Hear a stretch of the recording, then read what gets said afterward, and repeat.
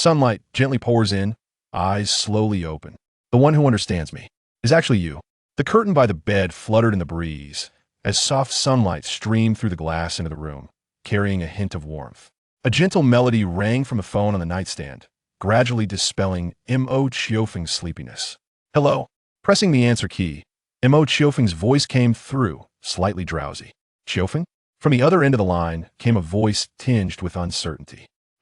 Hearing the somewhat familiar voice, Mo Qiufeng's drowsiness vanished completely. He whispered, "Class monitor? Haha, you actually remember me." Receiving confirmation, a hearty laugh came from the other end of the line, brightening Mo Qiufeng's mood on this slightly sunny morning. You know, my memory's always been good. Pausing, Mo Qiufeng sat up from bed, leaning against the headboard with a smile. So, does the busy class monitor have time to contact me? As they chatted, memories of their university days gradually unfolded in Mo Qiufeng's mind, as clear as a documentary.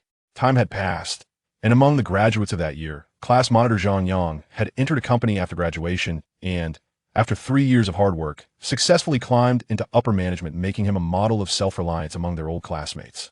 Over the past 5 years, Mo Qioufeng had occasionally kept in touch with him. By the way, there's a class reunion in a couple of days. Are you coming? After chatting for a while, Zhang Yang revealed the purpose of his call. A class reunion? Mo Qiufeng instinctively paused, momentarily stunned. It had been nearly 5 years since graduation, and they'd never held a single reunion during that time. Now that Zhang Yang had contacted him, it was clear they were planning to organize one. Where will it be? Don't worry, it's at the Tyne Lake restaurant just outside campus. You're in luck, you won't have to travel far. Many old classmates have to come from much farther away. Zhang Yang's joking voice continued. You're still the same as before, never much of a traveler. That was true. Mo Qiufeng had a calm, peaceful nature and wasn't fond of going out. After graduation, some classmates who lived nearby would occasionally visit each other, but Mo Qiufeng was different.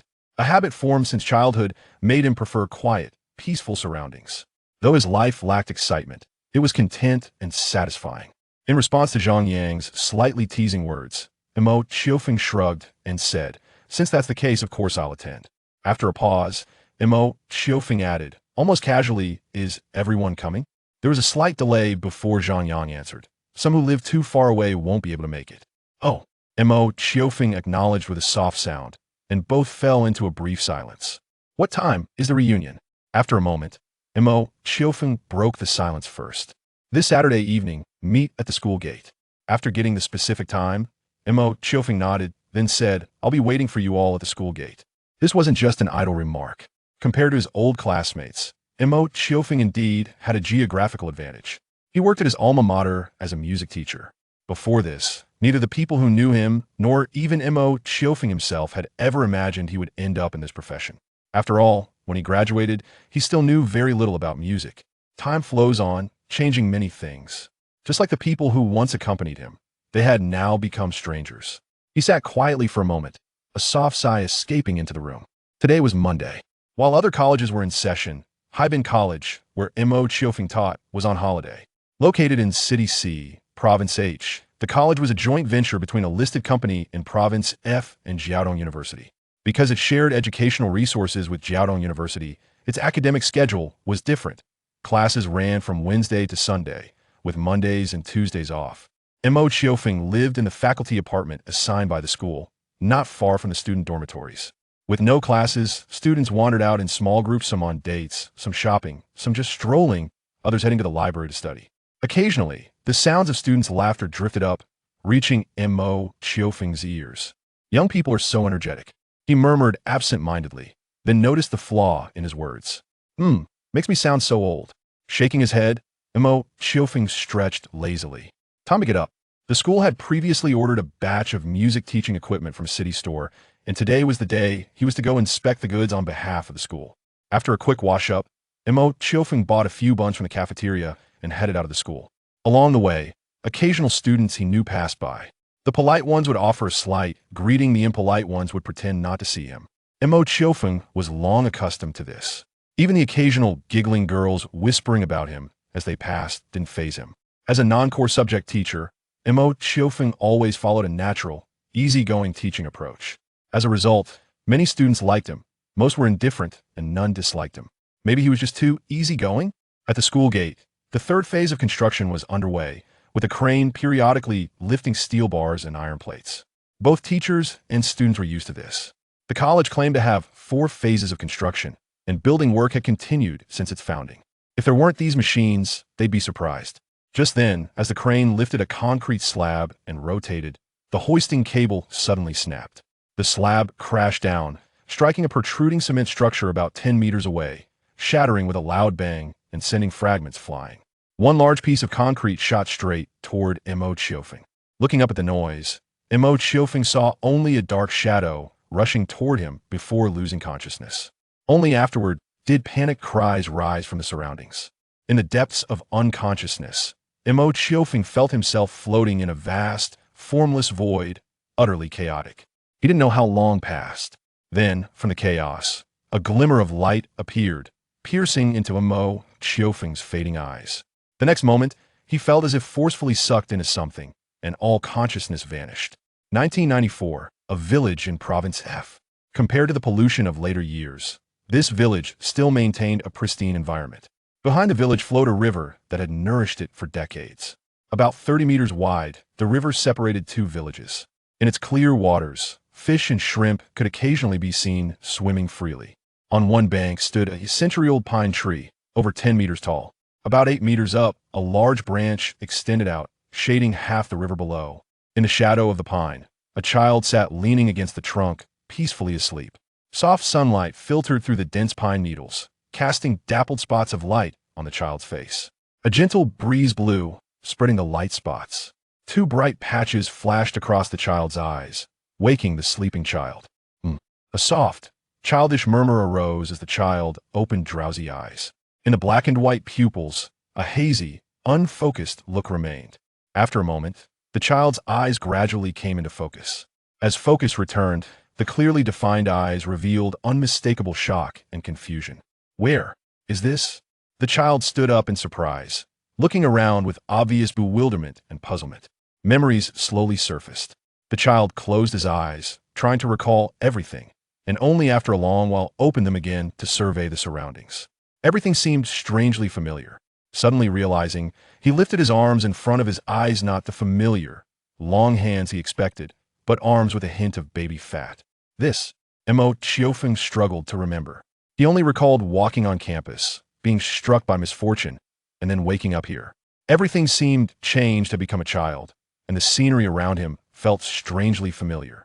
After a moment of confusion, Mo Qiourou seemed to grasp something. Slowly, he walked to the riverbank and cautiously leaned over to look at his reflection in the water. It was a child's face, but to Mo Qiourou, it was incredibly familiar. Feeling his small body, Mo Qiourou began to suspect what had happened to him. Had he returned to his childhood? This was undoubtedly something that would shock the world beyond the scope of scientific understanding. As the one experiencing it, Mo Qiourou stood stunned for a long time before softly murmuring, "What's going on?" Looking up at the blue sky with drifting white clouds, everything felt both real and dreamlike, giving Mo Qiourou a sudden sense of surreal confusion, like Zhuangzi wondering if he was a butterfly. Fortunately, Mo Qiourou's calm nature helped. After the initial confusion and shock, he began to gradually accept what had happened. Rebirth? Slowly reaching out, Mo Qiourou gently clenched the air as if trying to grasp something. Memories of his previous 20-odd years flashed through his mind. Moments of laughter, moments of quiet tears, memories of longing, regrets. One after another, they played through his mind like a slideshow, finally freezing on the moment his consciousness faded in his previous life. Heaven has played a trick on me. For some reason, Mo Qiourou let out a soft laugh, gazing at the drifting clouds. Time flows, clouds drift. Heaven had played a strange trick, returning him to his childhood and giving him a perfect chance to choose anew. I'm no fool. I won't miss this opportunity. Leaning against the tree trunk, Mo Qiourou slowly sorted through his thoughts. After a long while, when his eyes opened again, a glint of determination and ambition shone within. I won't dream of conquering the world or possessing everything, but I will use the advantage of my memories of the coming years to create the best possible environment for my own development. In my previous life, how much time did I waste? How many regrets did I carry? In this life, I will reclaim everything, seize the people I once quietly longed for, and make up for all past regrets. In this life, I am still me, yet no longer the same me. Let everything begin to change from this moment. I, Mo Qiourou, Swear by my inner ambition. In this life, I will leave no regrets. Chapter 2. A happy family beside the village path. There exists a small clearing. While it is referred to as a clearing, it is merely a plot of land that has been flattened by human activity, now transformed into an open space. At this moment, a group of young children crouch down, intermittently rising to their feet and then squatting again. Those who have played with marbles during their childhood would recognize that these children are engrossed in a game of marbles. Each of those crystal-clear glass orbs encapsulates the cherished memories of countless childhoods. Suddenly, a diminutive figure passes by the edge of the clearing. Noticing this figure, one of the children playing with marbles exclaims, "Qiufeng, your second aunt just called you for dinner." Upon hearing this unfamiliar voice, Mo Qiourou momentarily freezes, instinctively turning to look. Even though he has already come to terms with his reincarnation, the sight of the youthful face before him momentarily disorients him. This child is Mo Qiourou, Mo Qiufeng's younger cousin, the son of his third uncle, and just a year younger than Mo Qiourou. Mo Qiufeng's father has 4 brothers and 3 sisters. Among the brothers, the eldest is Mo Qiourou, who is married to Li Meian and has 3 children. Mo Qiuming, the eldest cousin, Mo Qiourou, the second cousin, and Mo Qiona, the cousin sister. The second brother is Mo Qioyi, Mo Qiufeng's father, married to Yi Shulin, and they have a daughter, Mo Qiourou. The third brother is Mo Qiusheng, married to Yuan Rue, and they have 2 children, Mo Qiuzheng and Mo Qiucheng, who is yet to be born at this point. The youngest brother, Mo Qiutao, is married to Lin Bing and has 2 children, Mo Qioyi and Mo Qiumao, who also have not yet come into the world. Among the 3 aunts, the eldest is Mo Qiulei, the second is Mo Qiugua, and the third, adopted, is Mo Qiuping. As time progresses, the siblings of Mo Qiufeng's parents have formed their own families. Yet it is only the family of the third uncle that remains particularly close to Mo Qiufeng's family. Mo Qiuzheng has played with Mo Qiufeng since childhood, and in his previous life, they maintained a strong bond until the very end. Due to his spirited nature, Mo Qiuzheng has always been inclined to heed Mo Qiufeng's words. "Qiufeng, what's wrong?"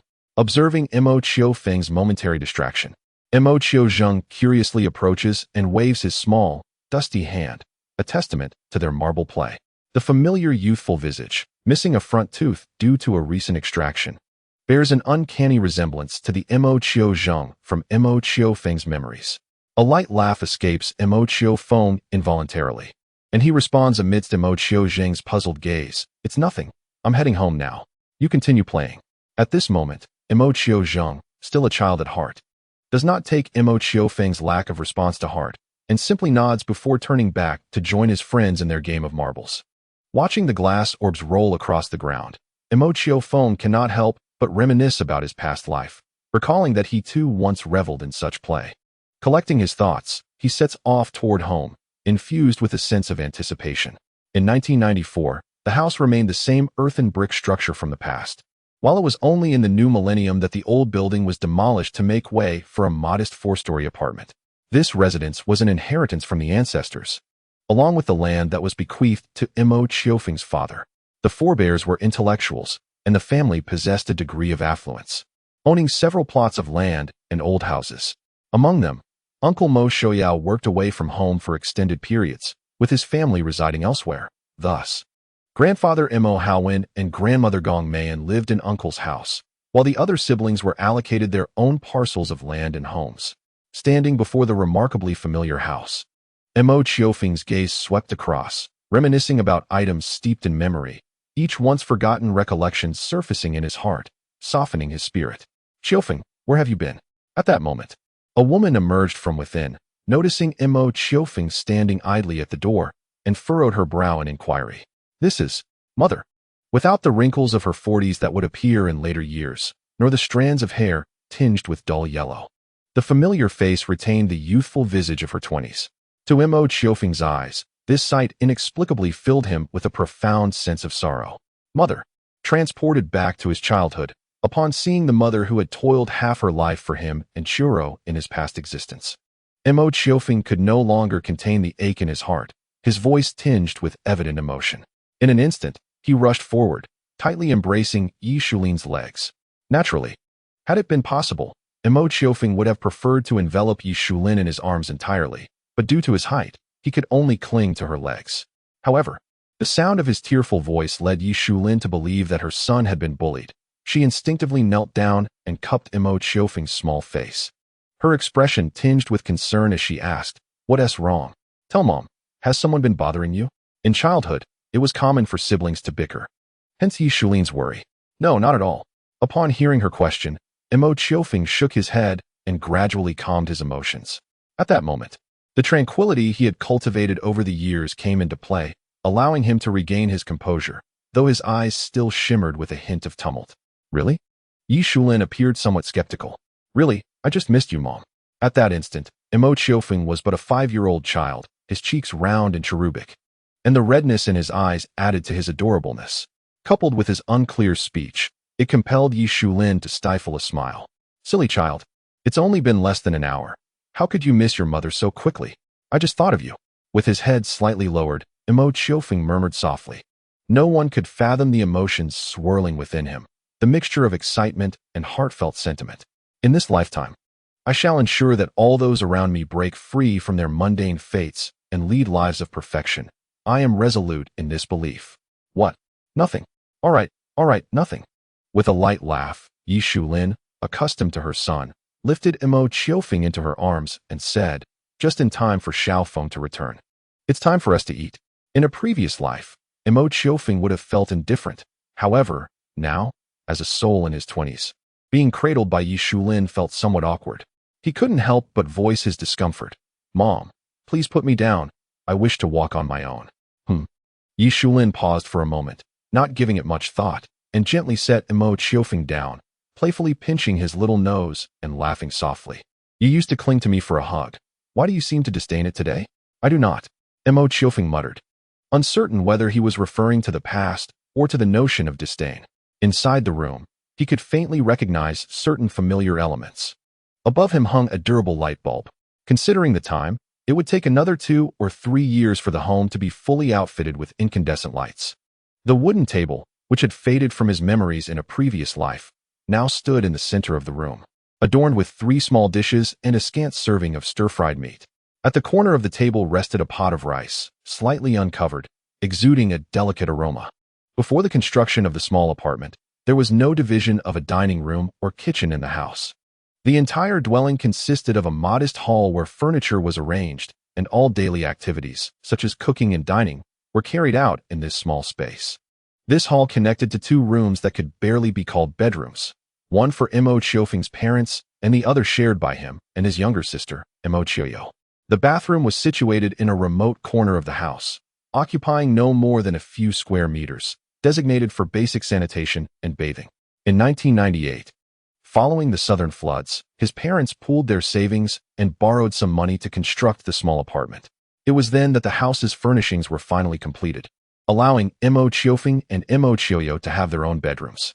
While Mo Qiufeng sat at the wooden table reminiscing, a petite figure emerged slowly from the doorway connecting the hall to the rooms of him and his sister, rubbing her eyes and speaking in a slightly childish voice that reached Mo Qiufeng's ears. "Mom, I'm hungry." "Ah, your father will be home soon. We'll eat shortly," Yi Shulin responded, bending down to scoop up Mo Qiourou and placing her on a small chair beside Mo Qiufeng. She then softly instructed, "Xiaofeng, keep an eye on Xiaorou, don't let her fall." "Okay," Mo Qiufeng replied, turning his head to look at his sister. This was the first time he faced his young sister so clearly. In his previous life, he was only 5 years old at this time, and his memories were not particularly vivid. His recollections became sharper, and his consciousness fully developed around the age of 7. Now, Xiao Qiourou was merely 3, her small figure barely occupying 3/4 of the little chair. Her innocent face bore the dreamy haze of waking from slumber, and upon noticing her brother's gaze, she tilted her head and called out in a sweet, childlike voice, "Brother." Unable to contain himself from the sheer adorableness of his sister, Mo Qiufeng let out a soft chuckle and soon began to playfully tease her.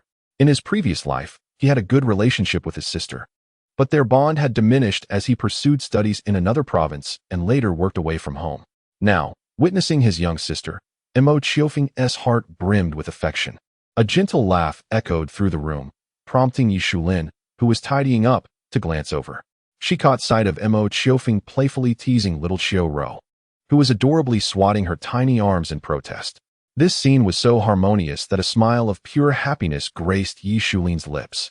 To love and be loved by a man who reciprocates those feelings, alongside two delightful children, a son and a daughter, is perhaps the greatest joy one can experience in life.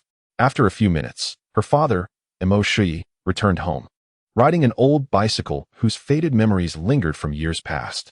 In 1994, he was employed at the nearby power plant, earning a monthly salary of 700 to 800 yuan.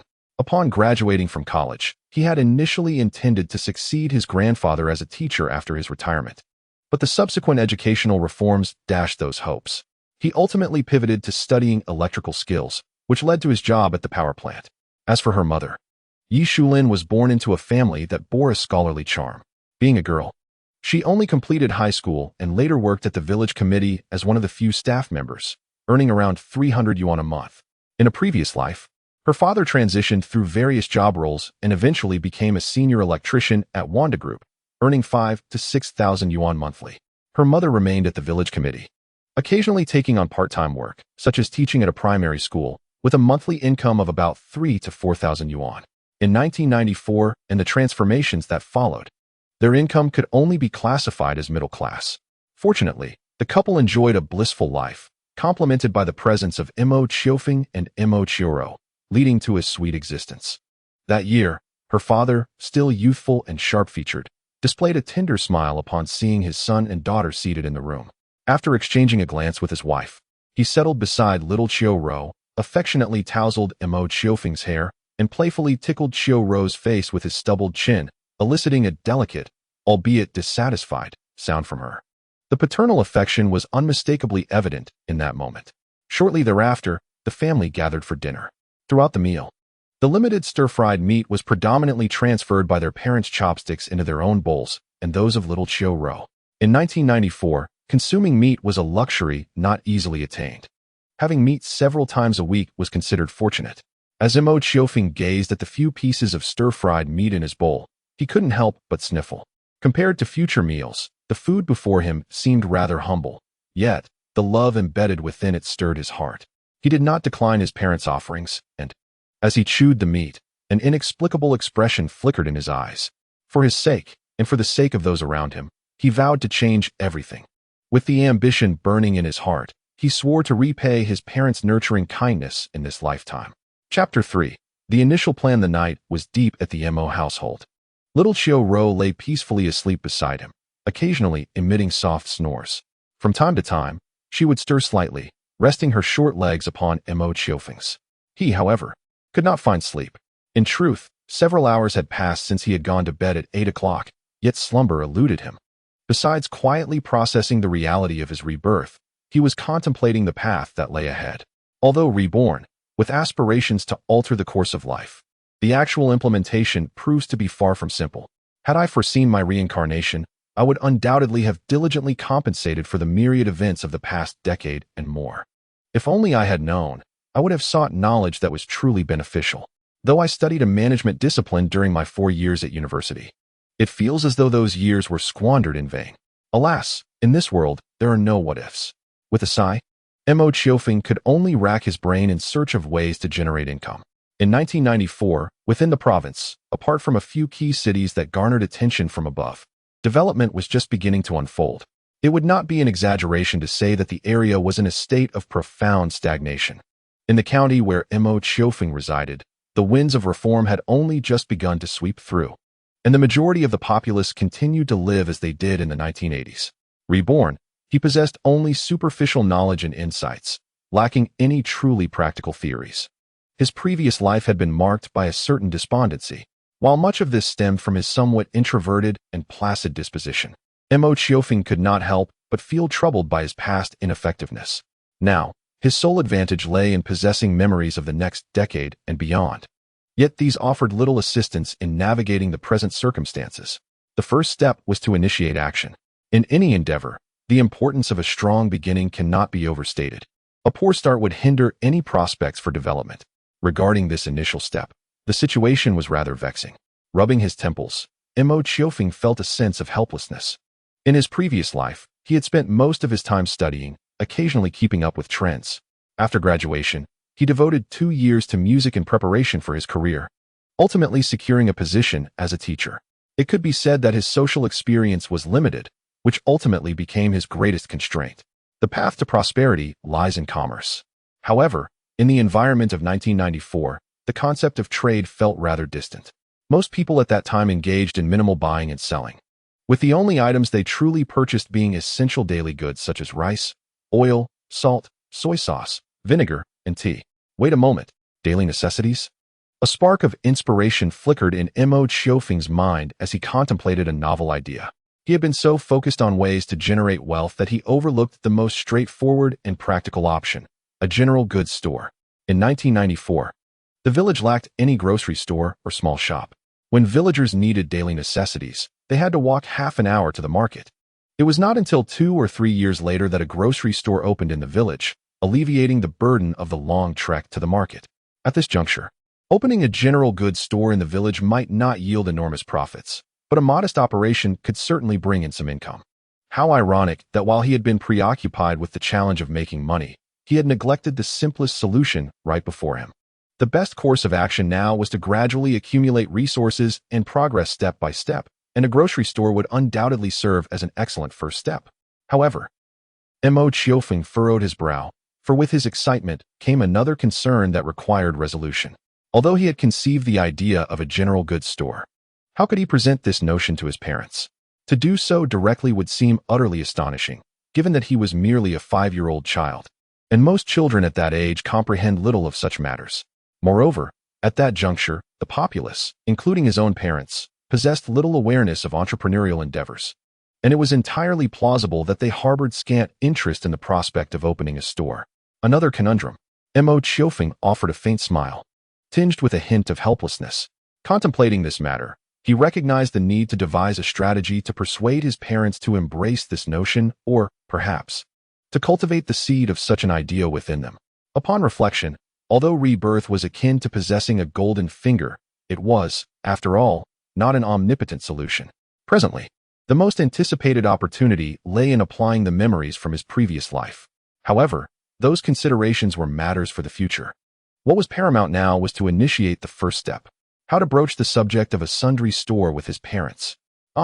Several notions flickered through Mo Qiufeng's mind, only to be dismissed one by one. In the darkness, he extended his hand before him, and through the faint radiance of the moonlight, he could discern his slender arm. Age, at times, proved to be a formidable barrier. At that moment, young Qiufeng turned over, rubbed her eyes, and upon noticing Mo Qiufeng examining his own arm, she sleepily murmured, "Brother, what are you doing?" "Nothing. Just go back to sleep." With Qiufeng's gentle call, Mo Qiufeng had no choice but to retract his thoughts. Given the day's earlier events that had stirred his heart, he too felt the pull of slumber and softly declared his intention to sleep. "Oh," Qiufeng replied almost unconsciously, closing her eyes to resume her slumber. Her drowsy visage tugged at Mo Qiufeng's heartstrings. Tenderly, he caressed her head and whispered, "Sleep well. The river will flow smoothly when it reaches the bridge. Solutions will present themselves in due time." The following day, Mo Qiufeng awoke around 10 o'clock, or rather, was roused by Qiufeng's gentle insistence. Upon opening his eyes, he found her standing by the bedside. Pouting her lips, she nudged his arm while murmuring, "Lazy pig brother, it's time to get up." She stood at the edge of the bed, barely able to peek over, her slightly longer hair tied into a single ponytail, her cheeks flushed. Mo Qiufeng responded, leaning against the headboard, his gaze falling upon the old wall clock, its hour hand indicating 10 o'clock. Due to the recent experience of rebirth, he had indeed slumbered quite late. "Get up, lazy pig brother. Mama is calling you for breakfast." The 3-year-old Qiufeng occasionally mispronounced words, transforming mama into mama. To this, Mo Qiufeng merely chuckled softly, reaching out to tousle her hair. "Humph, don't touch my head, stinky brother." Qiufeng shielded her hair with both hands, expressing her discontent with a playful pout. Mo Qiufeng affectionately shook his head, withdrawing his hand and stretching lazily. It was indeed time to rise. After dressing, Mo Qiufeng followed Qiufeng out of the room. In the small living room, Yishulin was tidying up some sundries. Upon seeing Mo Qiufeng emerge, she expressed mild concern, saying, "Xiaowen, why did you sleep so late today? Are you feeling unwell? Mo Qiufeng shook his head, responding with a hint of innocence. No, Mama. I simply stayed up a bit late last night. Home. As Su Xiaowen interjected, pouting, she remarked that her brother had woken her up last night. Mo Qiufeng was momentarily taken aback and then gently tapped Su Xiaowen's head, realizing she still remembered. Given her drowsy state when she awoke, it was indeed remarkable that she retained any memory of it. Su Xiaowen said, displeased, as she pushed Mo Qiufeng's hand away, muttering, naughty brother, smelly brother. Yishulin, observing the siblings, couldn't help but chuckle and interrupted their banter, instructing Mo Qiufeng, Xiaofeng, hurry and wash your face, brush your teeth, and have breakfast. It's not good for your health to let your stomach go empty. All right, he replied. After washing up, Yishulin had already set the table with a simple yet nourishing meal prepared for Mo Qiufeng, as she and the others had already dined. Compared to the future, the fare was rather modest, yet Yishulin's culinary skills ensured that Mo Qiufeng found it quite satisfying.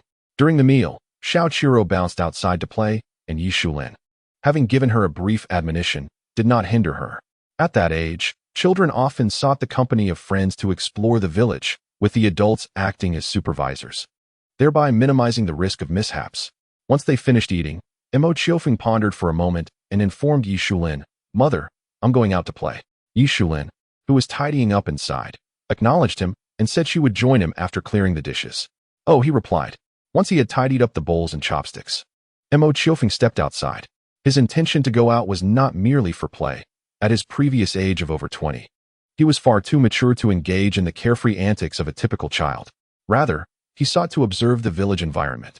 In addition to revisiting memories, he aimed to assess the local living conditions to refine his vision of opening a general store.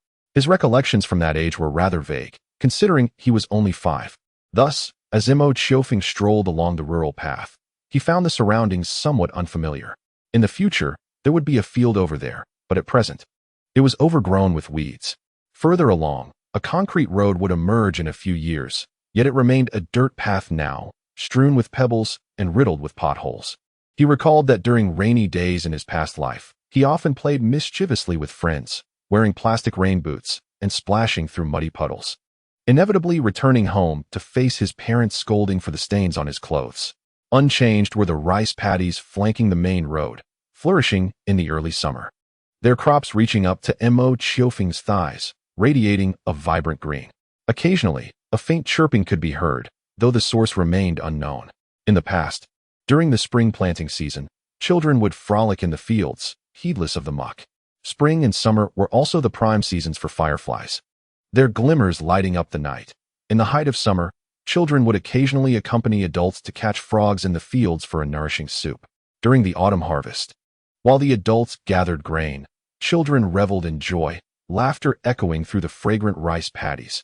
And in winter, the southern regions never saw snow, allowing carefree children to run along the country lanes, eagerly awaiting the festivities of the new spring. It was a time of carefree childhood bliss. As he wandered along the country path, Mo Qioufeng found himself reminiscing about the carefree days of his childhood in his previous life.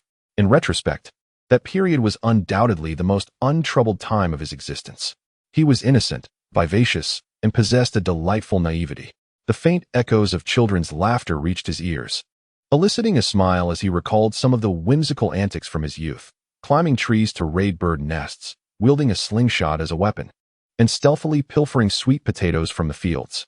After a prolonged moment of nostalgia, Mo Qioufeng remembered his purpose and began to observe the state of life in the village. As he had anticipated, the villagers largely maintained a self-sufficient lifestyle, with commerce still in its infancy. However, he occasionally spotted adults hurrying to the market to procure necessities.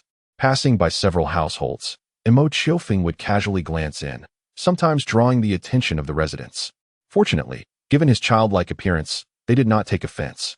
Moreover, the tight-knit nature of the village meant that everyone knew Mo Qioufeng, and they would occasionally tease him. To this, he could only shrug. Chapter 4. Uncle San and Aunt Sin Xiaofeng, where are you going? At the crossroads of the village path, a voice called out to Mo Qioufeng. A man clad in a blue cloth garment, missing a button from the center of his 6-button shirt, stood before him. His trousers were rolled up to his knees, and he held a hoe in his hand, evidently having just returned from the fields. This man was Mo Qiufeng's uncle Mo Qiushang. In Mo Qiufeng's village, it was customary for adults to wear a specific outfit for labor, and Uncle Qiushang was dressed appropriately for his toil. At merely in his early 20s, despite being a husband, he still bore the exuberance characteristic of youth, albeit somewhat subdued by the weight of daily life. Upon seeing his young uncle, Mo Qiufeng momentarily lost his focus, then carefully reflected on the current circumstances of Uncle Qiushang's family. According to his somewhat hazy recollections, Uncle Qiushang was working in a factory at that time, occasionally tending to agricultural duties. Aunt San, on the other hand, was employed at a local textile factory. It was only after the turn of the millennium that Uncle Qiushang began working in the security department of Wanda alongside his father, while Aunt San remained at home, taking on small tasks. Xiaofeng, why are you in a daze? Noticing Mo Qiufeng's silence, Mo Qiushang cast a puzzled glance at him, setting aside his hoe and waving his hand in front of Mo Qiufeng's face. Oh, it's nothing, Mo Qiufeng replied, snapping back to reality, his gaze involuntarily drawn to his uncle. In his previous life, while working at the factory, Uncle Qiushang had endured 2 accidents, one resulting in the loss of his right thumb and pinky, and another narrowly missing his throat. These incidents were deeply ingrained in the memory of both families, carrying a sense of regret. However, that was in the past. In this life, he would ensure such misfortunes did not recur. Nothing is good, Uncle Qiushang paused, glancing at the time, and continued, have you eaten? If not, hurry home for a meal and don't wander about. The tone was unmistakably one of condescension, as if addressing a child. Mo Qiufeng, however, did not take offense and replied, I overslept this morning and have only just finished breakfast. Sleeping in so late? Mo Qiushang expressed mild surprise, but did not dwell on it. He picked up a hoe and said to Mo Qiufeng, all right, I'm heading back for lunch. You should return home early as well. Don't wander around and worry your parents. As he followed the retreating figure of his uncle, a thought crossed Mo Qiufeng's mind. His uncle now bore no trace of a hunchback and walked with remarkable steadiness, a stark contrast to the slightly stooped posture he remembered from his previous life. In truth, it was not just his uncle. His father exhibited the same transformation, though he had not noticed it before. Lost in thought, Mo Qiufeng shook his head with a wry smile. Since his rebirth, he had become somewhat melancholic. While this was not necessarily a negative trait, it did not align with his inherently calm disposition. As he strolled home, he encountered Grandpa Chen stepping out of his house, and they met face to face. Grandpa Chen, where are you off to? Despite the haziness of his memories, Mo Qiufeng still recognized Grandpa Chen, who had cared for him since childhood. Although the old man had a son and a daughter, they were rarely home, leading him to be particularly attentive to the neighborhood children. Unfortunately, Grandpa Chen had passed away before the turn of the millennium, leaving Mo Qiufeng with a sense of regret. Oh, little phone. Upon seeing Mo Qiufeng, Grandpa Chen's wrinkled face broke into a radiant smile. I'm heading to the market to buy some things for dinner tonight. Mo Qiufeng's eyes sparkled with curiosity as he gazed at Grandpa Chen and innocently asked, why do you need to go so far to the market for supplies? Oh, well, Grandpa Chen paused, affectionately ruffled Mo Qiufeng's hair, and patiently explained, because that's where they sell things, so I must go to the market. Oh, I see. Mo Qiufeng nodded, feigning understanding, and then casually remarked, if only there were places to buy things nearby, then you wouldn't have to go to the market. It must be exhausting. Grandpa Chen appeared taken aback, then tilted his head in contemplation before nodding in agreement. Yes, that is true, but after a moment's thought, he seemed to feel it unnecessary to elaborate further to Mo Qiufeng and gently patted his head. All right, I must go buy my things now. Goodbye, Grandpa Chen. Watching Grandpa Chen leave, Mo Qiufeng nodded absently, murmuring to himself, this idea might actually be feasible. However, after a short while, his expression grew slightly glum, primarily due to the challenge of persuading his parents. Contemplating the words he might use, Mo Qioufeng headed straight home. Upon his arrival, he found that his little sister, Su Xiaowen, had tired herself out from playing and was now sprawled on the cool couch in the small hall, caught in a dreamlike state. The cool couch, in the memories of his childhood, was one of the few pieces of furniture in their home. It was supported by 4 corners, with a surface made of interwoven bamboo strips, providing a place to sit or recline. It resembled an enlarged bamboo chair, albeit rectangular, with small rectangular protrusions designed for use as pillows on the wider edges. The most vivid memory I possess is of a summer's day, when he and Xiao Qiurou lay together on a cool couch, gazing at the myriad stars in the sky. Unconsciously, Mo Qiufeng approached and settled on the edge of the couch. Due to his height, he had to make a slight leap to sit down, and this small movement roused the drowsy Xiao Qiurou. She opened her sleepy eyes, glancing around in confusion and without fully comprehending her surroundings. Her little mouth twisted into a frown, and she began to cry. This outburst sent Mo Qiufeng into a panic, whether in this life or the previous one. He could never withstand the tears of his younger sister. Don't cry, Xiaorou, be good. Employing the comforting techniques he had used in his past life, Mo Qiufeng gently stroked her little head with his right hand while using his other hand to brush away the tears pooling at the corners of her eyes. Perhaps she had only just awakened, or perhaps his method was flawed, but her cries only grew louder.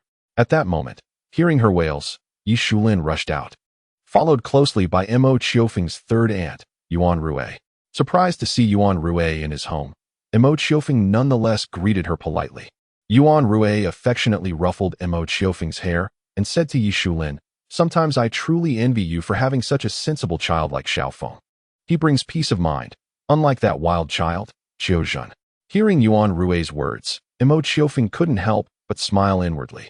In contrast to Mo Qiuzhen, he had indeed been the more amiable child in his past life, earning the fondness of his third uncle and aunt, who often used him as a standard to compare with Mo Qiuzhen. However, it surprised Mo Qiufeng that this did not affect his relationship with Mo Qiuzhen. A testament to the unpredictability of life. That child will eventually understand, Yuan Rui added. So why the urgency? Under Yi Shulin's soothing presence, Xiao Qiurou gradually ceased her crying, though she turned her head away from Mo Qiufeng, huffing in displeasure. Yi Shulin shot a glance at Yuan Rui, remarking that the children were only 4 or 5 years old, questioning the need for such distinctions. Given how Qiuzhen is now, I can only predict his future restlessness. Despite her words, Yuan Rui's expression bore no trace of disdain, only a resigned affection. Mo Qiufeng couldn't help but reflect on the truth that no one understands a child better than their parents.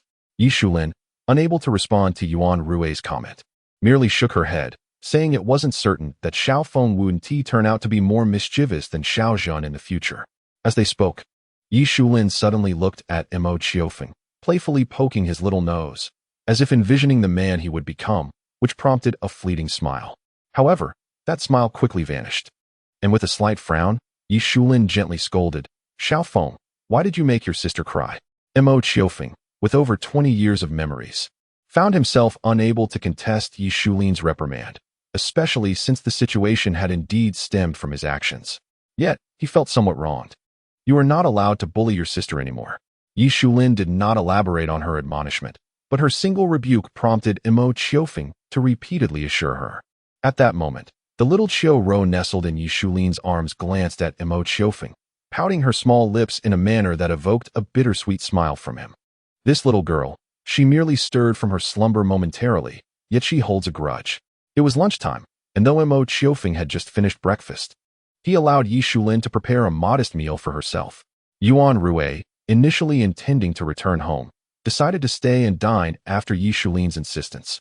The two families were closely intertwined, making such occurrences quite commonplace. However, for reasons unknown, Mo Qiufeng sensed an undercurrent of unspoken matters between his mother and his third aunt. He chose not to inquire further and simply sat quietly, partaking in his meal. It is worth noting that children often have a fleeting memory. Under the atmosphere Mo Qiufeng deliberately fostered, Qiurou's grievances towards him had significantly diminished, to the point where she was willing to accept food from him, albeit with a hint of reluctant resistance gracing her features.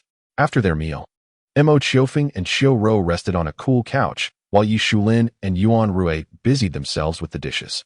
Just as Mo Qiufeng found himself feeling rather listless, Yuan Rui suddenly spoke up, "Second sister-in-law, have you given any thought to that matter?" Mo Qiufeng's ears perked up, and he leaned in attentively. Qiurou, meanwhile, was happily engaged with a rudimentary cloth doll, undisturbed by Mo Qiufeng's focus. Well, Yi Shulin pondered briefly before whispering, "The idea of opening a general store is indeed appealing, but we cannot guarantee it will be profitable. Moreover, we currently lack a suitable location." Opening a store? Mo Qiufeng's eyes sparkled with excitement. Could this be the serendipitous opportunity he had hoped for? Second sister-in-law, We need not worry about the location. We still have an old house, do we not? As for profitability, how can we know without trying? Yi Shulin hesitated. In truth, the notion of establishing a general store had been previously discussed between Mo Qiourou and Mo Xiaowen, and now with Yuan Rui advocating, only Yi Shulin remained uncertain. After all, in this era and in this village, the concept of opening a shop was still somewhat avant-garde. On the other hand, Mo Qiufeng had grasped the essence of the conversation and felt an overwhelming joy. He had racked his brain on how to propose this idea to his parents, only to discover that the adults had already entertained it. It truly was a fortuitous twist of fate. Contemplating this, Mo Qiufeng hopped off the cool couch and approached Yi Shulin, tugging at her pant leg with innocent curiosity, asking, "Mother, what are you talking about? What does it mean to open a store?" Chapter 5. The grand opening of the store. What does it mean to open a store? As Mo Qiufeng raised his cherubic face, beaming at his mother, Yi Shulin responded by gently tapping his head, chiding, "What do little children know?" Mo Qiufeng, rubbing the spot where she had tapped, looked at his mother in silence. Just as he was about to instinctively defend himself, Yuan Rui interjected, playfully stopping Yi Shulin. "Second sister-in-law, little Foam is merely curious. Why scold him?" As she spoke, she lifted Mo Qiufeng, playfully teasing his cheek, and explained, "Little Wind. Opening a shop means we arrange our goods inside the house and allow everyone to come and purchase them." "Oh," Mo Qiufeng feigned understanding, then seemingly casually remarked, "In that case, Grandpa Chen wouldn't need to go to the market to buy things, right?" Yi Shulin and Yuan Rui exchanged glances, and before they could respond, Mo Qiufeng continued, "I just saw Grandpa Chen at the market. He even told me that if there were a shop in the village, he wouldn't have to travel so far." After speaking, Mo Qiufeng nodded earnestly, affirming, "Yes, that's exactly it." The sight of Mo Qiufeng's earnestness caused Yi Shulin and Yuan Rui to stifle their laughter. Yet, amidst their amusement, they couldn't help but ponder the implications of his words. Sharing a knowing glance with Yuan Rui, Yi Shulin hesitated for a moment before softly suggesting, "How about we find a time to give it a try?" "That sounds appropriate," Yuan Rui replied, then playfully flicked Mo Qiufeng's nose, smiling as she added, "Little Wind has been quite helpful." Yi Shulin chuckled lightly, but chose not to elaborate further. Instead, she affectionately ruffled Mo Qiufeng's hair, her smile radiating warmth. Meanwhile, Su Xiaowen, with her eyes wide open, observed the adults conversing, tilting her head in confusion while continuing to play with her plush toy. Only Mo Qiufeng, upon hearing Yi Shulin and Yuan Rui's discussion, felt a sense of relief wash over him. Finally, he had broached the subject of opening a shop with his parents. As for the prospect of making a loss, he was untroubled. The villagers' needs ensured that the venture would not only break even but yield a modest profit. Of course, it would be merely a small gain, as such small establishments were unlikely to reap significant rewards. Yet, this was merely the beginning. There was no need to rush. In the evening, upon Mo Qiou's return, the adults from both families convened a small meeting while Mo Qiuezhen and Mo Qiourou played at the door. Naturally, Mo Qiufeng pretended to be casually eavesdropping nearby. Mo Qiou and his spouse did not give it much thought, allowing Mo Qiufeng to indulge in his curiosity. "If we truly decide to open a shop, my third brother and I would clearly be of little assistance." Mo Qiou frowned, revealing his dilemma. The economic sustenance of both families primarily relied on the earnings of the two brothers. If they were to leave their jobs to start a shop, it would be too risky. However, entrusting everything to Yi Shulin and Yuan Rui would burden the two women, thus leaving Mo Qiou in a quandary. Yuan Rui hesitated before speaking. "How about I resign from my job at the textile factory to focus on the shop? Second sister-in-law doesn't have much work at the village committee and could help oversee the shop. As for you and Qiufeng." After pondering, she added, "Qiufeng's factory isn't in urgent need of attention. He can conveniently transport goods in the morning, and you can occasionally bring some back when you return home. Do you think you all will be overwhelmed? Moreover, I won't be able to contribute much to the shop." Mo Qiou clearly felt uncomfortable with the reality of his inability to help, while also considering the welfare of his family. "Rest assured, second brother, managing the shop won't be too demanding for Yuan Rui and second sister-in-law. Handling the transportation of goods won't be difficult for me either. As for you, we are family. Why should we overthink it?" Mo Qiou smiled slightly beside them, remarking on the absurdity of speaking as if they were separate families.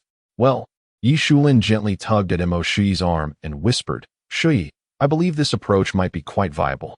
After a moment's pause, she continued. Although it may entail some hardships, it ultimately presents a pathway, does it not? Let us give it a try. If it proves unfruitful, we can reconsider our options. Second sister-in-law, I'm certain it will succeed. Have you forgotten what Xiaofeng mentioned earlier? Yuan Rui chuckled softly from the side, playfully poking Mo Qiufeng's forehead. This gesture immediately drew the attention of the two brothers, Mo Shiyi and Mo Xiaoshang.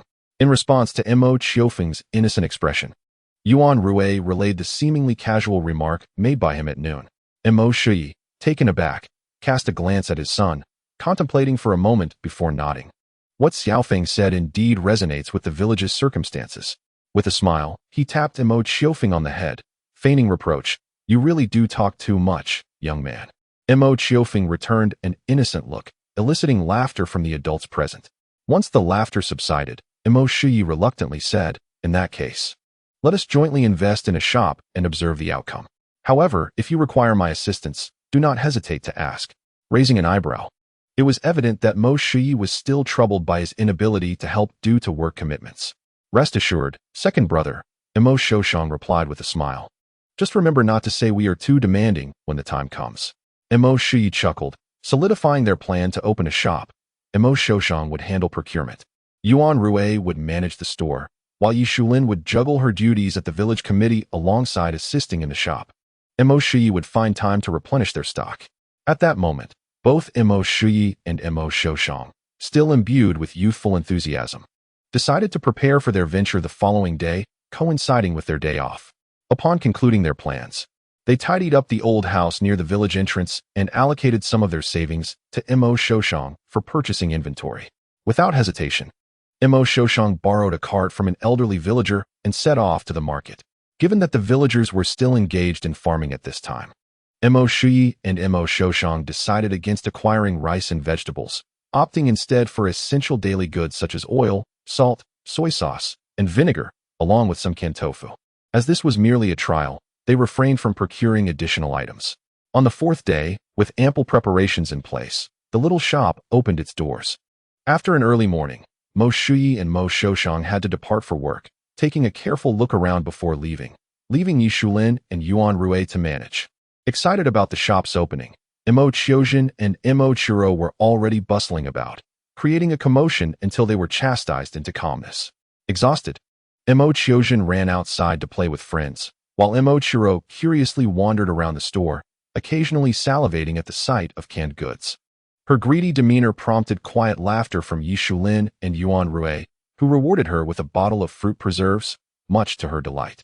Mo Qiufeng declined the fruit preserves offered to him by the two women, choosing instead to observe the surroundings both inside and outside the shop. Although the endeavor of opening a store was not entirely within his control, it marked the inaugural step toward transformation for his family. He harbored hopes for a bustling first day, envisioning a substantial profit. Yet, this aspiration was, of course, unrealistic. In the early 1990s, the average monthly income hovered around a mere 100 yuan. Thus, earning a few dozen yuan in a single day would have been commendable for such a modest establishment. Consequently, the reality diverged sharply from Mo Qiufeng's fanciful image of a steady stream of customers. Nearly an hour passed post-opening, and still, not a single patron had graced the shop. A few individuals did wander in, but most were merely curious about the new venture, and their reactions upon learning of the store's opening were rather lukewarm. Furrowing his brow at the entrance, Mo Qiufeng pondered and seemed to grasp an important truth. They had not engaged in any advertising, leaving the villagers unaware of the store's existence. It appeared that promotion held considerable significance. After a moment of reflection, he nodded to himself, feeling a pang of regret for neglecting the business acumen he had acquired over 4 years at university. Fortunately, just as an hour was about to elapse, the shop welcomed its very first customer. As fate would have it, it was none other than the elderly Chen Hua, who had visited a few days prior. Uncle Chen, are you here to purchase something? Yuan Rui inquired as she noticed Chen Hua surveying the shop. Remarkably, the hour had not dulled her enthusiasm, and she greeted him with a bright smile. While Chen Hua hesitated before chuckling, I heard from the villagers that you've opened a shop here, and we happen to be out of salt. Do you sell any? Indeed, we do. Yuan Rui replied eagerly, while Yi Shulin retrieved 2 bags of salt from the shelf. Addressing Chen Hua, this one is 2 jiao, and this one is 5 jiao. Which would you prefer? Haha, as an old man with little money, I'll take the 2 jiao bag, of course. After completing the transaction, Chunhua looked at the bag of salt in his hand and remarked, "Your store is truly delightful. It makes shopping so much more convenient. Well then, we would appreciate it if you could spread the word around the village." Yuan Rui replied with a smile. Certainly, certainly. As Chunhua departed, Mo Qiufeng raised an eyebrow in relief, finally pleased to see a customer. Perhaps Chunhua genuinely did share news of the store in the village, or perhaps those who had previously inquired about it returned home to spread the word. By midday, the villagers became increasingly aware of the new shop's existence. Given that households occasionally found themselves in need of various items, foot traffic began to swell, and at times, both Yi Shulin and Yuan Rui found themselves somewhat overwhelmed by the influx of customers. During this busy period, Mo Qiufeng stealthily joined the ranks of the sales staff. Fortunately, neither Yi Shulin nor Yuan Rui paid him any mind, allowing him to navigate his role successfully. Those who procured goods through Mo Qiufeng's assistance praised him for being considerate and helpful. As evening approached, Yi Shulin returned home to prepare dinner for their families, leaving Yuan Rui to oversee the shop.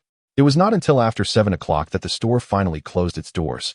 At that hour, most villagers had concluded their daily activities, resulting in a significant decrease in customers. Thus, Yuan Rui decided it was time to lock up for the night. When Mo Shiyi and Mo Xiaoshang returned home, Yi Shulin and Yuan Rui were busy counting the day's earnings at Mo Shiyi's residence. After securing their bicycles, the two men entered the house directly. Before they could take a seat, Mo Xiaoshang inquired, "Second sister-in-law, Yuan Rui, how did we fare today?" Upon seeing them return, Yi Shulin greeted them with a gentle smile and promptly rose to prepare a meal for the family. Yuan Rui, carefully tucking away the banknotes into a wooden box, turned to Mo Shiyi and Mo Xiaoshang with a cheerful smile, saying, "We made 35 yuan today, and after deducting expenses, we earned 18 yuan. 18 yuan. Mo Shiyi and Mo Xiaoshang exchanged astonished glances. Earning 18 yuan in a day translates to over 500 yuan in a month, which is quite commendable for 1994. It is worth noting that among the two families, the highest salary was Mo Shiyi's, which barely exceeded 700 yuan. Clearly, the decision to open a shop was indeed a prudent one.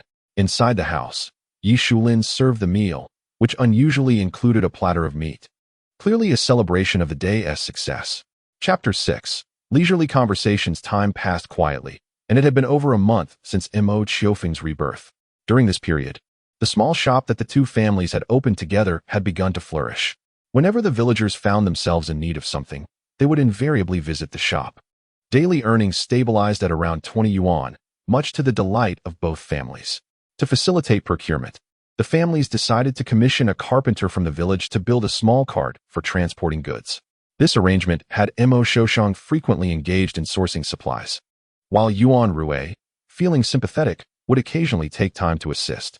Fortunately, Mo Shiyi would sometimes bring back rare items from the village after work, which also sold well. On this particular day, Yi Shulin and Yuan Rui were tending to the shop as usual, while Mo Qiufeng had long since wandered off to play. Mo Qiufeng, having declined Mo Qiufeng's invitation, was busy in the side room of the shop, diligently writing. He was organizing the memories of developments from the coming years that lingered in his mind. To preserve these memories from fading, Mo Qiufeng had begun to intermittently document them since his rebirth. The notes he compiled were quite eclectic, encompassing events from over a decade in the future, as well as various pieces of information, such as lyrics. Due to Mo Qiufeng's discretion and the belief among Yi Shulin and others that he was merely dabbling, his records remained undiscovered by them. Meanwhile, Mo Qiourou, feeling bored, leaned over to peek at Mo Qiufeng scribbling on the paper, tilting her head in confusion. She tugged at his sleeve, saying, brother, play with me." With a helpless turn of his head, Mo Qiufeng gently replied, "Little Ro, be good. I have something important to do. You go play for now." "No, I want you to play with me."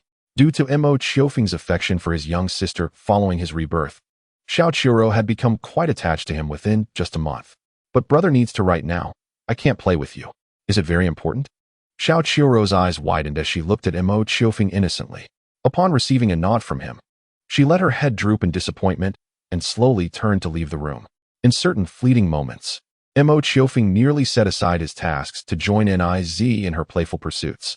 However, After some contemplation, he ultimately refrained from pursuing her. Indeed, he was quite indulgent towards this little girl. With a wry smile, he found himself untroubled by it. After all, she was his sister. Why should he not dote on her? In his previous life, he had always treated his sister with kindness, and now, reborn and faced with his adorable younger sister, his affection for her blossomed immensely. Almost as if he cherished her within the very depths of his heart. Setting aside his thoughts, Mo Qiourou prepared to continue documenting events from the forthcoming years. Yet, the heavens seemed uncooperative. Before he could write even a few words, Yi Shulin entered, holding little Qiurou's hand. "Xiaofeng, what are you doing?" she inquired softly, her gaze directed at Mo Qiourou. Upon her arrival, Mo Qiourou subtly rearranged the papers on his desk, maintaining his composure, and replied, "Mother, I am practicing my calligraphy." He believed it unnecessary for others to know about his rebirth, as it was an affair too enigmatic, given that both he and his husband had pursued their studies. They were now embarking on the journey of enlightening Mo Qiourou's education, and Yi Shulin felt a sense of pride upon hearing her son's response. After some consideration, while she appreciated her son's diligence, she could not bear to see her daughter feel neglected. Thus, she said, "Xiaorou is rather bored. Why don't you play with her?" Mo Qiourou's gaze fell upon the innocent face of little Qiurou, and he couldn't help but smile. Clearly, she had just emerged from the room feeling slighted, and Yi Shulin, noticing her distress, had inquired. Young children often lack the words to express themselves, and it was evident that Qiurou had conveyed her boredom in her brother's absence. Yi Shulin, being a caring mother, could not abide her daughter's discontent, prompting her to enter and ask. Mo Qiourou, having previously been reluctant to disappoint little Qiurou, and with his current tasks not pressing, willingly acquiesced to Yi Shulin's suggestion. "All right, mother." After Yi Shulin led little Qiurou outside, Mo Qiourou tidied his desk, carefully storing his papers before stepping out. Outside, little Qiurou awaited him, perhaps feeling shy about interrupting her brother's work, standing timidly in place. Mo Qiourou approached, took her hand, and gently inquired, "Where shall we play, Xiaorou?" "I will take you." His voice had always been soothing, especially since his rebirth. This gentle tone stemmed partly from habits of his past life, and partly from newfound insights acquired through his reincarnation. It must be said that such a calming manner of speaking made it difficult for anyone to harbor negative feelings. Upon hearing his words, little Qiurou's timid expression softened considerably. She looked up and tugged at Mo Qiourou's clothing, saying, "Brother, it wasn't intentional." "I understand," he reassured her.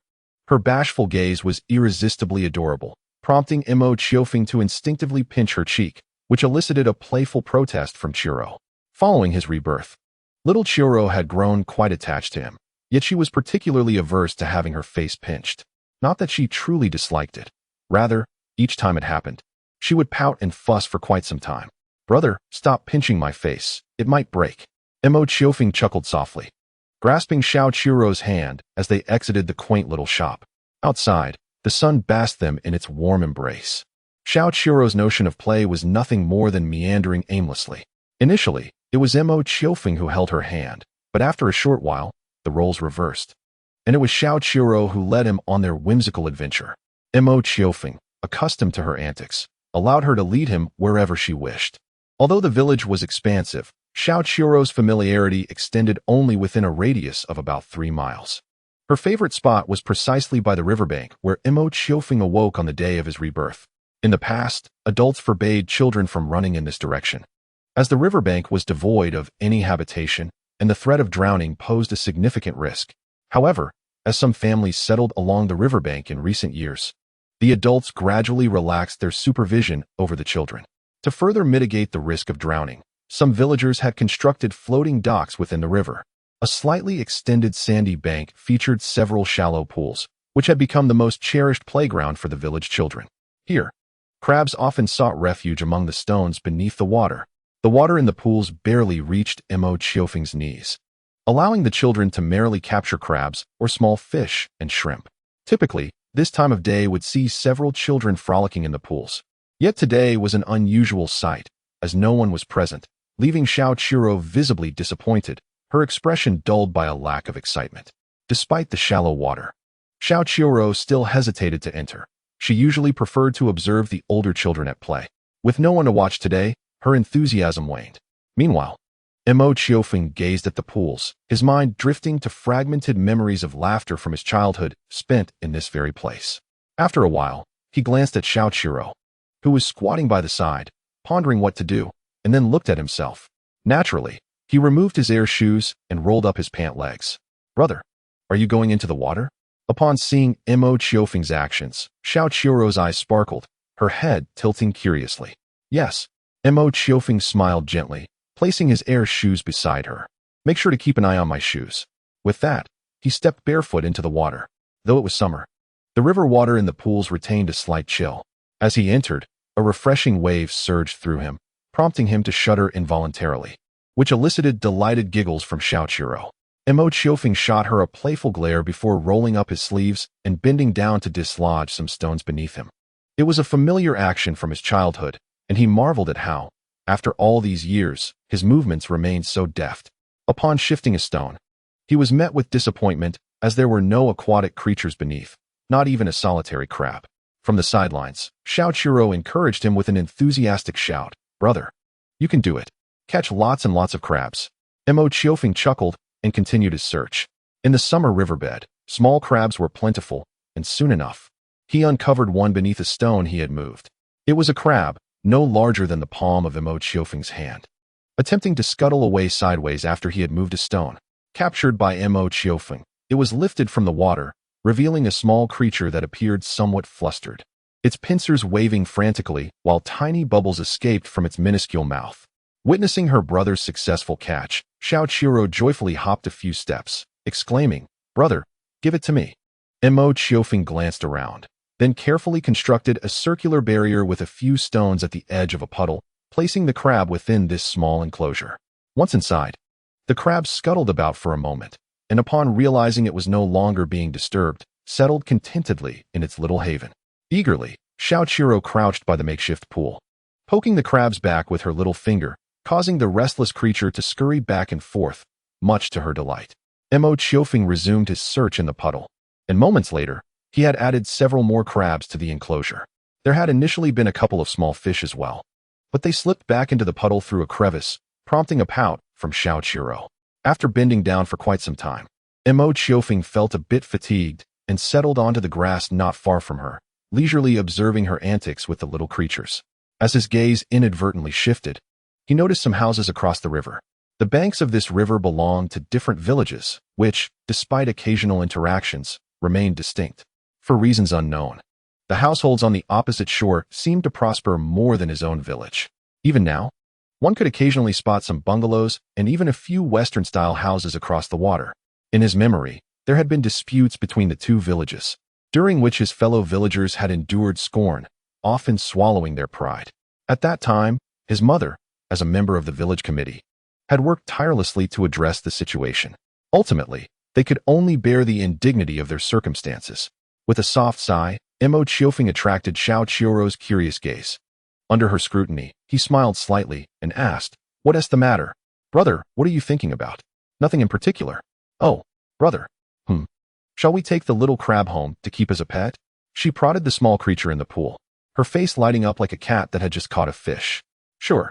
After a brief search, Mo Qioufeng found an abandoned glass jar, rinsed it in the puddle, filled it with some water, and placed the crab inside. Su Xiaowen joyfully accepted the glass jar, cradling it in her arms, and tugged at Mo Qiofeng's sleeve with one hand, saying, "Brother, let us go home." "All right." Donning their airy shoes, Mo Qioufeng took Su Xiaowen's small hand, and they left the riverbank. Before departing, he cast a glance across the river. Since he had been granted a new life, it was his intention to cherish those around him, ensuring their lives were filled with comfort.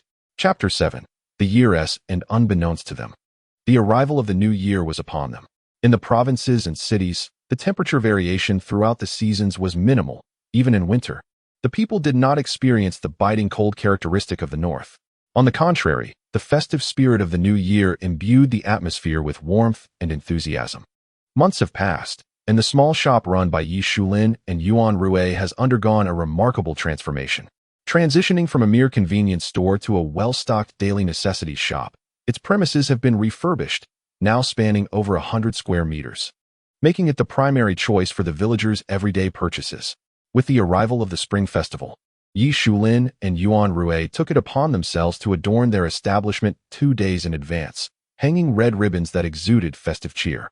At dawn, villagers began to flock to the shop for their daily needs. These patrons had long since become regulars, evolving from initial skepticism to a deep-seated reliance on the store, especially given the favorable reputation of the Mo family in the village. The increased foot traffic left Yi Shulin and Yuan Rue somewhat overwhelmed. Amidst the hustle, Yi Shulin called out to Mo Qiofeng, "Little Feng, ask your father and your 3 uncles to come help." Responding affirmatively, Mo Qiofeng made his way home. This year, due to an improvement in their financial situation, he had the rare opportunity to don an entirely new outfit for the spring festival, though it was predominantly red. Mo Qiourou and Mo Qiozhen, also clad in new attire, were brimming with excitement, while Mo Qiofeng could only comply with his mother's wishes, parading through the village in his vibrant red clothing. Nevertheless, he welcomed the enhancement of his family's economic standing, relishing the stark contrast to his former life, which instilled in him an inexplicable sense of comfort. Life, after all, is not immutable, is it? Upon arriving home, Mo Shi and Mo Qiusheng were engaged in a game at the entrance. The modest abode of Mo Qiofeng, while still a humble earthen brick structure, had seen some changes over the past few months, though the dream of a small apartment remained distant. Currently, the house bore a touch of decoration, with couplets adorning the walls and a clean ambience that radiated warmth. The bond between the two families was strong. In previous years, Mo Qiusheng's family often celebrated the new year at Mo Shi's house, a tradition that Mo Qiofeng had grown accustomed to. With the New Year's holiday granting them a respite from work, the brothers indulged in a bit of leisure, enjoying tea and their game after completing the customary spring cleaning. Nearby, Mo Qiourou and Mo Qiozhen were engrossed in the match. However, Mo Qiofeng was acutely aware that neither Mo Qiourou nor Mo Qiozhen possessed any real understanding of chess, even after more than a decade. Their grasp of the game remained rudimentary. To them, chess pieces were merely cylindrical wooden blocks inscribed with specific characters. "Ah, little Feng has arrived. Come, little Feng. Explain to your uncle how this move should proceed," Mo Qiozhen called out as Mo Qiofeng approached, his eyes gleaming with satisfaction. Mo Shi shared a similar sentiment, albeit tempered with the reserved demeanor expected of a father. This attitude stemmed from Mo Qiofeng's unique circumstances. As an individual who had been reborn, he needed to occasionally exhibit his distinctiveness compared to other children, gradually earning the adult's acknowledgement of his superiority to pave the way for his future endeavors. Certainly, the deliberate displays of Mo Qiofeng have become the standard by which every family in the village measures their children.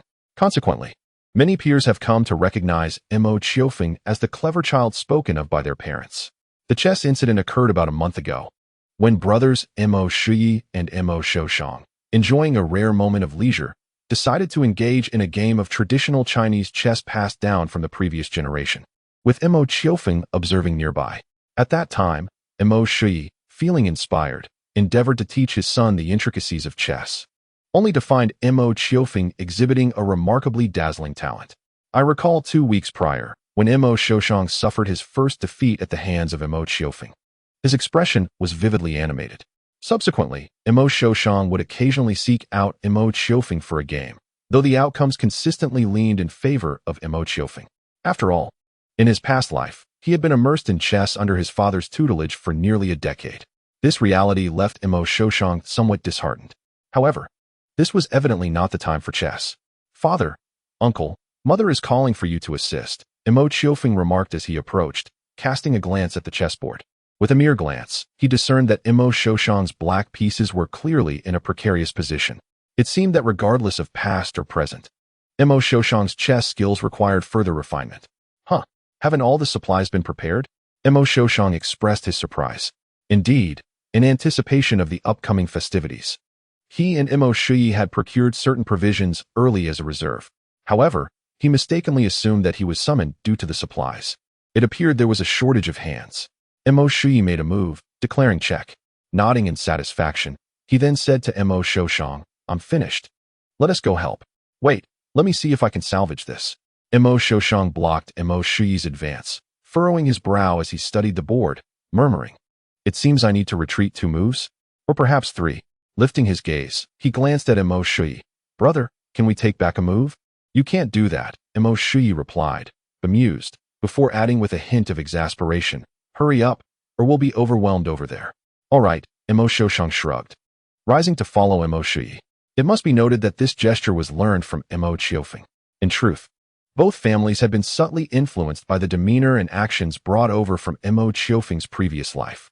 After walking a few paces, Mo Qiourou seemed to recall something and turned to Mo Qiufeng, instructing, Xiaowen, tidy up your things and watch the house. After a moment's reflection, he felt this demand might be too burdensome for a child and added, if you find it dull, you can take Xiaorou and Xiaozhen out to play or visit the shop to find us. Just remember to lock the door before you leave. Understood, father. Brother. Mo Qiufeng paused, turning to look. What is it? After Mo Qiourou and Mo Qiufeng departed, Mo Qiaozhen dashed off, presumably to play with friends. In the village, the festive season was undoubtedly the most exuberant time for children.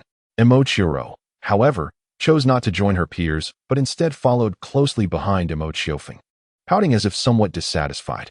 At last, Mo Qiufeng's attention was captured by Mo Qiourou, who smiled with satisfaction and playfully lifted her little dress, asking in a sweet voice, do I look pretty in my new clothes? It is a well-known truth that all women, regardless of age, possess an innate love for beauty. Mo Qiufeng nodded in agreement, affirming, yes, you look lovely, very adorable. Though she donned a vibrant red outfit, it did not seem garish on Mo Qiourou. Rather, it accentuated her charm, making her resemble a delightful spring maiden. In Mo Qiufeng's discerning eyes, any girl with a fair complexion and a touch of adornment held the potential to embody the essence of a cute young lady. Naturally, as her elder brother, he would be inclined to enhance Mo Qiourou's appeal in his perception. Satisfied with his response, Mo Qiourou's smile widened, her eyes sparkling mischievously like a cat that has successfully pilfered a treat. Unable to contain her curiosity, as Mo Qiufeng prepared to continue his writing, she tugged at his sleeve and asked sweetly, brother, what are you writing? The innocence of childhood shone through her words. Mo Qiufeng teased her, saying, I am a big kid, much older than you. I don't care. I want to see. Mo Qiourou insisted, her persistence evident as she shook his sleeve, pleading, show me, please. Unable to resist her childish whims, Mo Qiufeng handed her a piece of paper, saying, here, take a look. What is this? Mo Qiourou furrowed her brow and pouted after examining the paper for a while. These are lyrics, he explained. Lyrics? Oh, she did not quite grasp the meaning of lyrics. Although their father, Mo Qiourou, had begun teaching her to read, she was still unable to decipher the complex characters on the paper, only feeling that her brother's handwriting was beautiful. Understanding that she did not comprehend the significance of the lyrics, Mo Qiufeng elaborated slightly. These words are what people sing when they perform. Mo Qiourou appeared a bit perplexed, and after a long pause, she shifted the topic, tugging at his shirt again. Brother, let's go out and play. Staying at home is so boring. In truth, Mo Qiufeng preferred the comfort of home over outdoor activities. At his age, even play would typically involve mingling with younger children.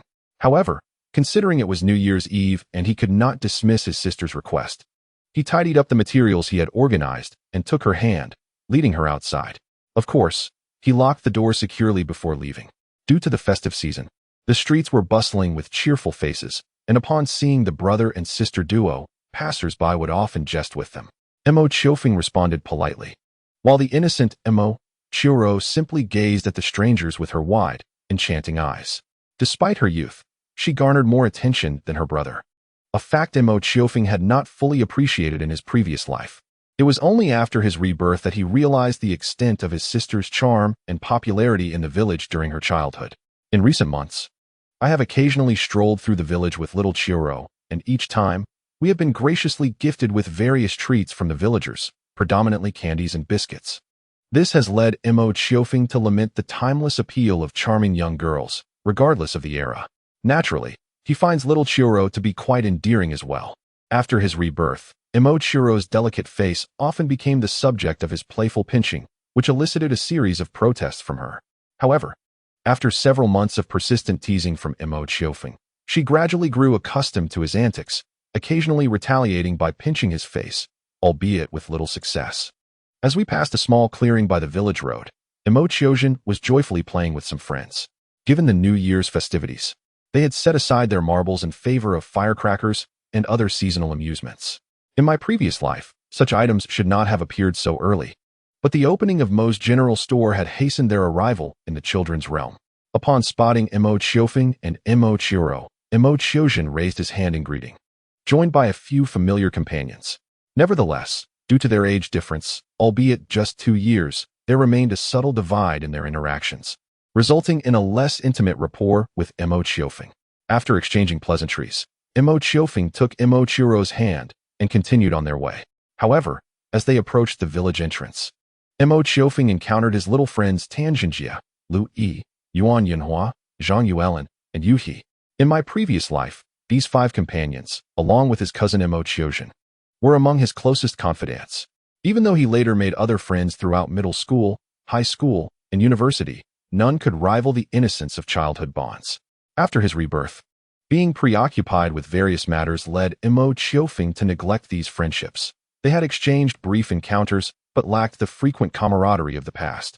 Furthermore, due to the maturity of his soul compared to his physical form, he inevitably experienced a barrier with his friends. Although they were still companions, the innocence of their youth made it difficult for them to connect as they once did.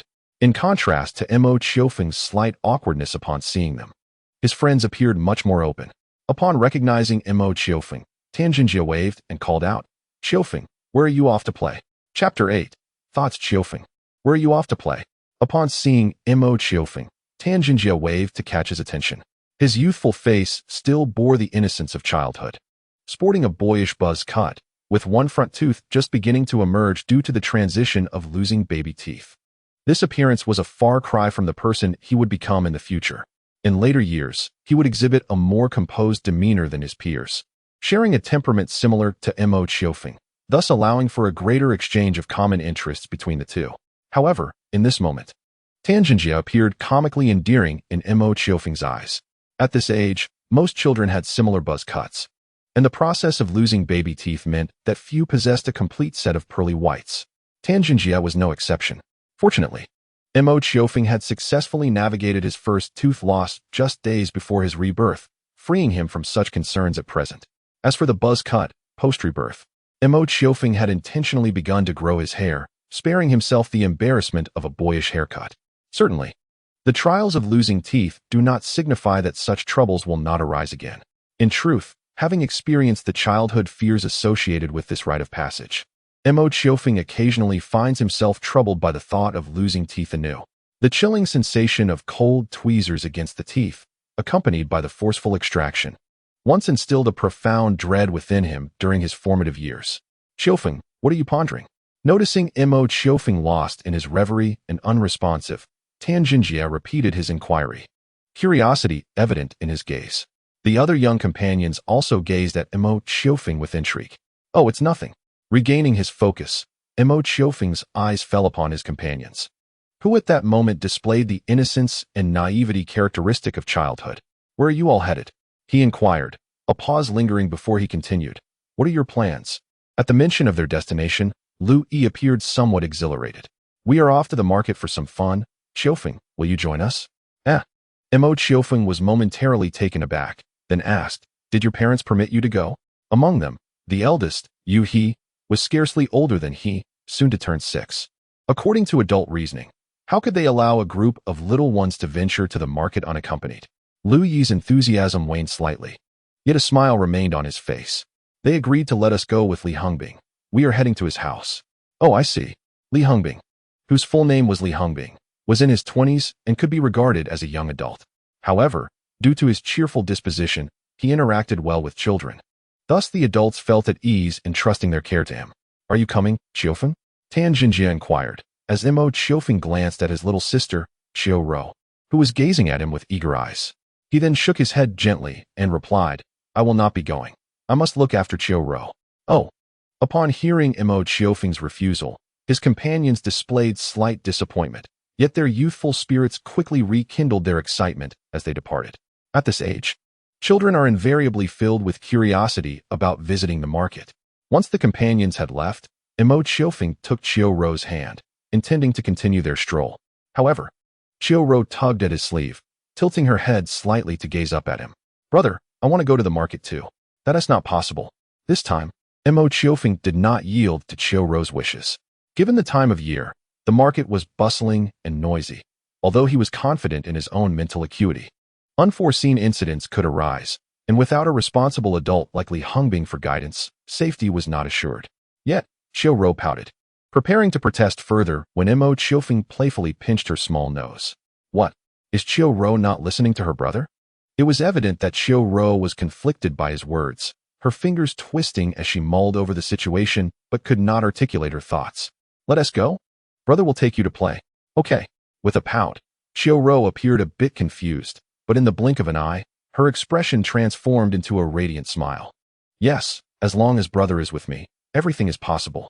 Hand in hand, the siblings strolled along the village path, occasionally pointing at things by the roadside, and now and then, the joyous sound of Qiurou's laughter, as sweet as silver bells, could be heard. This was the transition period from 1994 to 1995. The village path remained unpaved, primarily comprised of dirt and stones. On rainy days, the puddles that accumulate on the roads often become playgrounds for school children after classes. Mo Qiofeng can vividly recall his childhood, standing in the cold water while wearing plastic rain boots. However, due to the dirt and stone roads, the scenery by the roadside offers a different charm. Despite being winter, the climate of the south ensures that life does not wither completely. Along the village paths, clusters of vibrant greenery can be found, with the occasional sighting of nameless little flowers. These unrecognized blossoms are precisely what Xiao Qiourou adores, and after walking a short distance, her hands are adorned with a few of these delicate blooms. Those flowers, lacking aesthetic value in Mo Qiofeng's eyes, are immensely cherished by Xiao Qiourou, perhaps highlighting the differences between men and women. Crossing an arched bridge over a stream, they enter another part of the village, where although there are some households, most are engaged in cultivating fruit trees. Villagers primarily grow vegetables and rice at the front of the village, while fruit trees thrive here, flourishing with life throughout the seasons. Brother, I want to eat longan, Xiao Qiourou exclaimed sweetly, her eyes lighting up at the sight of the fruit trees lining the road, clearly reminded of the deliciousness of longan. Known also as guiyuan, longan is predominantly found in the southern regions of the country, especially in the southeastern provinces renowned for their longan production. In Mo Qiofeng's village, longan trees make up a significant portion of the fruit trees, familiar to every household. However, as it is still several months until the longan ripens in the peak summer, Xiao Qiurou's craving remains unfulfilled. Mo Qiofeng nearly patted the little girl's twin ponytails and chuckled, "It's not the right time yet. We must wait a few more months." A fleeting look of disappointment crossed her face, but it was merely a transient thought, soon forgotten. Mo Qiofeng, however, lingered his gaze on the fruit trees by the roadside for quite some time, a glimmer of insight flashing in his eyes. A gentle smile began to grace his lips. He had been preoccupied with thoughts on how to expedite his path to wealth, neglecting the most tangible resources that surrounded him. If it weren't for Xiao Qiurou's words, he might have overlooked the countless fruit trees in the village and the abundance of their produce. These, indeed, are treasures of great value. Mo Qiofeng's village spans thousands of acres, with residential areas accounting for less than a quarter of the total space. Even after the turn of the millennium, when the residential area expanded, it barely exceeded one-third. The remaining land is predominantly characterized by mountains, streams, and lush forests, with green woodlands taking precedence. Situated in a southeastern province within a temperate zone, the village is known for its rich yield of fruits and vegetables, primarily represented by longan trees. Over a decade ago, villagers predominantly planted longan trees. As time passed, these trees flourished, heavy with fruit. However, some villagers began to migrate for work, gradually neglecting the fruit trees and their annual bounty. Mo Qiofeng has never counted the quantity of fruit produced each year, but a moment's reflection reveals that the annual yield must exceed 1,000 kilograms, and this is solely considering the longan harvest. The village's fruit trees primarily consist of longan, with loquats, mangoes, and star fruits as secondary crops, making the summer to autumn seasons a time of abundant harvest. However, due to the lack of communication between the village and the outside world, a significant quantity of fruit remains unsold, circulating only among a few nearby towns. Unfortunately, the market is too small, and the supply far exceeds demand, resulting in an exceedingly low price for the fruit throughout the city and even in neighboring areas. At times, due to the inability to sell, prices plummet to mere pennies. Over time, many villagers, when the fruit trees bear their harvest, Only take a small portion for personal consumption or to share with relatives and friends, while a substantial amount of fruit inevitably withers and goes to waste. I remember, during my childhood, when the fruit trees ripened, I would gather a group of friends to pick the fruit by the roadside, with little oversight. Those fruits were a considerable resource. I recall that after the turn of the millennium, some villagers who had ventured out returned to the village and began to engage with the fruit industry. Unfortunately, at that time, the fruit trees had suffered from neglect, leading to a significant decline in yield and profitability. Unlike then, these trees are currently in their prime, capable of producing a bountiful harvest of high quality that could yield substantial profits. If only the fruit could be procured from the villagers and a connection established with the outside world to facilitate its distribution, it would undoubtedly result in considerable financial gain. At this thought, Mo Qiofeng couldn't help but feel a surge of excitement, a flush appearing on his cheeks. In Mo Qiourou's eyes, her brother now bore an odd glimmer, making her feel somewhat uneasy.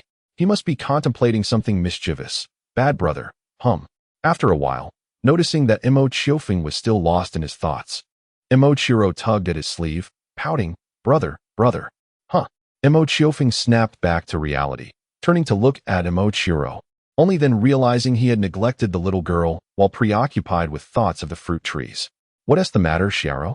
Brother, what were you just thinking about? Nothing much. Mo Qiofeng smiled gently, momentarily setting aside his ideas about the fruit trees. There were still a few months until the harvest season, so there was no need to rush. During this time, he could gradually hint to his family about the potential of the fruit trees. In this rebirth, clad in the guise of a child yet possessing the thoughts of an adult, he had begun to master the art of persuasion. He was confident that when the time came, his family would undoubtedly put his ideas into action. That would mark the first significant change he had made since his rebirth, bringing in a substantial amount of initial capital. Brother, you clearly were thinking of something, and just one tea tell me. You don't like me anymore, Mo Qiourou's expression began to sour, her childish temperament unpredictable. In just a short while, it seemed she was ready to shift from sunny to cloudy, her eyes slightly reddening with tears. Regardless of past or present, Mo Qiofeng had always found himself at a loss with his sister's emotional displays. Seeing this, he swiftly scooped her up, using his left hand to gently wipe away the tears from her eyes, softly reassuring her. How could I dislike such a lovely and obedient Xiaowen? Upon hearing her brother's comforting words, Mo Qiourou tilted her small head to the side, gazing at him uncertainly. Really? Yes, really. With a playful giggle, Xiaowen declared her fondness for her brother. Wiping away her tears, the little girl planted a kiss on Mo Qiofeng's right cheek. Clearly, she had swiftly dismissed the earlier events, requiring only tender words from him. The softness of her kiss momentarily left Mo Qiofeng in a daze, as a fleeting silhouette brushed through his mind. In both this life and the last, the only one who had truly kissed him, aside from family, was a woman who had merely been a passing figure in his previous existence. Shaking his head to cast away the specter in his thoughts, Mo Qiofeng strolled along the village path with Mo Qiourou. The siblings occasionally pointed out things along the roadside, their laughter ringing in the air. Everything felt as if he had never recalled her at all, reminiscent of the conclusion of their past life together. Their bond was not one of fate unfulfilled or emotions untouched. They had simply parted ways, in the simplest manner possible. Chapter 9. The fruit. As Mo Qiofeng entered the shop with Xiao Qiurou, Mo Shiyi and Mo Shoushang were busy assisting inside, while Yi Shulin and Yuan Rui took a moment to rest. Upon seeing Mo Qiofeng and Xiao Qiurou, Yi Shulin beamed with maternal warmth, beckoning, "Little Feng, little Ro, come to mama." Following her call, Mo Qiofeng led Xiao Qiurou towards her. Upon reaching Yi Shulin, she embraced Xiao Qiurou, playfully teasing her, which elicited a series of delighted giggles from the little girl. After some playful moments, Yi Shulin turned her attention to Mo Qiofeng and inquired, "Little Feng, did you lock the door before leaving?" "Yes, mama," Mo Qiofeng replied, settling down beside her, showing no intention of assisting with the chores. While he had no objection to helping his father and uncle, he preferred to take it easy on non-essential tasks. Meanwhile, Yuan Rui approached with 2 jars of 8 treasure porridge, opening them and handing one to Mo Qiofeng and the other to Xiao Qiurou, who smiled brightly, savoring it with the delight of a mischievous kitten. Mo Qiofeng was not particularly fond of the canned porridge, sampling it intermittently. The 8 treasure porridge was a new product from the Yinlu brand, having just begun to circulate in the market. Yuan Rui had procured some for its convenience. though it was not particularly popular in the village, where only the occasional child would pester their parents for a jar. In contrast, Xiao Qiurou adored it, indulging in it every few days. Before long, Xiao Qiurou's jar was nearly empty, and she looked up at Mo Qiourou with eager eyes. Having grown accustomed to her requests, he readily handed over his jar. As she continued to devour it, Yi Shulin gently tapped her little head, affectionately admonishing, "You little glutton. Be careful not to upset your stomach." "I want tea," she murmured, not even lifting her head, which left Mo Qiourou somewhat exasperated. As noon approached, the number of customers dwindled, allowing Mo Shuyi and Mo Xiaoshang to take a break. Observing Xiao Qiurou, Mo Shuyi shook his head slightly, saying to his wife, "It's better to have less of such things." "Should be fine," came her reassuring response. Yi Shulin gently remarked, caressing the silky strands of Xiao Qiurou's hair. "This dish hardly seems trivial." The ingredients of 8 Treasures porridge primarily consist of coarse grains, including wheat kernels, glutinous rice, and dried fruits. Unlike other foods, it presents no detriment to the human body, which is why Yi Shulin felt at ease allowing her child to partake in it. "Ah, dried longan. Hee." Upon hearing Xiao Qiurou's delicate voice, Mo Qiourou glanced over, noticing the petite girl holding a spoon with a piece of dried longan. For the little one who had just expressed a desire to eat longan, discovering the processed dried fruit was undoubtedly a delightful surprise. Her charmingly petite appearance elicited a smile that crinkled the corners of Mo Qiourou's eyes. How could his sister be so endearing? Observing Xiao Qiurou, Mo Qiourou's gaze softened slightly as he playfully pinched her nose and teased, "You're so delighted over a piece of dried longan. Truly a little glutton." "Humph. I just love eating longan, you naughty brother," she huffed, resembling a little piglet, clearly displeased by his teasing. "Oh, so you love longan, do you?" Mo Qiurou's eyes sparkled with a mysterious mirth as she stroked the girl's hair and whispered with a laugh, "When our longans ripen, I shall give you plenty to eat, and see if you can finish them all." "Ah," Mo Qiourou exclaimed, her little nose scrunching up in distress as she lamented. "But that would be too much for me to eat." With Mo Shuyi and his brother Mo Xiaoshang, their family had 6 longan trees, yielding dozens of pounds of fruit each year. Clearly, the little girl would be overwhelmed if she were to consume them all by herself. The adults, dismissing Mo Qiourou's jest, chuckled at the earnest contemplation reflected in Mo Qiourou's expression, which piqued her curiosity. After sharing a laugh, Mo Shuyi seemed to recall the longan issue and sighed softly. Indeed, it feels such a waste to let so many longans go unused each year.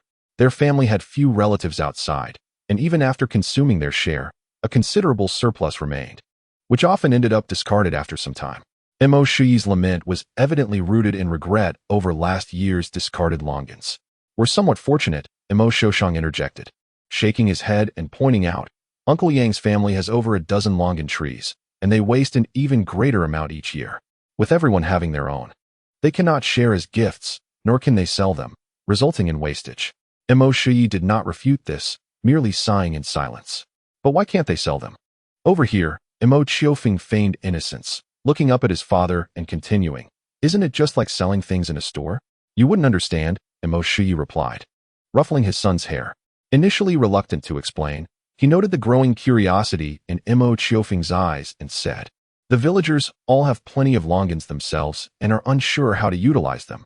Why would they buy more?" But Mo Qiourou paused, persisting, "If the villagers want to buy them, why not take them to the market to sell?" Mo Shuyi offered a wry smile, compelled to elaborate. To put it plainly, our people here, not just those from the village, but from other regions as well, cultivate longan. There are so many longans that they cannot consume them all. Hence, they would not be inclined to purchase more. "Oh," Mo Qiourou appeared to grasp the notion, albeit somewhat incompletely, and innocently suggested, "Then why not sell them to those who do not grow longan? Sell them farther away. Not everyone cultivates longan." Mo Shuyi hesitated momentarily, uncertain of how to respond to this proposition. It was Yi Shulin, however, who, upon hearing Mo Qiourou's words, exhibited a flicker of interest, exclaiming softly. This sound drew Mo Shuyi's attention, and he turned to his wife, slightly perplexed, asking, "What is it?"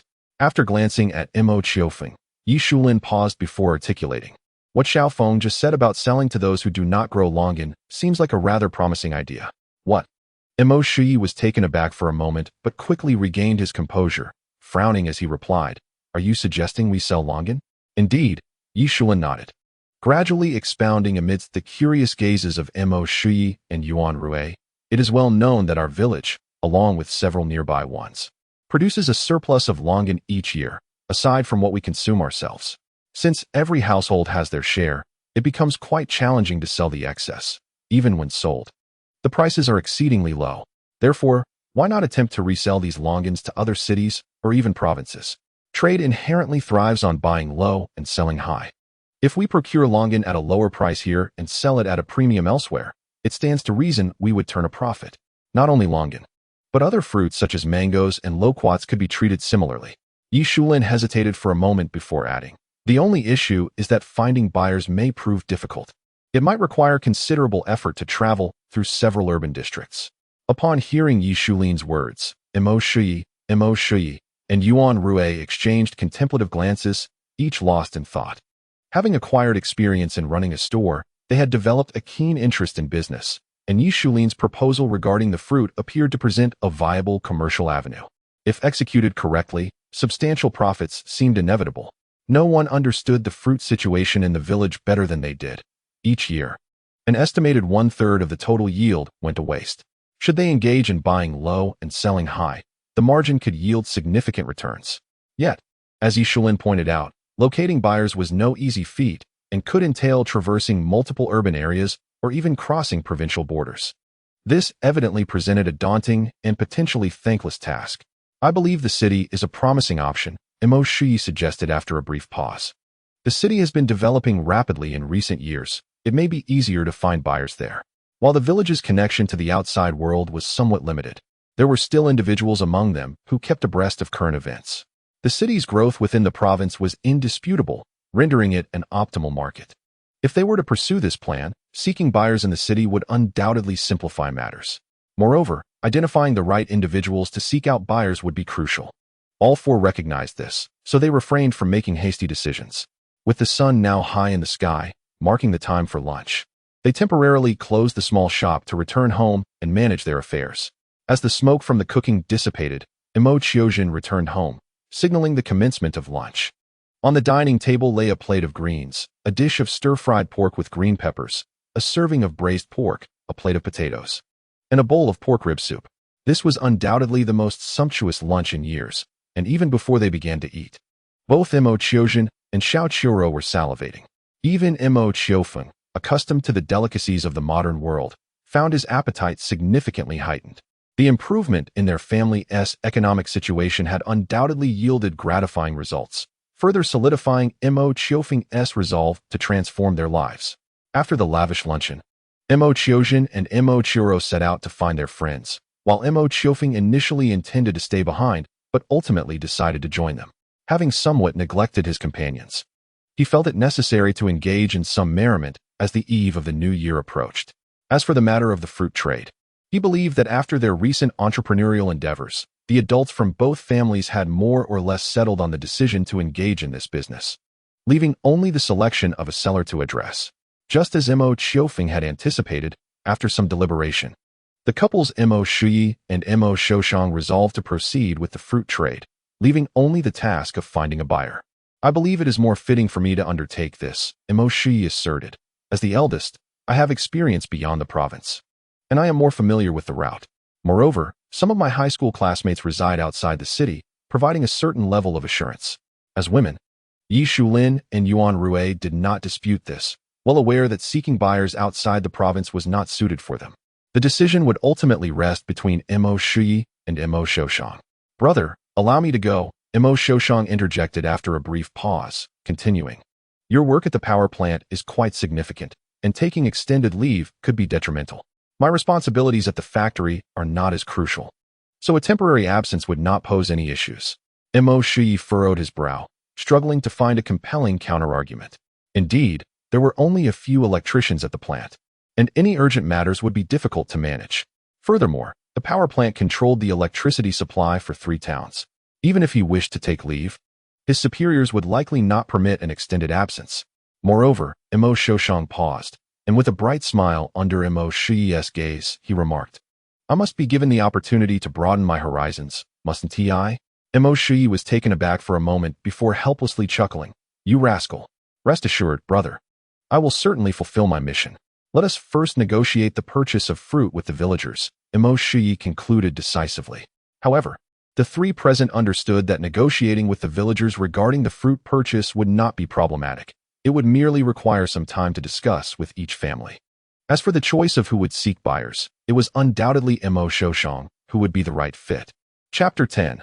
The New Year's Eve Affair. In the realm of domestic customs for the New Year's Eve, every household illuminates their homes throughout the night. On this festive evening, even the most impoverished families will turn on every available light source until 6 o'clock the following morning. Those without access to electricity will kindle oil lamps in their homes. Thus, tonight is especially luminous compared to other nights, and with the crescent moon and twinkling stars above. It may not resemble daylight, but discerning the stones on the ground poses no challenge. The year 1995 is merely hours away from its arrival.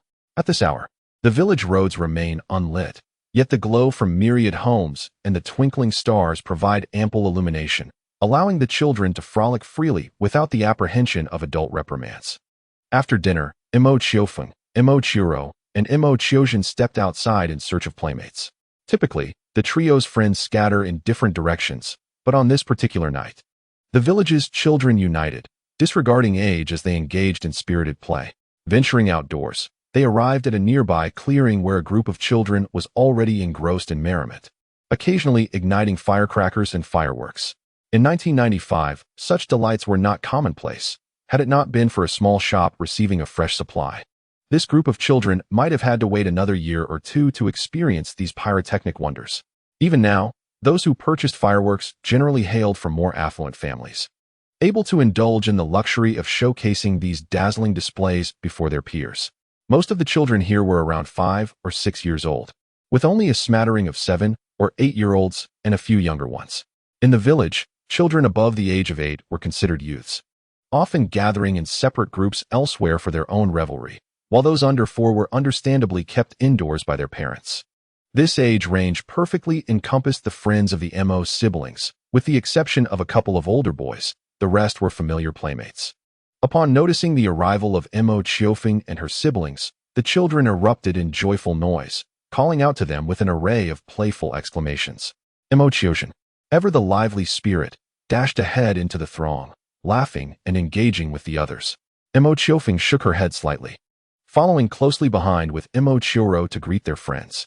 Mo Qiourou had 2 or 3 close companions, and at that moment, these little girls were captivated by 2 boys aged 7 or 8, who were busy igniting fireworks. As Mo Qiourou approached, the girls reluctantly stole a few lingering glances at the fireworks before joining her.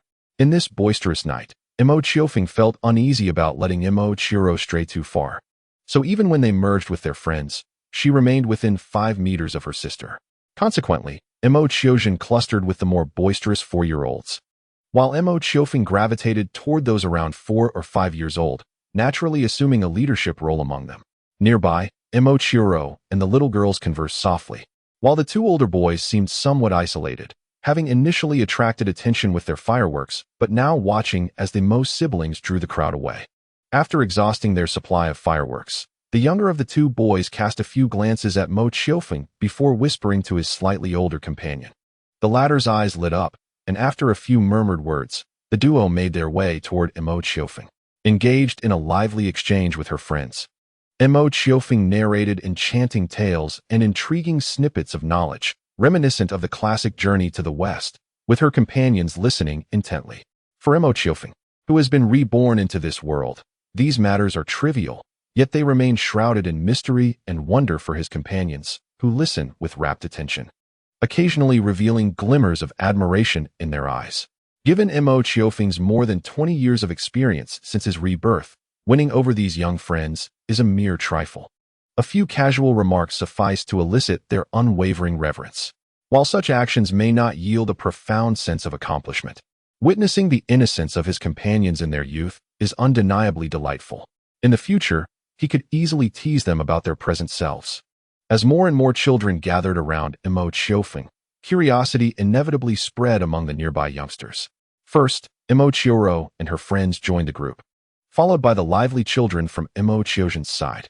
Consequently, the circle of companions formed a tight-knit assembly, with Mo Qiufeng at the center, sharing intriguing snippets of knowledge. When the two boys, aged 7 or 8, approached, they were struck by the sight of a circle of children enraptured by Mo Qiourou, momentarily mistaking him for a wise adult. However, being children, this fleeting impression quickly faded, and their own intentions surfaced. They pushed through the outer ring of children to stand before Mo Qiourou, looking down upon him from their height. "Are you Mo Qiourou?" the leading boy inquired. His tone tinged with an imperceptible arrogance, likely stemming from his sense of age superiority. Mo Qiourou, possessing an extraordinary disposition, immediately discerned the boy's unkind intent. Nevertheless, since they were fellow villagers, he chose not to take offense, nodding in acknowledgement. "Yes, what is it? I heard that the shop in the village belongs to your family." The boy, emboldened by Mo Qiourou's compliant demeanor, boldly posed his question. "Yes, what is it?" Although Mo Qiourou had little interest in squabbling with children, he would not extend warmth to those who offered none, causing his tone to cool slightly. "It's New Year's Eve, such a lively occasion. Why don't you bring out some fireworks to share with everyone? After all, your family owns a shop. It wouldn't be a problem, would it?" chimed in the younger boy, eagerly supporting his companion's suggestion. Mo Qiourou was momentarily taken aback, having not considered this angle. But he noticed the flicker of excitement in his friend's eyes from the corner of his vision. Setting aside the boy's unkindness, the proposal had merit. However, Mo Qiourou was disinclined to engage in serious debate with the two children, so he turned to his companions and asked, "How about I go back and bring some fireworks?" His friends exchanged glances and nodded in agreement. Seeing this, Mo Qiourou beckoned Mo Qiourou over and addressed his companions. "Little Ro and I will fetch some fireworks. Please wait here." With that, he took Mo Qiourou's hand and made their way. The two boys, feeling somewhat slighted by Mo Qiourou's earlier indifference, harbored a hint of dissatisfaction but chose not to dwell on it, content to wait for him to return with the fireworks. "Brother, are we really going to play with fireworks?" As they walked along the path, Mo Qiourou looked up at Mo Qiourou with a puzzled expression. The latter affectionately ruffled her ponytail and replied, "Good things are meant to be shared with good friends. That is the essence of joy." Much like the advertising slogans of a later era, it's truly good when everyone is together. Mo Qiourou had no intention of declining the proposal to indulge in some fireworks. "Oh, I see." Little Qiourou nodded, albeit with a hint of confusion, before furrowing her brow slightly. "But those two brothers were quite fierce, and I don't like them. Let us disregard them." Mo Qiourou responded with a gentle smile, as if imparting wisdom. "In this world, there will always be people or things that irk you. Rather than dwell upon them, it is far better to ignore them." Evidently, Mo Qiourou did not grasp the meaning of his words, scrunching her little nose and murmuring, "I don't understand." "Ah, what a delightful little creature you are." As for Mo Qiourou's desire to share the fireworks with his friends, the couple, Mo Shuyi and Mo Shoshang, had no objections. They promptly prepared a bag of fireworks for him, containing about 10 pieces.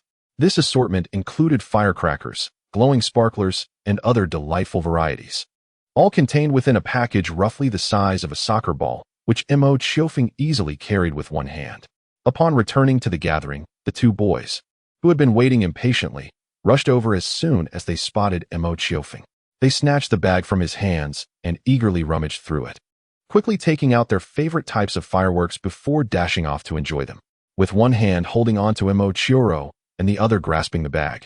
Mo Qiourou was caught off guard by the boy's boldness and had no time to react.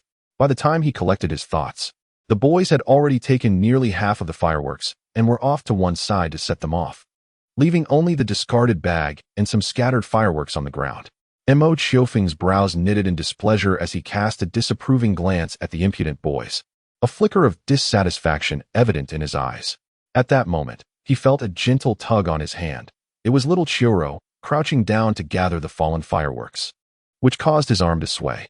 Seeing her tiny form diligently picking up the fireworks, any remnants of Mo Qiourou's earlier frustration dissipated instantly, replaced by a wry smile. Just moments ago, he had been on the verge of losing his temper, almost tarnishing his reputation, yet those boys were indeed insufferable. Setting aside his annoyance, Mo Qiourou crouched down to assist in collecting the fireworks, finding himself face to face with Qiourou. Pouting her lips, she glanced at the boys and, noticing they were oblivious, whispered cautiously, "They are so annoying." Hee. Her adorable pout elicited a soft chuckle from Mo Qiourou. It seemed that regardless of his mood, the sight of little Qiourou would always restore his tranquility. He realized that after his rebirth, this little girl was his treasure, perpetually capable of bringing a smile to his face. Let us disregard them.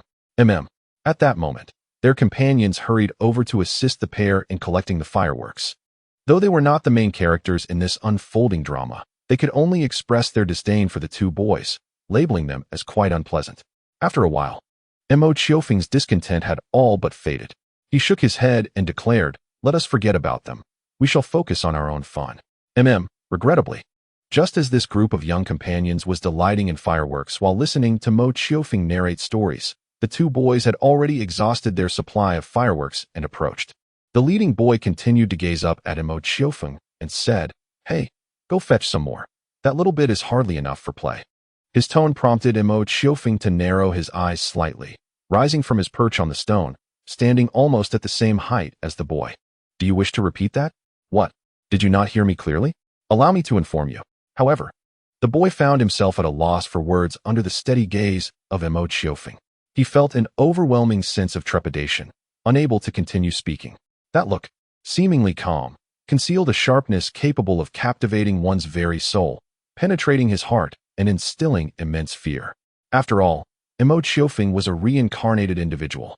How could such a small child be anything more than a mere plaything? Ideally, one would prefer to subdue without conflict, but should it come to blows? Despite his nearly 6-year-old physique, he possessed the spirit of someone in their 20s and could certainly contend with 3 of the same age. As for any explanations following a confrontation, he need only rely on his own words. The truth was ultimately his to define. Eventually, the two boys slinked away in defeat, leaving behind a group of unrestrained companions reveling in the joyous New Year's Eve. Beneath a starry sky, illuminated by countless lights, a small boy, seemingly surrounded by radiance, sat atop a stone, smiling as he recounted tales, while a circle of peers listened attentively, laughter occasionally erupting from their midst. This scene would become a cherished memory for those children in the years to come, a nostalgic recollection of innocent times, serene and beautiful. Chapter 11. A year in the blink of an eye, summer arrived, marking a full year since Mo Qiufeng's rebirth.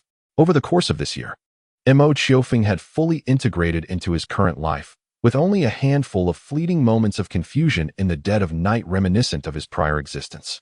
One morning, he was roused from slumber by a gentle kick from Su Xiaowen. As he opened his eyes, still drowsy, he noticed her small legs draped across his abdomen. With a resigned smile, he carefully shifted her legs aside and rose, accustomed to her lively nature after more than a year of rebirth. Although it was summer, the morning air retained a slight chill. After covering her with a light blanket, Mo Qiufeng left the room. At this hour, Mo Shui had already departed for work, while Yi Shulin, not assisting at the shop, was leisurely enjoying breakfast. Having successfully negotiated the sale of fruits in the village, Mo Shui had ventured out to seek buyers, and the responses received indicated a favorable outcome. At this time, the village had yet to establish telephone lines, relying predominantly on letters for communication. After nearly a year of operation, the small shop had begun to take shape, and both families were no longer as busy as they once were. Generally, it was Yuan Rue who tended the shop, with Yi Shulin occasionally lending a hand.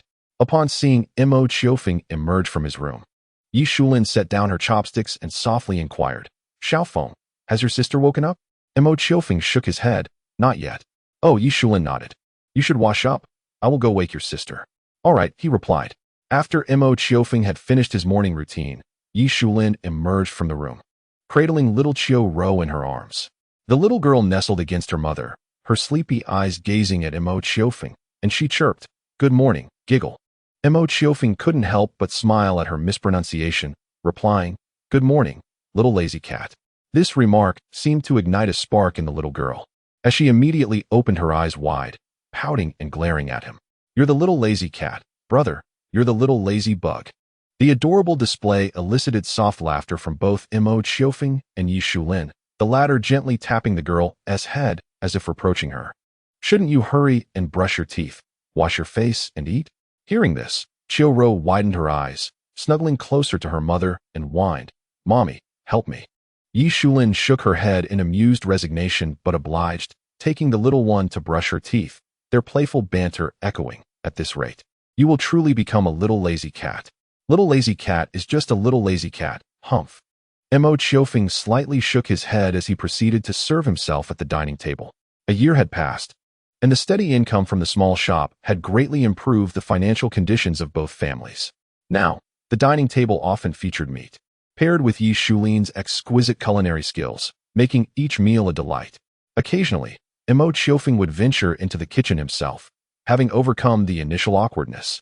He gradually regained his culinary touch. However, due to his limited height and strength, he could only manage simple dishes, yet it was enough to astonish the adults, who would claim that he was a wise and considerate child.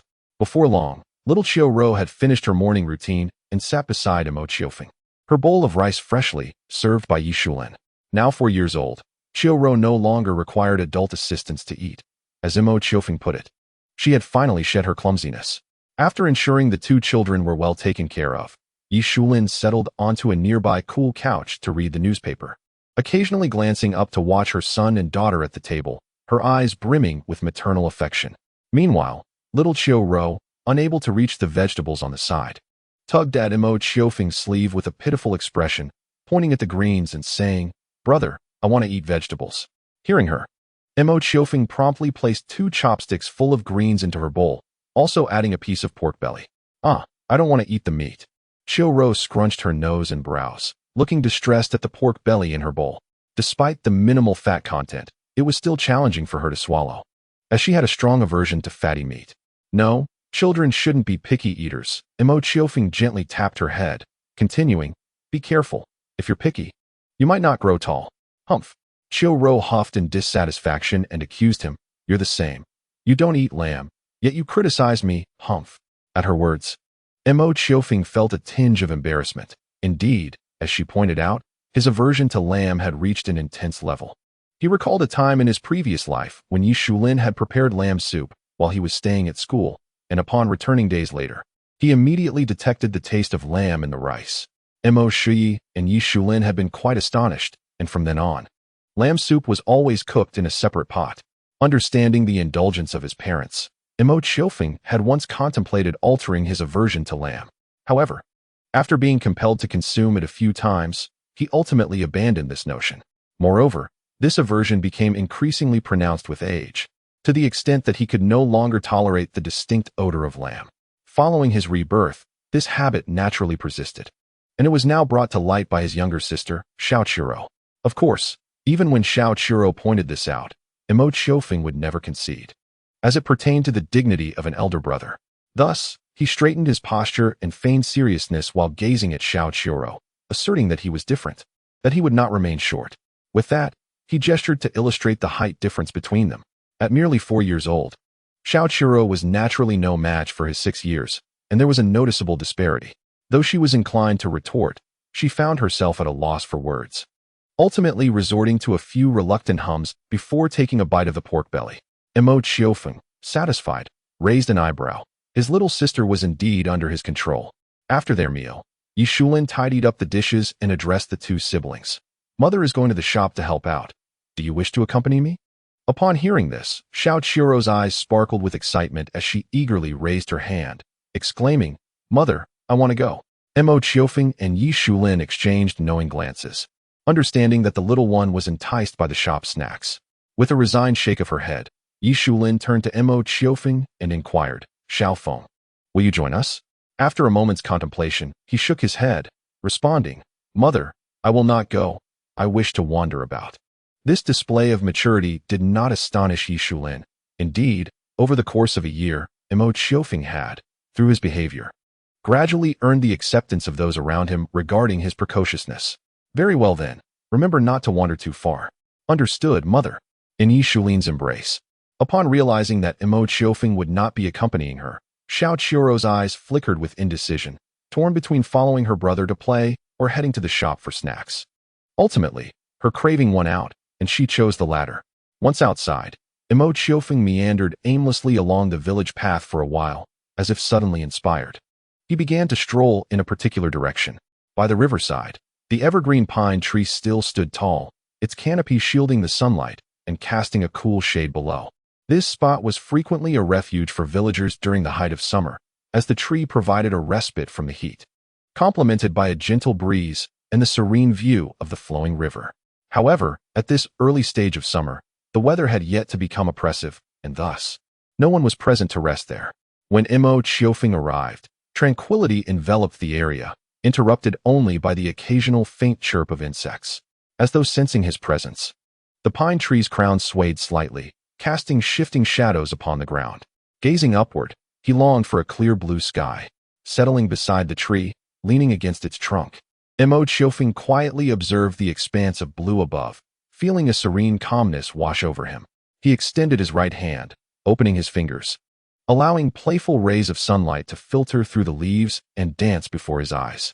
Staring through the gaps of his fingers at the beams of light, Mo Qiofeng's thoughts momentarily ceased. After a lengthy pause, a faint sigh escaped his lips. It had been a year. Like a butterfly, I have unwittingly stirred this pristine mirror like spring. On this day a year ago, he was reborn into this world, marking the inception of transformation. From that moment, the trajectory of his past life began to diverge, slowly embarking upon an unknown path. A year has elapsed, and this butterfly has birthed a quaint shop, igniting the forthcoming venture of fruit selling, with aspirations to invigorate even more endeavors, perhaps one day stirring the very fabric of the world itself. His thoughts lingered on that final notion, and Mo Qiofeng momentarily found himself in a daze, before gently shaking his head, revealing a faint smile. Whether he was self-aware or lacking in confidence, he had never envisioned himself as a catalyst for global change. Even in his rebirth, his desires were simple: to enhance the lives of those around him, ensuring his parents' comfort and his own happiness. Within this framework, aiding those nearby was the ultimate fulfillment. The ambition to alter or control the world felt too distant and burdensome. He was neither capable of nor inclined to pursue such grand aspirations. Yet, he cherished the changes of the past year and took pride in them. It was his ultimate wish that his family might enjoy a better life. For his world is small, encompassing only his relatives and a few close friends, extending perhaps to the villagers with whom he shares ties. To possess family, and potentially a beloved partner in the future, ensuring their happiness, constitutes his entire universe and worldview. He harbored no desire to be a hero or savior. He merely aspired to be the guardian of his own world, nothing more. Leaning against the tree trunk as the sun ascended, the canopy shielded Mo Qiofeng from the harsh rays, the coolness seemingly endorsing his contemplations. Just as he had awakened there one fateful day, he gazed at the distant blue sky and white clouds, smiling softly. Even as time ebbed away and circumstances shifted, his heart would remain steadfast. Regardless of the past, present, or future, he is who he is, and he shall always be himself. Recalling a phrase that would later resonate through the ages, a playful smirk graced Mo Qiofeng's lips. I am Mo Qiofeng. I shall forever be my own spokesperson. As he closed his eyes for a brief respite, a melody from the future seemed to whisper in his ears, its harmonious essence igniting an exuberant smile upon his face. I believe in soaring high. Standing shoulder to shoulder with the sun, the world awaits my transformation. I fear not the visibility of my dreams, for here they shall be realized. Let laughter abound as we stand side by side. Where is there not boundless joy? Casting aside troubles, I stride forth boldly, standing at the center of the stage. I believe in myself. I believe in tomorrow. I believe that youth knows no horizon. By the sunset shore, amidst the bustling streets, lies the most beautiful paradise in my heart. I believe in freedom. I believe in hope. I believe I can touch the heavens with a mere reach. With you by my side, life becomes vibrant. Each moment is brimming with splendor. Beside the riverbank, a youthful voice sang, imbued with a hint of carefree determination. Chapter 12, Zhou Dongxing Midsummer. As several small trucks entered the village, they drew the attention of numerous villagers, who turned their heads in curiosity. In this era, even the mere sight of a few transport trucks, not to mention luxurious vehicles, is sufficient to captivate the villagers' attention, prompting them to speculate on the purpose of these small trucks. A handful of villagers, after pondering for a moment, suddenly realized and began to converse animatedly with those nearby. At that moment, a man in his 30s emerged from the first truck, clad in a gray suit. Perhaps due to the lengthy journey, his once neat hair appeared somewhat disheveled, yet his chiseled features exuded a sense of competence. Upon disembarking, he surveyed his surroundings, seemingly waiting for someone. Brother Zhou, you've arrived. A voice called out, and Mo Qiofeng approached from a distance, waving to the man. The latter's eyes brightened, and he smiled as he walked over. Mo, It has been a long time. It turned out that this man was Zhou Dongsheng, the fruit buyer Mo Qiourou had found in the city. Interestingly, Mo Qiorou's initial attempts to locate buyers in the city had not gone smoothly. One night, while dining at a street stall, he encountered an individual who had lost his wallet and was unable to pay. Seeing that the amount owed was not substantial, Mo Qiourou kindly covered the bill. Later, he learned that Zhou Dongsheng was the manager of a restaurant in the city and had some connections. Upon hearing of Mo Qiorou's predicament, Zhou Dongsheng generously offered to assist him as a way of returning the favor. In the following days, Mo Qiourou accompanied Zhou Dongsheng on a tour around the city, ultimately establishing contact with several fruit buyers. Notably, he secured the largest order from a wholesale fruit store, followed by a significant order from Zhou Dongsheng's restaurant, along with smaller orders from various shops. Subsequently, they discussed a collaboration with the largest fruit market in the city, with Mo Qiourou transporting the fruits there for distribution and sale. Through this process, the bond between Mo Qiourou and Zhou Dongsheng deepened, and they soon began addressing each other as brothers. Brother Zhou, I truly appreciate you making this trip personally. I feel quite indebted, Mo Qiourou said, extending a handshake accompanied by a genuine smile. Zhou Dongsheng's expression tightened momentarily, as if reproaching him. What are we to each other to keep count of such things?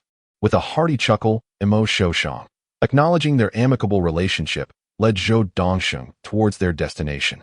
A few days prior, after the first batch of fruits in the village had ripened, the brothers, Mo Qiourou and Mo Qi, began procuring fruits locally. Fortunately, the profits from their small store over the past year had been substantial enough to cover this expenditure. This initial batch primarily consisted of loquats, with only a few longans. As the latter were not yet in season, the fruits would be divided into 3 batches. In about a month, the second batch would feature mangoes and longans, followed by the third batch, which would include longans, mangoes, and star fruits. Learning from Mo Qiourou that the quality of the loquats in this first batch was exceptional, Zhou Dongsheng's delight was palpable. His assistance to Mo Qiourou stemmed not only from gratitude for the latter's kindness, but also from his desire to procure a supply of high-quality fruits for his restaurant, thus embodying a mutually beneficial arrangement. Mo Qiourou, accompanied by Zhou Dongsheng, walked for approximately 3 minutes before arriving at 2 small shops. Beside the shops, a makeshift wooden hut constructed from wood and tarpaulin stood, through which one could glimpse bamboo baskets filled with loquats and some longans. This rudimentary wooden structure covered nearly 20 square meters and housed around 20 bamboo baskets, all brimming with exquisite loquats that were exceedingly tempting. Even if one were to estimate 40 pounds per basket, there were nearly 800 pounds of loquats, representing the total quantity acquired by the brothers Mo Qi and Mo Qiourou from the villagers over the past few days. The villagers, having an abundance of loquats with unrealized surplus value, were more than willing to sell them to the Mo brothers, especially since the brothers had compensated the laborers for their fruit-picking efforts. Upon seeing this batch of superior loquats, Zhou Dongsheng smiled and praised them profusely. At the entrance of the hut stood Mo Qi, Yi Shulin, and Yuan Rui, who greeted Zhou Dongsheng warmly upon his arrival. Manager Zhou, it is a pleasure to have you here, Mo Qi said apologetically on behalf of his brother. After shaking hands with Mo Qi, Zhou Dongsheng replied promptly, Since Qi is the elder brother of Qiourou and I am slightly older, allow me to call you little brother. My friendship with Qiourou is genuine, and besides, I have come here for the restaurant, so no need for formality. Mo Qi smiled slightly, his disposition not as exuberant as his brother's.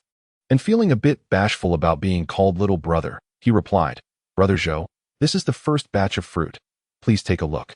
The term Brother Zhou elicited a hint of surprise in Zhou Dongsheng's eyes, but upon noticing the scholarly air about Mo Qi, he quickly understood and said with a smile, This batch of fruit is splendid. After exchanging pleasantries, the Mo brothers and Zhou Dongsheng entered the wooden hut to examine the loquats, while Yi Shulin and Yuan Rui, being women, went ahead to prepare lunch after briefly greeting Zhou Dongsheng. Inside the hut, Mo Qi handed a plump loquat to Zhou Dongsheng with a smile, saying, Brother Zhou, please taste this and let me know how it is. Zhou Dongsheng, eschewing any pretense, thanked him and took the loquat, peeling it before placing it in his mouth. The loquat, about 3 fingers thick, was sweet and juicy, flooding his palate with delightful nectar, which ignited his appetite. Although summer typically reduces one's appetite, the refreshing nature of the loquat was indeed appetizing. Very good, very good, Zhou Dongsheng exclaimed after savoring the fruit, clearly satisfied with the 20 baskets of loquats before him. At that moment, a sweet, inquisitive voice emanated from a corner of the hut, asking, "Brother, who is this uncle?" The three turned towards the corner, where a pair of curious eyes met theirs. There stood Mo Qiourou, just tall enough to peek over the bamboo basket, her sparkling eyes filled with wonder. Beside her, a figure slowly rose from the shadows, revealing the neck and above, none other than Mo Qiufeng. The latter cast a resigned glance at Mo Qiourou and then turned to his father, shrugging as he said, "Xiaorou insisted on having loquats and dragged me over."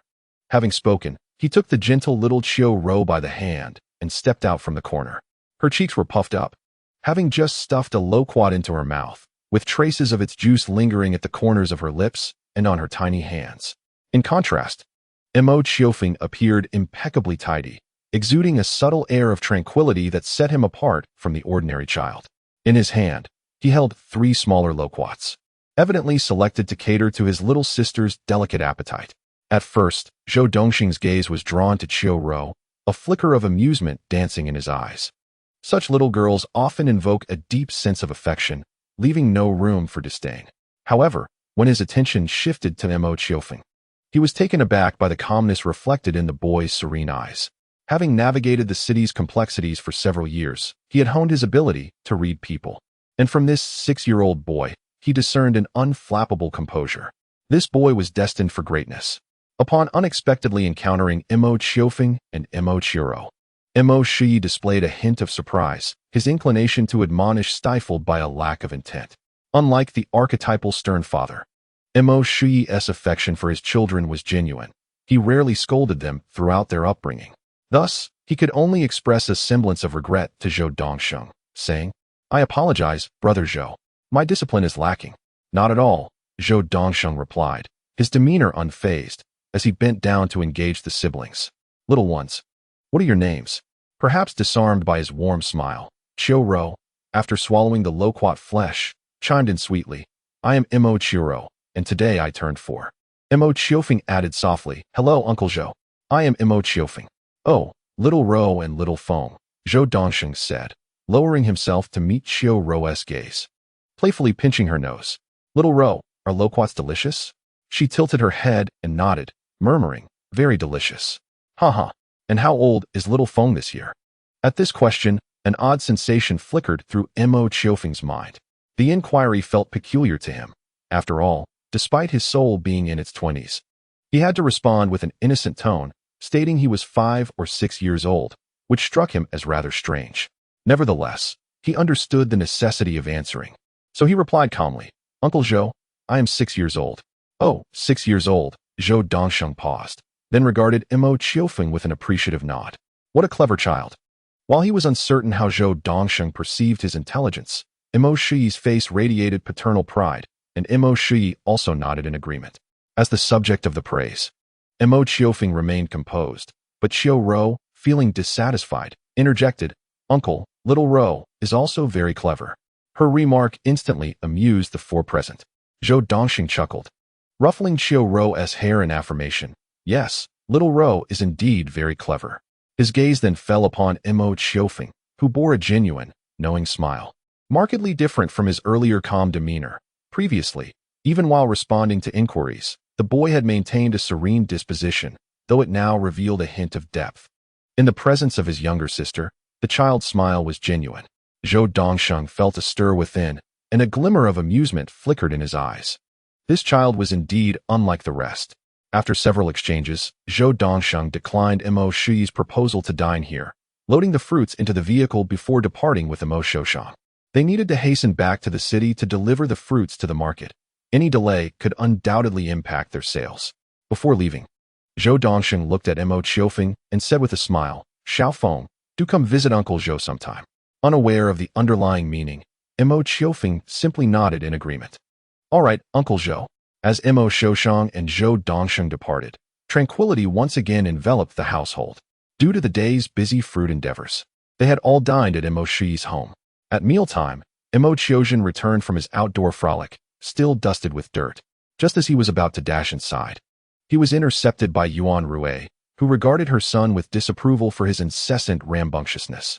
Mo Qiourou shrank back, only to catch sight of Mo Qiufeng and Su Xiaowen observing him with amused expressions.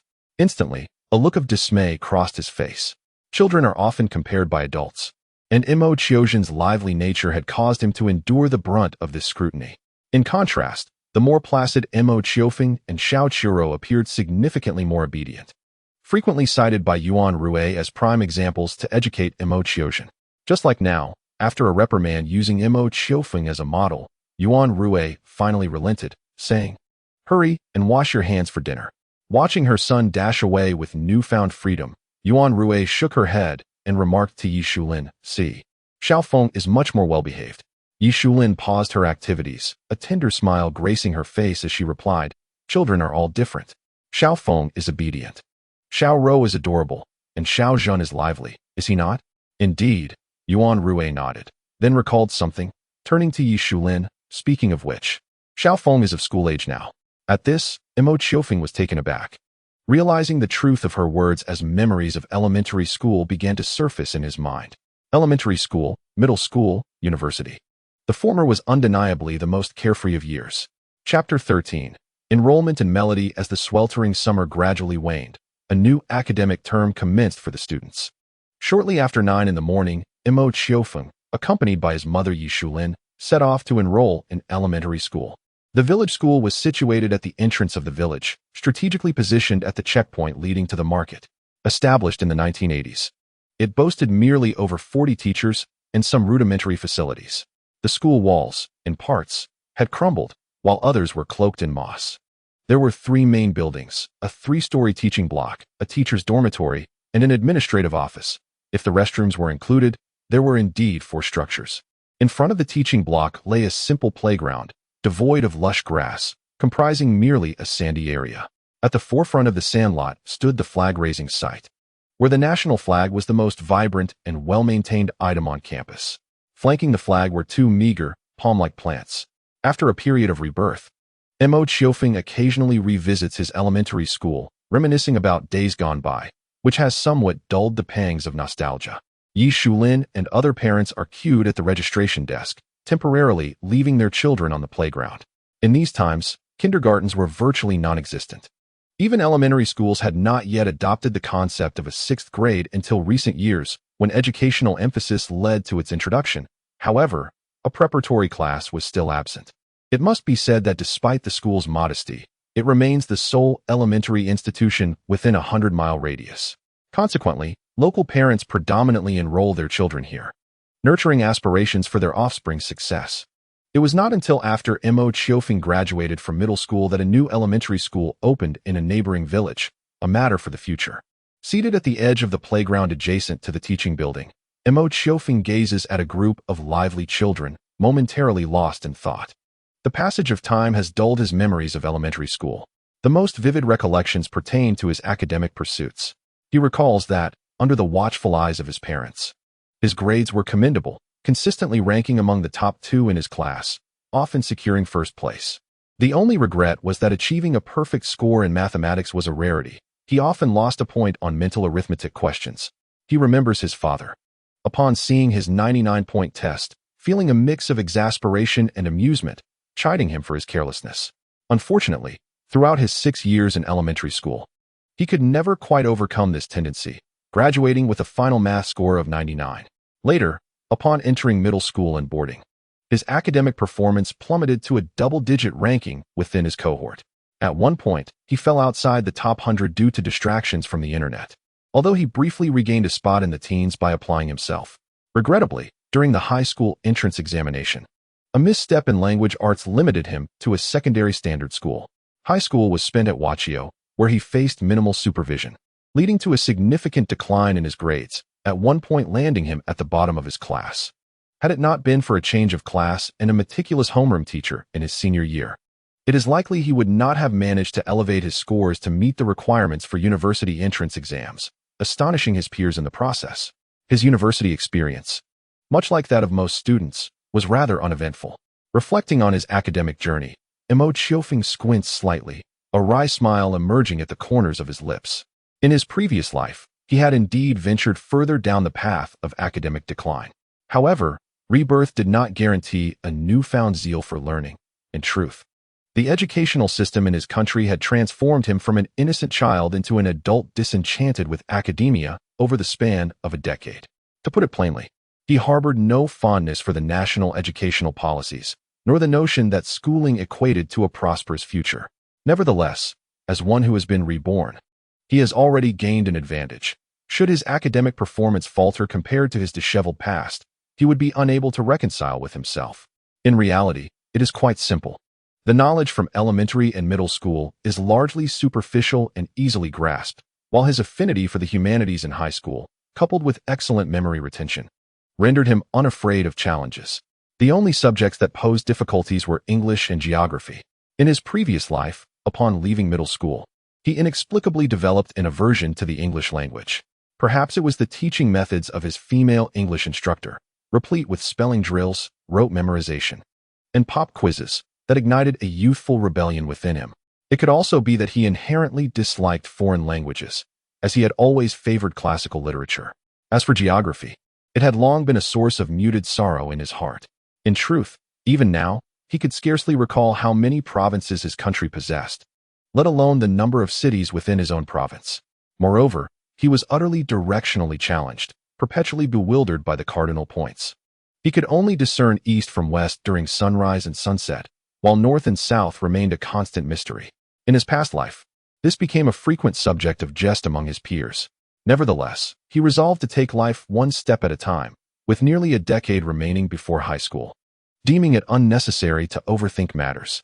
Besides, he had never harbored aspirations of becoming an academic prodigy. The notion of being a top student was utterly unrelated to his identity. Setting aside memories of his studies, Mo Qiufeng's gaze rested upon the lively group of children before him. Most of these children were around 6 years old, having advanced directly from preschool to first grade. Approximately 30 children awaited their parents' return from registration on the playground, some clustered together in conversation, their laughter occasionally ringing through the air. Mo Qiufeng could vaguely recognize a couple of familiar faces among them, likely remnants of his elementary school classmates. Xinchi Primary School typically housed only 2 classes per grade, each comprising around 40 students. The group of children before him represented roughly 1/3 of this year's cohort, making it unsurprising to encounter former classmates. With keen interest, Mo Qiufeng began to search for faces from his memories. There was the little girl with whom he had always vied for the top 2 positions in class rankings, who had a penchant for tugging at his pigtails in their youth. The handsome young boy with whom he had engaged in the sole fight of his elementary years, who later became a close friend and shared 3 years of middle school together. The somewhat plump boy who shared a mutual love for reading, with whom he had grown quite close over the 6 years of primary school, and the lovely girl who had been his deskmate for 2 years.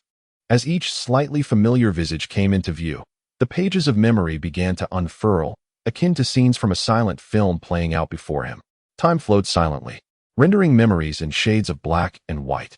Fortunately, fate had inadvertently allowed him to clandestinely board a time machine, transporting him back to the past he had once known, where he could play the role of his former self. A gentle breeze stirred, carrying the crispness of autumn, as the children perched on the stones gazed dreamily at the world around them. Everything was serene and tranquil. When Yixulin returned, she beheld Mo Qiufeng sitting quietly, observing the laughter and chatter of other children. With a slight sigh, she began to contemplate her own child. At some point, Qiufeng had transformed into an exceptionally capable, obedient, and intelligent individual. This was evident from the generous praise of their neighbors. As a mother, witnessing her child's excellence was a source of undeniable joy. However, she also noticed a subtle deficiency. Qiufeng lacked the vivacity characteristic of his peers, never exhibiting the exuberance of a child like Xiaowen. Even when in the company of peers, he exudes a maturity that starkly contrasts with their youthful exuberance. She feels a genuine delight in her child's intelligence, yet harbors concerns that his precociousness may rob him of the joys of childhood, an invaluable treasure in the tapestry of life. As Mo Qiufeng glanced back, she encountered Yixulin, who was lost in thought, tilting her head and calling out to her. Yixulin, snapping back to reality, leaned down with a smile and said, "Xiaofeng, why aren't you playing with your future classmates?" The suddenness of the question caught Mo Qiufeng off guard, leaving her momentarily speechless. Yixulin sighed, then gently tousled Mo Qiufeng's hair, murmuring, If only Xiaofeng were a bit more lively. You don't exhibit even a trace of a child's spiritedness. The words lingered in Mo Qiufeng's ears, causing her to pause, unsure of how to respond to Yi Shulin's observation. Her expression momentarily twisted in a mix of confusion and embarrassment, which, in its innocence, added a touch of childlike charm that brightened Yi Shulin's eyes. Crouching down, Yi Shulin playfully grasped Mo Qiufeng's cheeks, pulling them gently. Our Xiaofeng is quite adorable. Remember to be a bit more vivacious in the future. Mo Qiufeng, witnessing her mother's rare display of liveliness, found herself caught in a dilemma of whether to move or remain still. The tugging on her cheeks elicited an expression of helpless amusement, coupled with a hint of wistfulness, which delighted Yi Shulin immensely. It became clear to Mo Qiourou how Xiaorou's spirited nature had been inherited, a subtle trait from her mother's disposition. Shulin, a voice, tinged with uncertainty, called from behind. Yi Shulin released her hold on Mo Qiourou's cheeks and turned to see who it was. Oh, Hongmei? Upon recognizing the visitor, Yi Shulin expressed her surprise and joy. When did you return? The newcomer, a woman of similar age to Yi Shulin, possessed a sharpness that contrasted with Yi Shulin's serene demeanor. Mo Qiufeng recognized her as Yang Hongmei, a lifelong friend of Yi Shulin, akin to a bosom companion in modern vernacular. In her previous life, the two families shared a close bond, frequently visiting one another. At this moment, based on Mo Qiufeng's somewhat hazy recollections, Yang Hongmei had just returned from her ventures outside. Seeing Yi Shulin brought a smile to Yang Hongmei's face as she embraced her. I just returned a couple of days ago, intending to visit my uncle before stopping by your place, but here you are. Yang Hongmei's family had a relative who taught at the elementary school and had once taught Mo Qiufeng for a year, leaving her with some recollection. Oh, so today is the day Xiaofeng registers. Yang Hongmei's gaze shifted, alighting upon the well-behaved Mo Qiufeng standing beside Yi Shulin. She bent down and scooped Mo Qiufeng into her arms. Xiaofeng, do you miss your Aunt Hongmei? Caught off guard by the sudden embrace, Mo Qiufeng felt a flush of embarrassment, but answered obediently, yes. Hee, our little one is still as adorable as ever. Yang Hongmei playfully teased Mo Qiufeng, who blushed and struggled to find a response, too shy to ask her to be set down. After a while, Yang Hongmei finally set Mo Qiufeng down and, smiling, said, I suddenly miss Xiaorou. I must play with the little one later. Meanwhile, Yi Shulin, accustomed to such sentiments, shook her head and replied, so, shall we head to my place now? Yes, let's go, Yang Hongmei responded, each taking one of Mo Qiufeng's hands as they made their way towards his home. Along the way, Yang Hongmei lamented about her recent adventures with her in-laws, expressing her grievances aloud. Yi Shulin glanced at her and chuckled. Isn't this what you always wished for? Yang Hongmei laughed lightly, but did not argue. Compared to Yi Shulin, her temperament leaned more towards passionate pursuits. Marrying early and venturing out with her husband had indeed required considerable courage. So how is life out there? Upon hearing this, Yang Hongmei sighed and then smiled. It's not bad, it's a bit tough, but at least there is some hope. After a pause, she looked at Yi Shulin and inquired. I heard your family opened a daily necessities store in the village. It's quite popular, isn't it? Yi Shulin smiled modestly. It's all right. You're just being modest. Yang Hongmei remarked with a grin. I must see your little shop later. With my keen eye for business, I can tell how bright its future is at a glance. You're so full of yourself, Yi Shulin laughed. After a short walk, the shop came into view. At the entrance, Mo Qiourou was happily holding a can of 8 treasure porridge, resembling a cat that had successfully snatched a treat. Upon noticing this, Yang Hongmei's eyes lit up. Xiaorou, Aunt Hongmei is here to see you. Mo Qiourou paused, looking at Yang Hongmei as if recalling something, then turned and dashed away. This made Yang Hongmei quite displeased. But Yi Shulin chuckled. What do you expect? You used to smother her with kisses every time you saw her. Chapter 14. The start of school at Mo's small shop. Yi Shulin and Yuan Rui found a moment of respite while Yang Hongmei visited. Mo Qiufeng and Mo Qiourou sat beside Yang Hongmei, the latter appearing somewhat restless. Her little face slightly wrinkled in discomfort, seemingly overwhelmed. As usual, during their encounter, the little girl was showered with affection, leaving her in a foul mood. Yang Hongmei chuckled at the little girl before whispering something to Mo Qiufeng and swapping places. Only then did the little girl's expression brighten as she leaned against Mo Qiufeng, murmuring about how she was being tormented by Aunt Yang. Mo Qiufeng could only offer comforting words and opened a can for her, which finally lifted her spirits. Meanwhile, Yang Hongmei surveyed the approximately 100 square meters of the daily necessities store, her expression filled with admiration. She anticipated that such a small shop in the village could thrive so vibrantly. Turning her head, she looked at Yi Shulin and Yuan Rue. Smiling as she said, "You both have quite the business acumen." Yi Shulin and Yuan Rue exchanged a glance, reminiscing about the journey of opening the shop, marveling at the wonders of life.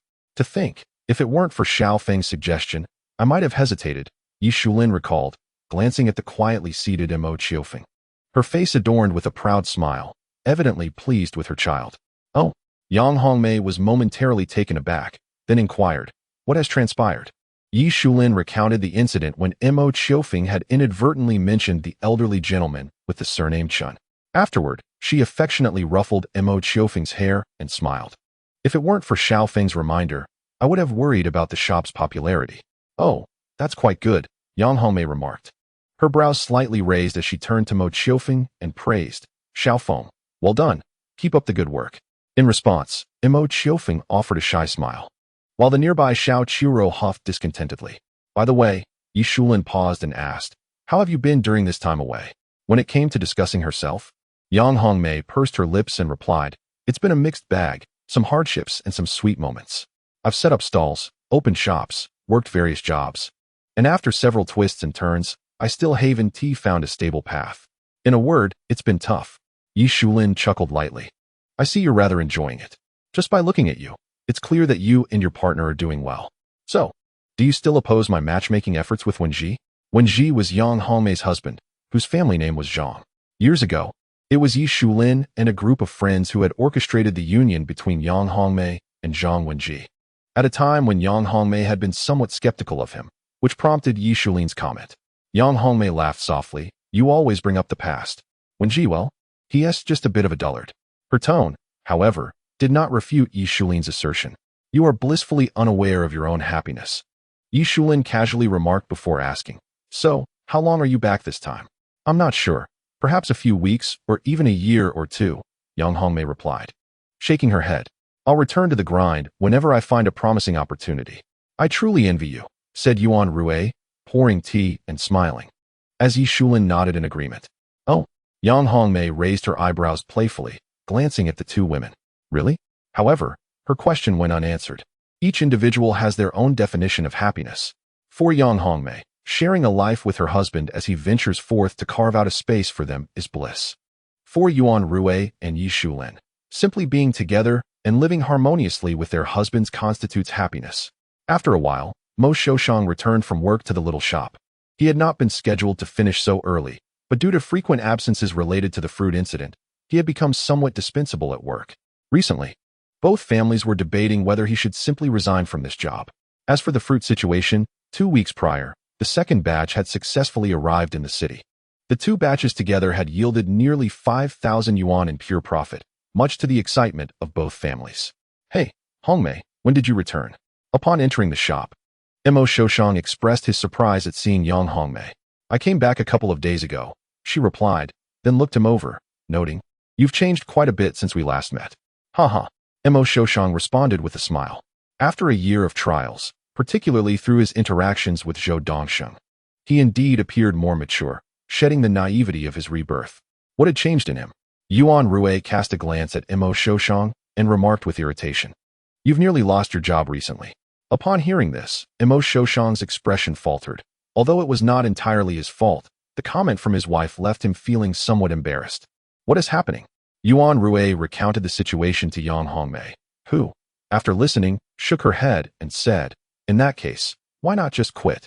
Yang Hongmei raised an eyebrow, a smile playing at her lips as she added, "I suppose the salary isn't enticing enough for you anymore?" Mo Qiioshang and Yuan Rue exchanged a knowing smile, choosing not to refute her words. In truth, after a year of changes, Mo Qiioshang's income had indeed become negligible in their eyes. Just days prior, the two families had even discussed the possibility of Mo Qiioshang resigning to join Yuan Rue in expanding their daily necessities shop. That evening, Mo Qiofeng casually shared some insights about supermarkets from the future, stirring the interest of both families, who subtly began to contemplate establishing a small supermarket at the market. Of course, such an idea would likely take time to materialize, so they set it aside for now. Later that night, when Mo Qiourou returned home. He exchanged pleasantries with Yang Hongmei. During dinner, with Yang Hongmei's presence, the Mo family decided to dine at Mo Qiorou's home, enjoying a delightful meal together. As they prepared to leave, Yang Hongmei playfully teased little Qiourou, which took considerable effort from Mo Qiufeng to calm her afterward. It was easy to imagine that the little girl would harbor a sense of trepidation towards Aunt Yang for quite some time to come.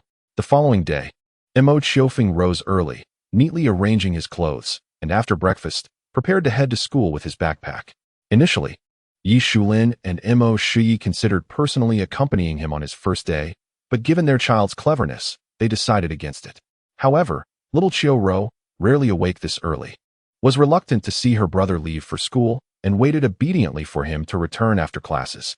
It was no wonder, since Mo Qiufeng's rebirth, he had spoiled her, and she had grown accustomed to his presence, making even a few hours apart feel uncomfortable. Stepping outside, he occasionally glimpsed other children on their way to school, some in 2nd or 3rd grade, while others were older, in 5th or 6th grade. There were also newcomers like Mo Qiufeng. The adults accompanying the children on their first day were taken aback to see him walking alone. Some familiar faces pointed him out to their own children, highlighting his intelligence, solidifying his role as a model for others. The school was not far from home, only a short walk of a few minutes.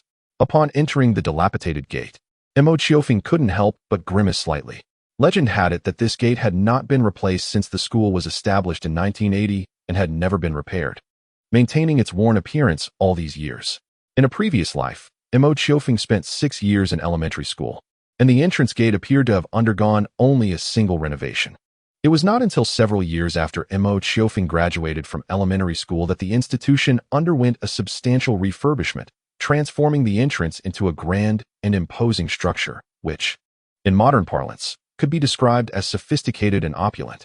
Naturally, during that time, the specter of corruption had not been eradicated, and Mo Qiufeng, along with his peers, had speculated with a hint of malice that such extensive renovations must surely be the result of some adept manipulation of resources. On the day of registration, Mo Qiufeng was already aware of his assigned class. Thus he confidently traversed the courtyard, arriving at the door of his classroom. At that moment, several parents stood anxiously at the entrance and by the windows, concerned that their children might struggle to acclimate on the first day. Inside the classroom, a group of young children sat obediently on their chairs, occasionally shifting uncomfortably, yet mostly presenting themselves as model students. The elementary school children of this era were far removed from the unruly counterparts of later generations. The antics of smoking, fighting, and chasing after girls that would characterize the students of the future were utterly non-existent in this time. In comparison to later generations, these youngsters could be regarded as exceptionally well-behaved. Moreover, teachers of this era faced considerably less pressure than their future counterparts. Strangely, Mo Qiufeng found himself reminiscing about his days as an educator in a later time, recalling how he would lecture from the front while a cohort of university students behind him dozed off or engaged in flirtatious banter. Sometimes, progress in time does not equate to progress in human behavior. At this moment, the classroom had not yet assigned seats. Most children chose their spots at random, sitting together only with acquaintances. The back row remained largely unoccupied, leaving a small space empty. Entering the classroom alone, under the curious gazes of the other children, Mo Qiufeng opted for a seat at the back. He quietly retrieved his textbooks, a few sheets of paper, and a pen, and began to write and sketch, seemingly oblivious to his surroundings. However, he was not merely doodling. He was recalling lyrics from his future life and meticulously documenting them along with their musical notations. As if influenced by the serene aura surrounding Mo Qiufeng, the classroom's ambient noise gradually diminished, and the children began to drift into a contemplative state, awaiting the teacher's arrival. After a brief interval, a voice filled with surprise resonated in Mo Qiufeng's ear. "Qiufeng, you're in this class too. How wonderful." The familiar voice belonged to his two close friends, Yuan Yunhua and Yu He. Among their group of 5, these two were of the same age as Mo Qiufeng, while Tanjinjia, Lu Yi, and Zhang Yuelin were a year younger and would join them in the following year. "Oh, it's you." Upon seeing his friends, Mo Qiufeng felt a surge of happiness. Once Yuan Yunhua and Yu He settled into their seats beside him, they began to chat amicably. However, their conversation was abruptly interrupted by the ringing of the bell, as a lean man in his 40s entered the room. Upon seeing this middle-aged figure, the children in the classroom tensed up, recalling the admonitions of the adults, and sat up straight in their chairs, including Yuan Yunhua and Yu He. In contrast, Mo Qiufeng maintained a tranquil demeanor, remaining quietly seated in his place. It is no wonder that these children are anxious. In this era, elementary school teachers wield the authority to discipline students, a power that is often tolerated by both the school administration and the parents, as long as it remains within reasonable bounds. This middle-aged man, Pei Dongliang, is the homeroom teacher of Mo Qiufeng, a first-grade student, and the first formal teacher in his life, who, in Mo Qiufeng's memory, is rather stern. However, perhaps due to the first day of school and the presence of parents accompanying the teacher, Pei Dongliang's expression appears relatively gentle at this moment. After placing the textbooks on the wooden lectern, Pei Dongliang cleared his throat and gazed at the group of children below. Speaking in a tone befitting an educator, "From today onward, I shall be your homeroom teacher. My name is Pei Dongliang. Today, I will teach you your first lesson, to respect your teachers and value education." Pausing briefly, Pei Dongliang scanned the classroom and declared in a firm voice, "Students, please stand." Upon hearing this, Mo Qiufeng instinctively rose to his feet, only to realize that his action seemed somewhat peculiar. It was not that he had misunderstood the instruction to stand. Indeed, the teacher's command was unequivocal. However, being the only one among the 40-odd classmates who stood while the rest sat in a daze rendered the situation rather strange. Chapter 15. The first class among the more than 40 students in the class.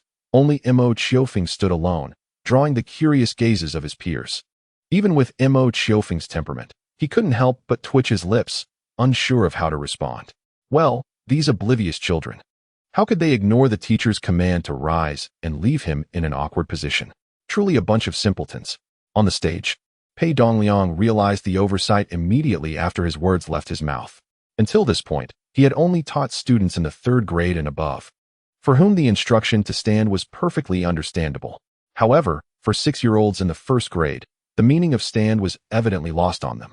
As he had anticipated, the children remained seated, oblivious to the command, with one exception. Observing the small boy standing before him, Pei Dongliang couldn't help but raise an eyebrow. The children in the classroom, dressed in their pristine attire for the first day of school, were contrasted by this boy, who exuded a unique sense of purity. Like a slender willow branch, his slightly chubby face bore an expression of delightful peculiarity, which made him appear rather endearing. Most striking were his bright, sparkling eyes, as clear as crystal. "Well then, what is your name, young man?" "Hello, teacher, my name is Mo Qiufeng." Mo Qiufeng bowed slightly and, under the watchful eyes of the adults, obediently introduced himself. Some adults who were already familiar with Mo Qiufeng began exchanging information about him, while those who were previously unaware soon realized that this child was the prodigy who had recently garnered much praise. As the Mo family's small shop flourished and the fruit trade stabilized, the reputation of the Mo family gradually spread to nearby villages. And as a child of the Mo family, Mo Qiufeng's intelligence became a topic of admiration among the adults, turning him into a celebrated figure in the village. Mo Qiufeng. Pei Dongliang was momentarily taken aback, but soon recalled the matter concerning Mo Qiufeng, nodding in satisfaction as he gestured for him to take a seat. Following his instruction, Mo Qiufeng sat down, after which Pei Dongliang addressed the entire class. "Students, when the teacher says to stand, you should rise, just as Mo Qiufeng did a moment ago. Do you understand?" "Yes," the children responded in chorus. Pei Dongliang nodded approvingly and instructed, "Students, please stand." This time, despite the disarray, over 40 students managed to rise.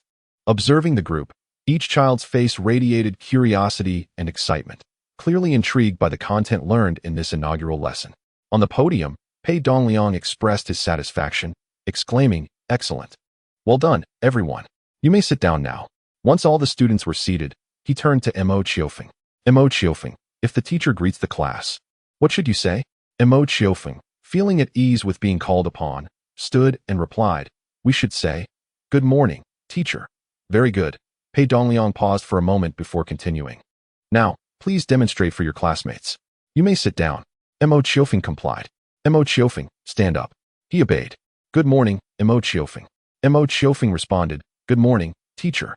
Although slightly awkward, Mo Qiufeng effectively demonstrated the greeting to his 40 classmates.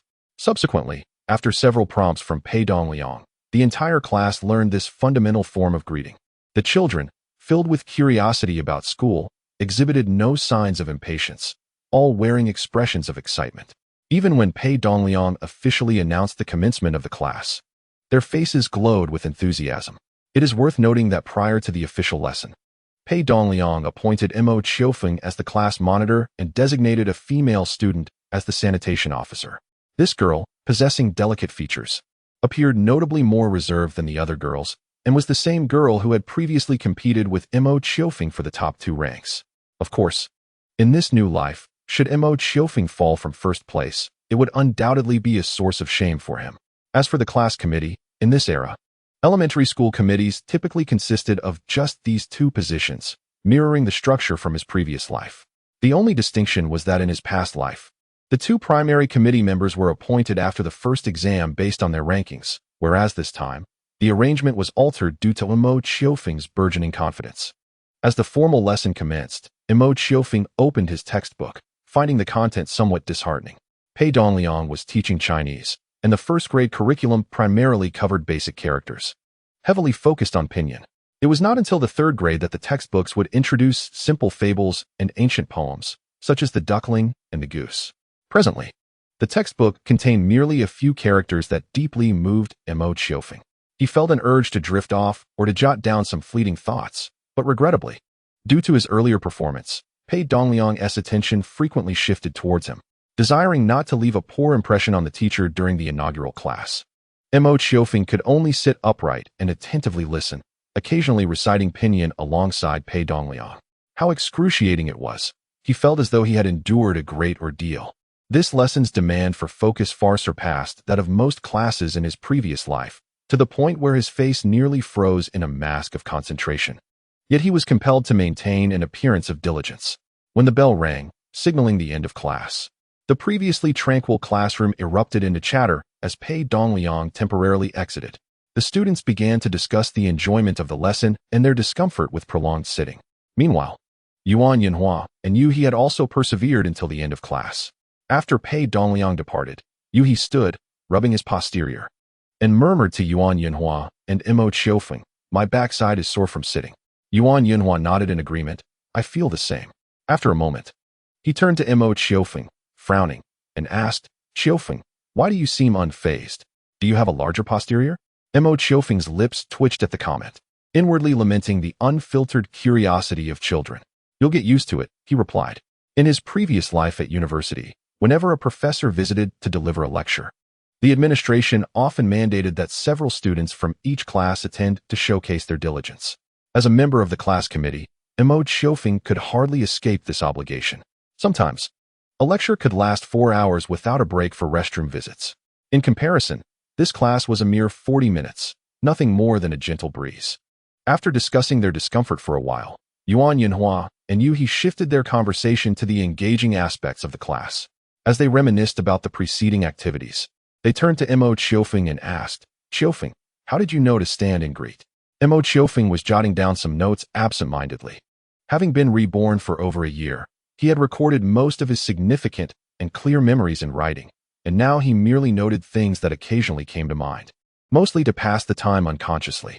Upon hearing Yuan Yinhua and Yu He's inquiry, he casually replied, "Oh, my parents taught me." Naturally, Mo Shuyi and Yi Shulin had not imparted these lessons. He merely used this explanation to quell the curiosity of the 2 inquisitive children. "Oh, I see," they both nodded, launching into admiration for Mo Shuyi and his wife's educational background. In this era, it was indeed remarkable for adults to have completed high school, and their praise was well-deserved. By the way, Yu He seemed to recall something. "Qiufeng, what do the class leader and the sanitation committee do?" Mo Qiofeng absent-mindedly twirled his pen. "The class leader assists the teacher in managing classmates, while the sanitation committee helps maintain classroom cleanliness. One oversees people, and the other oversees hygiene." "Oh, I understand." Yuan Yinhua and Yu He showed no skepticism regarding Mo Qiofeng's role as class leader. In fact, most children in the class were familiar with his name. Regarding the matter of being class monitor, which is often regarded with a sense of pride, their grievances were minimal when it was seized by Mo Qiofeng. For as the saying goes, a person's name is akin to a tree's shadow. At that moment, Yuan Yinhua nudged Mo Qiufeng's arm and whispered, "Qiufeng, look, The hygiene committee member is watching you. Mo Qiufeng paused for a moment, instinctively turning to gaze in the direction Yuan Yinhua indicated, only to meet the eyes of a little girl. Suddenly making eye contact with Mo Qiufeng startled her, causing her to quickly avert her gaze. In response, Mo Qiufeng shrugged and remarked to his two companions, "It's nothing, quite normal." He recalled that in his previous life, he held a rather fond impression of this little girl. However, considering Mo Qiufeng's emotional intelligence during his elementary school years, this fondness bore no relation to any deeper affection. Of course, it wasn't just in elementary school. Even throughout middle and high school, his emotional acuity remained rather modest, only experiencing a slight awakening during university. A pity that this awakening was abruptly halted before it could fully develop. Thus, to this day, Mo Qiufeng remained oblivious to the depths of his own feelings. The recess lasted merely 10 minutes, and before the children could fully express their sentiments from the first lesson, the second class commenced. The second period continued to be taught by Pei Dongliang. In the first grade, the curriculum consisted solely of Chinese and mathematics, with 4 classes in the morning and 2 in the afternoon, typically alternating between the 2 subjects, each lasting 2 periods. Fortunately, the students had grown somewhat accustomed to Pei Dongliang's teaching style, and the second lesson proceeded relatively smoothly. However, during the third period, the children encountered some difficulties. The mathematics teacher, a woman in her 30s, maintained a kind demeanor, yet she posed a number of questions during the lesson. Those children who were called upon often struggled to respond, and some of the more sensitive girls were on the verge of tears. The parents of these children, observing from outside, felt a pang of sympathy, but understood that this was a necessary part of their children's growth and refrained from intervening. Ultimately, both Mo Qiufeng and the hygiene committee member were called upon, and both managed to answer their questions correctly. Of course, in comparison to Mo Qiufeng, the latter's delivery was somewhat more reserved. The performance of both students pleased the mathematics teacher immensely, leading her to designate the little girl as her teaching assistant. Prior to this, Mo Qiufeng had already been appointed as the assistant for the Chinese class. In elementary school, the privileges enjoyed by teaching assistants were quite commendable. They commanded a certain respect among their peers and garnered favor in front of the teachers. Occasionally, with the teacher's permission, they could even assist in grading papers.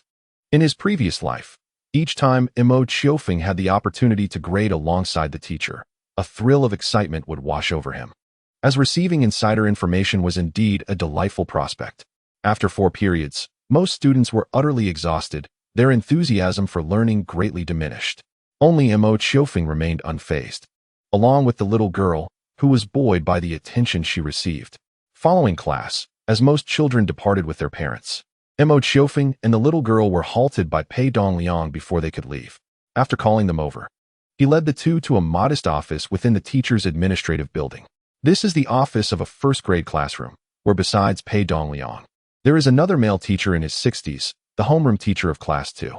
He escorted Mo Qiufeng and a little girl to the office, where Pei Dongliang imparted several instructions, primarily concerning the management of the class and the students, and assisting the teachers with various tasks. In the words of some individuals from his past life, it was akin to becoming an exemplary informant within the class. After his admonitions, Pei Dongliang allowed the two to depart, repeatedly urging them to return home early to avoid worrying their parents.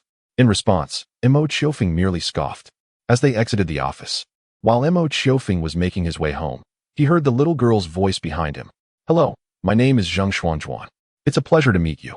Turning around, Mo Qiufeng found himself gazing into the slightly anxious eyes of the girl. He smiled. "I am Mo Qiufeng. It is a pleasure to meet you." Under the sunlight, the innocent smile of the young boy inexplicably evoked a sense of warmth. Chapter 16. Rural joy as the fragrance of rice wafted through the air. The chapter of golden autumn in October gradually unfolded.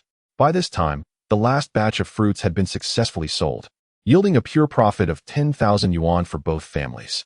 Consequently, they were overjoyed and decided to open a small store modeled after a supermarket concept at the market. Mo Qiufeng resigned from his job to manage the store alongside Yuan Rui, while the small shop in the village was entrusted to Yi Shulin, who occasionally sought assistance from Mo Qiufeng's cousin, Mo Qiourou. Once the small supermarket stabilized, it generated a daily income of up to 400 yuan, truly thriving. Despite its modest size, the store offered a plethora of goods and relied on manual accounting.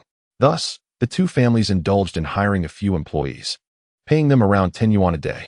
As a result, the once busy Mo Qiourou couple found themselves considerably more at ease, primarily overseeing the supermarket and recording inventory and sales. This transformation heralded the family's progression from small-scale endeavors to the prelude of prosperity. In the golden autumn of October, as the rice swayed gracefully in its golden attire, the time for harvest quietly approached. During this period, most villagers engaged in self-cultivation, primarily growing rice and some wheat. After the turn of the millennium, wheat cultivation ceased, giving way entirely to hybrid indica rice. Mo Qiufeng's families also cultivated rice, merging their fields 2 years prior, utilizing hybrid seeds that had been imported.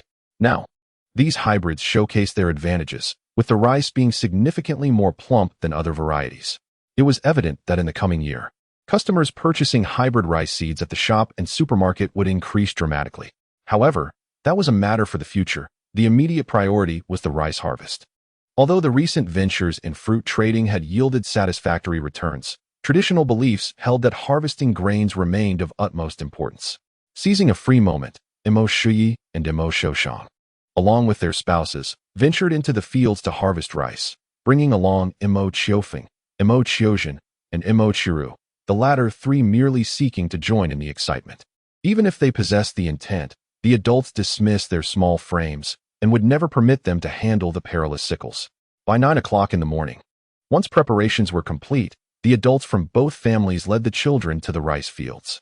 The village is traversed by 2 roads, one being the main thoroughfare, while the other serves as a narrow path for passage. The rice fields of the villagers are primarily situated on either side of the main road, and the Mo family's fields are no exception. Located along the main road, every summer, as one strolls along the village path, they are serenaded by the chorus of frogs. If the children grow weary of their surroundings, they can wield flashlights to catch frogs from the small ditches beside the road, concocting a nourishing soup. In the fields bordering the village, several families have already begun harvesting, greeting the Mo family's party with friendly salutations. Over the past year, the 2 families have gained considerable notoriety in the village, subtly becoming the center of attention. Upon arriving at their own farmland, the adults instructed the 3 children to stay put and not run about, before donning their pre-prepared old clothes to commence harvesting. The 3 Mo children settled on the small path between the fields, frolicking while observing the adults at work. In this era, machinery was absent, and the harvest was entirely manual, beginning with the sickle to cut the rice into bundles, which were subsequently threshed by hand to separate the grains. The extracted rice would then be sun-dried for a time, ultimately undergoing mechanical husking. Together, the 2 families cultivated approximately 3 to 4 acres. And the pace of the 4 adults harvesting was not particularly swift. It was now morning, and typically, they would toil until dusk to complete the bundling. Sitting on the small path, one could inhale the fragrant aroma of rice wafting through the gentle breeze. The height of the rice aligned perfectly with the children's line of sight, allowing them to glimpse the scattered figures laboring in the fields through the slender rice stalks. Nearby, the laughter of children and the faint sounds of various insects could be heard. Faintly, it seemed that the melodies of future generations echoed in the air. I remember that home is the only true castle, as the fragrant river of rice continues to flow. A slight smile graces my lips, as I recall the dreams of my childhood. Do not weep. Let the fireflies lead you away, for the rural ballads are an eternal solace. Let us return home, to the initial beauty. A song titled Fragrance of Rice envelopes me with the innocence and joy of childhood, resonating with the laughter of the fields, evoking the current scene. Regrettably, fireflies are primarily active in the spring and summer months, and cannot be intertwined with the fragrance of rice. I recall that during the spring and summer of this year, I accompanied little Qiourou in capturing fireflies, reveling in the joys of childhood. Yet now, in autumn, fireflies have nearly vanished, and to catch a glimpse of 1 or 2 is considered a delightful surprise. Alas, in the early 21st century, with the environmental degradation and water pollution in the village, fireflies have become exceedingly rare. By then, Qiourou, now a blossoming young woman, felt a pang of regret, often tugging at my sleeve to reminisce about the joys of our youth during the summer. Images of the 18-year-old Qiourou from a past life surfaced in my mind, lamenting the absence of fireflies and the carefree smile she wore while holding a transparent glass bottle brimming with fireflies not long ago. Gradually, Mo Qiufeng's eyes became a bit hazy. If only in a past life, Xiao Qiurou could also be reborn as he was, experiencing once more a childhood filled with fireflies. Would that not mend the regrets in her heart? When his arm shifted slightly, Mo Qiourou returned to reality. Turning his head to find Xiao Qiurou resting her head in the crook of his arm, her adorable figure exuding a hint of sleepiness.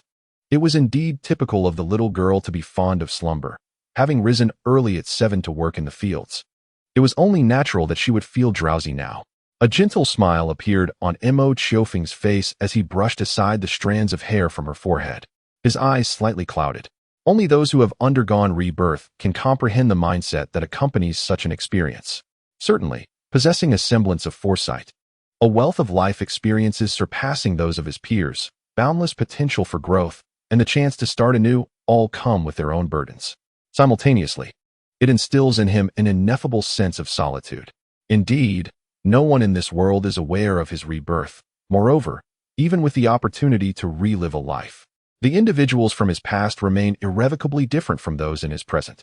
Just like the little girl nestled in his arms, when she reaches 18, she may no longer lament the absence of fireflies as she did in a previous life. After all, the past and the present are distinct existences, and others do not possess memories that transcend both lives. Yet he carries the memories of his former life into this one. A solitude that is difficult to articulate, a feeling akin to being awake while the world around him is in slumber, a profound loneliness. Brother! A sweet call interrupted Mo Qiofeng's reverie. Turning his gaze, he met Xiao Qiurou's sleepy eyes. I'm thirsty. Mo Qiofeng was momentarily taken aback, but chuckled as he picked up a nearby cup and handed it to her. Here, for you. Before heading out to harvest, every household prepared some drinking water and provisions for emergencies. Before leaving home, Yi Shulin had even prepared a small bottle of sweet and sour plum soup for Xiao Qiurou. The cup contained this very concoction. No, I want my brother to feed me. The corners of Mo Qiofeng's lips curved upward. All right. The small bottle was equipped with a plastic straw, which extended slightly from the top. She needed only to bring that part to her lips to sip. Watching Xiao Qiurou greedily savor the plum juice, Mo Qiofeng playfully tapped her small head. Is it delicious? Xiao Qiurou nodded in response, then turned her face towards Mo Qiofeng, a hint of curiosity in her expression. Brother, what were you thinking just now? Are you unhappy? Mo Qiofeng was momentarily stunned. No, you're overthinking it. Oh, Xiao Qiurou paused for a moment. Then, standing beside the golden rice stalks, she beamed at him. If my brother is unhappy, you must tell me. I will make you happy. Perhaps it was Mo Qiofeng's illusion, but her petite smile harmonized beautifully with the golden rice, creating a warm current flowing through his heart. Indeed, he thought, life cannot be forced into perfection. A life devoid of even the slightest regret would be exceedingly dull. All he needed to recognize was that, even in rebirth, his parents, sister, relatives, and friends still remained by his side. That was enough. As for the memories and smiles of his past life, he would cherish them deep within his heart. Perhaps occasionally, one might stumble upon those fragments of memory, allowing oneself to bask in the rich aroma of reminiscence. Presently, the objective is to enhance one's own life, while simultaneously uplifting those around.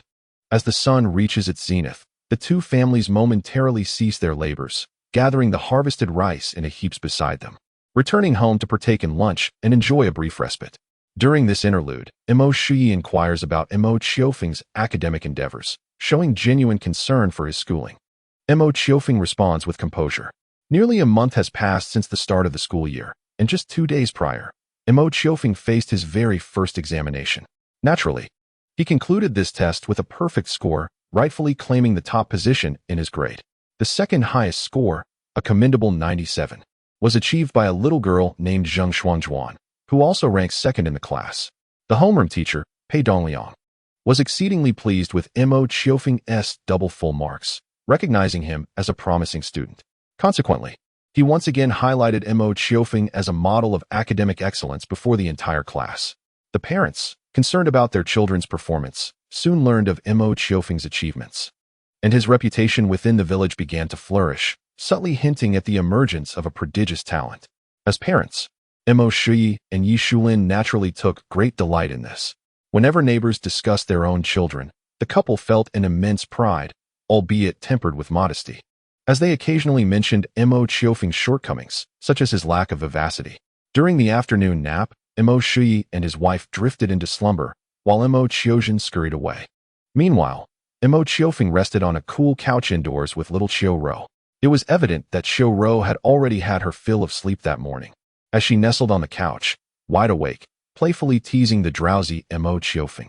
In his previous life, Mo Qiufeng was not particularly fond of afternoon naps. But after his rebirth, with fewer pastimes to occupy his time, he grew accustomed to napping as a way to pass the hours. At this moment, drowsiness began to envelop him, drifting between consciousness and sleep. His eyelids fluttered gently, and a soft smile lingered at the corners of his lips, reminiscent of a prince lost in slumber. After observing him for a while, little Qiourou mischievously played with Mo Qiufeng's slightly longer bangs, occasionally blowing air into his ear. Half awake, Mo Qiufeng opened his sleepy eyes upon being teased, and upon seeing the impish girl, he grasped her small hand that was toying with his hair and mumbled, "Little Ro, stop it." Hee. Such a sight of Mo Qiufeng was rare, prompting the little girl to burst into laughter after a round of playful antics. She settled down beside him. Perhaps comforted by her brother's presence, she soon drifted into a peaceful slumber. When Mo Qiourou and his wife awoke from their nap, they emerged to behold a serene and heartwarming scene. The girl lay on her side next to the boy, her hair cascading over half of her face, revealing her rosy little lips, as if she were murmuring something. The boy, peacefully asleep, had long eyelashes casting delicate shadows on his eyelids, and a gentle smile graced his lips. The warmth of this tableau was so profound that Mo Qiourou and Yi Shulin could hardly bear to disrupt it, moving as softly as possible to avoid disturbing the tranquility.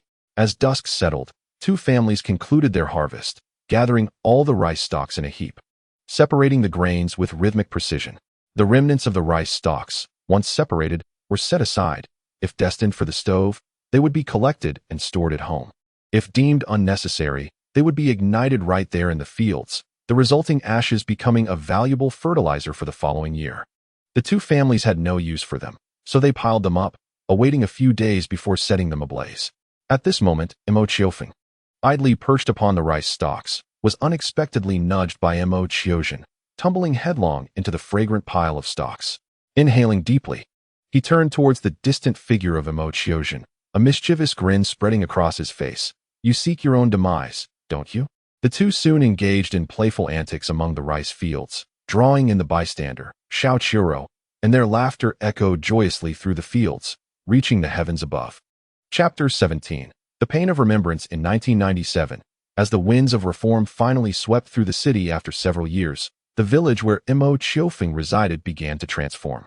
Shedding its archaic rural charm, new buildings emerged, alongside utility poles, streetlights, and concrete paths, elements that had once been mere memories for Mo Qiufeng, gradually taking their rightful places. Everything was evolving towards the vivid imagery of Mo Qiufeng's future memories. In 1997, Mo Qiufeng was 8, Mo Qiiourou was 7, and Mo Qiourou was 6, each attending the 2nd and 3rd grades. Among them, Mo Qiufeng represented the school in a local knowledge competition during the 2nd grade, securing 1st place with a perfect score, earning the reputation of a prodigious child, widely recognized throughout the town. Mo Qiiourou remained spirited and restless, often unable to settle down in class, but fortunately, with Mo Qiufeng keeping a watchful eye, his grades remained satisfactory. Meanwhile, Mo Qiourou had advanced a year early.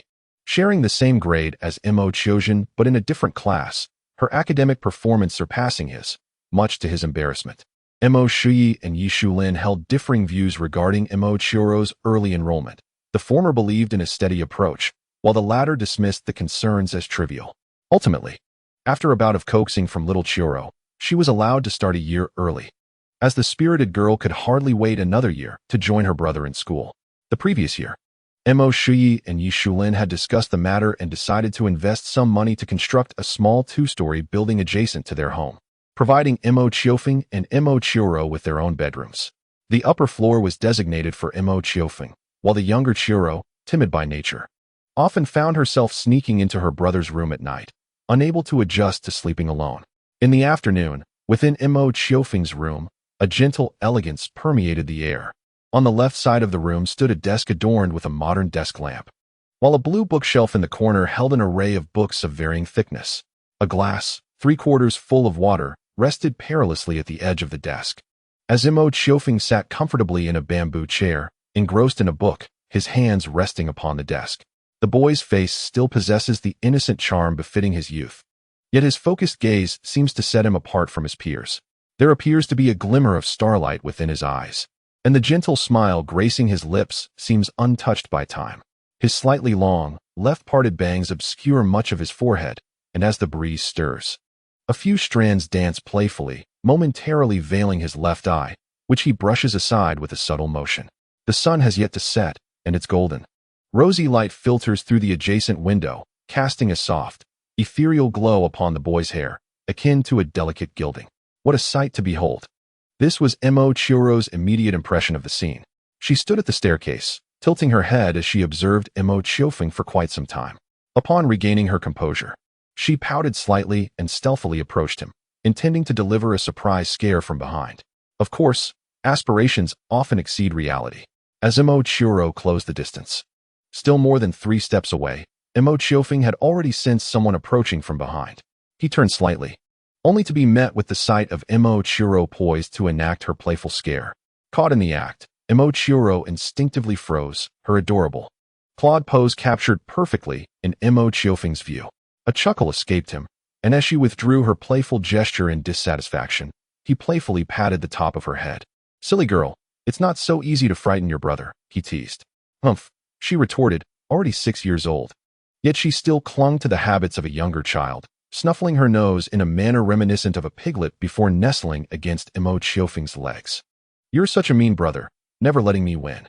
Although she was now 6, her petite frame still felt light as she sat upon his lap. With her back to him, Mo Qiofeng's gaze fell upon her braided hair, which was styled simply with a blue hair tie, leaving a slightly tousled ponytail at the back of her head. On the right side, a hairpin glimmered, an adorable gift Mo Qiofeng had bought for her recently. Clearly cherished by Mo Qiourou. Her eyes drifted to the books laid out on the table, and with curiosity, she inquired about their titles, mumbling uncertainly, "Zhongyong?" A chuckle erupted from Mo Qiofeng behind her as he flicked her forehead gently with his finger. "Silly girl, it's Zhongyong, not Zhongyong." "Zhongyong?" "Yes." "Oh, brother, what does Zhongyong mean?" Holding the book, Mo Qiourou beamed with the curiosity of a young child, although her recent loss of a front tooth added a touch of comicality to her smile. Realizing her toothless grin, she quickly closed her mouth, a hint of gloom shadowing her expression. For her, the experience of losing her first tooth had not been particularly pleasant. Sensing her mood dampen, Mo Qiofeng chose not to dwell on the matter of her tooth, opting instead to shift the conversation naturally. Zhongyong refers to the teachings of a very wise old man from the past. His name was Confucius, and he said that being impartial is the essence of Zhongyong.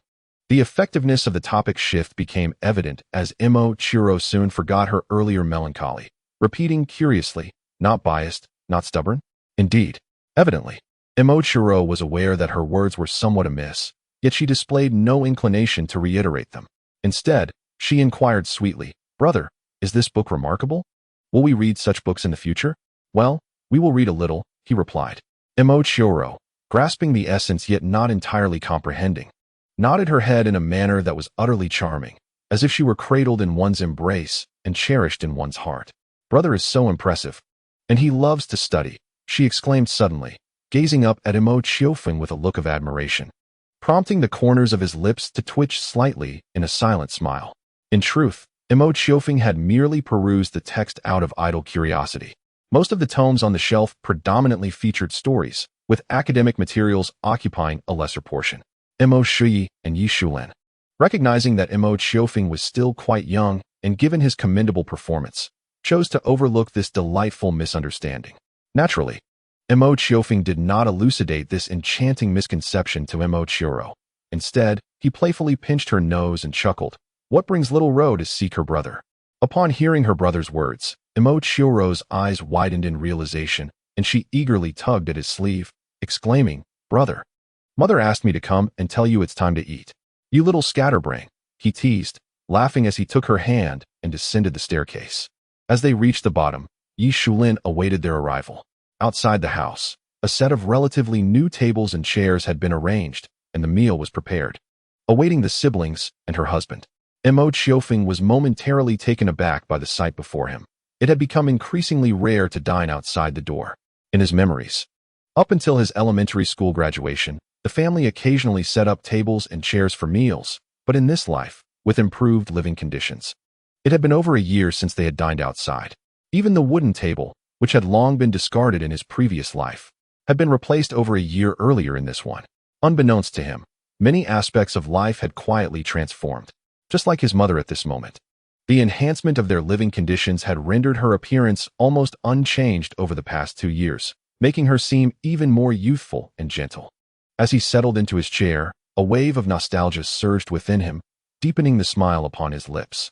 At that moment, the roar of a motorcycle echoed, and turning to look, he saw Mo Qiourou returning home from work. A few months prior, both Mo Qiourou and his brother Mo Qiiosheng had purchased motorcycles for convenience. The former for commuting, while the latter was used to oversee the supermarket operations. Over the past 2 years, Mo's supermarket had expanded from its initial establishment in the market to 2 additional chain stores in nearby towns. Recently, Yuan Rui and Mo Qiiosheng had been busy preparing to open the 4th most supermarket in the city. Mo Qiourou felt a twinge of guilt regarding the busyness of Mo Qiiosheng and his wife. The capital of the supermarket was shared equally between the 2 families.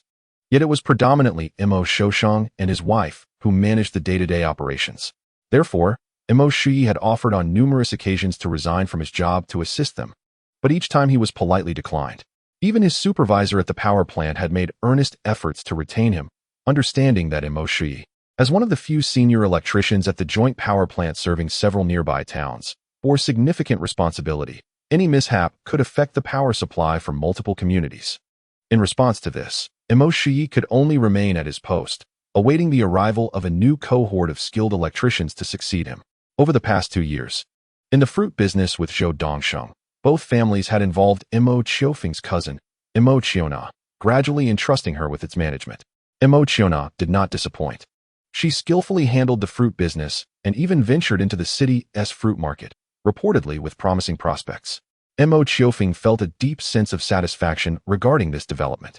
In his previous life, his cousin Mo Qiourou had been a remarkable young woman, embarking on her journey alone and carving out her own path. In this life, being able to provide Mo Qiourou with a better avenue for growth was an unexpected delight for Mo Qiufeng. After parking his motorcycle, Mo Qiourou greeted his wife as usual and settled into a chair, engaging in casual conversation with their 2 children. However, this time was different. After inquiring about the children's academic progress, he mysteriously produced an object from his pocket, his smile brimming with unabashed affection. "What is this?" Mo Qiufeng's heart skipped a beat, as a wave of long-buried memories surged forth. It was a blue item, approximately the length of an adult's middle finger and the width of a thumb. In his previous life, when he was in the 6th grade, his father had spent 200 yuan to buy one of these. Back then, such an item was a rarity, and although it lacked the multi-functionality of future devices, its ability to play music captivated children immensely. In his previous life, his first quarrel with Mo Qiourou was sparked by this very object. That was the first and only time he had struck her. In a haze, he recalled a tear-streaked face, pitiful and delicate as a flower in the rain. The sorrowful, bewildered gaze pierced his heart like a dagger. Suddenly, his breath grew shallow, and his grip on the chopsticks tightened involuntarily, the nails digging into his palm with little sensation. What mindset had propelled him to deliver that slap? The pain, after 2 lifetimes, resurfaced sharply upon seeing this blue object, as if it were poison corroding his nerves. Across 2 lives, he had cherished his sister deeply, regarding her as his heart, his soul, and 2/3 of his existence. Only that one moment remained his greatest regret. Meanwhile, Mo Qiourou was eagerly questioning Mo Qiourou about this small item and its purpose. He explained it with a smile, but soon realized that his son had not responded. Instinctively turning to look, he was met with the sight of his son's pale face, as if all blood had drained from it. Those once sparkling eyes now appeared devoid of life, seemingly ensnared in some distressing thought, as if under a spell. His heart tightened with concern. Mo Qiourou called out with a hint of anxiety, "Xiaowen, what's wrong?"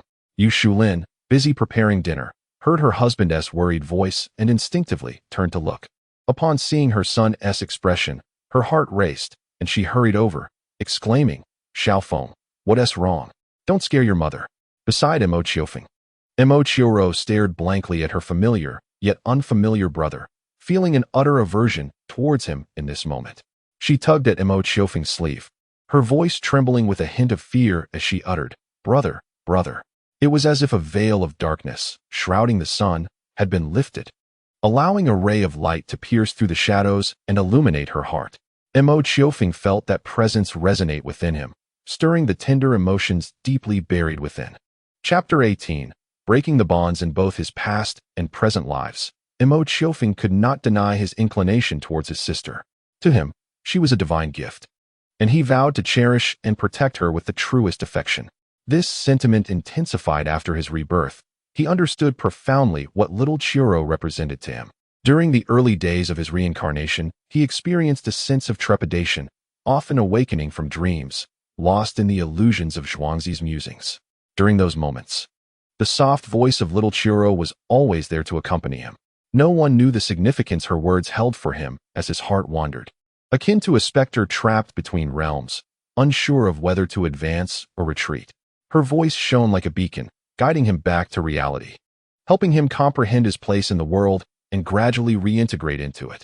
He came to realize that in this new life, she would be his heart, his soul, and 2/3 of his existence. After his rebirth, aside from showering little Qiourou with affection, he could hardly conceive of any other actions toward her. He could not bear to scold or harm her, nor could he tolerate any form of injustice she might endure. Rather than merely being a brother, he resembled a protective eagle, sheltering its young beneath its wings, vigilant against any potential threats. Consequently, he seldom left her side, catering to her every whim, cradling her delicately as if she might slip away, cherishing her in his heart as if she might dissolve. He could not allow her to weep, to feel sorrow, or to suffer any grievances. However, the unassuming blue number 3 inadvertently evoked a painful memory, a memory he deeply regretted. He had struck his sister, the very sister he yearned to shower with love and care. In his previous life, he might have been able to suppress that recollection, but after his rebirth, the affection he felt for little Qiourou had multiplied exponentially. Thus, recalling that moment, that slap, felt akin to a blow to his own heart. He could not help but question himself. What mindset had he possessed when he raised his hand in that moment? This query reverberated in his mind like a haunting echo, repeating and repeating, making him momentarily forget his surroundings and the presence of those near him, until Mo Qiourou's voice pierced through that haunting inquiry, akin to a beam of sunlight breaking through the darkness, reaching deep into his heart. It was as if her tender voice had resonated in his ears countless times during those midnight reveries. Brother. He knew that this utterance would forever occupy the most tender corner of his heart, unchanging through the ages. If he could refuse Mengpo's soup during the cycle of reincarnation, he would carry this softness with him through countless lifetimes. In this life, he would devote everything to ensure that little Qiourou remained healthy and carefree. Is something the matter? Upon regaining consciousness, Mo Qiufeng swiftly comprehended the events that had transpired, as well as the palpable concern emanating from his parents and sister. With a slight movement of his eyes, he feigned confusion and inquired, "Why are you all looking at me like that?"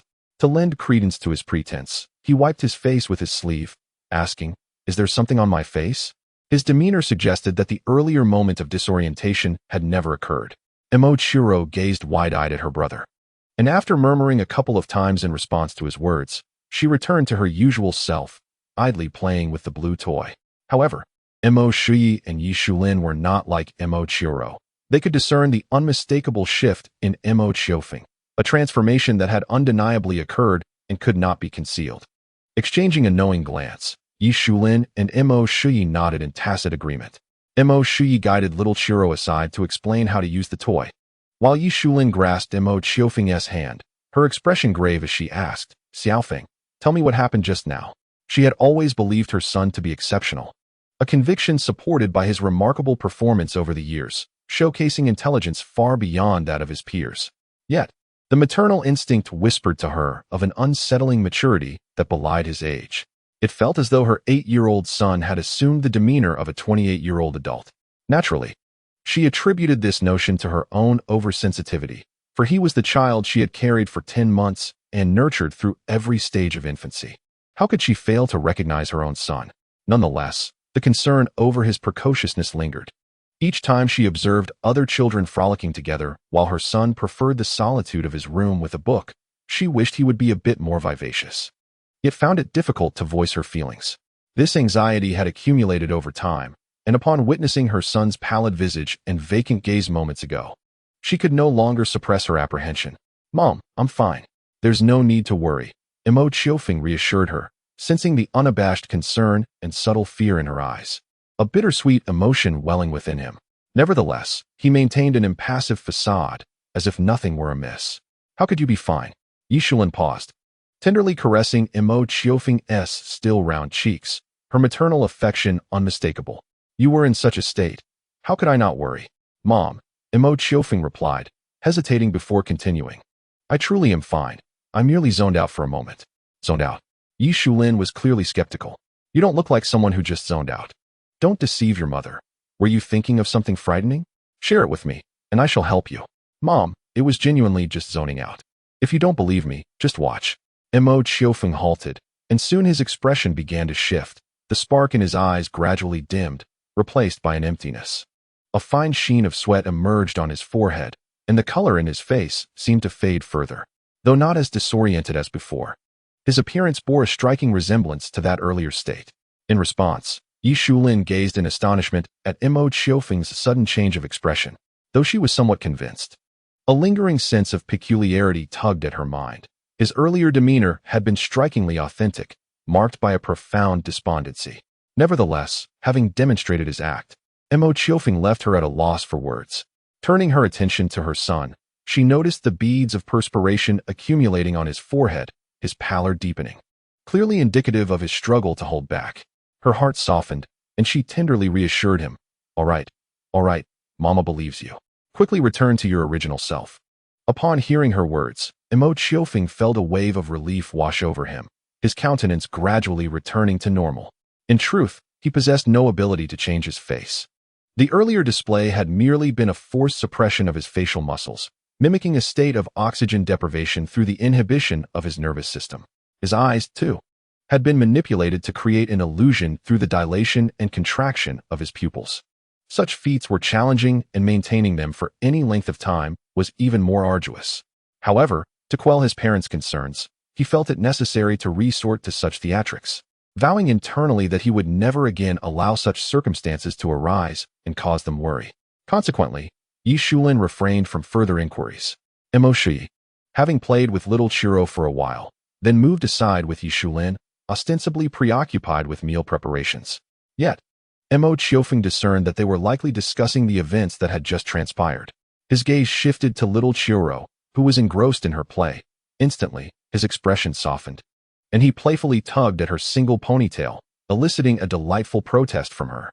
A smile graced his lips, radiating warmth and clarity. After his rebirth, he had long established a goal: to ensure the comfort of those around him. However, the chains of his past life persisted, manifesting in moments like the one he had just experienced. This predicament was intolerable. He yearned to sever the ties of his former existence that threatened to encroach upon this life. He aspired to break free from these unwarranted constraints and to immerse himself fully in the present, crafting for himself a boundless horizon. Let the shackles of his past life disperse with the wind. As his smile reached its fullest extent, a refreshing clarity enveloped his mind. The negative bindings of his former existence could no longer sway his emotions, truly dissipating into the breeze. At that moment, his observant parents finally relaxed, simultaneously noticing a subtle transformation in their son. He seemed to embody a more refined gentleness, devoid of flaws. As mealtime approached, Mo Qiourou had just returned from his playful escapades. Occasionally, when Mo Qiourou and his wife were preoccupied with business, Mo Qiourou would dine at Mo Qiofeng's home. Recently, due to their involvement in opening another chain supermarket, Mo Qiourou and his wife had been busy. Thus, Mo Qiofeng naturally found himself feasting here. Of course, it was not solely about the meals. Mo Qiofeng's academic and daily needs were largely attended to under the care of Mo Qiourou and his wife. For this, Mo Qiourou and his wife were exceedingly welcoming, feeling a sense of duty to alleviate their guilt over the couple's busyness by looking after Mo Qiofeng. "Uncle, Aunt, go wash your hands for dinner," he called out. Mo Qiourou responded affirmatively, continuing, "After dinner, make sure to do your homework with Xiaofeng and Xiaorou." Upon hearing this, Mo Qiofeng's expression fell considerably, his brows knitting together in a frown of discontent. He has never been fond of doing homework, sitting in a chair for half a day, engaged in mental exertion. Feels like a torment to him. Where, in this tedious process, is the joy of frivolous play? Nevertheless, out of respect mingled with fear, Mo Qiourou is exceedingly obedient to his uncle and aunt. At times, the words of Mo Qiourou and his wife carry more weight than those of Mo Qiourou. Thus, even though he abhors homework, Mo Qiourou has no choice but to acquiesce. After dinner, he found himself facing what he considered the most bothersome task of his childhood, homework. Gazing at the two exercise books on the table, he felt as if he were peering into an ancient script, utterly bewildered. Meanwhile, on the other side, Mo Qiourou was biting her pen, asking Mo Qiufeng for help whenever she encountered a problem, to which he would smile and provide answers.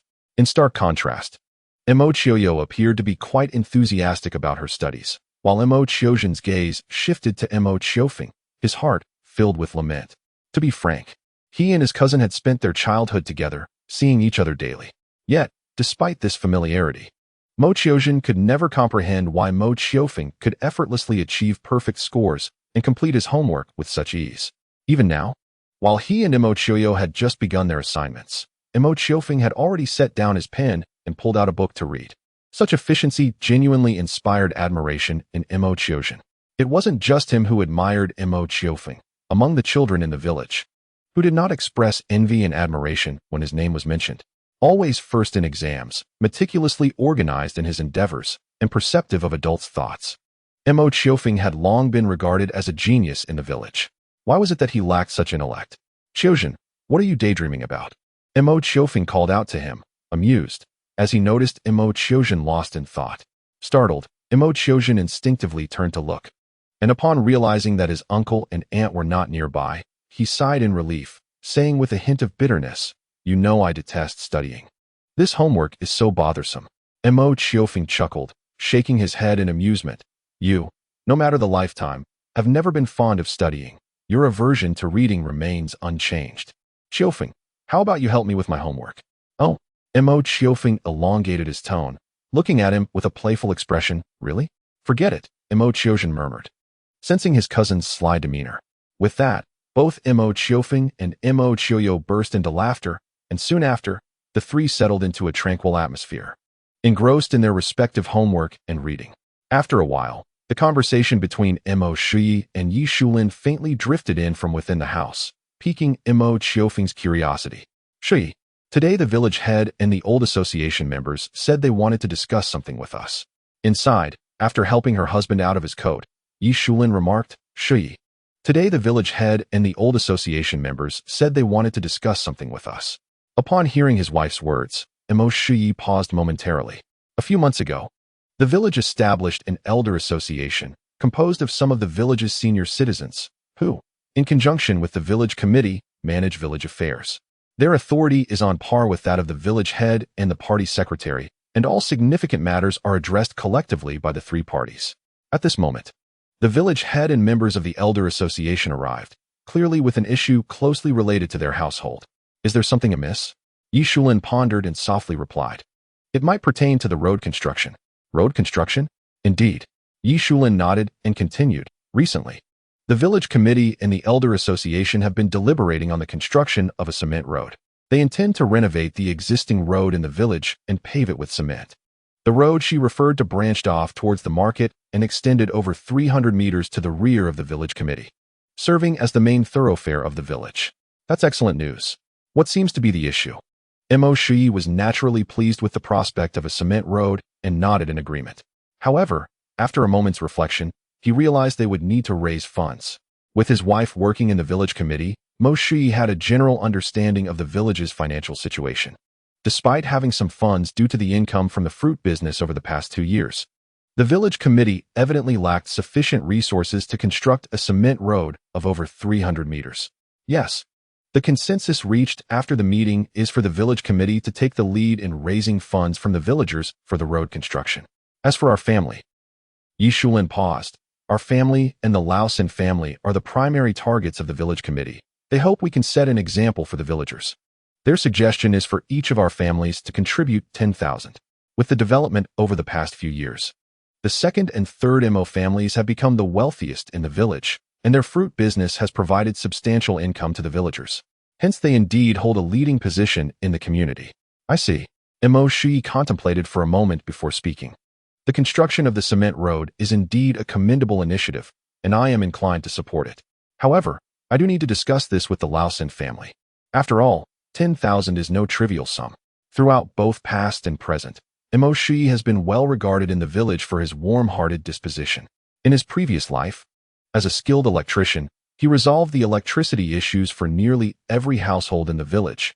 Now, with an improved economic situation, he frequently assists his neighbors financially. When Laosan returns, I will talk to them about it. Upon receiving her husband's affirmative response, warmth spread across Yi Shulin's face. Her role in the village committee, supported by Mo Qiourou's endorsement of this proposal, brought her immense joy. After placing her husband's coat neatly, she walked over to him, nestled into his embrace, and softly murmured with a smile of happiness, "You have always been like this." Heh! Mo Qiourou gently wrapped his arms around his wife, smiling tenderly. "If it were not for this, how could I have married such a wonderful wife? You charm her." At around 8 o'clock, Mo Qiourou and his wife returned. But their first task was not to head home. Instead, they went to fetch Mo Qiourou. As Mo Qiourou reveled in play on the small field, Mo Qiufeng was about to call him back, when he was instead stopped by Mo Qiourou. "Qiufeng, I have something to discuss with you." Exchanging a glance with Yuan Rui, both were filled with curiosity. However, they thought little of it and followed Mo Qiourou and his wife into the house. "Second brother, what is it?" Once inside, Mo Qiufeng inquired, with Yuan Rui accompanying him. "Please, have a seat," Mo Qiourou replied. Mo Qiufeng settled into a chair, while Yuan Rui and Yi Shulin brought forth a plate of fruit and then took their places beside their husbands. "It is about the construction of a cement road in the village." Mo Qiourou paused before elaborating on the matter. After conveying the details, he turned to Mo Qiufeng and his wife, stating, "I have no issues with funding the road. I just wanted to know your thoughts on it." "Well," Mo Qiufeng shrugged nonchalantly, "I have no objections, as it is a good cause." Yuan Rui, being a woman, took a moment to ponder before asking, "How much is the village committee asking us to donate?" Yi Shulin, speaking on behalf of Mo Qiourou, responded, "According to their proposal, they want each of our families to contribute 10,000 to set an example." 10,000. Upon hearing the sum, even Mo Qiufeng raised an eyebrow. 10,000 is no trivial amount for an ordinary family. Even for both families, summoning 20,000 at once was unprecedented. The most extravagant purchase they had made together was when the brothers bought motorcycles, costing just over 7,000. Considering that, despite rising prices, their annual fruit trade only yielded a little over 20,000, excluding the new supermarket.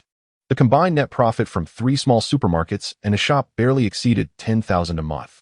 Thus, even with their savings totaling over 100,000, parting with 10,000 in one go for a charitable cause was not a trivial matter. After all, 10,000 felt rather substantial in this context. However, it was not an insurmountable burden. It ultimately hinged on their mindset. Sharing a glance with Yuan Rui, Mo Qiufeng stroked his chin, contemplating for a moment before stating, 10,000 seems a bit much. However, since it contributes to the village, we might as well go ahead." He paused, revealing a rare glimpse of youthful exuberance. "Moreover, my sister-in-law works at the village committee. This indirectly aids her as well, so I can't let this opportunity slip by." With the growth and experiences of recent years, Mo Qiufeng had matured, and his youthful playfulness elicited smiles from Mo Qiourou and Yuan Rui. Nevertheless, he added, "However, we must not agree too readily to the village committee's demands, lest they begin to view us as easy targets." The 3 present nodded in unison, even Yi Shulin, a member of the committee, wholeheartedly agreed. Before her responsibilities to the committee, she prioritized her family and relatives, believing that they were her primary concern. Around 8 o'clock, a representative from the village arrived at Mo Qiourou's home. Upon recognizing the esteemed elder Shi from the village, both families promptly welcomed him inside. In his lifetime, old Shi devoted himself to the villagers, establishing an educational institution in his 20s and imparting knowledge to countless residents. After the village's primary school was founded in 1980, he became its first teacher. To this day, most villagers are his former students, including the couple Mo Qiourou and Mo Qiufeng. Initially, the 2 families considered their commitment to be somewhat vague, but at that moment, such thoughts dissipated. This venerable elder is truly worthy of respect. Upon learning that the two families were willing to contribute funds for the construction of a cement road, Old Sure felt a deep sense of satisfaction. His face adorned with a genuine smile as he exclaimed, "You two families are exemplary. I take great pride in you." Old Sure's modesty was met with a quick shake of the head from Mo Qiourou, who poured a cup of tea for the elder and replied, "It is our duty to contribute to the village."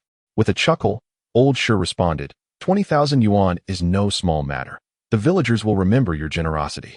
The two brothers exchanged glances, with the latter remarking, "Teacher Sure, please don't say that. As members of this village, we ought to make some contributions. We cannot refuse to participate in such matters." "You cunning one," Old Sure playfully scolded, recalling how he had recognized this boy's cleverness when he first taught him. Now adept at speaking in a roundabout manner. After a pause, he continued, "Rest assured, such occurrences are rare. I vouch for you. And the village administration will not trouble you excessively."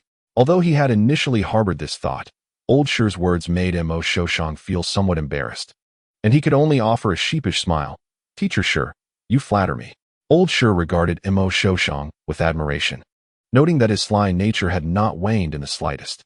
Suddenly, Old Sure's expression shifted to one of surprise as he smiled and waved toward a certain direction, saying, "Xiaowen, come here and let me take a good look at you." The two families paused, following Old Sure's gaze to see Mo Qiufeng peeking through the door, which elicited amused smiles. Upon realizing he had been spotted, Mo Qiufeng stepped inside, obediently greeting, "Hello, Grandpa Sure." From the moment Old Sure arrived, Mo Qiufeng had been alert, eavesdropping on their discussion about the cement road. Inwardly, he reflected on how events were changing. In his previous life, the construction of the cement road occurred only after the catastrophic floods of 1998, when the villagers, disillusioned by the dilapidated dirt roads, were led by a returning wealthy individual to collectively fund the construction. To express their gratitude, the villagers had erected a stone tablet inscribed with the benefactor's contributions, placing it at the road's entrance for posterity to honor. In his youthful arrogance, he had once pointed at the tablet with friends, questioning the wealthy man's motives. But with maturity, he came to appreciate the significant contributions made.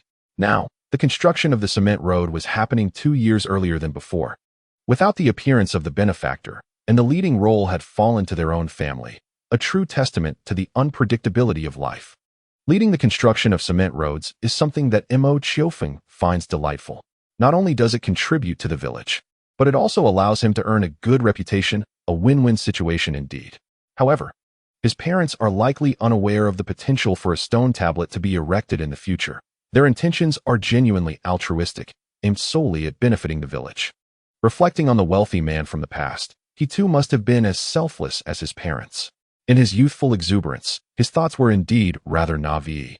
After conversing for a while with the stone elder, who expressed his admiration with a couple of exclamations, Mo Qioufeng took his leave, allowing them to discuss the matter of constructing the cement road in private.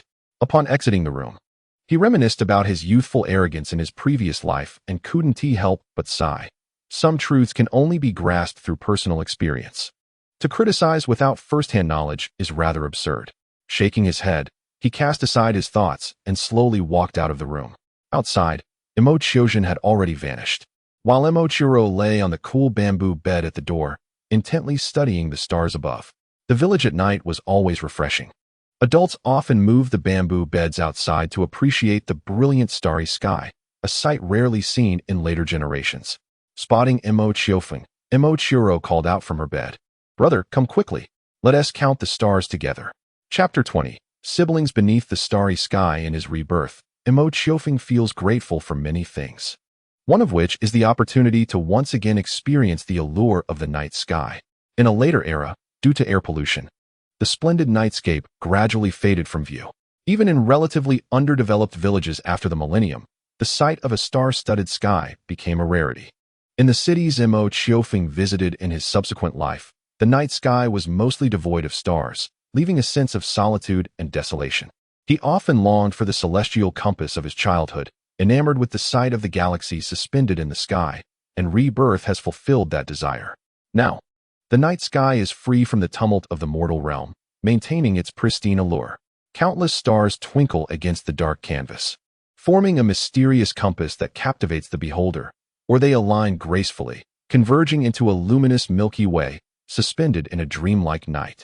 The starry expanse is the most fundamental, unblemished, and enchanting beauty in the world, akin to the finest masterpiece of the heavens, gracing the sky for all to admire. It is lamentable that people fail to cherish it, tarnishing this purest of dreams in just a few decades. With a barely audible sigh, Mo Qiufeng stepped closer and sat beside the cool bed, where Mo Qiourou reclined, her head resting on a bamboo pillow as she gazed at the stars above. From his vantage point, he could see the starlight reflected in her eyes, creating a delightful interplay with the celestial bodies. "Brother, the stars are so beautiful," she exclaimed innocently, gesturing towards the void with a joyful smile. In their rebirth, the siblings often moved the bamboo bed outside to spontaneously enjoy the stars, a ritual that never grew tiresome for Mo Qiourou, who would frequently urge Mo Qiufeng to bring it out after dinner and a leisurely walk. "Yes, they are indeed beautiful," he replied, resting his hands behind him for support, leaning back slightly as he gazed skyward. A gentle breeze swept by, lifting the strands of hair from the boy's forehead. Beneath long eyelashes, a pair of eyes sparkled like stars.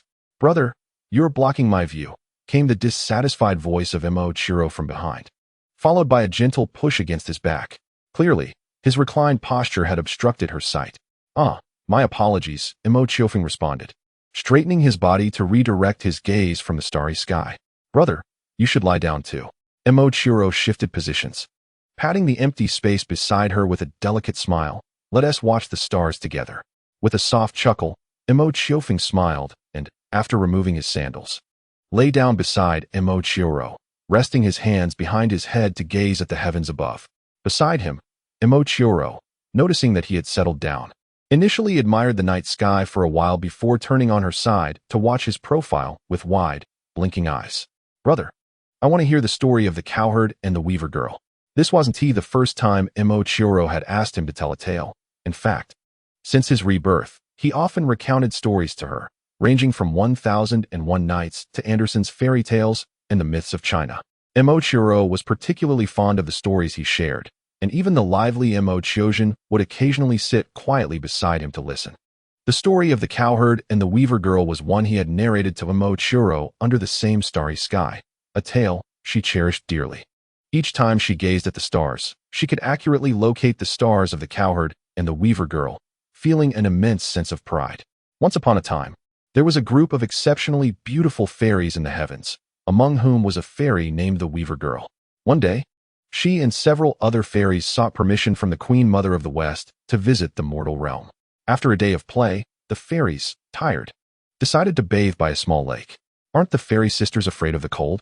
Mo Qiourou asked innocently, her face a mask of curiosity. Mo Qiufeng had grown accustomed to her questions. Every time he recounted the tale of the cowherd and the weaver girl, she would pose different inquiries. Gently stroking Mo Qiourou's hair, he replied softly, "The fairy sisters are not afraid of the cold." "Ah, that's impressive," Mo Qiourou exclaimed, her eyes filled with admiration. For a little one who was used to warm baths, the thought of cold water was undoubtedly unappealing.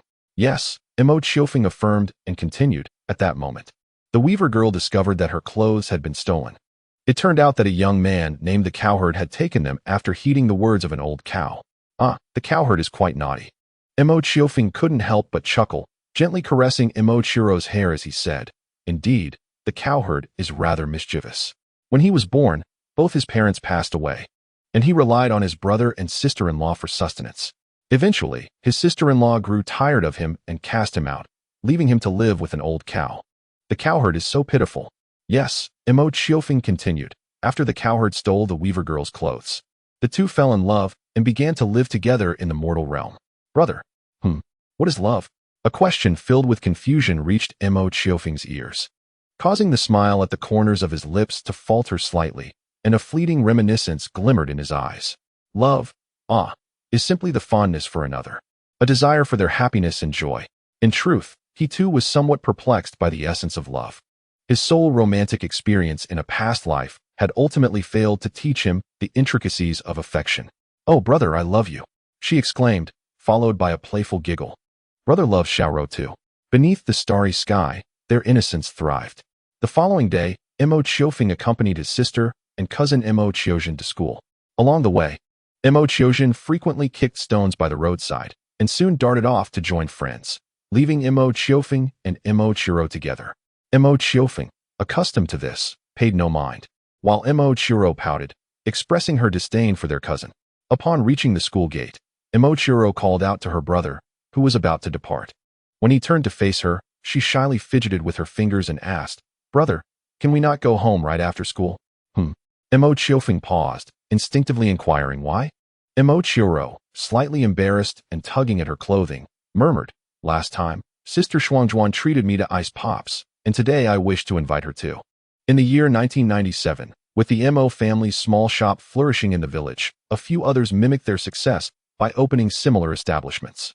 Adjacent to the primary school, there was indeed a small shop where students frequently bought snacks to satisfy their cravings. The little foodie, Mo Qiourou, occasionally indulged in treats from this shop, which Mo Qiufeng chose to overlook. As she grew older, however, Yishulin began to impose stricter rules regarding Mo Qiourou's snack consumption, forbidding her from indulging excessively. Consequently, she resorted to discreetly purchasing snacks from other shops. The sister Shuangjuan she mentioned was the health monitor in Mo Qiufeng's class, serving as both an assistant to the class leader and a perennial second in academic standings. This young girl, once lauded as a prodigy in her own village, unfortunately found herself continually outmatched by Mo Qiufeng. From first to third grade, she had vowed on multiple occasions to surpass him, yet each attempt ended in defeat.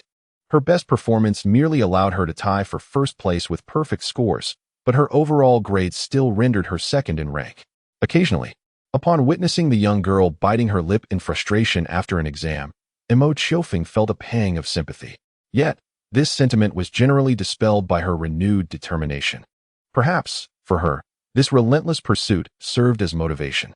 This was not due to any ill will from Mo Qiufeng. Indeed, having a steadfast goal to strive for in life is a profound source of happiness. Thankfully, the girl's tenacity remained unwavering, marking her as a resolute young lady. However, Mo Qiufeng was somewhat surprised to learn of the connection between Zhang Shuangjuan and Mo Qiourou, as this information arrived quite unexpectedly. How did Xiao Rou come to know her? Mo Qiourou paused, then softly replied, "I met her a few days ago while waiting for you to come home." After some contemplation, Mo Qiourou nodded earnestly and remarked, "Sister Shuangjuan is quite a nice person." Mo Qiufeng reminisced about a few days prior when he was summoned by his homeroom teacher after school to grade assignments. Perhaps that encounter facilitated the acquaintance between the two young girls. "All right, come call me during the break," he said. Okay, she replied, with Mo Qiufeng's approval. Mo Qiourou appeared exceedingly delighted, skipping joyfully towards the classroom, while Mo Qiufeng proceeded directly to prepare for the upcoming lesson. It is worth noting that upon entering the classroom, he inadvertently locked eyes with classmate Zhang Shuangjuan, who immediately averted her gaze, seemingly a bit embarrassed. Throughout the morning, while he managed to blend in during class, Mo Qiufeng occasionally drifted off into daydreams, occasionally picking up his pen to doodle on paper. His demeanor hardly reflected that of a dedicated student. However, given his outstanding academic performance over the past 3 years, the instructor had gradually come to accept his occasional lapses in attention, often turning a blind eye and remarking on the boy's remarkable aptitude. At the end of the day, Mo Qiourou had been waiting at the doorway for quite some time, almost leading Mo Qiufeng to question whether she had skipped class. After exiting the building, the two siblings waited for a while outside the classroom until Zhang Shuangjuan finally emerged, her pink backpack slung over her shoulder. Upon seeing the waiting siblings, she felt a bit shy, her rosy cheeks flushing as she apologized. "I'm sorry to have kept you waiting for so long." "It's all right," they replied. It was evident that Mo Qiourou and Zhang Shuangjuan were quite familiar with each other. Taking a few steps closer, Mo Qiourou grasped Zhang Shuangjuan's hand, laughing, "Sister Shuangjuan, let us go buy some popsicles." As Mo Qiourou pulled her along, Zhang Shuangjuan discreetly glanced at her, noting that the smile on her lips remained unchanged, which relieved her, and she followed Mo Qiourou towards the convenience store. A few minutes later, the trio emerged from the store, each holding a popsicle. Mo Qiufeng lagged slightly behind the two girls, savoring every bite of his treat. To him, the flavor of this popsicle paled in comparison to those from the future, serving merely as a modest indulgence. Zhang Shuangjuan's path home diverged from that of the Mo siblings, and after finishing their popsicles, the three bid each other farewell. Before departing, Zhang Shuangjuan deliberately cast a few glances at Mo Qiufeng. Noticing that he was oblivious to her presence, her cheeks involuntarily puffed up slightly, as she turned to leave. Just as Mo Qiufeng was about to head back with Mo Qiourou, he nearly collided with a young man around his 20s, who wore black-framed glasses and was holding an old violin, diligently polishing it. Upon recognizing the individual, Mo Qiufeng paused momentarily, and a glimmer of recognition sparked in his eyes, his lips curling into a smile imbued with an inexplicable charm. Chapter 21. Concerning music in this new life, Mo Qiufeng's greatest advantage was not merely his awareness of people, events, or trends, but rather his vivid memories, among which he believed his recollection of lyrics held the most potential. In his previous life, he had spent approximately 4 years working as a music teacher, thus possessing a certain depth of knowledge in the realm of music. Moreover, lyrics and melodies are remarkably memorable and easily replicable, undoubtedly serving as a significant treasure in the wake of Rebirth. Particularly, the entertainment industry truly began to flourish around the turn of the millennium. During this interval, Mo Qiufeng is confident that, drawing from his previous life's recollections of the music realm, he can still intervene effectively. As long as he enters the music industry before the millennium, Mo Qiufeng believes that with the aid of his prior memories, he can amass substantial wealth and fame from the music world. Thus, in the aftermath of his rebirth, Mo Qiufeng initially concentrated on music. Most of the documents recording his past memories predominantly pertain to lyrics and melodies. The only thing he lacks is a means to implant these musical memories into the contemporary music scene.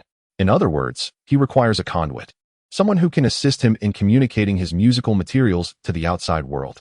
He once contemplated utilizing his uncle, Mo Qiourou, as this intermediary to disseminate his musical creations. However, in recent years, although Mo Qiourou has engaged more with the outside world, his interactions have been unrelated to music, rendering him an unsuitable medium. He also considered directly mailing lyrics and melodies to media companies, but he realized that should the media company take notice of him, he would be unable to explain his age. Without a viable intermediary, he found it challenging to communicate directly with media companies and ultimately dismissed that notion. Eventually, Mo Qiufeng recalled an individual from his childhood who could serve as a suitable intermediary. This person was somewhat vague in his memory, and he had forgotten his name, only recalling that he was a music teacher in his 20s who had once taught him during elementary school, resigning only when Mo Qiufeng was in the 6th grade. The precise timing of his tenure had slipped his mind. Vaguely, he recalled hearing from other teachers that this individual had taken the role of music teacher solely for the sake of livelihood, while persistently pursuing his dream of being a songwriter. Reflecting on it now, Mo Qiufeng deduced that this teacher must have maintained connections with the outside world while striving to become a songwriter, and his resignation in the 6th grade likely indicated that he had received a satisfactory response to his aspirations. Considering this individual's experiences, Mo Qiufeng understood that if he wished to establish a connection with the entertainment media, this teacher would serve as an excellent intermediary. However, due to uncertainty regarding when the teacher had commenced his role, Mo Qiufeng could only wait patiently. Fortunately, he knew that the teacher would have started by the latest in the 4th grade. Otherwise, he would have been pressed for time to seek alternative avenues. Nevertheless, even though Mo Qiufeng had long prepared for the arrival of this teacher, upon encountering the real person unexpectedly, he found himself momentarily stunned before regaining his composure. Indeed, the individual standing before him, nearly colliding with him, was none other than the music teacher from his memories. Of course, relying solely on facial recognition was insufficient, as so many years had blurred the details. Yet, upon observing the violin in the person's hands, Mo Qiufeng felt a profound sense of certainty. At that moment, it was evident that no one in the village possessed musical instruments like violins. Throughout my 6 years of elementary education, the only musical instruments I encountered were a modest violin, several bamboo flutes, and a cherished antique upright piano, all brought by a singular teacher. The long-awaited breeze of opportunity finally swept in with the passage of time. Feeling a pang of remorse for nearly colliding with a child, Zhang Xiao expressed concern upon seeing the boy before him, who seemed startled. "Dear student, are you all right?" From the backpacks of the 2 children, Zhang Xiao surmised they were students of the school where he would soon teach. Hence he addressed Mo Qiufeng as classmate, albeit with an affectionate diminutive. "Oh, I'm fine." As he returned to his thoughts, Mo Qiufeng managed a faint smile, feigning curiosity, and asked, "Uncle, are you our new music teacher?" Zhang Xiao was taken aback by Mo Qiufeng's astute deduction of his identity, suspecting that perhaps the school had briefed the students in advance. He nodded, smiling, and replied, "Yes, I am the new music teacher, Zhang Xiao." Oh. Mo Qiufeng responded affirmatively, then slightly bowed, saying, "Hello, teacher Zhang. I am Mo Qiufeng. And this is my sister, Mo Qiourou." Behind him, Mo Qiourou curiously scrutinized Zhang Xiao before following her brother's lead in greeting, "Hello, teacher Zhang." "Oh, hello to you both." The siblings' endearing demeanor filled Zhang Xiao with joy. In truth, he had initially been somewhat reluctant to teach in this village, longing instead to devote himself to songwriting. Yet, upon meeting these delightful children, he found himself unexpectedly filled with anticipation for his forthcoming teaching journey. After a brief conversation, Mo Qiufeng and Mo Qiourou headed home, leaving Zhang Xiao to watch their small figures disappear into the distance. Perhaps teaching wouldn't be as daunting as he had envisioned? Meanwhile, Mo Qiourou obediently walked alongside her brother and, after a short while, couldn't help but look up at him with a puzzled expression, asking, "Brother, do you know that teacher?" "No, I don't." Mo Qiufeng's answer left Mo Qiourou somewhat confused. "But how did you know he was a teacher?" "Because I knew a music teacher was coming to our school." "Oh." Mo Qiourou nodded in understanding, though the slight bewilderment in her eyes revealed she was only partially grasping the situation. Mo Qiufeng chose not to elaborate further, instead taking her hand as they continued their journey home, ready to eat dinner. In the afternoon, the homeroom teacher summoned Mo Qiufeng and Zhang Shuangjuan after self-study. The elementary school was divided into 2 grades, and Mo Qiufeng's class had a new homeroom teacher in the 3rd grade. This teacher, Yang Chanen, was a woman in her 30s, dispatched from the city, and also served as the nominal academic director of the school. Following closely behind Yang Chanen, Zhang Shuangjuan was puzzled as to why they had been called out, and she subtly gestured to Mo Qiufeng, whispering, "Qiufeng, do you know why the teacher has called us?" Mo Qiufeng shrugged and replied in a hushed tone, "I do not know either." At that moment, Yang Chanen, walking ahead, seemingly coughed casually, which immediately prompted the two to cease their conversation. Noticing this, Yang Chanen nodded in satisfaction and proceeded toward the teacher's office. Like most teachers, she harbored a fondness for promising students like Mo Qiufeng and Zhang Shuangjuan, and thus was reluctant to impose punishment. Minor transgressions were often overlooked with leniency. Moreover, the more she interacted with Mo Qiufeng, the more her affection for the boy grew, lamenting that her own son did not possess his brilliance. Before long, Mo Qiufeng and Zhang Shuangjuan followed Yang Chanen into the classroom office. Over the course of 2 years, the once sparsely equipped office had seen a considerable enhancement in its facilities, with a few teachers creatively placing pots of flowers by the windowsill. This gave the office a somewhat modern ambience. Inside the office, several teachers and students were already present. A glance from Mo Qiufeng revealed that the teacher inside was none other than Zhang Xiao, whom he had met earlier that morning, and that the students present were from the 5th and 6th grades. Upon entering the office with Yang Chanen, Mo Qiufeng and Zhang Shuangjuan observed as the older students concluded their discussion with Zhang Xiao, bowed in greeting, and departed. At this moment, Zhang Xiao's gaze shifted towards the trio, and upon spotting Mo Qiufeng, he momentarily paused, a hint of a smile gracing his lips, indicating his good mood. "Mr. Zhang," Yang Chanen began once they were inside the office, engaging in conversation with Zhang Xiao before gesturing towards Mo Qiufeng and Zhang Shuangjuan. "These 2 students are the class monitor, Mo Qiufeng, and the Life and Study Committee member, Zhang Shuangjuan." After a brief pause, she added, "This esteemed teacher is Mr. Zhang Xiao, who will be in charge of your music lessons." Hearing this, Zhang Shuangjuan politely greeted, "Hello, Mr. Zhang." Although Mo Qiufeng had previously met Zhang Xiao, he followed suit in offering his greeting. Zhang Xiao nodded in satisfaction, replying, "Hello to both of you." He indicated a pair of seats, saying, "Please take a seat." After a moment, he turned to Yang Chanen, saying, "Thank you for your assistance, Director." "Not at all," Yang Chanen responded courteously, adding, "You may converse. I must attend to my class." The purpose of summoning Mo Qiufeng and Zhang Shuangjuan was to familiarize them with their new music teacher, Zhang Xiao, ensuring they could cooperate effectively in their future studies. During their discussion, Zhang Xiao gathered information about Class 1 of Grade 3 from Mo Qiufeng and Zhang Shuangjuan, inquiring about their academic progress and the type of music lessons they hoped to experience. In response, Zhang Shuangjuan deferred to Mo Qiufeng for answers, with the latter predominantly engaging in conversation with Zhang Xiao, while Zhang Shuangjuan chimed in at appropriate moments. This dynamic was one they had long since adapted to. Since the 1st grade, Mo Qiufeng had taken the lead in managing class affairs, with Zheng Shuangjuan providing supportive assistance, resulting in a commendable partnership between the two. After their conversation, Mo Qiufeng was originally supposed to leave with Zheng Shuangjuan, but before departing, he asked Zheng to go ahead while he remained behind with Zhang Xiao. This puzzled Zheng Shuangjuan somewhat, yet she complied with Mo Qiufeng's request and left, leaving him alone with Zhang Xiao, expecting Mo Qiufeng to follow her.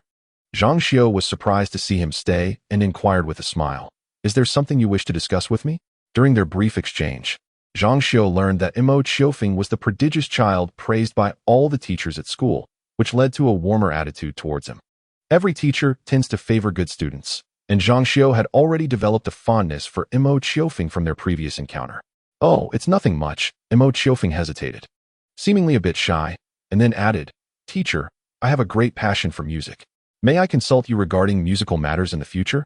Zhang Xiao was genuinely taken aback, as he had assumed that in this village, there would be no one interested in music, considering that the concept had yet to gain traction there. However, Mo Qiufeng's words brought him unexpected joy.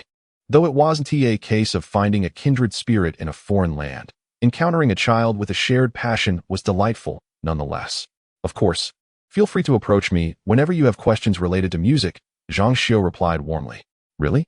Thank you, teacher," Mo Qiufeng exclaimed, his face lighting up with excitement, revealing a genuine enthusiasm for music. Observing his elation, Zhang Xiao felt a stirring within, since he had come across a child so deeply interested in music, and one with evident talent at that. Why not nurture this budding potential? Perhaps this child could travel far along the path of music in the future. Seeing the exuberant Mo Qiufeng before him, Zhang Xiao made a silent resolution. At that moment, Mo Qiufeng felt a surge of happiness. Zhang Xiao was the only person in the village connected to the world of entertainment. Having successfully established this initial connection, Mo Qiufeng realized that if he subtly demonstrated his musical abilities over the next 2 years, Zhang Xiao would gradually come to recognize his considerable talent. At that point, communicating with the realm of entertainment through Zhang Xiao would become significantly more accessible. A win-win situation. Chapter 22. The supermarket during the holidays. The supermarket in the city was fully operational, and Mo Qiufeng invited his second brother and his family to visit. By 9 in the morning, the family packed their belongings and entrusted their small shop to a neighbor before heading to the city. As they passed the village road adjacent to the primary school, Mo Qiufeng noticed several individuals in construction attire discussing the road, while a couple of village committee members stood nearby, indicating that the construction of the cement road was set to commence soon. The two groups exchanged pleasantries, during which the village committee members subtly expressed their gratitude towards the Mo family. In the recent endeavor to construct a cement road, the entire village contributed a total of 70,000, with the Mo family alone accounting for 20,000, thus bearing the brunt of the effort. At the fork near the village entrance, a bus route leading to the city passes through, with buses arriving approximately every 20 minutes. Fortunately, as the family arrived at the fork, a bus happened to be there, providing them with a timely ride. Upon boarding, however, they found the seating insufficient, with only 3 seats available. Initially, Yi Shuling intended to hold Mo Qiourou in her arms, but the latter clearly preferred to sit alongside her brother. Thus, at the window seat, Mo Qiufeng and Mo Qiourou settled onto the same bench. Luckily, the children were petite, making their shared space seem quite comfortable. Mo Qiufeng leaned back against the seat while Mo Qiourou occupied the space in front of him, gently resting against his chest. The little girl, evidently not accustomed to bus rides, gazed out the window with keen interest, occasionally chattering excitedly to her brother. The journey from Mo Qiufeng's village to the city typically took about 45 minutes post-millennium. However, due to the current road conditions, it extended to over an hour. As they approached the city, the development of the surrounding homes improved noticeably. Along the way, they passed several bungalows and a vibrant marketplace. For Mo Qiourou, the retreating scenery was utterly enchanting. Whenever she spotted something intriguing or amusing, she would tug at Mo Qiufeng's sleeve, chattering incessantly. Within the bus, the sound of her delicate, sweet laughter and her soft murmurs filled the air. While other passengers might have felt impatience or irritation, Mo Qiourou's presence was a refreshing exception. Her charming voice and the sight of her nestled against her brother made it difficult for anyone to harbor negative feelings. Most passengers responded with genuine smiles toward the siblings. In terms of adorability, The combination of a young boy and a little girl had an innate advantage, especially the latter. Mo Qiufeng recalled a popular online video from a later time, featuring a little girl with tears in her eyes apologizing to her mother. Her tender words and pitiful demeanor softened the hearts of many viewers. When the bus reached their destination, Mo Qiourou and Yi Shuling each took a child by the hand and disembarked, walking a few minutes further to reach the small supermarket run by the Mo family in the city. In 1997, the city boasted two bustling districts, one in the city center and another along the pedestrian street.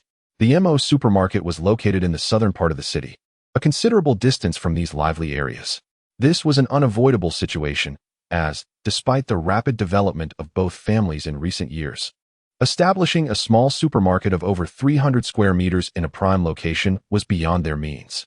However, Mo Qioufeng, having been reborn with foresight, understood that after 2008, the Wanda Group would establish a presence in the city, with its central area situated in the southern part, not far from the supermarket's location.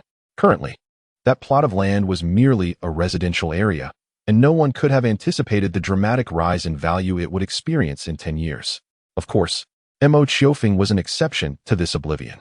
Gazing intently at that parcel of land for an extended duration, Mo Qioufeng let out a barely audible sigh. A decade later, the value of this land would soar exponentially, particularly following the successful establishment of the Wanda Group, transforming it into the third most prosperous and largest commercial district in the city. If one were to acquire this piece of land now, they would undoubtedly reap significant rewards in 10 years. Alas, even after several more years, it would remain a formidable challenge for the two families to secure this land. Just as Mo Qioufeng had once dreamt of leveraging the advantage of Rebirth to enter the real estate sector, it ultimately remained but a fantasy. The realm of real estate is intertwined with many factors. Capital, connections, and insider information are all indispensable. The advantage that Rebirth afforded Mo Qioufeng was tangentially related to the latter. After all, Rebirth is not an all-encompassing solution. What troubles you, little foam? Although Mo Qiufeng's sigh was subtle, it was nonetheless heard by Yi Shuling, who leaned down to inquire. "Oh, it's nothing, Mama," Mo Qiufeng replied with an innocent smile. "Let's go." While he lamented the situation, he refused to succumb to despondency. Though he had once fantasized about amassing a fortune in the hundreds of billions and monopolizing an industry to become an influential figure, he recognized that such dreams were merely fleeting thoughts to be chuckled at. Wealth, beyond a certain threshold, is merely a number, rather than being consumed by relentless striving. It is far more prudent to stabilize one's life and contemplate how to live joyfully once a certain level of success is attained. A life of excessive struggle may suit the fervent, but Mo Qioufeng considered himself ill-suited for such a path. Of course, should the opportunity arise to prosper while maintaining a sense of ease and joy, he would be foolish to decline. What he cherished was the mindset during the developmental phase, rather than the process or outcome. A few minutes later, Mo Qiourou and his party encountered Yuan Rue waiting at the entrance. Upon seeing the Mo family, she eagerly welcomed them into the store. The newly opened convenience store was bustling, as Mo Qiufeng had implemented several promotional offers based on Mo Qiufeng's suggestions, coinciding with the peak buying hours around 11 o'clock. Fortunately, the supermarket had employed several staff members, allowing them to manage the influx of customers. Compared to supermarkets of the future, the Mo family supermarket was already taking shape, aside from its smaller footprint and the absence of electronic checkout stations. It bore little difference from its future counterparts. As they entered, Mo Qiufeng was inspecting the store, occasionally providing guidance to the employees. Upon spotting Mo Qiufeng and his group, he approached with a smile. "Brother, you've come." "Yes," Mo Qiourou replied, surveying the surroundings with satisfaction. "This supermarket is quite impressive." "Hee," Mo Qiufeng chuckled, affectionately ruffling Mo Qiufeng's hair. "This is all thanks to Little Foam, who provided many excellent suggestions." "Really?" Mo Qiourou glanced at Mo Qiufeng, feeling a sense of pride for his son. Though he refrained from overtly expressing it, there was still a long way to go. After exchanging pleasantries, the two couples strolled through the convenience store, engaging in conversation. Initially, Mo Qiufeng and Mo Qiourou were meant to accompany them. But then Mo Qioufeng eagerly volunteered to take his cousins on a tour of the supermarket, allowing the adults to indulge in a leisurely stroll while the children explored the aisles. After parting ways with the adults, Mo Qiourou evidently became more spirited.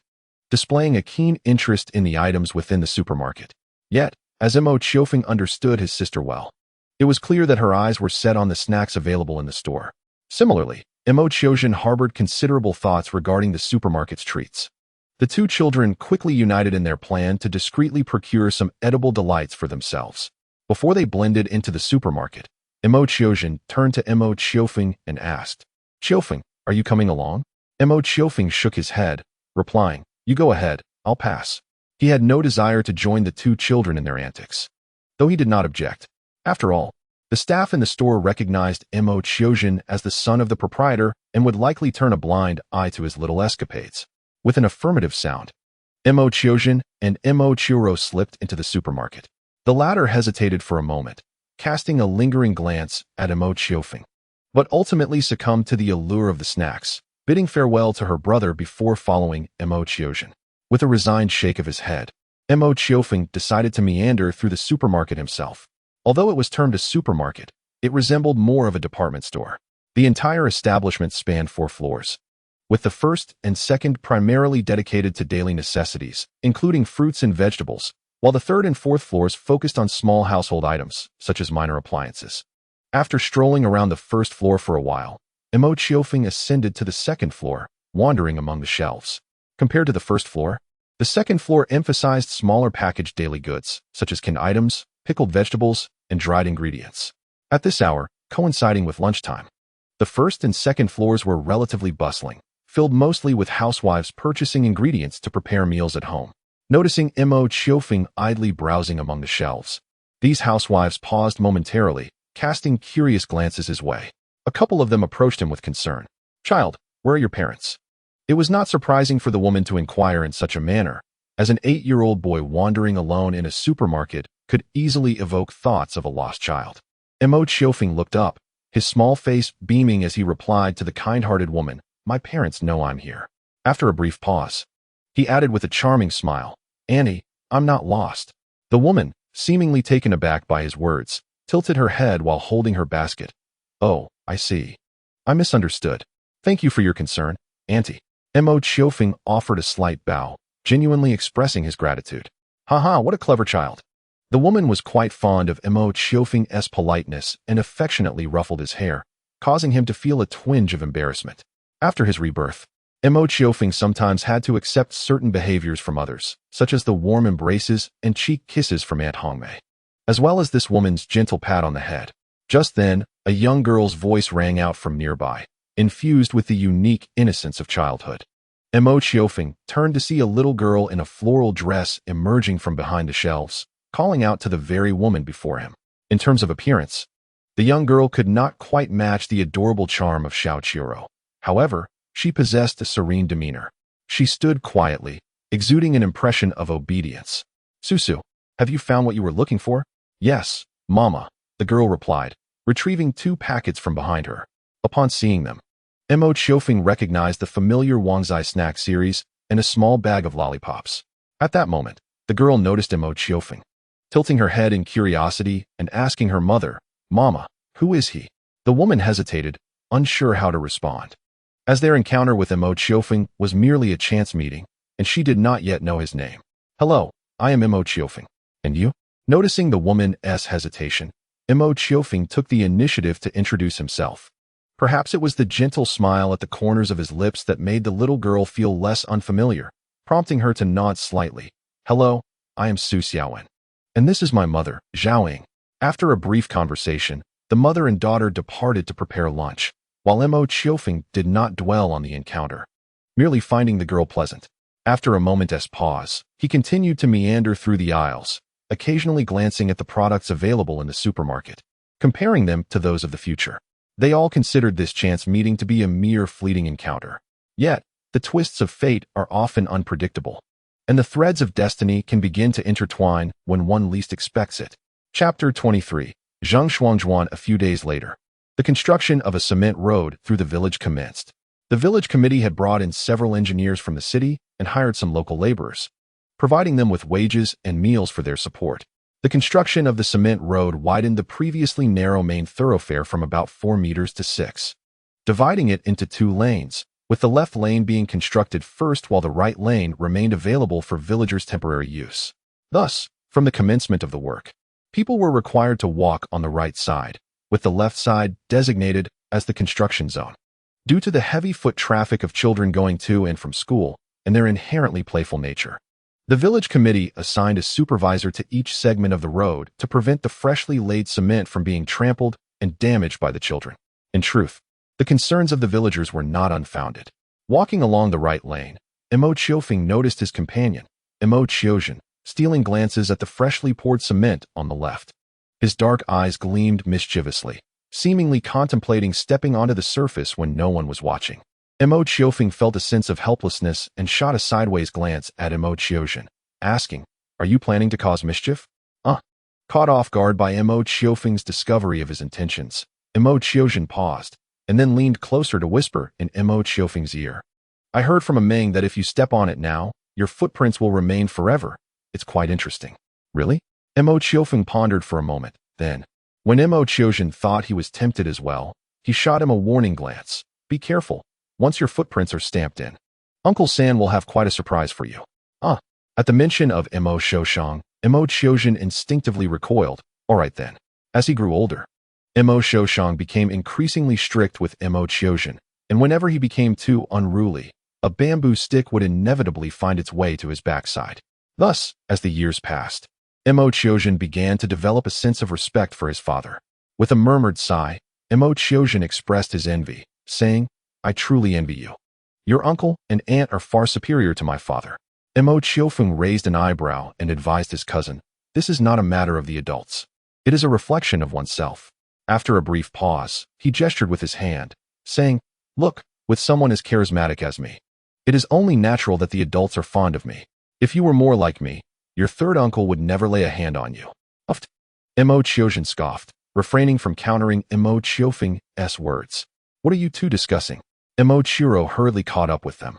Her curiosity piqued as she gazed at her brother and cousin. Today, she wore a lovely cherry blossom-colored dress that accentuated her petite charm. Her twin ponytails bobbed merrily behind her, and she still sported the hairpin that Mo Qiufeng had gifted her, perched atop her head. "We were just admiring how beautiful little Ro looks in her dress today," Mo Qiufeng said with a smile, playfully tugging at her ponytail, which prompted her to swat it away, exclaiming, "Brother, you are so annoying." After a moment, Mo Qiourou tilted her head to examine her dress, her eyes sparkling as she looked at Mo Qiufeng. "Is my little dress truly lovely?" "Of course. Isn't that right, Qiiourou?" "Oh yes, it's very beautiful," he replied, pleased to receive the anticipated affirmation. Mo Qiourou beamed with delight, skipping ahead of her brother and cousin, radiating joy on their way to school. Upon reaching the classroom, the midday hour rendered the students somewhat lethargic, many resting their heads on their desks in anticipation of the afternoon lessons. After placing his backpack down, Zhang Xuanzhuan approached Mo Qiufeng, speaking softly, "Qiufeng, Teacher Zhang has asked us to assist him in fetching some items." What items?" Mo Qiufeng instinctively inquired, to which she shook her head, her voice still gentle. "I don't know." "Oh, well then, let us go." The first class in the afternoon was music, taught by teacher Zhang Xiao, followed by physical education, overseen by their homeroom teacher, Yang Chanan. The Zhang referred to by Zhang Xuanzhuan was, of course, Zhang Xiao. As the sole music instructor, Zhang Xiao enjoyed a private office, or rather, a resting room filled with rare musical instruments not often seen in the village, including violins, bamboo flutes, and an upright piano he had brought with him. Having previously expressed an interest in learning music, Mo Qiufeng frequently sought Zhang Xiao's guidance during breaks and after school, subtly inching closer to the realm of music. Mo Qiourou and his wife were immensely supportive of their son's pursuits, compensating Zhang Xiao with a modest salary akin to that of a private tutor in later generations. Zhang Xiao, who had taken on the role of music teacher out of necessity, was quite content to receive this additional income. However, what truly delighted him was Mo Qiufeng's impeccable performance. Initially gratified to encounter a fellow music enthusiast in the village, he now felt a rush of excitement at having discovered a promising talent in Mo Qiufeng, marking a significant surprise in the village. From the moment Zhang Xiao began to instruct Mo Qiufeng, he gradually discovered the young man's remarkable musical talent and profound passion for music. Like a mentor who has unearthed a prodigious apprentice, Zhang Xiao subtly regarded Mo Qiofeng as his disciple, diligently nurturing him with the hope that he would traverse further along the path of music, bringing honor to both himself and his teacher. Upon seeing Mo Qiofeng and Zhang Xuanzhuan approach, Zhang Xiao greeted them with a gentle smile, gesturing towards several glass bottles on his desk. I require these items for today's lesson, but I cannot carry them alone. Could you assist me? Of course, teacher, they replied. Moments later, Zhang Xiao led Mo Qiofeng and Zhang Xuanzhuan towards the classroom, each of them cradling a few glass bottles. As they walked, Zhang Xiao tilted his head and inquired, Qiufeng, do you know what I will demonstrate with these glass bottles? Mo Qiofeng paused briefly, then quickly grasped the implication. Are you going to illustrate pitch in today's lesson? Zhang Xiao's satisfaction was evident as he nodded approvingly. Indeed, Qiufeng is very astute. Thank you, teacher, Mo Qiofeng replied, while Zhang Xuanzhuan, glancing sideways at him, couldn't help but bite her lip. The boy's exceptional abilities had, at times, sparked a competitive spirit within her, accustomed as she was to receiving praise since childhood. However, after 3 years of camaraderie, her initial resentment had transformed into a fervent desire to surpass him. Yet, she realized that the distance between them seemed to remain constant, if not grow, which was not the outcome she desired. As she observed the tranquil profile of Mo Qiofeng, a sense of unease washed over her. Suddenly, the sound of shattering glass pierced the air. Zhang Xuanzhuan had accidentally tilted her hand, causing a small glass bottle to fall and shatter upon the floor. The noise jolted her from her reverie, capturing the attention of Mo Qiofeng and Zhang Xiao, who were ahead. Seeing the broken glass, Zhang Xuanzhuan panicked and hastily set aside the other bottles in her grasp, terrified as she bent down to collect the shards. Simultaneously, she began to apologize profusely to Zhang Xiao, exclaiming, Teacher, I'm so sorry, it was unintentional. I'm just a little girl, overwhelmed with guilt. She found herself unable to suppress her tears, murmuring, Teacher, I'm so sorry. Zhang Xiao, aware that it was merely a teaching tool and having spare bottles at hand, felt a pang of sympathy for the distraught girl. It's all right. I have other glass bottles. Please don't cry, he reassured her. Despite his comforting words, tears continued to stream down her cheeks, and a look of remorse lingered on her face, like a wilted flower adorned with raindrops. Noticing this, Mo Qiofeng carefully set down his own glass bottle and knelt beside her, gently wiping the tears from her eyes. It's all right, Zhang. The teacher will not hold it against you. But Zhang Xuanzhuan's voice trembled with sorrow as she wiped her eyes with the back of her hand, still anxious about having disrupted the lesson. Truly, it's nothing to worry about, he reassured her softly. Beneath the radiant sun, Mo Qiofeng bestowed a gentle smile upon her. The teacher had spare glass bottles available. Shall we first deliver these to the classroom? If it weighs on our conscience, we can compensate the teacher later. That smile was so genuine and soothing that it momentarily stilled Zhang Xuanzhuan's sobs, making her perceive Mo Qiofeng as the gentle elder brother from next door. At that moment, Zhang Xiao approached with another spare glass bottle, pointing to it as she said, Look, we truly have a spare. Zhang, please do not weep. The teacher is not upset with you. Upon seeing that the bottle was identical to the one she had shattered, Zhang Xuanzhuan ceased her tears, still apologetically addressing Zhang Xiao. Teacher, may I compensate you later? It's quite all right, Zhang Xiao assured her. After tidying up the scattered shards slightly, the three proceeded towards the classroom. Zhang Xuanzhuan managed to compose herself somewhat, at least halting her tears and wails. However, her eyes remained reddened and swollen, resembling a rabbit's. Upon arriving at the classroom, they placed the glass bottles on the teacher's desk. Mo Qiofeng and Zhang Xuanzhuan prepared to descend for class, but just before turning, Mo Qiofeng noticed 2 bottles stained with traces of blood. Momentarily taken aback, he instinctively glanced at Zhang Xuanzhuan's hands. A cut on her right palm was oozing blood, with 2 drops falling to the ground before him. The little girl, preoccupied with her emotions, had failed to realize she had injured herself while picking up the shards.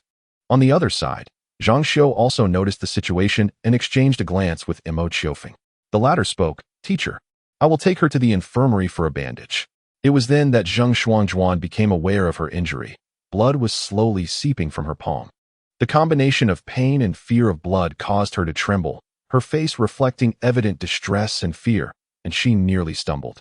Mo Qiofeng swiftly supported the little girl, informing Zhang Xiao before guiding her towards the infirmary, offering comforting words along the way. Yet, The little girl appeared frightened by her injury and, coupled with the pain, hardly absorbed Mo Qiufeng's reassurances. Fortunately, the infirmary was conveniently located adjacent to the primary school, established with the intention of facilitating access for children, which now proved beneficial for both Mo Qiufeng and Zheng Shuangjuan. Upon entering, Mo Qiufeng supporting Zheng Shuangjuan, the attending physician promptly disinfected and bandaged the girl's wound.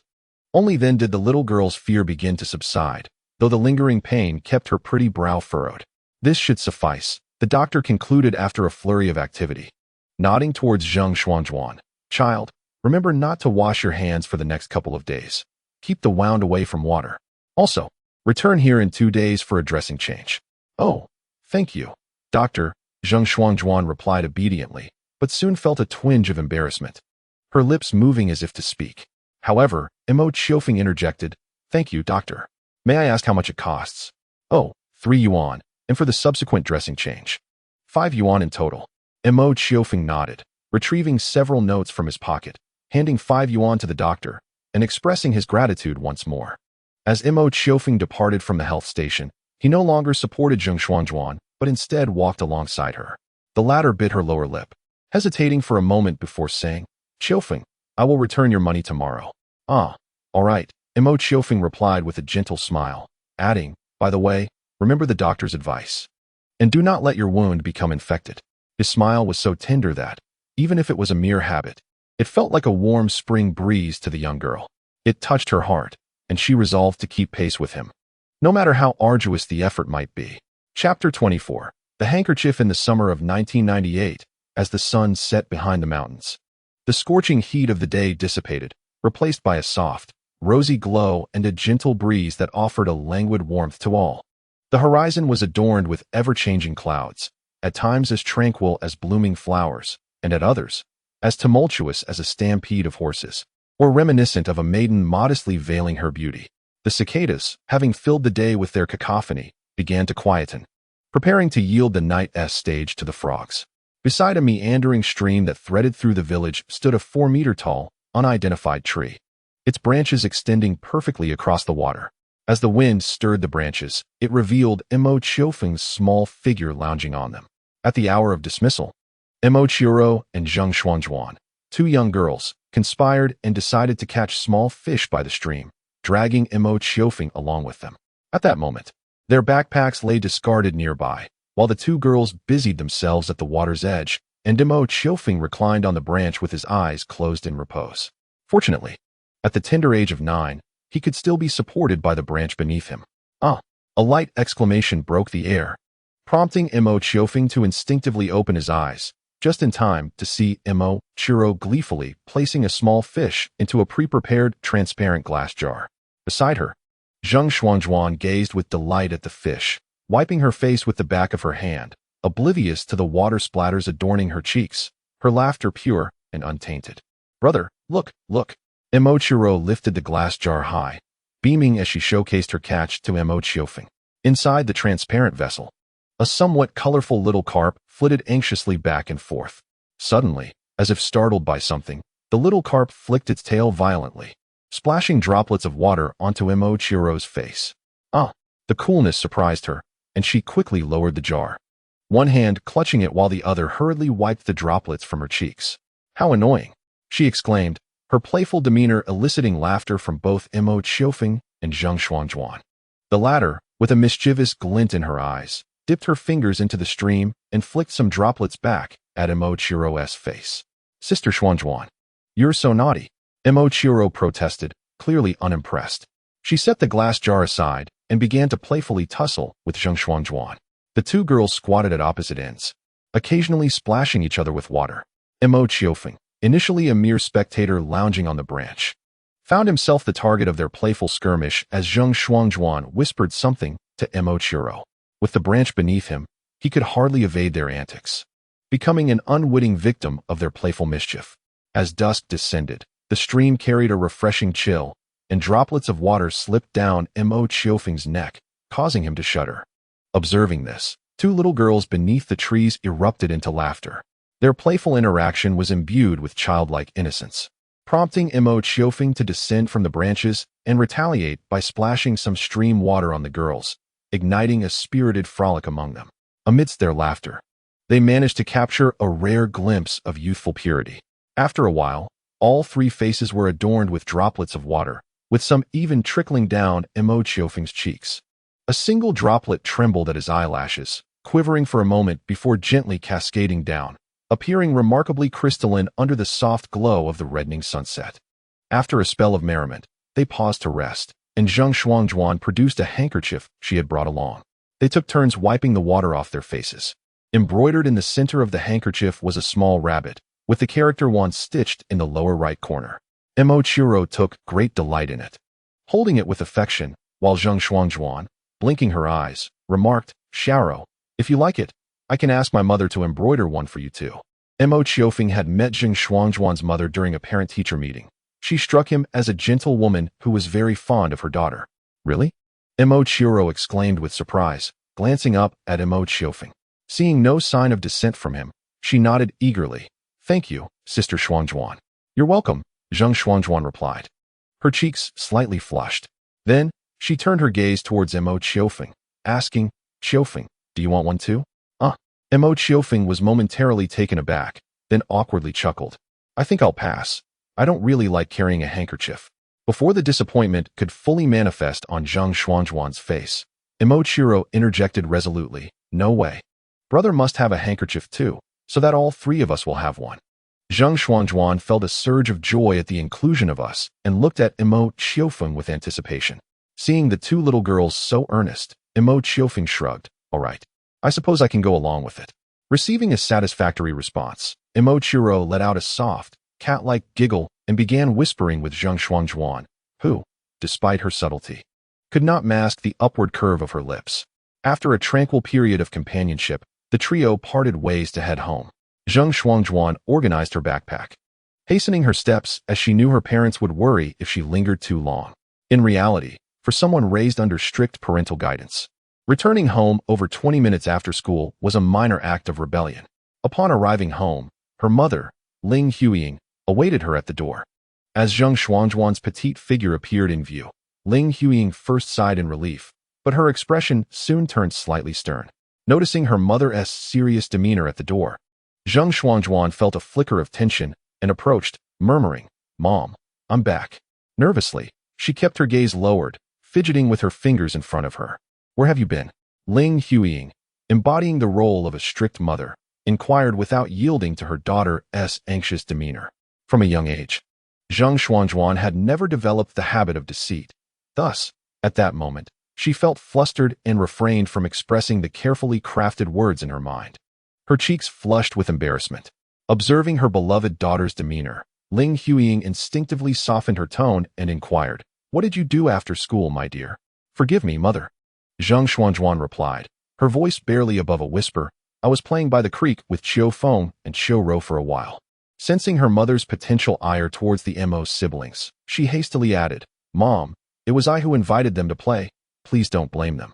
Ling Huiying's initial concern began to dissipate upon hearing her daughter's response. However, when she recognized the names mentioned, her brows slightly furrowed. She was familiar with the Mo siblings. Although they hailed from a different village, the reputation of the Mo family had long since spread throughout the neighboring communities. Similarly, Mo Qiufeng's intelligence was often a topic of admiration among adults during leisurely conversations. Her daughter, who had always been exceptionally bright and was frequently praised for her innate talents, seemed to have been overshadowed by Mo Qiufeng since his arrival. Initially, she paid little mind to this comparison. However, as her daughter entered school and began attending classes alongside Mo Qiufeng, she could sense Shuangjuan's efforts to keep pace with him. Unintentionally, her daughter often referenced how Mo Qiufeng would handle various situations, as if he had become a role model and a source of inspiration. This piqued her curiosity about the boy who had so captivated her daughter's admiration. It was not until the parent-teacher meeting during the middle of the first grade that she met Mo Qiufeng for the first time. Representing his classmates, he spoke humbly before all the parents, exhibiting neither timidity nor nervousness.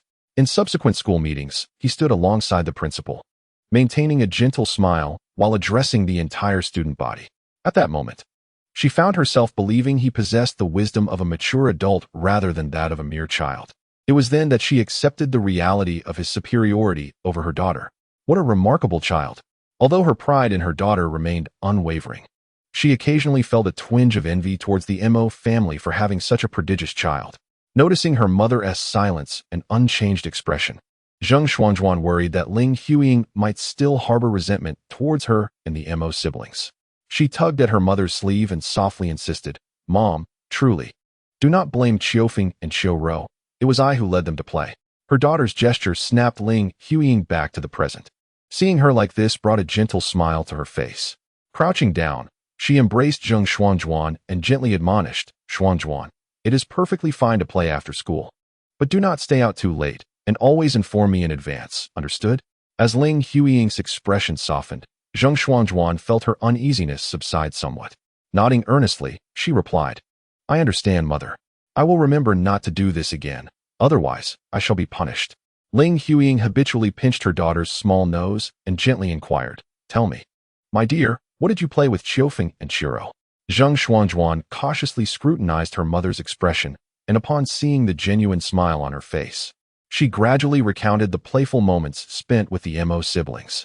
No wonder her collar was slightly damp. Realizing that her daughter had been splashing water, Ling Huiying tenderly touched Zheng Xuanzhuan's collar and then embraced her as they walked into the house, urging her to change into dry clothes to avoid catching a chill. "That Mo Qiufeng, thinking himself so mature, splashed you with water. Xuanzhuan, remember to splash him back next time, and make sure he stands still." Within the confines of their home, Ling Huiying's slightly reproachful words mingled with Zheng Xuanzhuan's hurried, awkward responses. After a while, Ling Huiying had helped Zheng Xuanzhuan change into a fresh outfit just as her husband, Zheng Yaoding, returned home from work. After a brief arrangement, the family of three gathered around the dining table to enjoy their dinner. The Zheng family was quite well off. Zheng Yaoding worked at a company within the city, earning nearly 2,000 a month, which constituted a modestly comfortable lifestyle in that era. The dinner spread was lavish, featuring an array of fish, meat, and vegetables. As they ate, Zheng Xuanzhuan seemed to recall something and, with her chopsticks pouting, looked cautiously at her mother. "Mom." "Yes? What is it, darling?" Ling Huiying asked, placing a piece of fish meat, free of bones, into Zheng Xuanzhuan's bowl, her face lighting up with affection. "Could you please embroider a handkerchief for Qiufeng and Qiourou?" Zheng Xuanzhuan paused, then extracted from her pocket a handkerchief resembling the one she requested. Although Ling Huiying was unsure of the reason behind Zheng Xuanzhuan's request, she had no intention of refusing and nodded in agreement. "All right. Yay, thank you, Mom." With her mother's consent, Zheng Xuanzhuan joyfully exclaimed, planting a kiss on Ling Huiying's face. "Mom, I love you." At that moment, Zhao Yaoding set down his chopsticks and smiled at his wife and daughter. "What about me, darling?" Zheng Xuanzhuan quickly leaned over and kissed her father's cheek. "Dad, I love you too." "Ah," Zhao Yaoding chuckled, turning to his wife and pointing to his cheek. "What about a kiss for me, dear?" "Get lost, you silly man," she retorted playfully, laughter filling the air. The family of three radiated warmth and harmony. 2 days later, Mo Qiufeng and Mo Qiourou received the handkerchiefs that Ling Huiying had embroidered and had Zheng Xuanzhuan deliver to them. The handkerchief for Mo Qiourou featured a cute kitten in the center, while the one for Mo Qiufeng showcased a solitary cloud. Both handkerchiefs bore their names, Feng and Rou, echoing the essence of Zheng Xuanzhuan's own name. Chapter 25. The melody of the Qinshin. Once again, a delightful afternoon graced the land. At the elementary school, an ethereal melody floated through the air, carried by the gentle breeze, causing passers-by to instinctively pause and listen. The birds perched in the trees seemed to cease their chirping in reverence to the music. Above, a few wispy clouds drifted by, as if preparing to carry the melody away. After several minutes, the music gradually subsided, and the captivated listeners resumed their activities. The faint sounds of birds began to emerge, subtly echoing the tune of the earlier melody. Meanwhile, the clouds that had previously stolen away the music vanished into the horizon. "Teacher, how was it?" Sitting beside the grand piano, Mo Qiufeng rested his hands on his lap to alleviate the fatigue, raising his gaze to Zhang Xiao, who was seated nearby. The latter, roused from the reverie induced by Mo Qiufeng's music, bore a look of slight bewilderment on his face. "Very well done, Qiufeng," he remarked, "truly exceptional." It was difficult for him to articulate the emotions swirling within, even though he was already aware of Mo Qiufeng's musical genius. Experiencing the performance of a D-flat major nocturne firsthand left him utterly astounded. Despite the child's tender age and the physical limitations that hindered a flawless rendition of the piece, he masterfully employed his body, allowing the inertia of his hands to align with the melody. Moreover, he eschewed any deliberate imitation of the piano's tonal qualities, infusing the performance with a casual attitude that vividly expressed the rhythm of the composition. To exaggerate slightly, as he observed the boy seated at the piano, he could even discern the essence of music within him. It was an ineffable quality, possessed by all great musicians, with the distinction lying in one's ability and the extent to which it is manifested in their performance.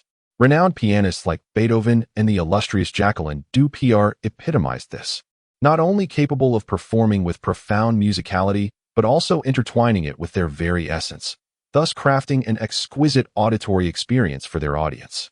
On a slightly lesser scale, many celebrated musicians possess a refined musicality that allows them to infuse their performances with personal insight into music, thereby resonating with the listener's heartstrings. It can be said that musicians with a well-developed musicality are indeed of the highest caliber. Zhang Xiu humbly acknowledged that he could not compare himself to such artists. While he too possessed a degree of musicality, it was not always easily accessed. In moments of clarity, he could interpret music with precision, yet in less favorable states, he struggled to connect with the essence of music. Undoubtedly, this boy before him had already begun to articulate a nascent musicality. Should this news circulate, it would undoubtedly stir a commotion, considering he was merely 9 years old. Wow, brother is amazing. On the other side, Mo Qiourou and Zheng Xuanzhuan sat on a nearby bench, the former clapping her hands enthusiastically, her face alight with admiration. The latter, more reserved, nevertheless sparkled with delight in her eyes, the corners of her mouth curving with joy. Lacking Zhang Xiu's expertise, they simply found Mo Qiufeng's playing enchanting, and the sight of him while performing captivating. Encouraged by the praise of the three, Mo Qiufeng felt a genuine joy welling within him. After easing his fatigue, a sincere smile graced his lips. It might sound somewhat narcissistic, but he believed that his inaugural piano performance after reincarnation was indeed a resounding success. Having been a music teacher in his previous life, he held a profound understanding of music, and coupled with the insights gained from his rebirth, he could grasp and express certain musical qualities. Unreservedly, he recognized his potential to become a first-rate musician. Furthermore, he possessed the confidence that as his body matured and his speed and stamina met the requisite standards, his performances would undoubtedly surpass his current abilities by leaps and bounds. Regrettably, his focus in music does not lie in pure melodies. Had Zhang Xiu been privy to his thoughts, she might have felt a profound sense of loss. He had every reason to believe that if Mo Qiufeng continued on his current trajectory, he would undoubtedly leave an indelible mark upon the world of music. Once the fatigue in his limbs dissipated completely, Mo Qiufeng earnestly inquired of Zhang Xiu, "Teacher, are there any areas where I might improve?" Initially, he sought to leverage Zhang Xiu's expertise, but after 2 years of companionship, his perception of her had shifted significantly. His engagement with music had merely been a necessity for survival in his former life, while Zhang Xiu, from birth, had nurtured a deep passion for music. Embarking on her studies at the tender age of 5 with the encouragement of her parents, dedicating over 20 years to her craft. Despite lacking exceptional talent, she had established a robust musical foundation through sheer enthusiasm. Once she transcended the constraints of formality, there was no doubt she would embark on a successful musical journey. In her previous life, Zhang Xiu had resigned from her position in the 6th grade, likely a pivotal moment that enabled her to break free from limitations and pursue her musical aspirations. As for himself, while he could now express a rudimentary understanding of musical intention, he acknowledged that his depth of knowledge paled in comparison to Zhang Xiu's. Furthermore, while passion could enhance a performer's abilities, without solid fundamentals, mere enthusiasm was insufficient.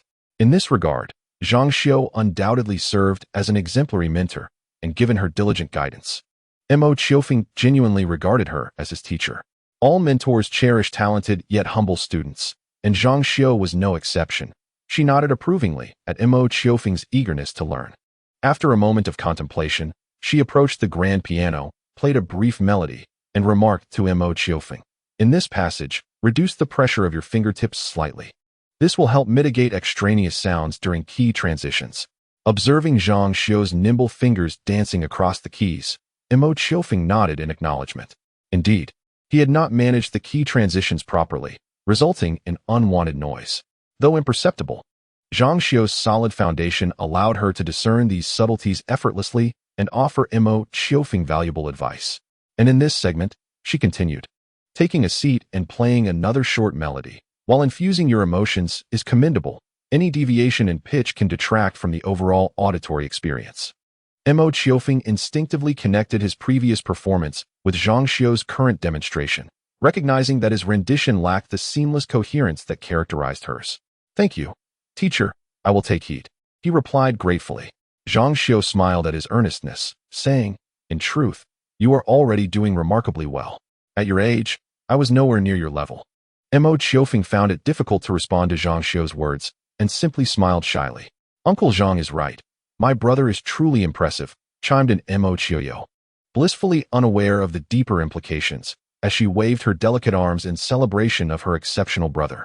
While Zhang Xuanzhuan nearby gazed at the boy with a hint of rapt attention. The boy stood beside the piano, engaging in a gentle conversation with his music teacher. The golden rays of the setting sun streamed through the window, casting a warm glow upon him, rendering his hair a striking hue of gold, inexplicably captivating. Zhang Xuanzhuan mused that she could never forget the focused expression on his face as he played the piano. Meanwhile, Zhang Xiu glanced at the sunset outside and addressed the three children. It's getting late.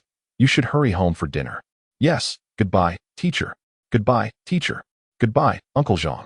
After sending the three children off, Zhang Xiu sat on the piano bench, lost in thought for a moment. Eventually, she returned to reality, her fingers lightly caressing the keys as she softly chuckled to herself. While having a good student is commendable, a teacher must not be lacking either. The vivid image of Mo Qiourou's recent performance flashed in her mind, and Zhang Xiu pondered, perhaps, in some regard, I too could learn something from Qiufeng. The faint murmurs faded away, soon submerged beneath the cheerful sounds of the piano. Had Mo Qiourou been present, he would have noticed that Zhang Xiu's playing had taken on an ethereal quality compared to before.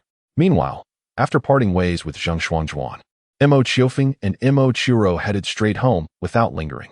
When the cement road was constructed in 1997, the village committee, wishing to express gratitude to the Mo family, planned to lay a small square in cement near Mo Qiourou's home to connect with the main road. This square became a primary gathering spot for villagers after meals. Adjacent to the square stood a monument of similar size to the one from the previous life, yet unlike before. This time the monument honored not a single individual, but recorded the names of all contributors. As the Mo siblings passed the square, they encountered a gathering of villagers who were watching a performance of sorts. However, calling it a performance would be somewhat misleading. It was merely the two brothers, Mo Qiourou and Mo Xiaowen, practicing driving. 6 months prior, with the assistance of Zhou Dongsheng, Mo Xiaowen had purchased a Santana 2000 for 80,000 yuan. Such an expenditure was considerable by 1998 standards, which had drawn some complaints from Yuan Rue. Nevertheless, Yuan Rue was not a superficial person.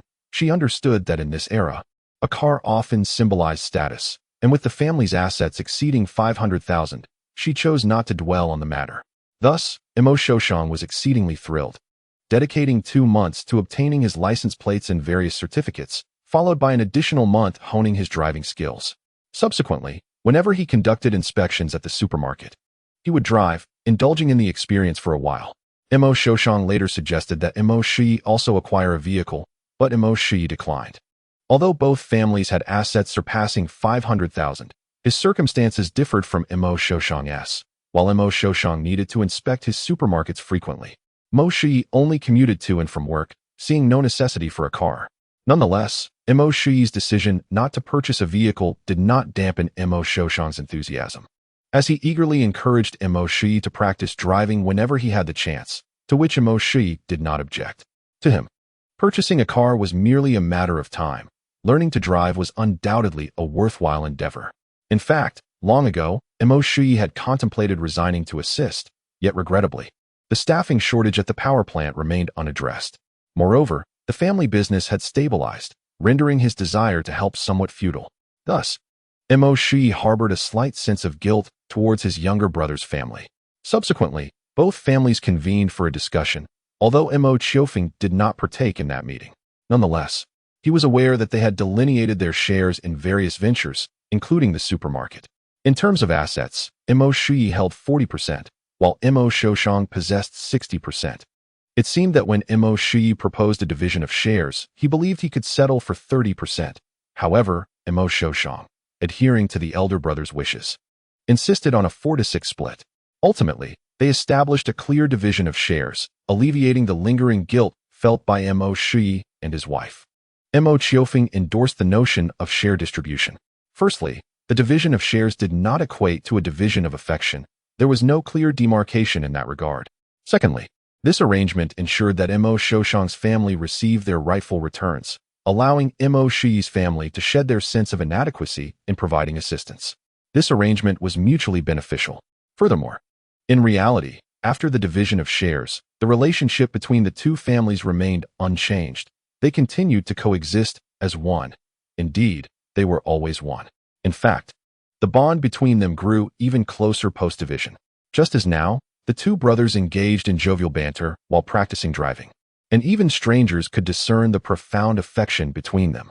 Upon encountering Mo Qiofeng and Mo Qiourou, the brothers realized that it was already time for dinner. After bidding farewell, Mo Qiusheng returned home to dine, while Mo Shui took his children home. After dinner, the family set out a cool bench in front of their home to enjoy stargazing. After a while, Mo Shui recalled something and addressed his wife. By the way, Shalin, we had discussed building a house some time ago. I think this period is quite suitable. What do you think? Yi Shulin paused momentarily. Then her face illuminated with trust. As you wish. In truth, as both families flourished, the prospect of constructing a new house had long been on the agenda. Previously, it had been postponed due to Mo Qiusheng's busyness, but now that both families had stabilized, it was indeed time to proceed with the construction.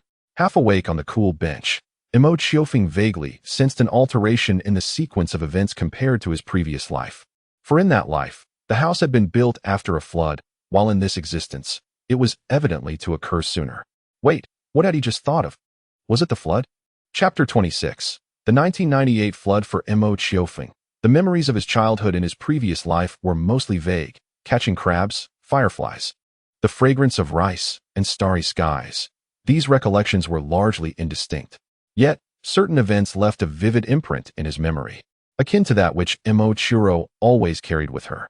Among those vivid memories, one event undoubtedly stands as a significant milestone: the catastrophic flood that struck the southern regions in 1998. That year, following the Great Deluge of 1954, the Yangtze River experienced another extensive flooding throughout its entire basin. Due to climatic factors, the upper reaches of the Yangtze were besieged by torrential rains, causing water levels to rise rapidly, surpassing warning thresholds in several provinces, especially in the southern regions. Additionally, human activities such as deforestation, land reclamation, and encroachment on riverbanks exacerbated the situation, preventing the water levels from receding. From June to September, the floods swiftly spread, impacting 29 provinces across the nation to varying degrees, with the provinces of Hubei, Anhui, Jiangxi, and Chongqing suffering the most severe devastation. In the southeastern part of the motherland, where the Yangtze flows through the middle and lower reaches, the flooding in Jiangsu was not as catastrophic as in Hubei, yet it left an indelible mark on the memories of its inhabitants. On September 14, 1998, just 2 days before the birthday of Mo Qiofeng, a typhoon swept through Jiangsu, further intensifying the effects of the Yangtze's floods, influenced by the El Niño phenomenon and the subtropical high-pressure system in the western Pacific. That evening, the reservoir in Mo Qiofeng's town collapsed, inundating several nearby villages and encroaching upon people's homes. Mo Qiofeng vividly recalls fragments of that night when the villagers hurriedly evacuated their houses. His father carried him on his back, while his mother held little Qiourou, as they departed their waterlogged home with a few essential belongings. The water outside seemed to rise above their knees, nearly reaching the tips of his father's toes. After leaving their house, they sought refuge in a high-altitude ancestral hall until the water began to invade that space as well, prompting them to flee to higher ground in the mountains. A poignant memory remains of that moment when his mother, while carrying little Qiourou, stumbled and briefly vanished beneath the floodwaters. It was then that he heard his father's most frantic voice, filled with urgency. Subsequently, his father took the frightened, weeping Qiufeng from his mother's arms. That figure, not particularly tall, bore him on his back, cradled Qiufeng, and guided his mother through the water to a small hill in the village to escape the deluge. His calm demeanor, largely inherited from his father's gentle nature, makes him profoundly moved and shaken whenever he reflects on his father's actions during that crisis. To him, it was during that flood that his mild-mannered father displayed the utmost greatness and strength. The flood persisted until the following morning, gradually receding, allowing the exhausted family of 4 to return home and rest. In the aftermath, the flood left behind some compensation for the villagers. On the first day after the waters receded, villagers found it easy to catch fish that had been swept from the reservoir in the remaining puddles, and even spotted live fish leaping on the roads. In the subsequent days, lower-lying fields became popular spots for the villagers. The fish feast lasted nearly a week, with the largest catches measuring close to 80 centimeters, a truly impressive size. In Mo Qiofeng's memory, the flood left numerous impressions. First, the towering figure of his father. Second, the view from the mountain as he gazed down at the raging waters. Third, the joy of catching fish after the flood. And lastly, his unwavering calm throughout the entire ordeal, not a moment of excitement, panic, or tears. Later, when his parents reminisced about the flood, they often mentioned his remarkably calm demeanor, astonished that his expression had scarcely altered. In response, Mo Qiourou found himself at a loss for words to articulate his mindset at that time. He could faintly recall the scene. At the age of merely 9, he stood atop a hill, gazing down at the rushing floodwaters below, his face an epitome of tranquility. This surprised him, as he suffered from moderate acrophobia. Yet, in that moment, he could gaze down at the torrent several meters beneath him with composure. After much reflection yielded no answers, he attributed his demeanor to his youthful innocence and ignorance. The question of right or wrong was not one he deemed worthy of consideration. Apologies for the lengthy digression regarding the past flood experiences. Once the flood had subsided, the most significant change it brought to the village was the initiation of cement road construction, a project that had already been advanced in his current life. For Mo Qiofeng's family, the aftermath of the disaster led to Mo Qiourou utilizing his savings, supplemented by borrowed funds, to construct a modest building. Awakening from his reverie, Mo Qiourou recognized the pressing issue before him. In his previous life, their family had built a new home post-flood, thus evading its wrath. However, now, with the flood anticipated in approximately 2 months, both families were preparing to erect new houses. Mo Qiourou could not fathom the bizarre sight of 2 uncompleted homes confronting a flood, a notion so peculiar that it almost provoked a chuckle. Naturally, such an absurdity occurring to his own family was far from fortunate, prompting Mo Qiourou to take measures to dissuade both families from their construction plans. As for how to prevent this, Mo Qiourou felt no apprehension. Having been reborn for 5 years, he had mastered the art of persuasion. With an innocent expression, he looked up at his father and asked, "Dad, are we building a new house?" Do you like it, Xiaowen?" Mo Qiourou replied, affectionately ruffling his son's hair, a smile of satisfaction gracing his face. Over the years, their savings had grown from a mere few thousand to over 500,000, enabling the family to afford a new home, a significant achievement for him as the head of the household. "I like it." Before Mo Qiourou could respond, Mo Qiourou's sweet, soft voice chimed in. The 3 turned instinctively to see the little one half asleep on the cool couch, her tiny lips mumbling unconsciously. This sight brought a smile to their faces. After the laughter subsided, Mo Qiourouou, with wide eyes, turned to his father. "Dad, when are we going to build the new house?" We'll build it in a little while. Soon, we'll be able to move into our new home." Mo Qiourou replied, his gaze drifting momentarily to the old house, a hint of nostalgia in his eyes. This old dwelling had been inherited from the previous generation, and he had lived within its walls for over 30 years. Now, finally possessing the means to construct a new house filled his heart with joy. Yishulin, sensing her husband's emotions, placed her hand gently on his, offering him a tender smile. While it is generally deemed inappropriate to disrupt the warmth of parental bonds at this moment, he felt compelled to speak up in order to avert a calamity akin to the flooding that could potentially devastate the Dragon King's temple. "Father, we cannot construct a new house at this time." Mo Qiourou and Yishulin returned from their moment of tenderness, and upon hearing Mo Qiofeng's words, the former paused in mild surprise and instinctively inquired, "Why not?" "Because a flood is imminent." "A flood?" Mo Qiourou's expression turned peculiar, and Yishulin mirrored his bewilderment. It was evident that the couple found Mo Qiufeng's assertion rather absurd. Xiaowen, how do you know there will be a flood? Though skeptical, Mo Qiourou asked with a hint of curiosity. I read it in a book. Mo Qiufeng casually fabricated an excuse. What book mentions the occurrence of floods? Mo Qiufeng hesitated, then stammered, a geography book. A geography book? Mo Qiourou and his wife exchanged glances, both reflecting confusion in their eyes. Does a geography book really discuss floods? The geography book does not mention floods. I calculated it myself. Mo Qiufeng clarified, waving his small arm and elaborating. This year is marked by the El Niño phenomenon and the vigorous movement of the subtropical high-pressure system, leading to typhoons and heavy rainfall in our area, which can easily trigger floods. El Niño phenomenon. Subtropical high pressure?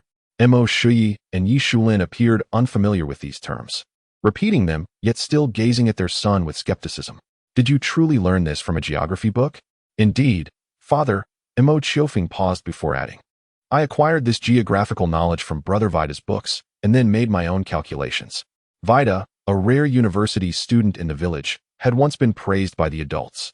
His family possessed a collection of books spanning from elementary school to university, and whenever Mo Qiufeng found himself with leisure time, he would seek out literature in Vida's home.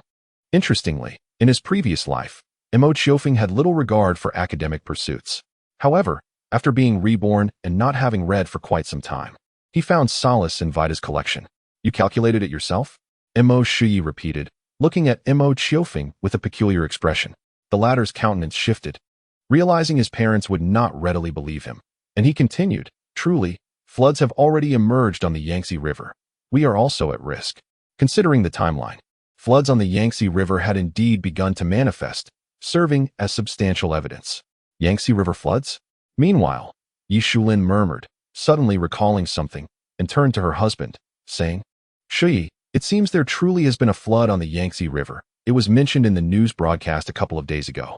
In 1997, the family had purchased a 42-inch television to replace their old black and white set, and it had since become one of Mo Qiufeng's few means to pass the time.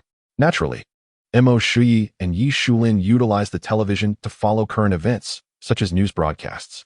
Just days prior, Yi Shulin had happened upon a report regarding the floods on the Yangtze River, and upon Mo Qiufeng's mention, the memory resurfaced. Really? Upon hearing Yi Shulin's affirmative response, Mo Qiourou's expression became increasingly peculiar, gazing at Mo Qiufeng as if he were an extraterrestrial being.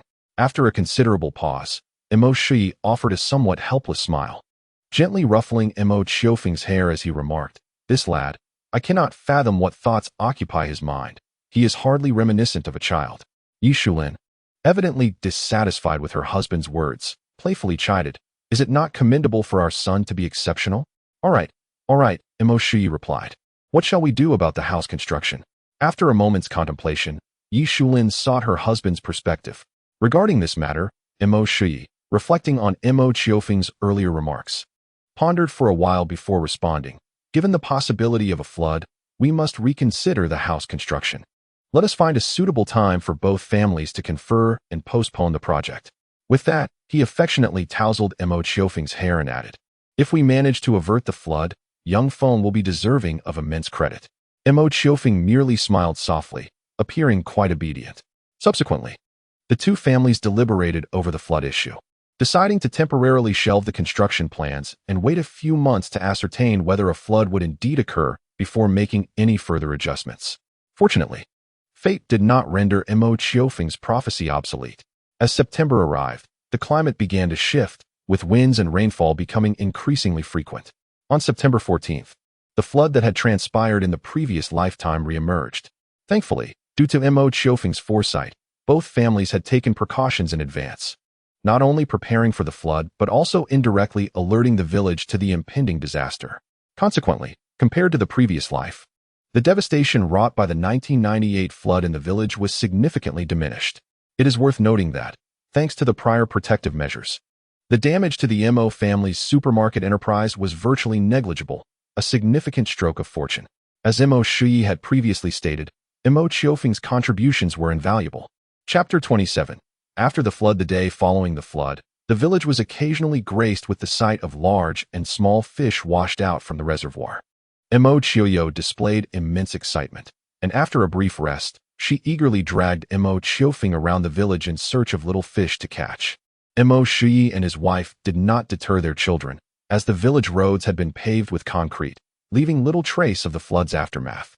At the same time, they remained awash in astonishment at Mo Qiufeng's capabilities. Although they had sensed a flood was imminent prior to its occurrence, Mo Qiufeng had accurately pinpointed the date of the disaster, and indeed, he was correct. It was as if he possessed the gift of foresight akin to a prophet.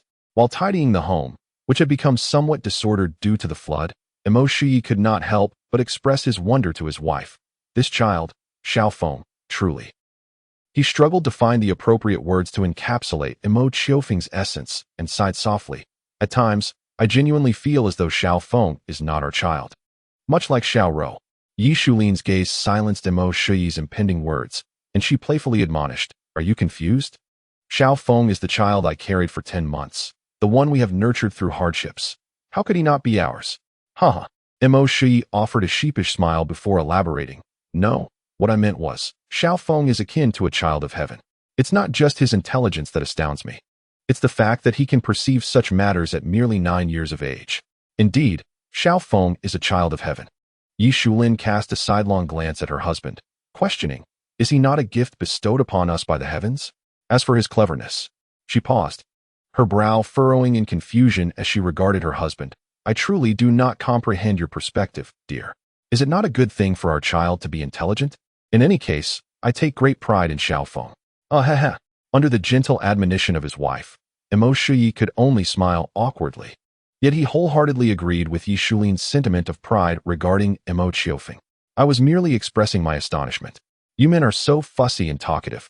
As long as you understand that Qiufeng is our child, what more is there to ponder? Why complicate matters?" Mo Qiourou chuckled nervously, then embraced his wife, saying, "All right, I concede, my dear wife. Is that satisfactory? Stop your banter." Yi Shulin's cheeks flushed slightly as she shot her husband a glare, but she refrained from continuing the discourse. Meanwhile, Mo Qiufeng was being tugged along by Mo Qiourou as they dashed through the village. Upon encountering small puddles, Mo Qiourou eagerly pulled him over to search for any small fish that might be hiding within. Remarkably, Mo Qiourou had always possessed good fortune. After inspecting several puddles, she managed to catch a few small fish, the largest measuring about 30 centimeters. Consequently, the plastic bag they had brought was insufficient to contain the catch. Mo Qiufeng informed Mo Qiourou and returned home to fetch a small basin, reminding her not to wander off. Mo Qiourou nodded vigorously. But by the time Mo Qiufeng emerged with the basin, her petite figure had vanished from sight. Startled, Mo Qiufeng quickly searched around and eventually found Mo Qiourou after turning a few corners. She was crouched beside a puddle, her hands stirring the water, her little brows slightly furrowed in hesitation. Upon seeing her, his anxiety began to dissipate. Although she had disobeyed and run off, he couldn't bring himself to scold her. He was simply relieved to have found her so quickly. When Mo Qiourou spotted him approaching, her eyes brightened, and she called out sweetly, "Brother, you're here." After a moment, it seemed she realized the implications of her earlier actions and anxiously shifted her weight on her little feet. "Brother, I didn't run off." Mo Qiufeng chuckled softly, moving closer to pinch her little nose. Yes, my little Ro did not run off." After she awkwardly evaded his touch, he glanced at the puddle, inquiring, "What's the matter? Are there fish in there?" He had noticed her hesitant expression earlier. There must be fish. Yet she seemed reluctant to catch them. "There are fish, brother, but they're so ugly." Ugly? Mo Qiufeng was momentarily taken aback, unable to fathom what kind of fish could possibly be deemed ugly by Mo Qiourou. Contemplating this, he placed the basin filled with clean water at the edge of the puddle, then crouched down to search for the fish that Mo Qiourou had labeled as unsightly. At that moment, the water in the puddle stirred slightly, and a small segment of a body glided past, barely visible. This abrupt appearance occurred alarmingly close to Mo Qiufeng, who had crouched down.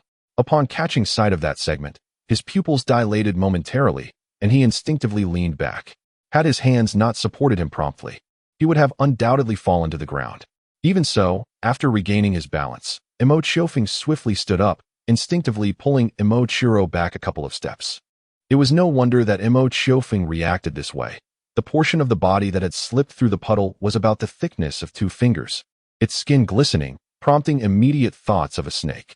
His aversions were few. Mutton was one, a fear of heights was another, and snakes were certainly among them. Like many women, he harbored a dread of encountering snakes. He had dreamt on numerous occasions of being surrounded by them, often waking up in fright. Now, as he observed that segment glide through his line of sight, his body reacted instinctively. He retreated. Mo Qiourou, oblivious to her brother's emotions, merely pointed at the puddle and remarked, "Brother, look, isn't it ugly?" After a brief pause, she added disdainfully, "And it's so slippery, it slipped right out of my hands. How annoying." Upon hearing her words, Mo Qiufeng was initially taken aback that Mo Qiourou had attempted to catch it, fearing she might be bitten by a snake. However, his thoughts swiftly shifted, and a hint of embarrassment crept onto his face. Could it be that the creature in the puddle was not a snake? According to Mo Qiourou, it should rather be a loach, similar in appearance to a snake. Just then, the segment of the body reappeared, revealing more of itself, confirming Mo Qiufeng's suspicions. Indeed, it was a loach, likely washed out from the reservoir. He had not considered this possibility in the moment of panic. Coughing slightly, Mo Qiufeng stole a glance at his sister, relieved to see her attention elsewhere. He almost embarrassed himself in front of her, which was quite unacceptable. Before he could gather his composure, Mo Qiourou tugged at his sleeve, saying, "Brother, help me catch it." The habitual smile that lingered on his lips faltered instantly, and he instinctively responded, What's wrong, brother?" Seeing his reaction, Mo Qiourou looked at him quizzically, her face filled with confusion. "Nothing." He attempted to soften his expression, though his smile remained somewhat strained. Although he understood that what lay before him was a loach and not a snake, the similarity in appearance rendered him reluctant to observe it closely, let alone touch it. "Oh, brother, hurry and help me catch it." Torn between his sister's request and his own aversion, Mo Qiufeng hesitated as he crouched down to peer into the puddle. Fortunately, his internal struggle did not last long. Just as he was considering reaching out, the voice of a friend called out, "Qiufeng, are you here to catch fish too?" In that moment, Mo Qiufeng felt as though the voices of his companions were akin to celestial melodies. Glancing over, perhaps influenced by his emotions, he perceived his friends adorned in armor, gliding towards him upon clouds. It was none other than Tangenjia, Yuhi, and others, who, after the flood receded, had ventured out to catch fish and stumbled upon Mo Qiufeng. With the arrival of his friends, a sense of relief washed over him, and he playfully urged them to assist him in capturing eels into a small basin. With a hint of disdain in his eyes, he continued his fishing journey. Clutching the basin, he would swear by his integrity that he would never entertain the thought of catching eels by hand again in his lifetime. As for snakes, he wished for them to keep their distance, at least 10 meters away from him. Following the flood, under the guidance of the village committee, the village swiftly returned to its former state. The subsequent days of wind and rain, thanks to thorough preparations, did not result in any injuries. However, an elderly tree by the creek succumbed to the typhoon and fell. Unlike the muddy paths of the past, the village roads were restored to traffic in a relatively short period after the flood. Due to prior communication with the village, the Mo family garnered goodwill from the committee and the villagers, which was a stark contrast to the skepticism they faced earlier. Furthermore, when news of the Mo family reached the town, the local leadership expressed high praise and inquired if Yi Shulin would be interested in transferring to work at the town committee. In truth, as both families flourished, the town leaders had already contemplated the idea of inviting Yi Shulin to join the town committee, making this a timely suggestion. However, Yi Shulin graciously declined the offer, as she had never been particularly enthusiastic about a bureaucratic career. With her family's improved circumstances over the years, her role as a civil servant had become more of a sideline. Were it not for her desire to assist the villagers, she would have long since resigned from the village committee. For her, the most comfortable life was spent idly managing a small shop alongside Yuan Rue, who also found herself with free time. The town committee did not press the matter further, instead bestowing upon Yi Shulin the honorary title of a member of the Women's Federation in the town committee.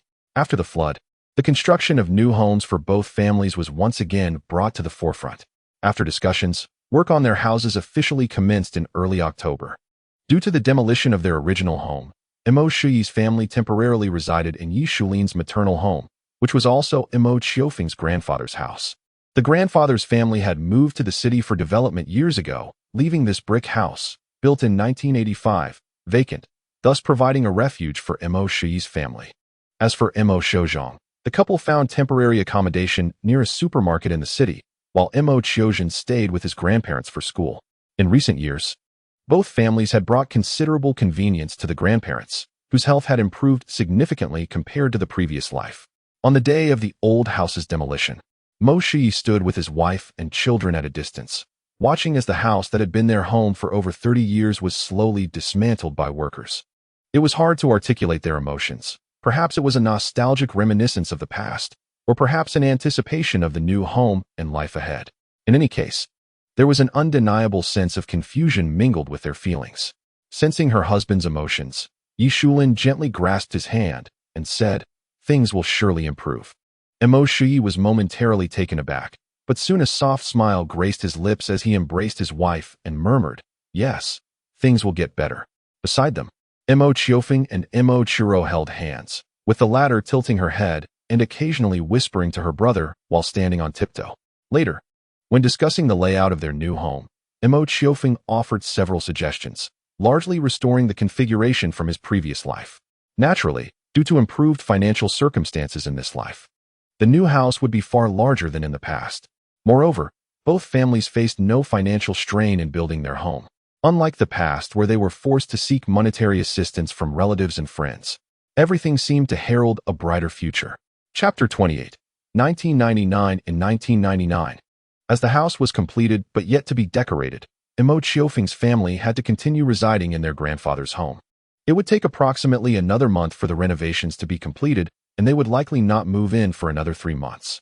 One morning, having returned from a morning jog, Mo Qiufeng encountered his sister, Mo Qiourou, who emerged from her room, rubbing her sleepy eyes. Since there were only 2 usable bedrooms at their grandfather's house, the siblings found themselves sharing a room once again after 2 years apart. Mo Qiourou was exceedingly excited about this, chattering incessantly before bedtime, which often resulted in her being unable to rise on time. Mo Qiufeng preferred not to be disturbed while sleeping, and during his rebirth, his 3-year-old sister had made it quite difficult for him to rest properly.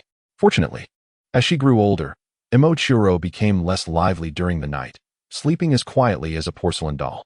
Thus, he found himself able to share a bed with another without any sense of aversion. "Good morning, brother." Still not fully awake, Mo Qiourou's voice was as soft as glutinous rice, a few strands of hair sticking to her slightly flushed cheeks, even entwining at the corners of her lips. "Good morning, little sleepyhead." At that moment, the little girl was indeed quite dazed, even accepting the nickname of Little Sleepyhead without protest. "Xiaofeng, hurry and have breakfast." Yi Shulin emerged from her room, advising Mo Qiufeng, then took Mo Qiourou's small hand, half teasingly and half lovingly saying, "You little girl, always needing someone to take care of you. I want mommy to take care of me." Rubbing her eyes, Mo Qiourou's demeanor was undoubtedly the best illustration of the term tsundere from the future, eliciting a chuckle from Mo Qiufeng. After breakfast, Mo Qiufeng prepared the siblings' backpacks and helped Mo Qiourou check her books and stationery while she was still eating. He then patiently waited for her to finish her meal. It was only 6:30, with 20 minutes remaining until the 7 o'clock morning reading session, and the school was just a 5-minute walk away, so there was ample time. Nevertheless, Yi Shulin still urged Mo Qiourou, saying, "Look at your brother, waking up so early just to wait for you, little sleepyhead. Aren't you embarrassed?" Mo Qiourou lifted her head from her bowl, huffing playfully, "I'm not embarrassed. It's my brother's choice to wait for me. That's his business, not mommy's." Yi Shulin was momentarily taken aback, then chuckled as she playfully tapped Mo Qiourou on the head, teasing the little girl.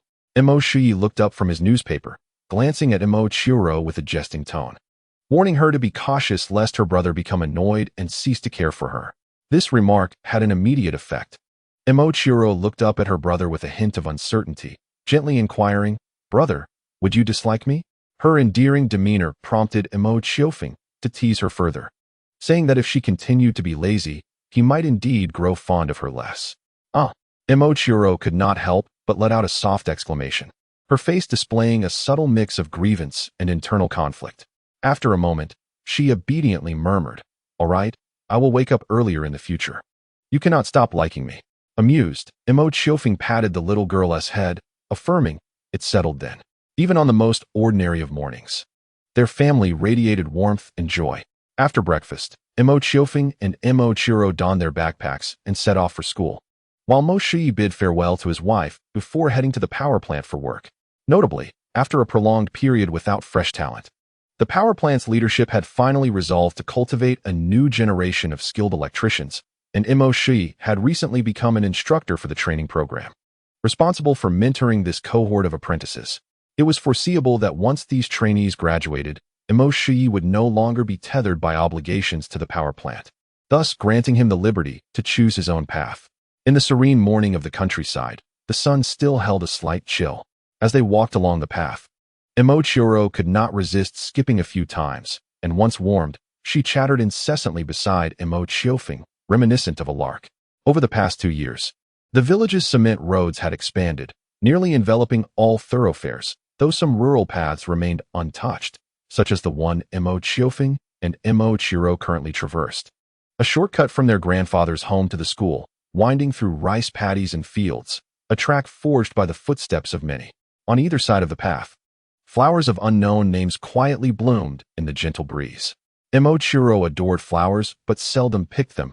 Even now, while she occasionally paused to admire the blossoms, she did so without causing any harm. Eventually, the siblings arrived at school just past 6:50. Gazing at the primary school before him, Mo Qiufeng couldn't help but reflect on how his current life surpassed his past existence. Setting aside the improved economic circumstances of his family, the village's infrastructure had seen significant advancements. Cement roads had been constructed ahead of schedule, streetlights and home telephones had made their appearance earlier than before, and even the primary school, which he had seen renovated only after his graduation in his previous life, had undergone refurbishment years in advance. While the current primary school may not rival the grandeur of the one from his past, it certainly did not bear the dilapidation he had encountered upon enrollment. The school's entrance had been adorned with a crimson iron gate, and the outer walls fortified with iron mesh and shards of glass for added security. The once dusty playground had been revitalized, now paved with a smooth layer of cement. Inside the school, a new faculty office building had been erected, enhancing the teachers' working conditions. Even the restrooms had been reconstructed, banishing the foul odors of yesteryear.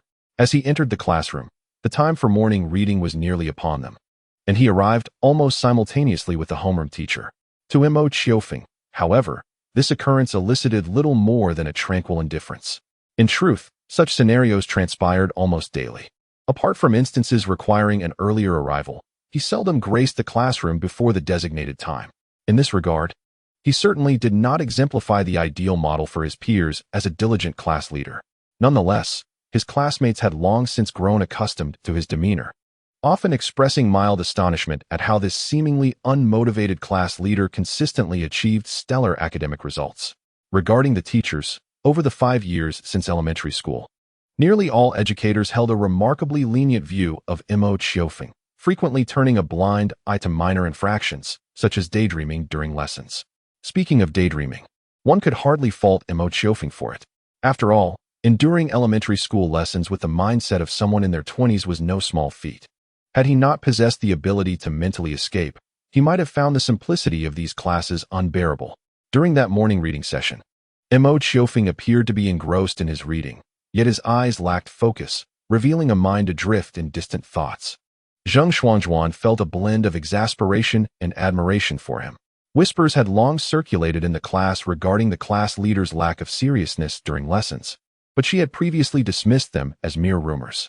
However, after being assigned as his deskmate in the 5th grade, she truly grasped the extent of his inattentiveness. It was not merely a lack of engagement. It was as though he was entirely oblivious to the lesson. Zheng Xuanzhuan found herself both irritated by Mo Qiufeng's nonchalance and impressed by his effortless mastery of academics. Nevertheless, despite her admiration, she wished to see him adopt a more serious attitude. To her, classes were solemn affairs, and students should embody the ideals of diligence. Gently nudging Mo Qiufeng's arm, she waited for him to snap back to reality. When he finally turned to her, she frowned and said, "Qiufeng, it is morning reading time. Please do not space out." Mo Qiufeng feigned innocence, replying, "But I am reading intently." "Humph," she retorted. Seeing his expression of misunderstanding, she pouted and turned away, choosing not to engage with him further. Oddly enough, had it been anyone else, she might have ceased interaction altogether. Yet, with Mo Qiourou, his consistent behavior had not worn on her patience. Perhaps he was simply different from the others in her eyes. Throughout the subsequent 4 classes, the routine continued with him drifting through the lessons. And Zheng Xuanzhuan found herself several times wanting to urge him to pay attention, yet each attempt was effortlessly deflected by Mo Qiourou. Moreover, his ability to casually answer her questions left her speechless, compelling her to silently seethe at his cleverness. Of course, the subtle antics of the 2 students in class did not escape the notice of their teacher, who, recognizing the exceptional capabilities of both, chose to overlook their minor distractions, only clearing her throat lightly as a warning when their antics became a touch too conspicuous. For Zheng Xuanzhuan, the mere sound of her teacher's gentle cough was sufficient to instill a sense of embarrassment within her. Consequently, she refrained from engaging with Mo Qiourou during the subsequent lesson, secretly chastising the boy for his thoughtlessness that had inadvertently implicated her. However, her irritation was fleeting, dissipating almost entirely by the end of the school day. Thus, when both she and Mo Qiourou were summoned by the guidance director, Yang Chanin, she leaned closer to him and whispered, "Qiufeng, do you have any idea why Teacher Yang has called us?"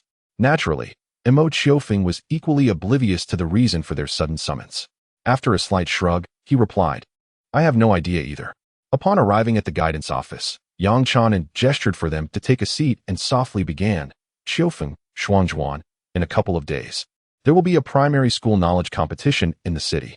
After some deliberation, the school has decided to select both of you to participate. What do you think?" The town hosts an annual primary school knowledge competition, categorized by grade level, with each school nominating 2 representatives per grade.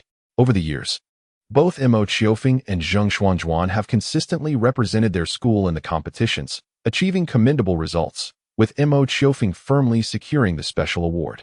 Zheng Xuanzhuan, on the other hand, has hovered between the special and first prizes. This time, however, the situation appeared somewhat different. Firstly, the knowledge competition had elevated to a citywide scale. And secondly, as Yang Chanin mentioned, there seemed to be no grade division.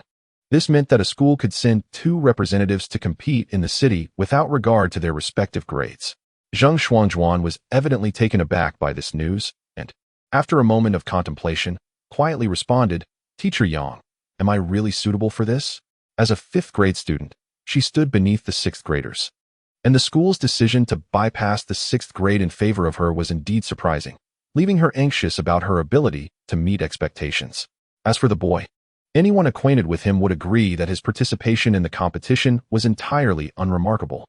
"Rest assured, Xuanzhuan, the school believes in you. Don't you have any confidence in yourself?"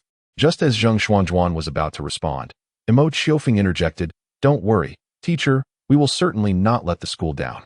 Casting a sidelong glance, Zheng Xuanzhuan observed the boy's face, which bore an air of calmness, subtly radiating immense confidence that inexplicably reassured her. "Teacher, I will do my best." "Excellent. The knowledge competition will take place next Saturday. During this time, ensure you prepare diligently to bring honor to the school." "Understood, teacher." Upon leaving the guidance office, Zheng Xuanzhuan appeared somewhat hesitant. "Qiufeng, am I really going to be okay?" Noticing the flicker of self-doubt in her words, Mo Qiourou tilted his head and examined her with a friendly smile. "What's wrong, Xuanzhuan? This lack of confidence doesn't suit you." Zheng Xuanzhuan was momentarily taken aback.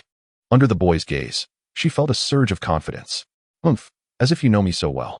During the knowledge competition, I will definitely win against you." "Huh, that is good to hear."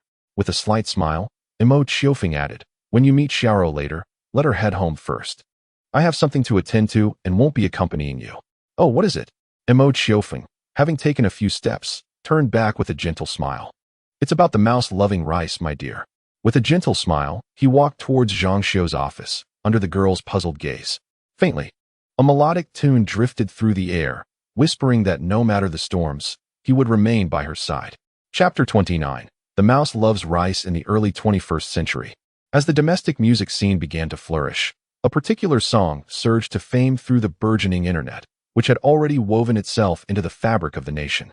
This song, entitled The Mouse Loves Rice, was composed and penned by Yang Chenggang and performed by Wang Qiwen. It achieved a Guinness World Record, with over 6 million downloads of its ringtone in a single day. The meteoric rise of this song heralded the dawn of online music in China. Had it not been for a subsequent copyright dispute, One could describe the song's journey as a mythical ascent in its entirety. In a previous life, nearly everyone born in the 80s and 90s had heard this song and hummed along to its catchy tune.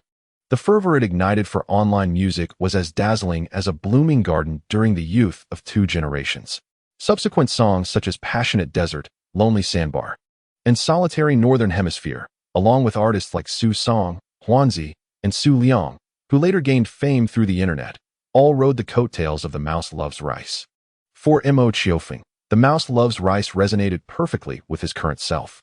The melody was simple, and the lyrics were easy to remember, fitting comfortably within the realm of his youthful experience. He believed that after 2 years of gradual influence, teacher Zhang Xiao had come to acknowledge the undeniable fact of his talent. Upon hearing his rendition of The Mouse Loves Rice, there would be no room for doubt regarding how such a young individual could create such a masterpiece. Naturally, Mo Qiourou felt a twinge of remorse towards the original creator for his actions, not solely for The Mouse Loves Rice, but for all the songs he would later appropriate. However, he did not consider himself a saint.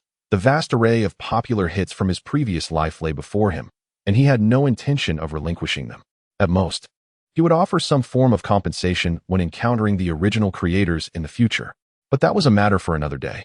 For now, his objective was to present the complete score of The Mouse Loves Rice to Zhang Xiao and perform it before him. Upon arriving at Zhang Xiao's office, he found him seated at a grand piano, eyes closed as he played. The newly constructed faculty office building granted Zhang Xiao a bright and refreshing workspace, a stark contrast to his previous, worn-out office. Following Mo Qiourou's suggestion, white curtains adorned the window, billowing gently in the breeze and harmonizing beautifully with the black and white piano. Mo Qiourou could distinctly perceive that compared to 2 years prior, Zhang Xiao's playing had evolved significantly, now imbued with a more ethereal quality, demonstrating a mastery of musical expression. Over the course of 2 years, this passionate musician had matured, and he was now beginning to shine brightly. After a while, the music gradually subsided, and only the lingering echoes remained in the room before Zhang Xiao finally opened his eyes, revealing a serene and tranquil glimmer within. Clap, clap, clap. Applause resonated from the entrance, prompting Zhang Xiao to glance over. Upon seeing Mo Qiourou standing at the door, a genuine smile illuminated her face. Qiufeng, when did you arrive? Over the course of more than 2 years, the bond between teacher and student had blossomed into an extraordinary closeness. Zhang Xiao regarded Mo Qiourou as if he were her own child. In return, Mo Qiourou cherished Zhang Xiao as a true mentor and friend, sharing heartfelt conversations. I just got here a little while ago, teacher. Responding with a smile, Mo Qiourou approached the office, exclaiming, your playing has improved remarkably. Haha. You deserve much of the credit for that, Zhang Xiao replied, rising from her chair to join Mo Qiourou at the desk. Pouring him a cup of tea, she continued. Do you remember the major nocturne you performed last year? It inspired me greatly at the time. Uh-huh. Mo Qiourou chuckled, scratching his head. You're too kind, teacher. Whether I am or not, the truth is evident, Zhang Xiao said with a playful raise of her eyebrow. Is there something specific you wish to discuss today? Typically, her devoted pupils sought her guidance in the evenings, and his unexpected morning visit hinted at a purpose beyond mere camaraderie. Well, teacher, I came to show you a score I composed. I would appreciate your insights on any areas for improvement. Zhang Xiao paused at Mo Qiourou's response, instinctively asking, a score? Yes, teacher.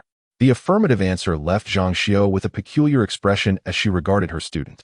While she acknowledged his considerable musical talent, labeling him a prodigy was not an exaggeration. Yet, to compose a score at the tender age of 10 and seek her counsel was indeed surprising. As she perused the score Mo Qiourou presented, her initial astonishment transformed into sheer amazement. Being knowledgeable in the field herself, she could feel the lively melody and the tender emotions woven within the notes before her.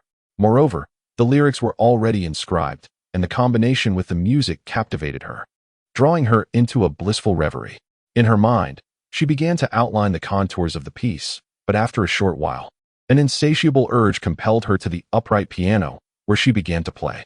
Simultaneously, she sang the lyrics, albeit somewhat awkwardly. I hear your voice, and it evokes a special feeling. It makes me yearn for you, unable to forget. I remember someone who will forever reside in my heart, even if all I can do is think of you. Strictly speaking, Zhang Xiao's vocal timbre was not particularly soft, yet accompanied by the piano, it sounded quite pleasing. With some practice, she might truly bring this song to life. After finishing the piece, Zhang Xiu remained with her eyes closed for a moment, immersed in the experience, before awakening to find her gaze filled with uncontainable joy and admiration for Mo Qiourou.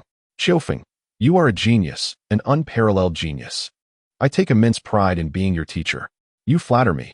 Teacher, Mo Qiourou replied modestly, smiling. Could you please share your thoughts on any improvements for this piece? Although this song has gained immense popularity throughout the land, it is not without its imperfections, at least from the perspective of Mo Qiourou. A more languid melody would be better suited for recitation. Naturally, a guitar accompaniment would be more appropriate, as the song was originally intended for such instrumentation. Unfortunately, Zhang Xiu lacks a guitar at this moment. After a prolonged period of contemplation, Zhang Xiu finally engaged in a discussion with Mo Qiourou about potential improvements. Besides agreeing that a guitar accompaniment would enhance the piece, Zhang Xiu also offered insights on a particular segment of the melody, demonstrating a remarkable synchronicity of thought with Mo Qiourou. Subsequently, the master and disciple made slight modifications to the overall melody, rendering the composition more soothing and suitable for singing. Enthralled by the process, Mo Qiourou made a phone call to his family and proceeded to enjoy lunch at Zhang Xiu's place. As the afternoon lessons approached, they tentatively finalized the revised score, with Zhang Xiu suggesting a trip to the city in a few days to procure a guitar for further enhancements. Mo Qiourou wholeheartedly supported this idea, expressing his eagerness to accompany Zhang Xiu to the city and select a guitar for himself. Before departing, Mo Qiourou inquired, Master, do you think this song can reach the outside world? Zhang Xiu was momentarily taken aback, then pondered deeply. Previously, he had only marveled at the song itself, never considering its potential to resonate beyond their confines. What if this song, composed by a mere 10-year-old, were to gain recognition?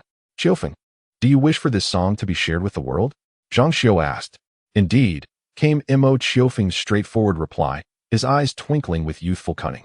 Master, popular music is on the rise, so let us share this song. If we gain fame, we shall reap both recognition and fortune. His innocent demeanor elicited a smile from Zhang Xiu, who nodded in agreement. Yes, if we attain fame, we shall indeed enjoy both recognition and wealth. After a moment of contemplation, Zhang Xiu remarked, on this note, I have a friend working at an entertainment company. I might be able to lend a hand. Really? This news was a delightful surprise for Mo Qiourou, whose eyes gleamed with excitement as he exclaimed, Master, then I entrust this to you. Ah, you rascal, Zhang Xiu chuckled, shaking his head in amusement. I will certainly assist, but let us first complete this song. We can venture to the city together in a couple of days. I believe a guitar-led accompaniment, complemented by piano, would yield unexpected results. Understood, Master. I shall head to class now. Very well. Watching Mo Qiourou depart, Zhang Xiu's face radiated a smile of satisfaction and wonder. This student had brought him countless surprises and inspirations, and he felt fortunate to have taken him under his wing. A renowned teacher cultivates exceptional disciples, and at times, an exceptional disciple can bring glory to their mentor, much like the present circumstances. After a moment of reverie, Zhang Xiu settled at his desk and dialed a number on the landline. Hello, who is this? A sharp female voice greeted him through the receiver. Upon hearing her voice, Zhang Xiu momentarily faltered before softly responding. Manua, this is Zhang Xiu. On the other end of the line, there was a momentary pause, followed by what seemed to be the sound of something shattering. After a brief interlude, a woman's voice emerged. Zhang Xiu, is that you? Despite her deliberate attempts to suppress her tone, Zhang Xiu could discern the surprise and concern in her voice. A slight frown crossed his face as memories of their past flooded back.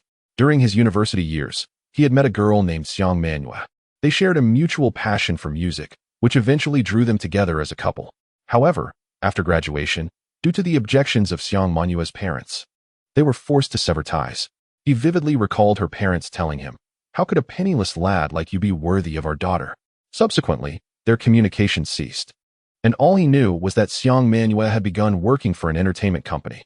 He, on the other hand, continued to pursue his musical dreams and held on to his devotion to her, believing that one day he would return to her side in glory. 2 years had passed since their connection was severed, coinciding perfectly with Zhang Xiu's arrival in the village to teach. It's me, Manua. As he emerged from his reverie, Zhang Xiu softly spoke. How have you been? Not well, not at all. Why did you leave? I know my parents disapproved of our relationship. But why did you have to go? I miss you. I'm sorry. I wanted to make a name for myself first, so that your parents would no longer oppose us.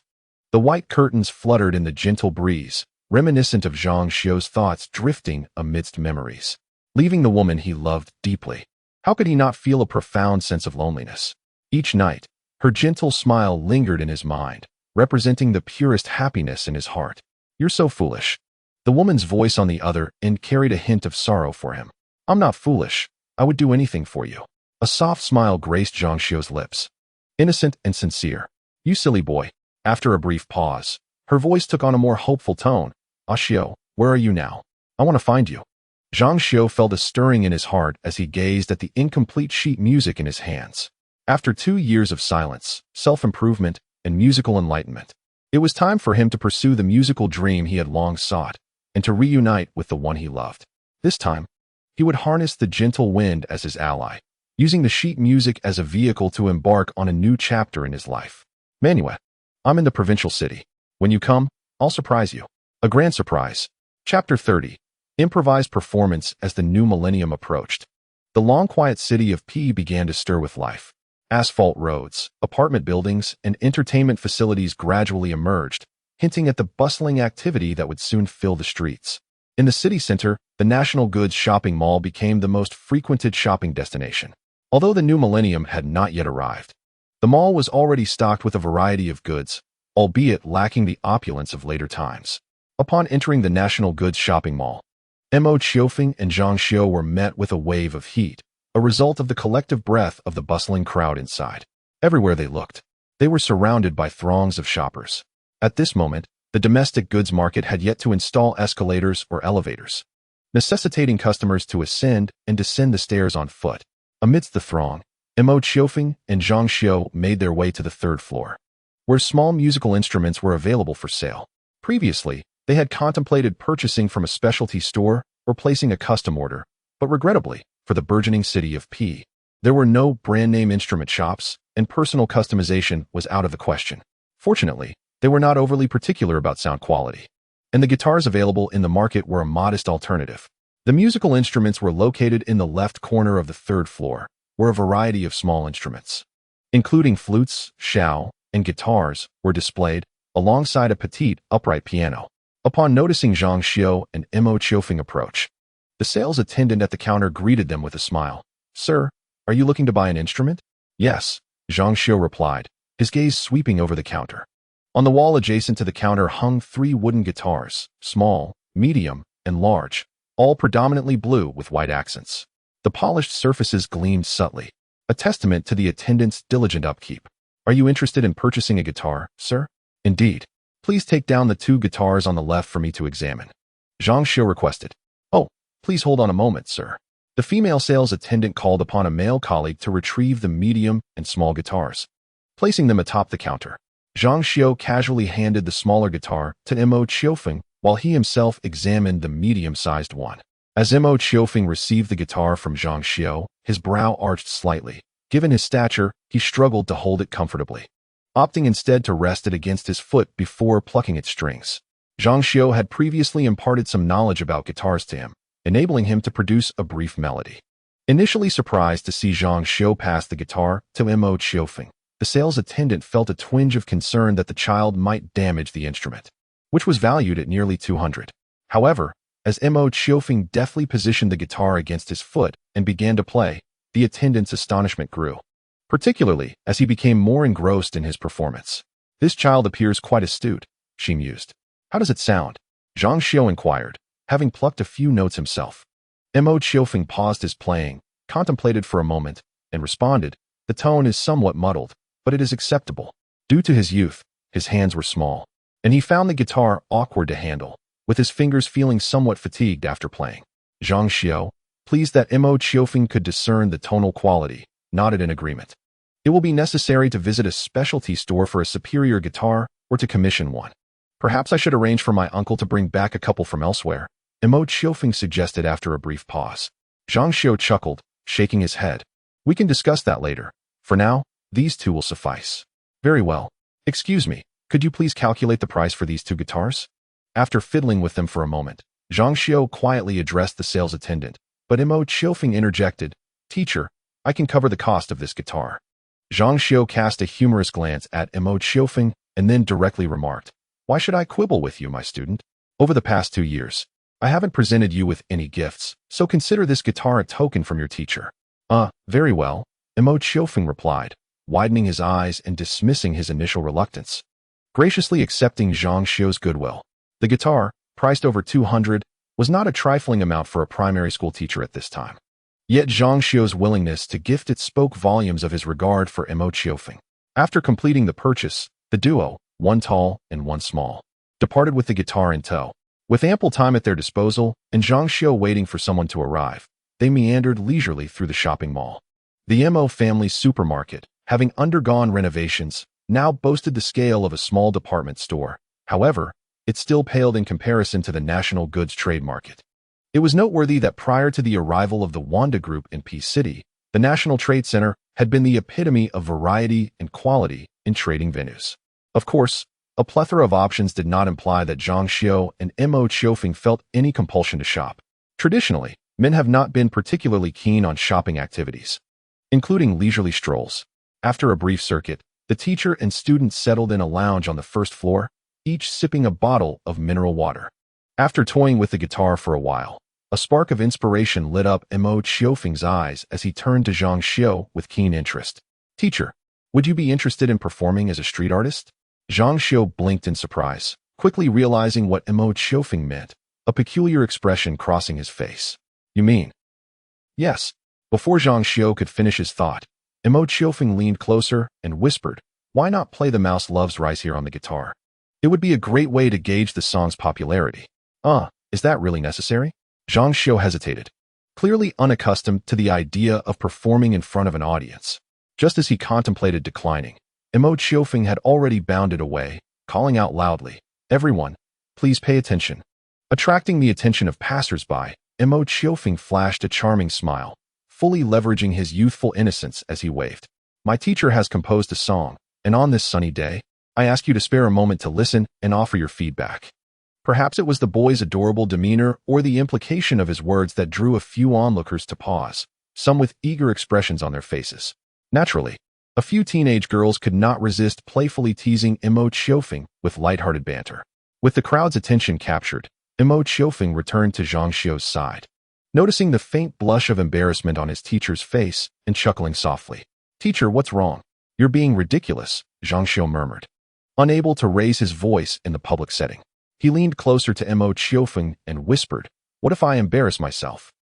Teacher, I believe in you," Mo Qiofeng reassured him. After a brief pause, he added with a hint of profundity, "Teacher, one must take the first step. It requires both determination and courage to do so." A few days ago, he learned from Zhang Xiu about the matter concerning Xiang Manhua, which subtly illuminated his understanding of the past events surrounding Zhang Xiu and the convictions he held within. Some matters necessitate a resolute openness to face everything with courage. Upon hearing Mo Qiofeng's words, Zhang Xiu was momentarily taken aback, soon descending into contemplation. It was not until those waiting grew impatient and were about to depart that Zhang Xiu emerged from his reverie. Rising from his seat, he gracefully bowed to those around him and softly remarked, "This is my first performance before an audience. I hope you all enjoy it." Returning to his seat, Zhang Xiu took a deep breath, flexing his fingers with a gentle flick. As the surroundings gradually fell into silence, a joyful yet soft melody of the guitar began to resonate, accompanied by a serene male voice that intertwined with the tender strumming of the instrument. "I hear your voice, and it evokes a unique feeling, making me yearn for you, a memory I dare not forget. I remember someone who will forever reside in my heart, even if it is only in this way that I can think of you." In his mind, memories of moments shared with Xiang Manhua quietly surfaced, as Zhang Xiu's voice grew even more tender and heartfelt. "If one day love's ideals come to fruition, I will strive doubly hard to cherish you without change. No matter how distant the road may be, I will ensure it becomes a reality, whispering sweetly in your ear." In recent days, having experienced a romantic relationship, Zhang Xiu had sung The Mouse Loves the Rice multiple times in reminiscence. Therefore, his rendition at this moment surpassed that of the first day, drawing the attention of those around him. "I love you, loving you, just as the mouse loves the rice. Regardless of the storms we may face, I will remain by your side. I think of you, yearning for you, No matter how bitter the experience, I am willing to endure anything to see you smile. Such is my love for you. This heartfelt performance elicited a fervent applause as the echoes of his song faded, with those nearby expressing their admiration. Unbeknownst to Zhang Xiao, his performance had drawn an increasing crowd. "Well done, teacher," exclaimed Mo Qiourou, giving Zhang Xiao a thumbs up, prompting a radiant smile from him. At that moment, 3 young women approached, inquiring about the song's title and whether Zhang Xiao was on the verge of becoming a singer. In response, Zhang Xiao amicably provided the title and mentioned that the song was a collaborative effort from his peers, with his role being merely to contribute improvements. The 3 young women appeared skeptical, especially upon noticing the youthful Mo Qiourou beside him. Nevertheless, they politely requested Zhang Xiao's autograph before bidding farewell, while the crowd gradually dispersed, offering Zhang Xiao words of appreciation. After a brief moment of daze, Zhang Xiao recalled something and turned to Mo Qiourou, saying, "I suddenly understand why you chose to participate in the song under a pseudonym. After all, Xiang Manuel was also a high-ranking executive in the company, making it almost certain that the mouse loves the rice would attract attention and be released under her company." Upon learning of this matter, Mo Qiourou expressed to Zhang Xiao his intention to participate in the song production under a pseudonym. Zhang Xiao had once been perplexed by this, but he suddenly comprehended it just moments ago. Indeed, others, unlike him, had not spent time with Mo Qiourou. Thus, upon encountering this revelation, it was only natural for them to harbor doubts. After all, humanity tends to respond with skepticism to matters that transcend their understanding. In response to Zhang Xiao's words, Mo Qiourou could only shrug.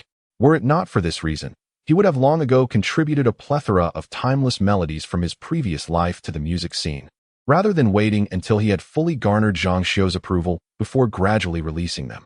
After indulging in idle conversation for a while longer, the master and disciple prepared to depart. Just as they were about to step out, a ringtone emanated from Zhang Xiao's pocket. As a teacher, the school had provided him with a small communication device for convenience. However, due to his solitary teaching in the village, the contacts stored within it were scant. At that moment, the caller could only be Xiang Xiun, who was either on her way to Peace City or had already arrived. Mo Qiourou's guess was correct. Upon seeing the incoming call, a genuine smile of happiness graced Zhang Xiao's lips as he answered, "Hello, Manuel." After a brief conversation, Zhang Xiao hung up and informed Mo Qiourou, "Let us head to the station to greet her." His demeanor conveyed a sense of eager anticipation. Mo Qiourou could only reflect on the truth that lovers separated for an extended period often exhibit a hurried disposition, and he followed Zhang Xiao towards the bus station. The station was located in the western part of the city, a journey of a little over 10 minutes from Guamao. Yet, Zhang Xiao compressed this travel time to under 10 minutes. Fortunately, Mo Qiourou had not forgotten his physical training since his rebirth. Otherwise, he would have struggled to keep pace. 10 minutes later, the two who had been apart for 2 years reunited, inevitably engaging in the cliché embrace and greetings typical of such encounters. Mo Qiourou's gaze flickered for a moment, caught in a fleeting daze. The parting between lovers often feels like a sweet reunion. Yet he and she had not met since their official separation upon graduation. It was as if they were unaware of each other's existence. Chapter 31. A new source of support with the city's economic development. The municipal government constructed a park in the northern part of the city center. Although the park's facilities were not yet fully developed, it had already become a favored spot for post-meal leisure. Particularly in the evenings, those seeking relaxation would often stroll and converse within its confines. After settling for lunch downtown, Mo Qiourou and his 2 companions made their way to the park. Along the way, the sight of Zhang Xiao and Mo Qiourou carrying guitars of various sizes drew the attention of passers-by. They paused at a pavilion on the western side of the park, where they sat down to chat. Upon receiving the completed musical score from Zhang Xiao, Xiang Manuel, despite having been mentally prepared for the news, was nonetheless profoundly shocked. Like Zhang Xiao, she had a deep passion for music. Although she had become an executive after graduation, she still occasionally composed her own pieces. Thus, she could discern the potential of this song from the score presented to her. In this nascent era of entertainment, the song effortlessly gained popularity, its catchy melody coupled with meticulously crafted music undoubtedly resonating with many. "Xiaofeng, did you truly compose this song?" Despite her trust in Zhang Xiao's integrity, Xiang Manuel instinctively inquired of Mo Qiourou. "Indeed, Sister Manuel, I am quite talented, aren't I?" Mo Qiourou responded, exuding confidence. Zhang Xiao, who stood nearby, merely smirked at the title without contesting it. When Mo Qiufeng first referred to Xiang Manhua as sister during their meal, she was immensely pleased. While he had suggested she should call him aunt or teacher's wife, which elicited a mischievous glance from her. Consequently, he resigned himself to accepting the unconventional address. Quite impressive. Xiang Manhua agreed, then glanced at the sheet music and began to hum. Her voice, bright and sunny, lent a unique charm to the Mouse Loves Rice. Meanwhile, Mo Qiufeng, his eyes twinkling with mischief, proposed, Sister Manhua, would you like me to sing this love song for you? Cough cough. Zhang Xiao, who was drinking water, nearly choked. Coughing repeatedly, Xiang Manhua shot a sidelong glance at Zhang Xiao and remarked, you seem rather reluctant. Not at all, he quickly defended, feeling a twinge of guilt towards her. Mo Qiufeng chimed in playfully, teacher, sing it for Sister Manhua. I believe she would truly appreciate it. Xiang Manhua's cheeks flushed slightly, yet she refrained from objecting. Instead, gazing at Zhang Xiao with a hint of anticipation. Thus, Zhang Xiao dutifully complied. He retrieved his guitar, adjusted the tuning, and softly cautioned Xiang Manhua. Please don't laugh if I sing poorly. Her beautiful eyes sparkled, though she offered no reply, sensing it was time to grant the long-separated lovers some privacy. Mo Qiufeng excused himself before Zhang Xiao began to sing. Teacher, Sister Manhua, you two continue your conversation. I shall wander for a bit. Xiang Manhua chuckled softly, exchanging a tender glance with Zhang Xiao. Once Mo Qiufeng had distanced himself, the sound of guitar strumming and Zhang Xiao's gentle singing filled the air. Compared to his earlier performance in the mall, his singing now, alone with his beloved, conveyed a deeper emotion. With a smile gracing his lips, Mo Qiufeng decided not to linger, choosing to meander through the park. It was just past lunchtime, and the park was sparsely populated, mostly by couples nurturing their affections. Many turned to glance at Mo Qiufeng, who was carrying a guitar somewhat oversized for his frame. Unfazed, he simply adjusted the grip on the instrument. Indeed, the guitar was rather large for him, and mastering it might require a year or two. At the heart of the park lay a small lake. An ingenious addition by the designers. However, it had yet to be stocked with goldfish. Recalling the future, he remembered that this lake would eventually teem with goldfish, often attracting visitors who would buy fish food to feed them as a leisurely pastime. By the lakeside, there sat a wooden bench where Mo Qiufeng, with his guitar slung over his shoulder, settled himself comfortably. Bored with the stillness of the afternoon, he unfastened the guitar to examine it. It was a classical 39-inch guitar, adorned in a harmonious blend of blue and white, predominantly blue, with a blue soundbox and a headstock decorated in alternating stripes of blue and white.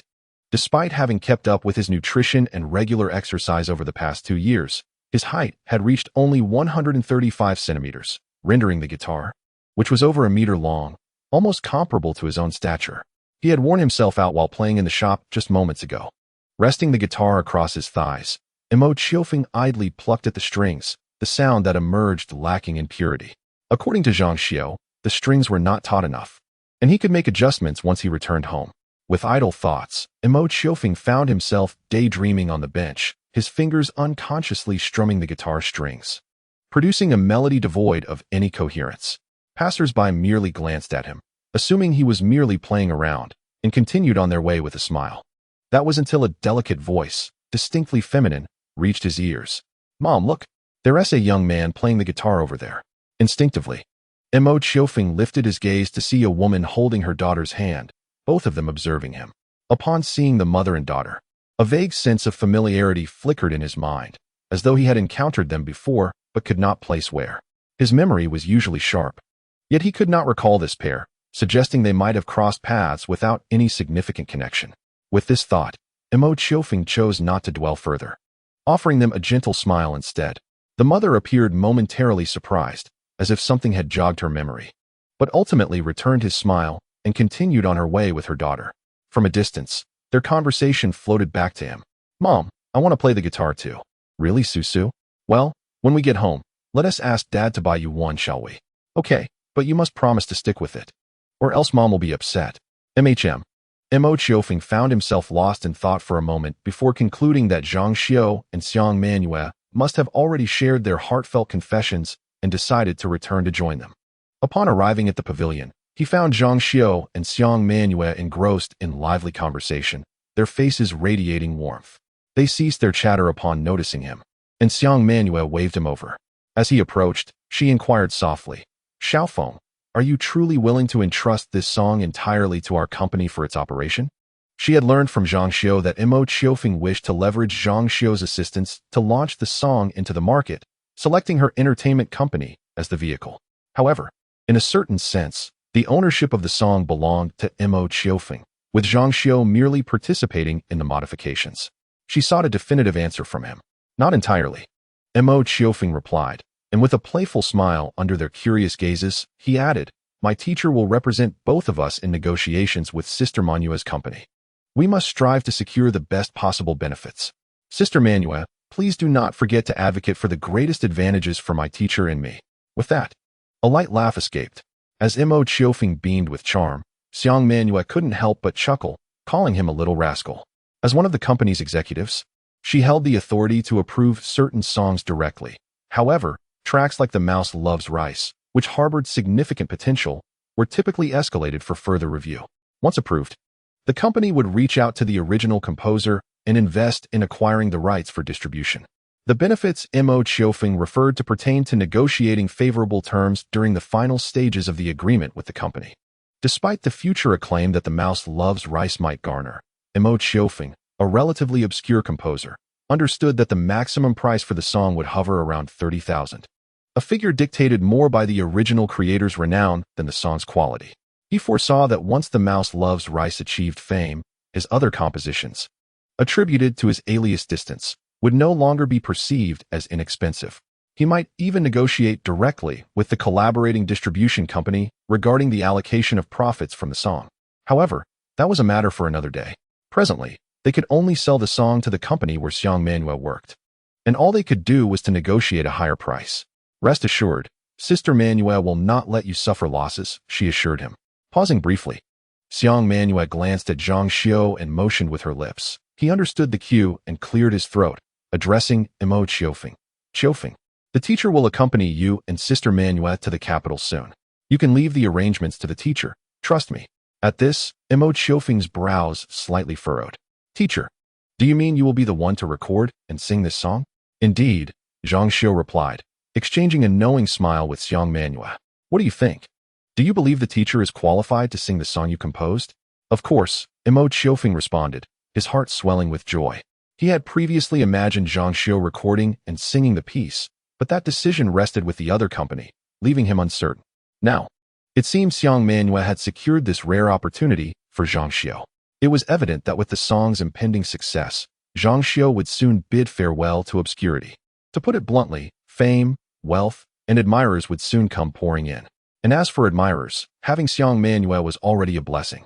After reveling in his excitement for a moment, Mo Qiourou suddenly recalled something important. He still did not know the name of the entertainment company that Xiang Manua belonged to. "Sister Manua, what is the name of your entertainment company?" Xiang Manua raised an eyebrow in surprise. "I thought your teacher had already informed you." I forgot." Xiang Manua cast a discontented glance at Zhang Xiu before smiling at Mo Qiourou. "Your Sister Manua's company is called Haidai. Isn't it a lovely name?" Upon hearing Xiang Manua's reply, Mo Qiourou was momentarily taken aback. Haidai? In later years, Haidai would be recognized as one of the most influential and creative entertainment forces within the Chinese-speaking world. Although Mo Qiourou wasn't particularly familiar with Haidai, he was aware that the company had propelled artists like Adu to fame after the millennium, later signing talents such as Tu and Yuan Qingjie, and in 2011, Hu Yanbin.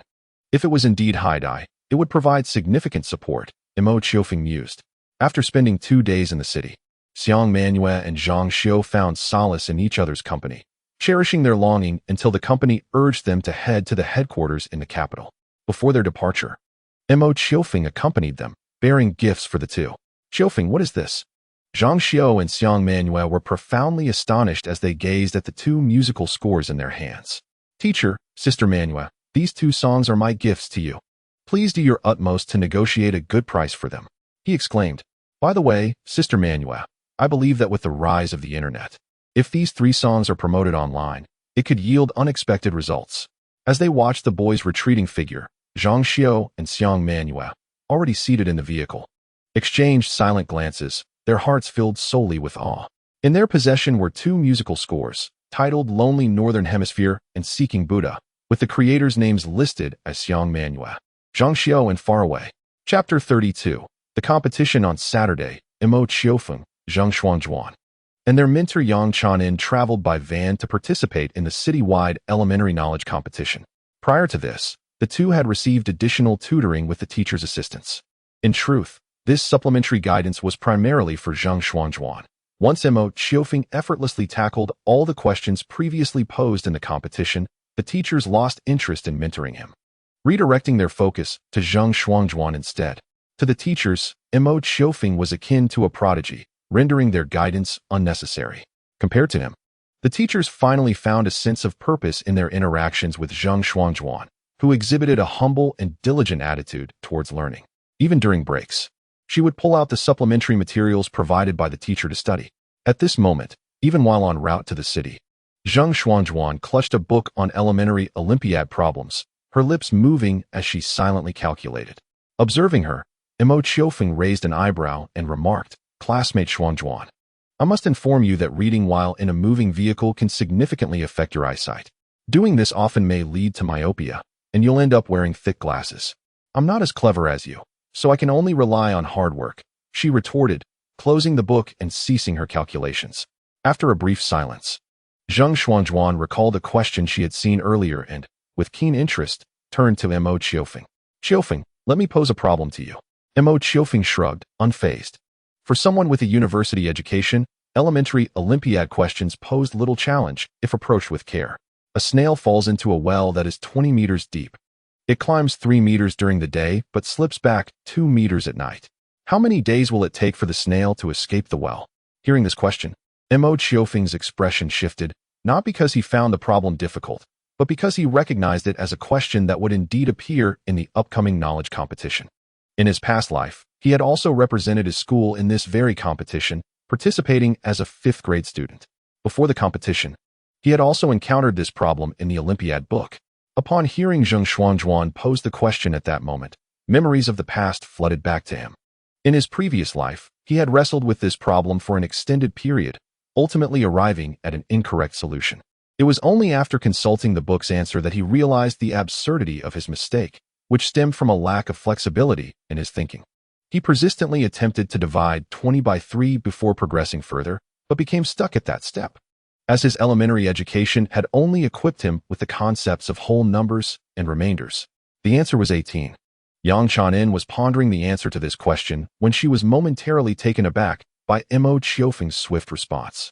After a brief moment of contemplation, she grasped the essence of the problem, her lips twitching involuntarily. All right, she wouldn't admit that she had miscalculated earlier.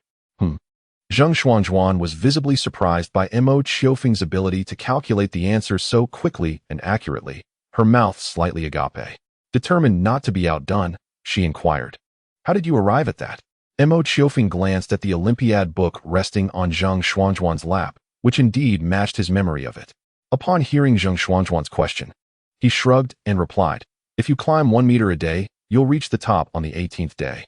"Ah, you must have seen this problem before," Zhang Xuanzhuan pouted, accusing Mo Qiourou of trickery. Mo Qiourou merely shrugged again, choosing not to argue. After a brief pause, he deliberately hinted to Zhang Xuanzhuan, "This question might very well appear on the exam." How do you know it will be on the exam?"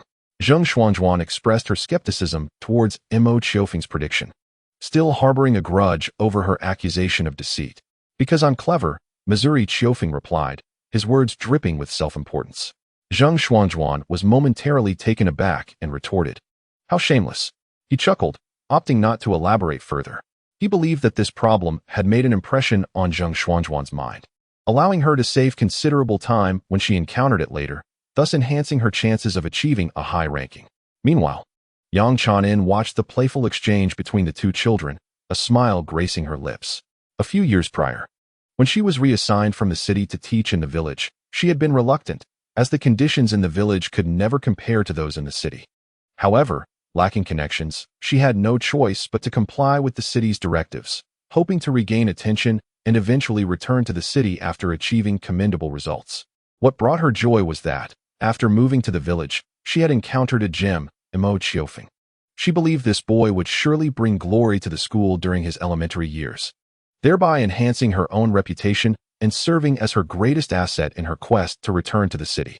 However, to be honest, after several years, she had grown accustomed to village life, rendering her desire to return rather indifferent. The elementary knowledge competition was held at the affiliated primary school of the first middle school of the city, and as the host, the school had early on adorned the entrance with various welcoming banners.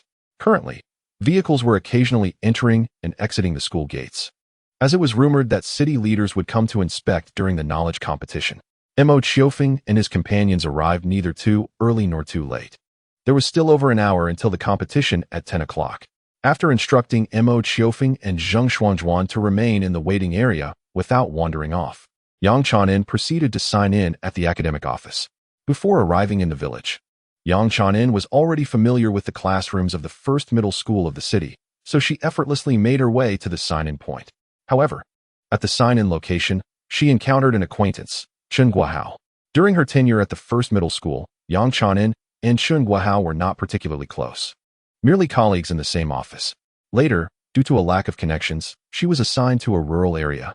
While it was said that Chen Guohao had received a promotion, having grown accustomed to the fickleness of human relationships, Yang Chanin had no desire to speculate about the connections that lay behind Chen Guohao. Upon seeing him, she merely nodded in acknowledgement. Yet, upon recognizing Yang Chanin, Chen Guohao greeted her warmly. "Teacher Yang, long time no see." During her time at the first middle school, Yang Chanin had achieved remarkable results with her classes, leaving a lasting impression on Chen Guohao. However, after her reassignment, they lost all contact, and now, seeing Yang Chanin sparked a subtle sense of triumph within Chen Guohao. Regardless of how well one teaches, without connections, one remains inconspicuous. Such is the nature of society, is it not? Although Yang Chanin bore no particular fondness for Chen Guohao, they had once been colleagues, so she felt it improper to ignore him. "Long time no see, Teacher Chen. Are you also here with students for the knowledge competition?" Perhaps influenced by her own thoughts, Chen Guohao surprisingly did not leave, but instead engaged Yang Chanin in conversation. Ultimately, it was merely vanity at play. Yang Chanin, unwilling to be cold, nodded and replied, "Yes. I need to sign in as well. Shall we go together?" With a barely discernible furrow in her brow, Yang Chanin chose not to decline Chen Guohao's suggestion. After signing in, Yang Chanin politely said to Chen Guohao, "Teacher Chen, my students are still waiting for me. I must take my leave." Without waiting for Chen Guohao's response, she turned and departed. Behind her, Chen Guohao raised an eyebrow but did not pursue her further, instead leading his two students back. However, life is unpredictable. While waiting at the candidate area, Yang Chanin once again encountered Chen Guohao, who was now accompanied by two boys. Upon seeing Yang Chanin, Chen Guohao's gaze shifted, and with an unsettling premonition, Yang Chanin watched as he approached her with his students. "Teacher Yang, what a coincidence," he exclaimed. "Indeed, quite a coincidence," she replied with a polite smile, showing no intention of continuing the conversation. Chen Guohao opened his mouth to speak again, but, perhaps realizing the number of people around them, fell silent, which allowed Yang Chanin to breathe a sigh of relief. It was not that she disliked Chen Guohao. Rather, every interaction with him reignited her dissatisfaction with her reassignment. After all, she was not devoid of emotions. On the other hand, the two leading teachers ceased their discussion, but the students from both sides struck up a conversation. Upon seeing Zheng Xuanzhuan, the two boys, proud of their status as students from a prestigious elementary school, introduced themselves. One of them addressed Mo Qiofeng and Zheng Xuanzhuan, saying, "Hello, we are 6th grade students from the first middle school of the city. I am Li Erbi, and this is my classmate Lin Bei. What about you?" Hearing the name Li Erbi almost caused a smile to escape from Mo Qiofeng's lips. At this moment, perhaps no one comprehends the significance of this name. However, in a previous life, the term was familiar to Mo Qiofeng, and he instinctively associated Li Erbi's name with it. Moreover, the character Li seems somewhat reminiscent of you. Thus, Li Erbi are you? If, during future introductions, the other party is unaware, they might mistakenly think they are being insulted. Of course, Zheng Xuanzhuan did not contemplate this as deeply as Mo Qiofeng. She politely responded, "Hello. We are 5th grade students from Xinxi Primary School. I am Zheng Xuanzhuan, and he is Mo Qiofeng." 5th grade. Not only the two boys, but even Chen Guohao displayed surprise upon learning that the two students before him were merely in 5th grade. Tilting his head, Chen Guohao looked at Yang Chanin with a hint of peculiarity. "Teacher Yang, Your school has sent 2 fifth graders to participate in the knowledge competition? Yes. Yang Chanin replied succinctly, perhaps finding it slightly impolite. She added, Shuangjuan and Qiufeng are exceptionally bright students. Chen Guohao opened his mouth, hesitating to express excessive concern, while the 2 boys regarded Zheng Shuangjuan and Mo Qiofeng with curiosity. After a brief pause, the leader, Li Erbi, inquired with a hint of skepticism. Are you truly 5th grade students? Yes, we are, came the affirmative response. Upon hearing this, Li Erbi exchanged glances with Lin Bei, the latter murmuring, 5th graders dare to participate in the competition? Are they just playing a game? Though spoken softly, those nearby could vaguely overhear. Zheng Shuangjuan's face momentarily faltered, displaying embarrassment and unease, and even Yang Chanin's expression soured slightly. As for Mo Qiofeng, he cast a dismissive glance at Lin Bei, uninterested in engaging. On the other side, Chen Guohao recognized that Lin Bei's remark was inappropriate and cleared his throat, reproaching, what nonsense are you spouting? After a pause, he added, it is not unheard of for 5th graders to compete in an all-primary knowledge contest. You have yet to encounter students more intelligent than you. Do not generalize. Though this was a reprimand aimed at his own students, the underlying message was rather disheartening, further darkening Yang Chanin's expression. Seeing the teacher's admonition, Li Erbi and Lin Bei dared not speak out of turn and instead stood beside Chen Guohao, occasionally discussing some questions. Meanwhile, Mo Qiofeng approached the slightly embarrassed Zheng Shuangjuan and asked, what's wrong? Is the little girl feeling timid? Originally anxious, Zheng Shuangjuan felt an inexplicable sense of comfort upon hearing Mo Qiofeng's words and retorted, I have no objections to being called a little girl. But who says I am timid? Well, that's good then. Mo Qiofeng shrugged, suggesting that little girls can be quite formidable. Zheng Shuangjuan scoffed, burying herself in her Olympiad book to study, while Mo Qiofeng, with nothing better to do, settled beside her, casually surveying the surroundings with an air of leisure. It must be said that the facilities at the municipal first middle school were superior to those of their own. Yet the atmosphere lacked the ease that made one feel at home, barely earning a passing grade. Originally troubled, Yang Chanin, upon witnessing her student's demeanor, felt her heart settle. She affectionately ruffled Mo Qiofeng's hair and smiled. Qiufeng, remember to bring honor to our school. Upon hearing Yang Chanin's words, Chen Guohao, Li Erbi, and Lin Bei exchanged glances, their expressions betraying a hint of indifference. After all, he was merely a 5th grade child. How much of a stir could he possibly create? Chapter 33. Submitting early at 9:30, the announcement beckoned all candidates to enter the examination hall and prepare for the knowledge competition. Gradually, students began to make their way towards the venue, most wearing expressions of either excitement or anxiety. Mo Qiofeng and Zheng Shuangjuan were not assigned to the same examination room.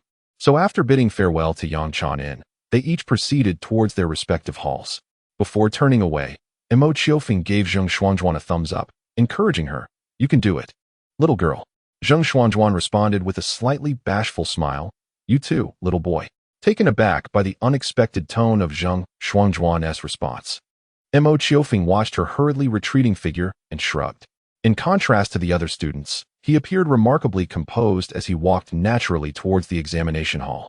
Prior to this, Yang Chanin had familiarized him and Zheng Shuangjuan with the layout of the examination room, allowing him to remember his location despite his poor sense of direction. However, upon reaching the entrance of the examination hall, the supervising teacher couldn't help but raise an eyebrow at the calm demeanor of the boy before him. He exhibited no signs of emotional fluctuation despite participating in a citywide competition. His smile was so gentle that for a moment, the teacher mistook him for a delicate youth. Good morning, teacher, Mo Qiofeng greeted respectfully as he approached the invigilator, shifting his arms away from his sides to facilitate the search. Typically, elementary school examinations were not conducted with such strictness, but given this was a citywide assessment subject to oversight from municipal leaders, the scrutiny was intense. Nevertheless, even with the stringent measures, the invigilators would not genuinely search the elementary students. It was merely a symbolic pat-down of their pockets. After a brief check, the supervising teacher informed Mo Qiofeng, all right, you may enter. Thank you, teacher, Mo Qiofeng replied and stepped into the examination hall. Looking around, he realized he was the last to arrive. In a corner on the right side of the hall, Lin Bei, whom he had encountered previously, cast a scornful glance in his direction. Mo Qiofeng chose to ignore him and settled into his assigned seat, conveniently positioned at the front of the room, facing the same supervising teacher from earlier.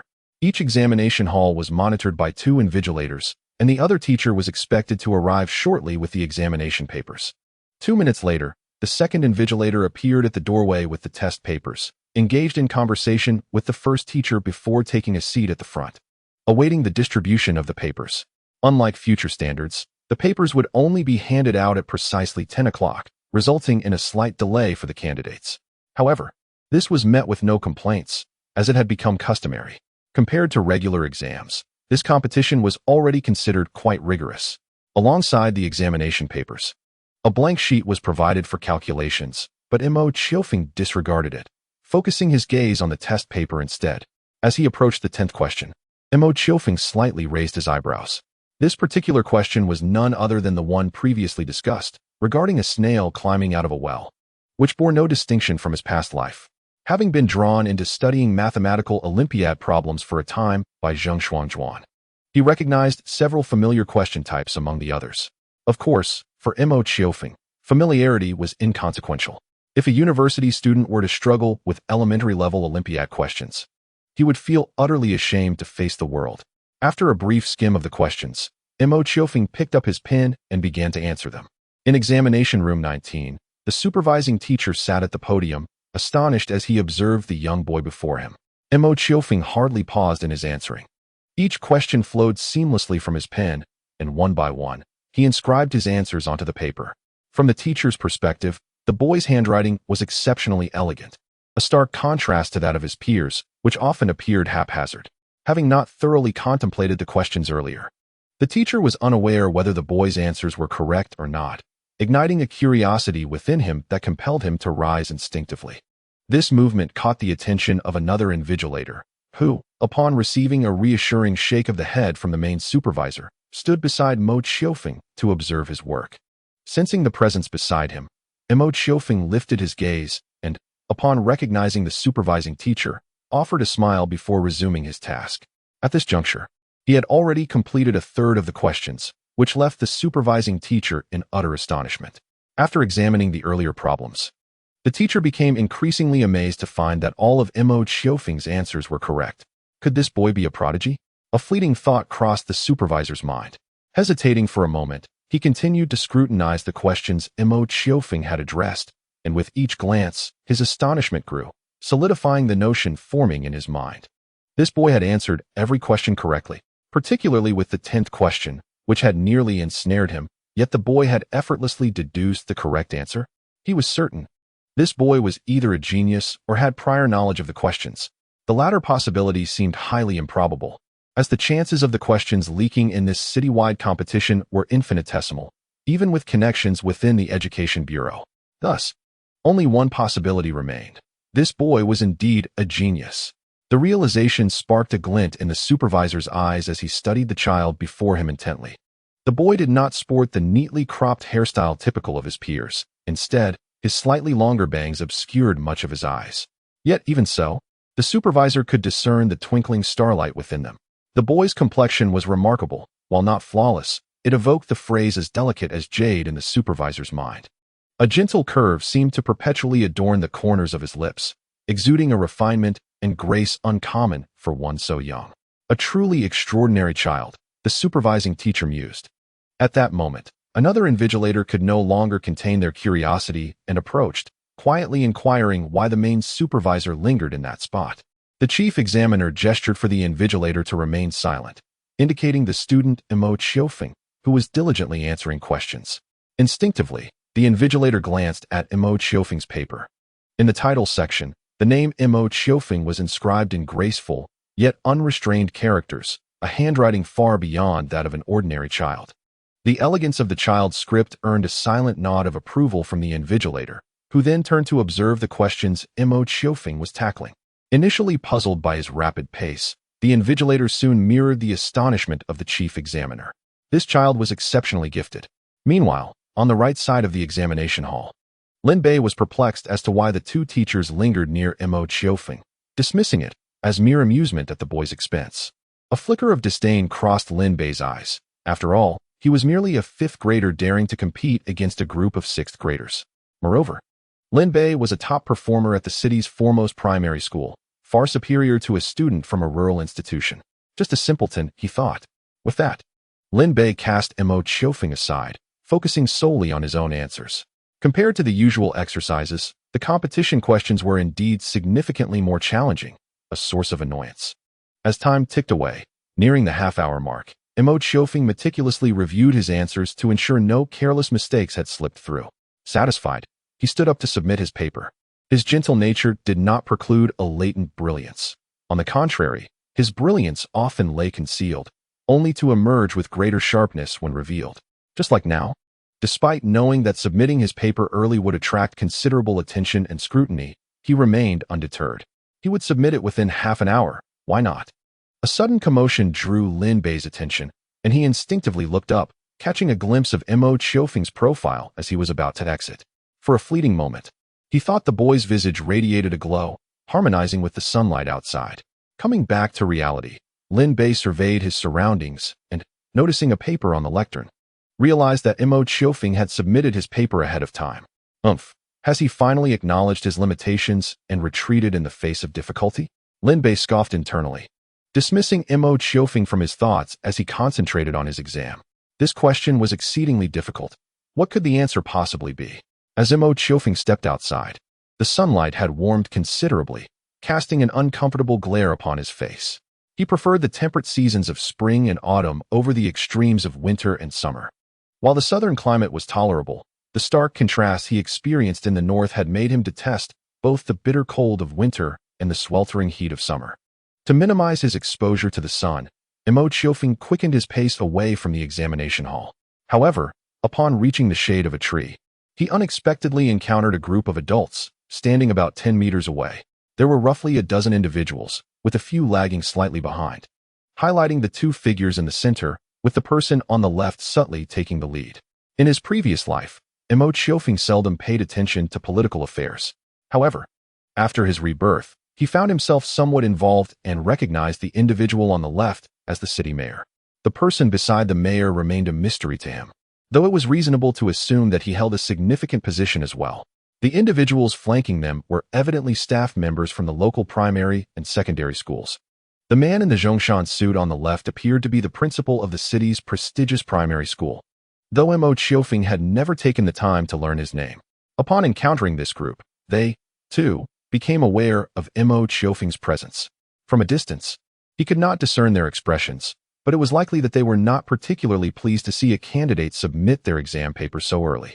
Mo Qiouring had no inclination to entertain any futile notions and was preparing to turn away. However, he was halted by the middle-aged man in the Zhongshan suit, who inquired, "Young student, have you completed your exam?" Being directly addressed, Mo Qiouring felt compelled to respond rather than leave. He turned to the approaching figure and replied, "I have finished." Teacher. This man was presumably the principal of the city's primary school, and it was unusual for him to single out a student in a manner that might leave a poor impression on city officials. Yet, he had done just that. Really completed it? The principal appeared somewhat incredulous. Mo Qiouring reiterated, "I have finished, teacher." At that moment, a teacher to the right remarked, "It seems this child from an unknown school might just be fooling around. Our school maintains a high standard. The invigilator would not allow a student who has barely begun to leave early." Mo Qiouring cast a discreet glance at this individual, choosing not to engage in a rebuttal and instead standing silently. Although others may have been oblivious, he was acutely aware that the principal had exchanged a knowing glance with the teacher as he approached. It became clear why the principal had called him over. One played the role of the villain, while the other assumed the role of the good cop, thereby not only elevating their school's reputation, but also deflecting the awkwardness of a student attempting to escape scrutiny. Nonetheless, the calculated maneuvering revolving around the students left Mo Qiouring somewhat displeased. After addressing a few of their inquiries, he turned to depart. In these times, students can be both good and bad, the principal sighed, watching Mo Qiouring's retreating figure. The mayor, overhearing this remark, subtly shifted his gaze, a flicker of understanding crossing his features, as if he concurred with the principal's sentiment. Indeed, there are both good and bad. During the earlier inquiry, neither the mayor nor his accompanying official had spoken. Both were seasoned figures in the political arena, fully capable of recognizing that the young boy before them was extraordinary. They simply chose not to expose the principal's lackluster performance. Moreover, the incident involving the student's attempted escape was indeed somewhat disreputable, which explained their tacit acceptance of the situation. However, the boy had left a favorable impression. The mayor recalled the calm demeanor of the boy and the brilliance of his star-like eyes. Regrettably, he had not inquired about the boy's name. Meanwhile, Mo Qiufeng made his way directly to the designated area for candidates, intending to reunite with Yang Chanin. However, beside Yang Chanin stood Chen Guohao, the former displaying a barely perceptible annoyance. Upon seeing Mo Qiufeng, she momentarily froze, instinctively inquiring, "Qiufeng, did you submit your paper early?" Chapter 34. An unexpected encounter with a girl. Qiufeng, did you submit your paper early? Upon Mo Qiufeng's arrival, Yang Chanin regarded him with a peculiar expression. Even though she was aware of Mo Qiufeng's remarkable intelligence, witnessing him submit his paper half an hour early still left her astounded. Had he never considered the possibility of faltering? "Yes, teacher." Upon arriving at the waiting area, Mo Qiufeng wore an innocent smile, the corners of his lips curving with a hint of confidence, as if he had already secured victory. However, this confident smile was perceived differently by Chen Guohao, who furrowed his brow and seemingly well-intentioned, cautioned, "Classmate Mo, this is a city-wide knowledge competition. You cannot treat it so frivolously. You must not be so careless in the upcoming language examination this afternoon. Even if you choose to sit and wait for time to pass, it is better than this." In Chen Guohao's view, Mo Qiufeng must have solved a few questions he was comfortable with and hastily submitted his paper. Due to previous encounters, Mo Qiufeng held little fondness for Chen Guohao. Yet, like Yang Chanin, he deemed it unnecessary to argue and responded with a smile. "Thank you, Teacher Chen, I understand." Despite this, his demeanor suggested he did not fully absorb Chen Guohao's advice. Chen Guohao frowned, wishing to admonish Mo Qiufeng for his overly casual attitude, but refrained from speaking out, as he was not his student.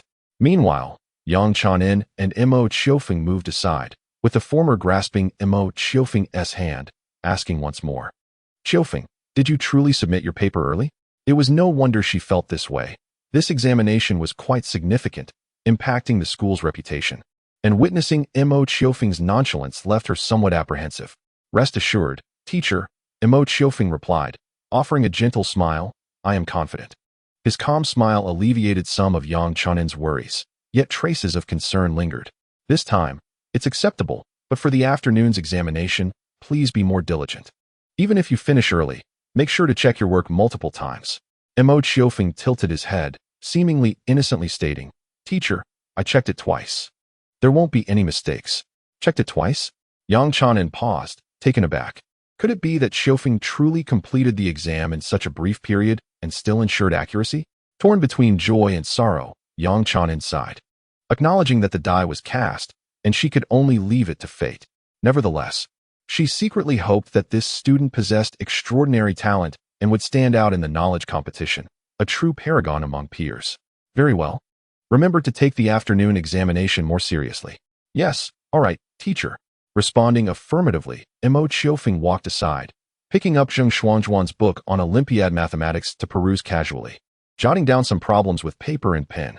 These problems were from the recent knowledge competition, some of which appeared in Olympiad mathematics, marked with a circle by Mo Qiufeng, while others were directly recalled from his memory, a habit fostered by Zheng Xuanzhuan. Throughout 5 years of elementary school, after becoming somewhat familiar with the material, Zheng Xuanzhuan would always seek him out to compare answers after each test. In the beginning, he would forget the questions after writing them down, rendering him unable to provide answers. However, as he grew accustomed to the process, he began to jot down the questions while solving them, ensuring he could later verify the answers with Zheng Xuanzhuan. Over the course of 5 years, he became accustomed to this post-examination exchange, largely to align with the girl's enthusiasm. Presently, he was inscribing the questions from the knowledge competition onto paper, preparing for when the girl would approach him for answers. In this rebirth, perhaps due to the amalgamation of two souls, his memory surpassed that of his previous life. Within half an hour of answering questions, he managed to recall a considerable number of them. Occasionally, as Mo Qiufeng paused to write or reflect, Yang Chanin observed him with a hint of curiosity. Approaching him, she scanned the paper and inquired, "Qiufeng, what are you doing?" "Teacher, I am noting down the questions," Mo Qiufeng replied, gesturing towards the partially filled sheet. "When Xuanzhuan comes out, She will surely seek me for answers. By recording the questions, it will make our verification much simpler. Otherwise, that girl might get annoyed. Subconsciously overlooking the term girl, Yang Chanin felt a stir within her heart and scrutinized the paper in Mo Qiufeng's hand. Are these truly the exam questions? Indeed. Mo Qiufeng paused before adding, most are quite similar to the originals. I just can't recall a few numbers clearly, but the question types are the same. Oh, let me see. Yang Chanin expressed her interest, intrigued that Mo Qiufeng not only completed the exam questions, but also retained them in memory.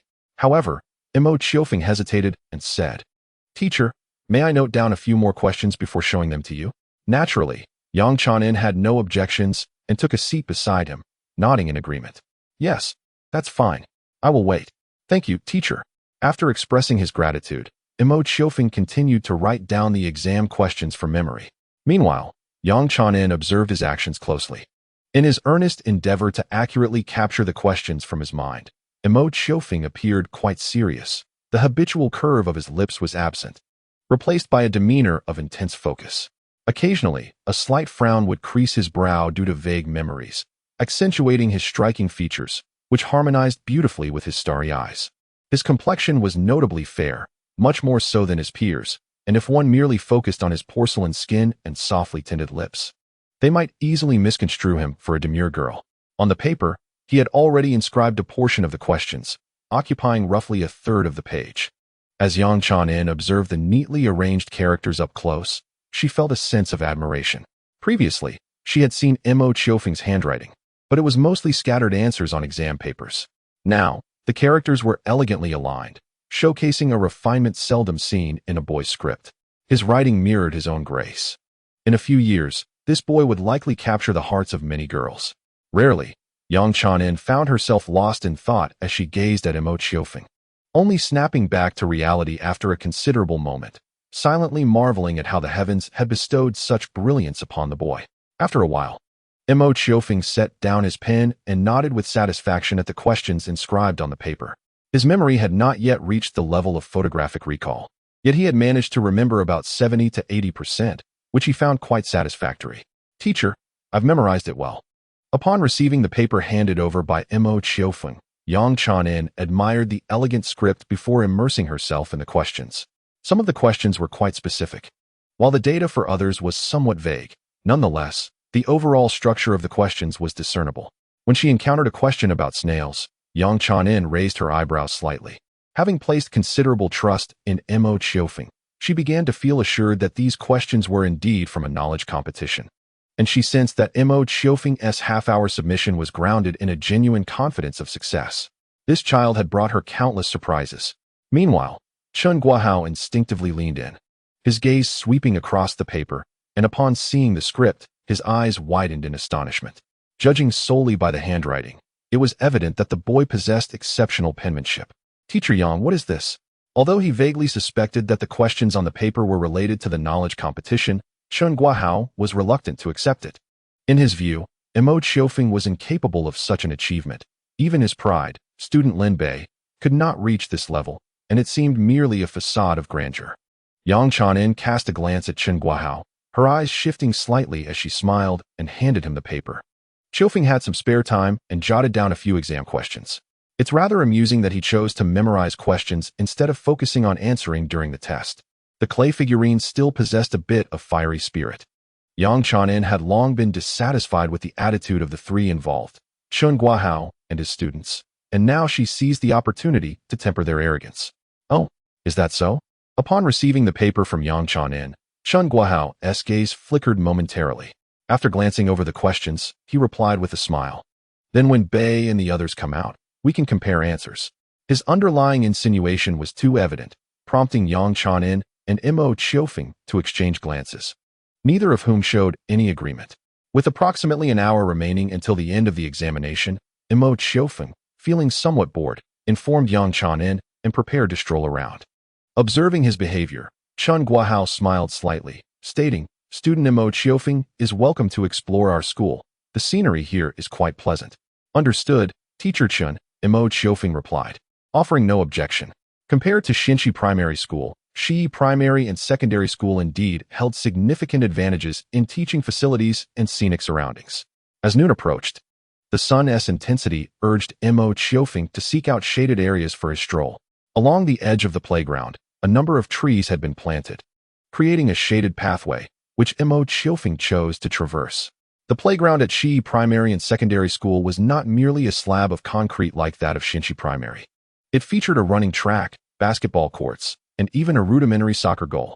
At the perimeter of the playground, various fitness equipment such as parallel bars, climbing frames, and high-low bars could be found, albeit sized down for primary school students.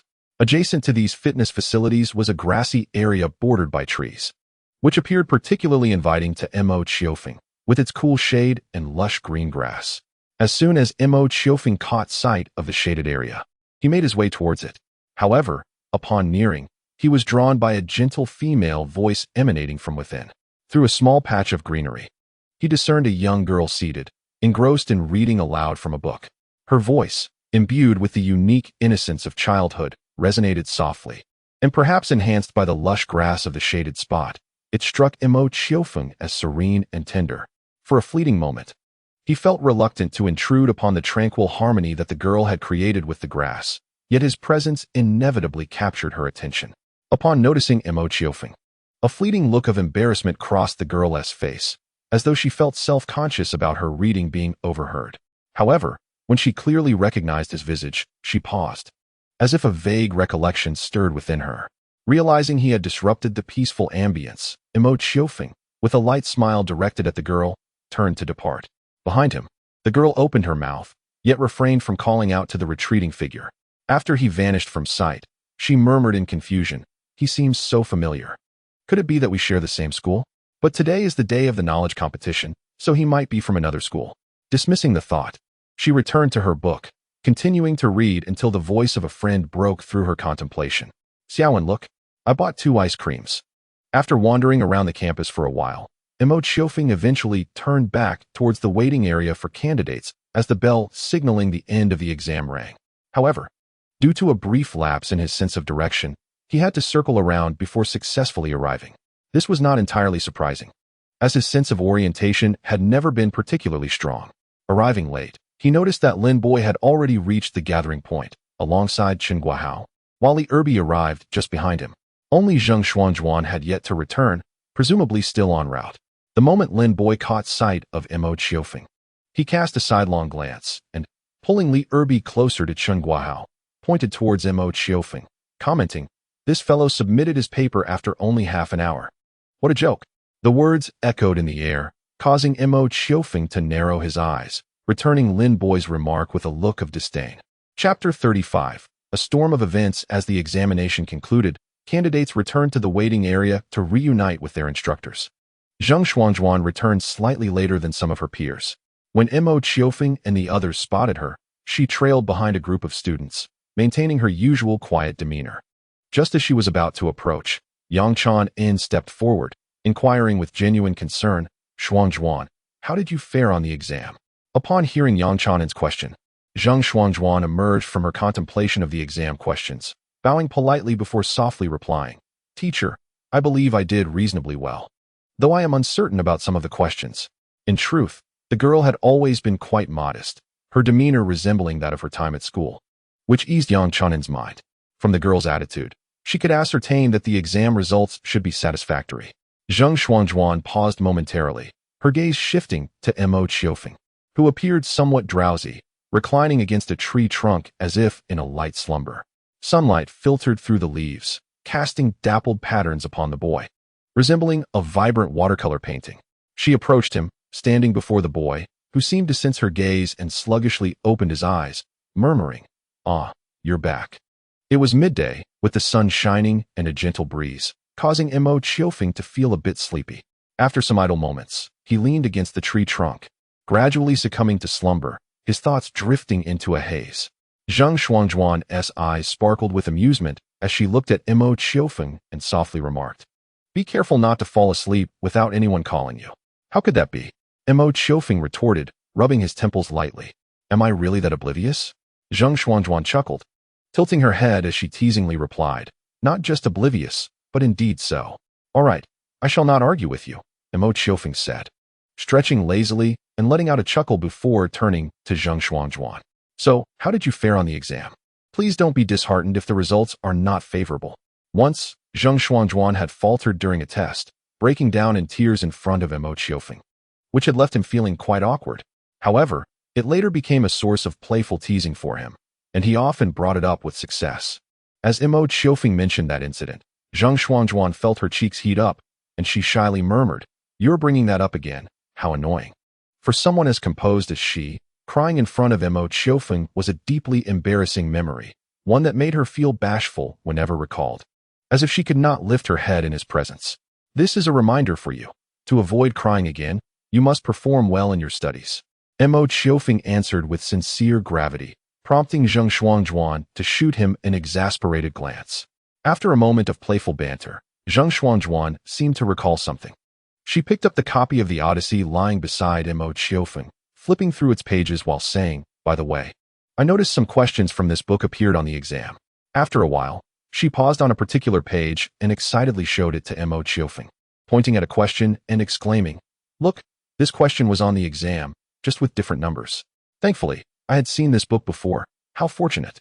Her laughter resonated with untroubled joy, as if no worries could dampen her spirits. Mo Qiourou chuckled along, then recalled something and raised an eyebrow, addressing the girl. "So, did the snail in the well make it onto the exam? It seems someone had their doubts about me. Oh, I wonder who that could be?" "Ah," Zheng Shuangjuan gasped, feeling a bit embarrassed as she murmured, "You just love to pick on me. How annoying." Hearing her words, Mo Qiourou shrugged with a smile. Sometimes, he felt fortunate to have reborn with the companionship of Mo Qiourou and Zheng Shuangjuan, for their presence kept his heart youthful, preventing the passage of time from robbing him of innocent joy. With this notion in mind, he often forgets his actual age, blending seamlessly with the two of them, gradually believing he ought to be this youthful. Perhaps this is what they call one who lives with vermilion will be red, one who lives with ink will be black? Huh, what is this? After flipping through the pages for a while, Zheng Shuangjuan discovered a slip of paper within the book. Holding it in her hand with a puzzled expression, Mo Qiourou raised an eyebrow slightly and smiled, saying, "These are the exam questions I noted down earlier. Impressive, right?" Upon hearing this, Zheng Shuangjuan glanced at Mo Qiourou, thinking to herself that she had never encountered someone as vain as him. Nevertheless, she did not refute his assertion. After perusing the paper for a moment, her mouth slightly agape, she whispered in astonishment, "These are indeed the questions from this exam. You managed to remember so many." Although her voice was not loud, Yang Chanin nearby clearly heard her words and, intrigued, scrutinized Mo Qiourou with a look of disbelief. She had always held Mo Qiourou in high regard, but now realized she had underestimated this boy. Truly, he possessed talents akin to a phoenix or a dragon. Others around them also overheard Zheng Shuangjuan's exclamation and turned their attention towards them, with some moving closer to examine the paper. Naturally timid, Zheng Shuangjuan felt a bit embarrassed with so many people surrounding her and leaned slightly towards Mo Qiourou while holding the paper. Those gathered began to discuss the contents of the paper, expressing their astonishment at what they saw. Among them were teachers and students who had gained some understanding of the exam questions after the test. Upon recognizing the questions on the paper matched those from the exam, they were utterly amazed. A couple of teachers even expressed their admiration to Yang Chanin, saying, "I didn't expect your school to grasp the questions so accurately." They certainly did not suspect any leak of the exam questions, considering the stringent measures taken during this examination. Most believed that the teachers at this school possessed remarkable skills in selecting questions and expressed their admiration accordingly. Hearing these remarks, Yang Chanin's expression turned somewhat peculiar. Yet she spoke with a hint of pride. "Everyone is mistaken. This paper was noted down by one of our participating students from memory after the exam. Not something we had prior knowledge of." "What?" Upon hearing Yang Chanin's explanation, the surrounding teachers and students stared in shock at Mo Qiourou, whom she had indicated. The latter smiled shyly and said, "Oh no, I merely tried my best to remember the questions." Regardless, achieving such a feat was indeed commendable. And thus the teachers and students praised Mo Qiourou, with two teachers directly telling Yang Chanin, "This student is indeed a promising talent." At that moment, Lin Bei was recounting to Chun Guahao and Li Erbi how Mo Qiourou had submitted his paper in just half an hour, expressing his disdain. When the commotion from this side drew their attention, the trio instinctively moved closer. Upon learning that Mo Qiourou had memorized the exam questions, Lin Bei appeared extremely skeptical and exclaimed, "That's impossible." With his shout capturing everyone's attention, he pointed at Mo Qiourou and declared to those around, "You must be mistaken. How could he possibly remember the exam questions?" After a moment's pause, Lin Bei disdainfully addressed Mo Qiourou, remarking, "How could someone who submits their exam after merely half an hour possibly remember the questions? Even if they did, it would only be to feign knowledge by memorizing a couple of questions due to their incompetence. Individuals like you are utterly unworthy of even competing in a knowledge contest." This tirade rendered the crowd instantly silent, with all eyes fixated on Lin Bei. Most gazed at him with the derision typically reserved for a buffoon, their lips curling into smirks. Unlike Lin Bei, Chen Guohao sensed the shift in the atmosphere upon witnessing the reactions of those around him. He felt a jolt in his heart, acutely aware that the unfolding events deviated significantly from his expectations. At that moment, a fellow examinee brandished a piece of paper, mockingly declaring to Lin Bei, "Who says it's impossible? The questions on this paper are indeed from the exam, and our teacher just confirmed that the answers are correct. Are you truly that foolish?" What? Not only Lin Bei and Li Erbi, but even Chen Guohao was taken aback, a dawning realization creeping in that he had perhaps underestimated the boy. Meanwhile, the crowd began to murmur amongst themselves. He submitted his exam in half an hour? He completed it and remembered the questions? This is unbelievable. Indeed, I was in the same examination room, and he truly did submit his paper in half an hour. He must have finished, otherwise the proctor wouldn't have allowed him to submit it. Oh, I recall the proctor observing him intently during the exam, seemingly rather fond of him. That's not fondness, it's admiration. The cacophony of whispers reached Lin Bei's ears, and the stark contrast to his expectations caused his expression to darken. A figure he had deemed a mere jester had suddenly transformed into a genius, while he found himself relegated to the role of the fool, leaving him in a state of profound doubt and turmoil. "This is impossible.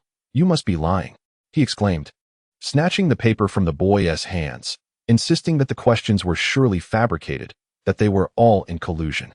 However, upon reading the questions, Lin Bei's complexion paled instantly. His memory was not lacking, and the questions on the paper were indeed those from this examination. "This cannot be," a voice within him screamed. Raising his gaze, he pointed an accusing finger at Mo Qiourou, exclaiming, "You must have known the exam questions in advance. You cheated. You've prepared this paper beforehand." At that moment, Yang Chanin, who had remained silent until now, finally spoke, addressing Chen Guohao. "Teacher Chen, I believe you ought to properly discipline your student. I recall you were right beside him when Qiufeng wrote down the exam questions, weren't you?" Chen Guohao, sensing the disdainful gazes of those around him, felt an ominous premonition rise within him, yet he could only swallow his frustrations in silence. Just then, Lin Bei raised his head and implored, "Teacher, this is undoubtedly false. Truly, that Mo Qiourou is merely a country bumpkin. How could he possibly be so formidable? He must have cheated." He had previously regarded this student with great importance. However, at this moment, the student appeared far from his usual excellence. In contrast, the boy at the center of the event maintained a serene smile throughout, exuding an inexplicable sense of confidence and innate pride. He had truly misjudged. This boy, even if not a prodigy, would undoubtedly emerge as an elite. Apologizing to Yang Chanin and the others, as well as those nearby, Chen Guohao could only drag the reluctant Lin Bei and Li Erbi away, their retreat imbued with a sense of hasty escape. Nearby, Zheng Xuanzhuan leaned in, murmuring softly, "They have finally left. They brought this upon themselves." Mo Qiourou glanced at Zheng Xuanzhuan, whose face wore a contented smile, and returned a faint smile, acknowledging that they indeed had been somewhat bothersome. Having weathered this commotion, those around Mo Qiourou regarded him and his companions with newfound friendliness. Several candidates approached him with various inquiries, to which he responded graciously, further enhancing the goodwill from others. The name Mo Qiourou began to circulate subtly. The afternoon's language examination, however, unfolded without incident. Mo Qiourou submitted his paper an hour later, still managing to attract attention. Notably, after that, Chen Guohao and his companions did not reappear before them. As Mo Qiourou and his companions departed from the city's primary school, they continued their journey in a van. Passing by the school gate, Mo Qiourou faintly heard a voice and caught a glimpse of a small figure. "Su, slow down. Wait for me." When he instinctively turned his gaze, he saw the owner of the voice chasing after the girl ahead, who was the same girl he had seen reading on the grass earlier. Susu? Mo Qiufeng felt the name was somewhat familiar, yet he couldn't recall its significance. As the vehicle moved away, he dismissed the thought. It was merely a name he recognized. The girl had left a positive impression on him, serene, gentle, yet undeniably charming. Chapter 36. The Old Boy. The results of the knowledge competition were released swiftly, with the scores and rankings announced 10 days later. Undoubtedly, Mo Qiufeng secured first place with a score of 198, prompting the school to hold a commendation ceremony to celebrate this achievement. During the ceremony, he was awarded a special prize certificate stamped by the city's Education Bureau, along with a monetary reward of 500 yuan. In comparison, Zhang Xuanzhuan's performance was slightly inferior, yet she proudly claimed the 9th position, a source of honor for her. At the award ceremony, the girl beamed with excitement while holding her certificate and a prize of 100 yuan. It is worth noting that the prestigious city primary school, which had always held a leading position in the city, saw only Li Erbi achieve 5th place, while another candidate, Lin Bei, reportedly performed poorly in the language examination. Nevertheless, both competitors from the school attained top 10 rankings, with Mo Qiufeng notably widening the gap between himself and the second-place contender by 10 points with his score of 198. For Xinxi Primary School, this was indeed a moment of pride, a testament to the institution's honor. Moreover, the fact that both contestants were in the 5th grade, along with the whispers of Mo Qiufeng submitting his paper early, circulated quietly. The name of Mo Qiufeng's alma mater, Xinxi Primary School, alongside those of the two contestants, began to spread within the city, becoming objects of envy for many. Particularly for Mo Qiufeng, the reputation of a prodigy began to permeate throughout the entire city. Mo Qiufeng, however, remained largely unfazed. Aside from a flicker of joy, he understood that from this point forward, he would need to dedicate more time to his studies. While his primary and junior high school years were manageable, a decline in performance during high school could lead him to become a modern-day example of squandered talent, a fate he was keen to avoid. Burdened by fame? Perhaps, to some extent. Fortunately, following his rebirth, his memory and intellect seemed to have undergone a cleansing, enhancing significantly. In his leisure, he would often peruse the notes of university students from his village, ensuring that he would not fall behind in the future. The storm surrounding the knowledge competition dissipated swiftly, calming down within a week. Aside from receiving more accolades from adults during outings, Mo Qiufeng sensed little change in his life. On another note, nearly a month had passed since Zhang Xiao and Xiang Manua headed north, during which Zhang Xiao would periodically update Mo Qiufeng on the progress of their songs.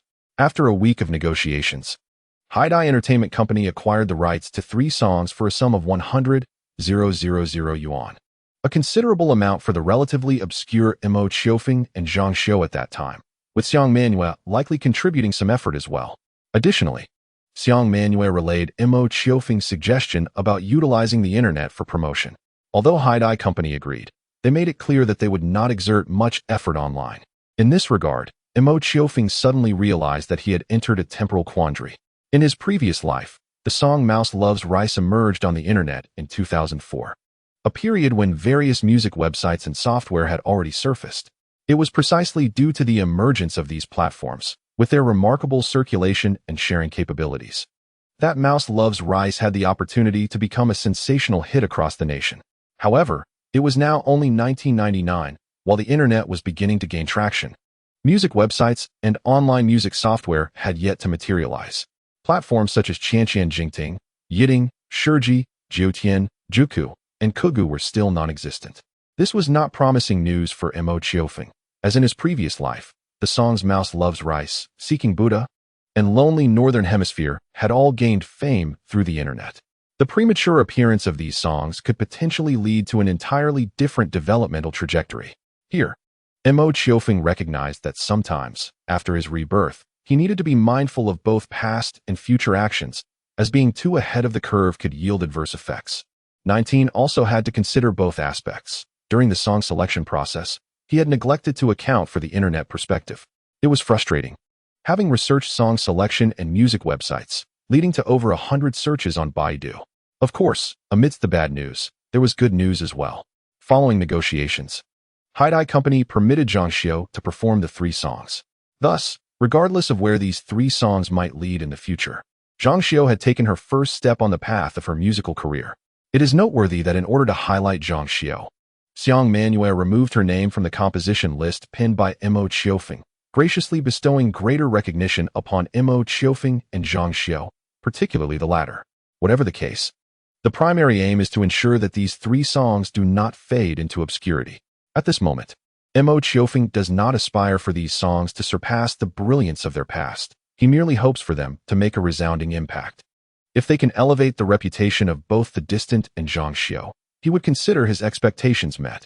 Naturally, it would be even more splendid if they could achieve fame across the vast expanse of the country.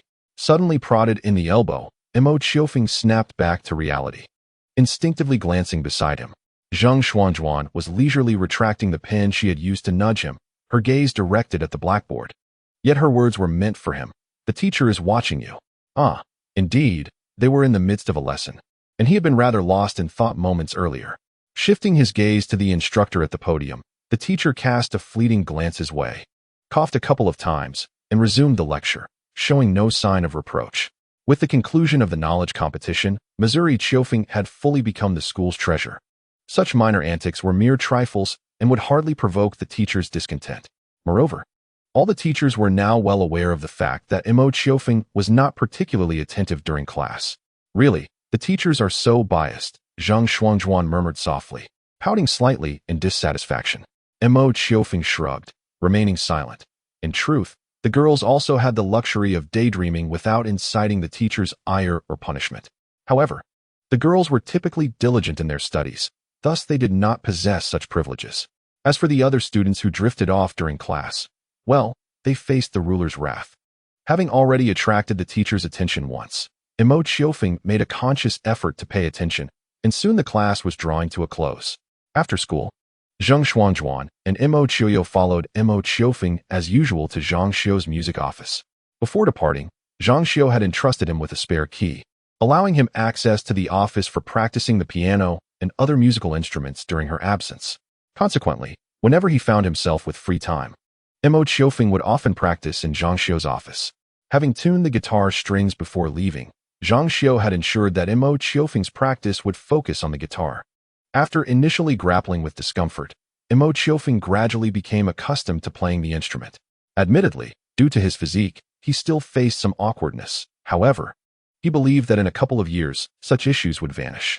It is worth mentioning that, owing to the earlier development of girls, Zhang Xuanzhuan and Mo Qiourou's physiques began to surpass Mo Qiourou's, though fortunately, he too had not lagged behind, thus avoiding the embarrassment of being looked down upon by the two girls. After strumming a few strings, Mo Qiourou immersed himself in playing, while the two girls settled beside him, engaging in conversation and occasionally whispering to each other, their discussions often revolving around him. After a while, the girls fell silent, listening intently to his playing, their expressions a mixture of curiosity and earnestness. It was not until the final note had faded that Mo Qiourou could no longer contain her curiosity and asked, "Brother, what are you playing? I've never heard it before." Two girls have recently listened to many pieces by Mo Qiourou, but today's piece is unlike any they have heard before. Compared to the songs of the past, this particular melody evokes a peculiar sensation within her, one that feels both indulgent and melancholic, yet also strangely liberating. Mo Qiourou takes a slight breath, stretches his palms to alleviate the fatigue, and then smiles as he announces, "This song is titled Old Boy.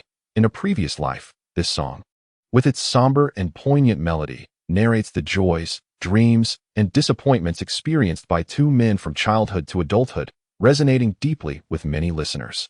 The original duo who performed it, known as the Chopstick Brothers, gained instant fame because of it.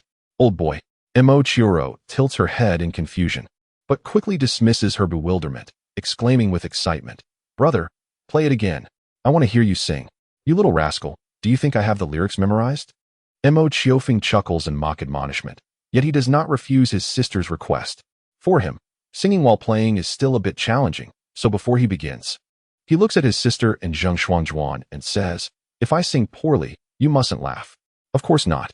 Mo Qiourou quickly shakes her hands, signaling to Zhang Xuanzhuan, who nods with an expression of anticipation. Whenever she watches the boy play, his earnest and serene demeanor captivates her, prompting her to ponder, have I developed feelings for him? At the tender age of 10, she has begun to grasp the concept of affection, albeit vaguely. Thoughts of such matters always leave her shyly glancing away. Yet she feels a flutter of bashfulness whenever she sees him. Now, having regained his composure, Mo Qiourou begins to play and sing. That is the person I miss day and night, the one I love deeply. How should I express my feelings? Will she accept me?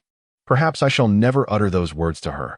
It seems I am destined to wander the world, unanchored by attachment. Dreams often feel unattainable. Should I surrender? The flowers bloom and wither with the seasons. Where are you, spring? Youth flows like a rushing river, never to return, leaving behind a numb version of myself devoid of the fervor of the past. Look at the countless petals drifting in the air, wilting at their most beautiful moment. Who will remember that this world once welcomed them? Years have swiftly passed, bringing with them myriad partings and reunions. Once an ambitious youth, I envied the geese flying south. The figures chasing their own futures grow increasingly distant. Where does the ordinary future lie? Who can provide me with the answers? Those who accompanied me, where are they now? The ones I once loved, what do they look like now? Have the wishes of yesteryear come to fruition? At this moment, is it merely a time for remembrance? As the years dry up my ideals, I can no longer find the true me. Gazing up at the vast expanse of stars, I wonder if the one who accompanied me back then still remembers the story shared here. Life is like a ruthless chisel, reshaping our very essence. Must one wither before ever blooming? I once harbored dreams. Youth flows like a rushing river, never to return, leaving behind a numb version of myself devoid of the fervor of the past. Look at the countless petals drifting in the air, wilting at their most beautiful moment. Who will remember that this world once welcomed them? Has the initial wish been fulfilled? At this point, is it merely a matter of remembrance? As time erodes my aspirations, the authentic self becomes elusive. Gazing up at the vast expanse of stars, do you still recall the tale that accompanied me back then? If tomorrow arrives, I wish you well, my dear. As the final note resonated, Mo Qiourou could not help but gasp for breath. For him, merely singing this one song had proven to be a considerable challenge, let alone performing it while playing the guitar. Reflecting on his own rendition, he furrowed his brow, deeply dissatisfied with his performance. A boy, imitating the song Old Boy, sang with a voice that still carried traces of youthful innocence. Yet he deliberately attempted to mimic the original's deep timbre and melancholic tone. The combination fell short of capturing the song's essence, resembling more of a comedic act. Perhaps it is best that I refrain from attempting this song altogether. He had once aspired to be the composer and performer of this piece in this lifetime. But that notion had since dissipated. This song was simply ill-suited for his voice, even if it were to mature in the future. After all, the concept of weariness had no connection to him. As for composing, he deemed it best to respect the original creator. To the side, two little girls gazed at him with curious expressions, and Mo Qiourou felt a sense of relief that they were still too young to appreciate music, thus preserving his dignity. Having finished singing, he suggested they leave. The two girls snapped back to attention, pleading for him to perform a few more songs.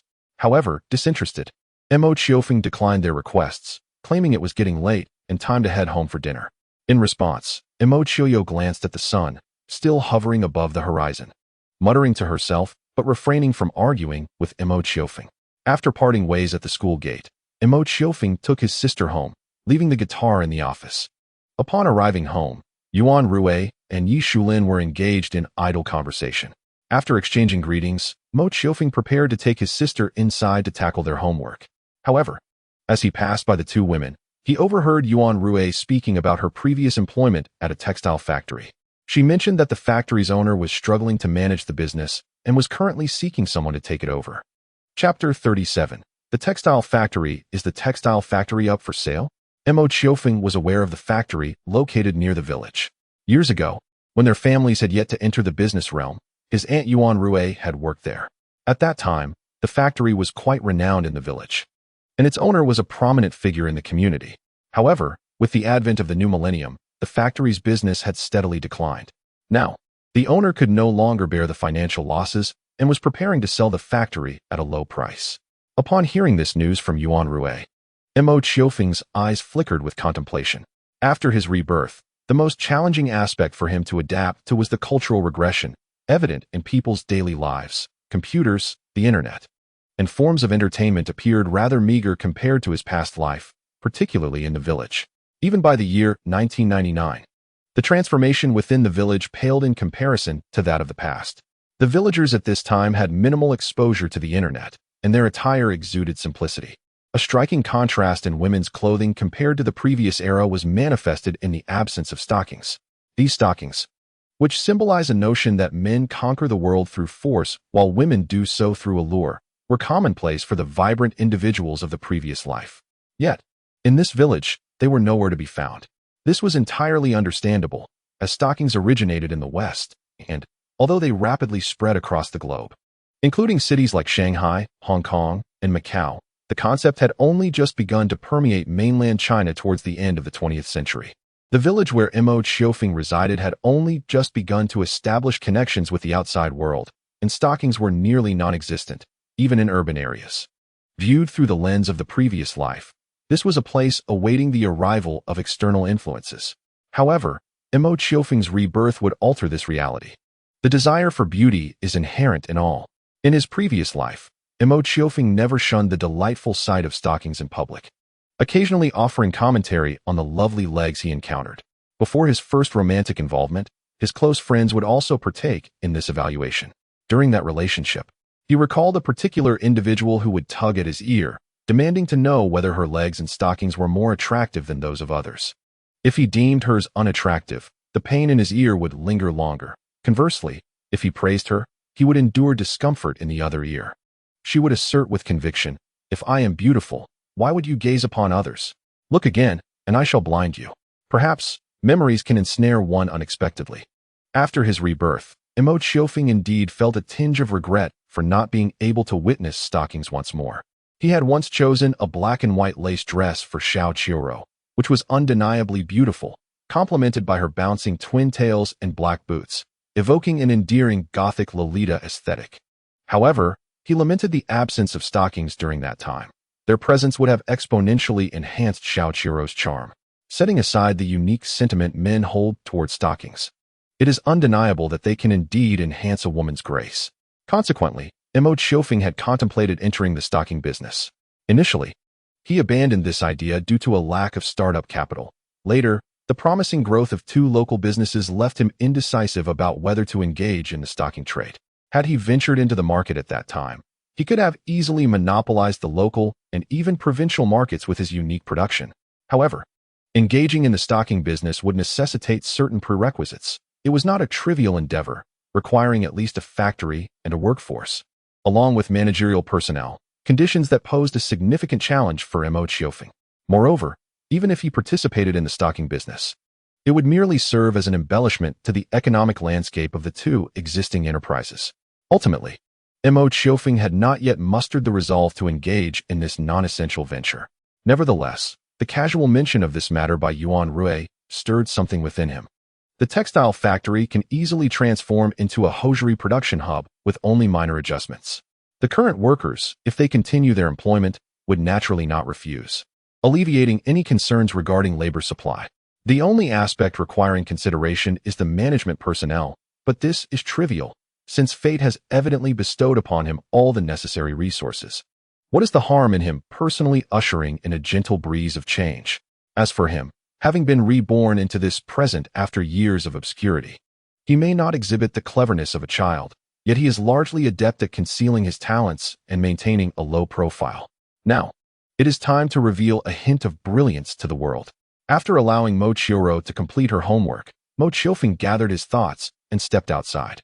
The lingering rays of the setting sun cast a vibrant glow upon the boy, rendering him inexplicably radiant. "Aunt San, do you think the owner of the textile factory is looking to sell at a low price?" Upon hearing a voice from behind, Yuan Rui and Yi Shulin turned to see Mo Qiourou standing there. The former instinctively replied, "Yes, he has been seeking buyers in recent days." Upon catching sight of the boy, Yuan Rui paused momentarily, surprised. For an instant, she mistook the boy for someone other than her familiar nephew, envisioning him as a wise adult radiating intelligence. However, once she regained her composure, she dismissed it as mere illusion, recognizing him as her nephew Mo Qiourou.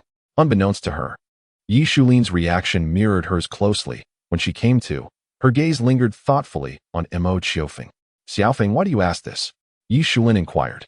I was contemplating that since this opportunity presents itself, we should acquire the textile factory at a low price, Mo Qiofeng replied, prompting him to ask Yuan Rui, Aunt San.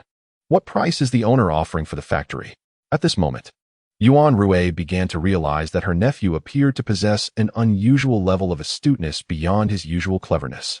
Nevertheless, she did not dwell on it and responded softly. 8, which includes all the machines inside the factory and some leftover materials. 8. That small factory spans over 200 square meters, employs more than 30 workers, and houses 4 production machines along with various textile equipment. Comparatively, 8 is indeed a bargain, likely reflecting the owner's desperation driven by years of losses. However, a glint of shrewdness sparkled in Mo Qiofeng's eyes, and a rare calculating smile graced his lips. Business people prioritize profit.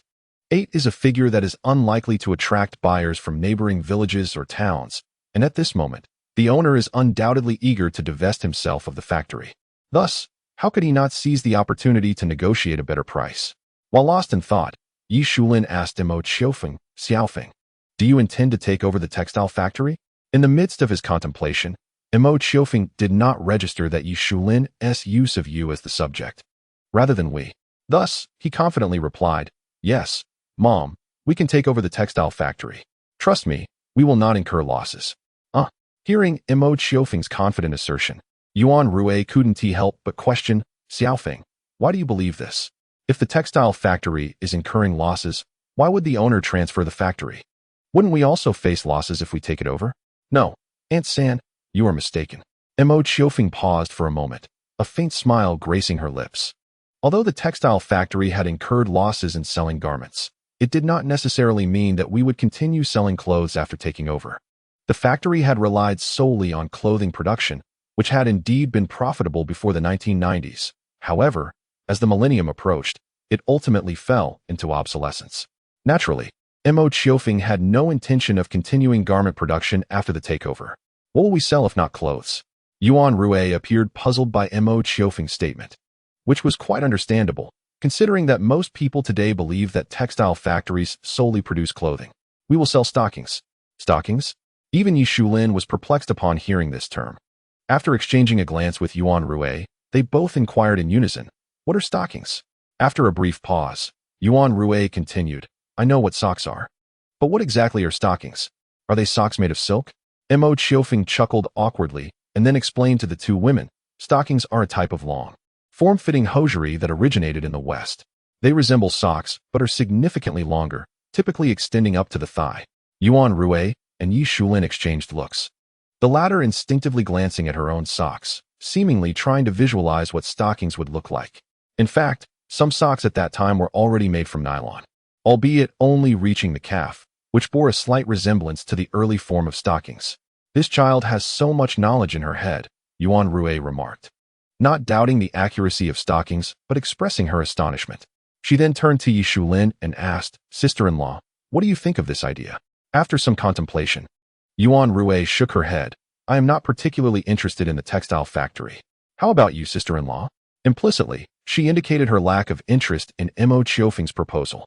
As for Yi Shulin, she glanced at Mo Qiofeng and softly replied, I am not interested either. I would rather just look at a small shop to pass the time. Mo Qiofeng, taken aback by the sudden rejection, stared at the two women and uncertainly asked, Mother, Aunt, are you saying you don't want to take over the textile factory?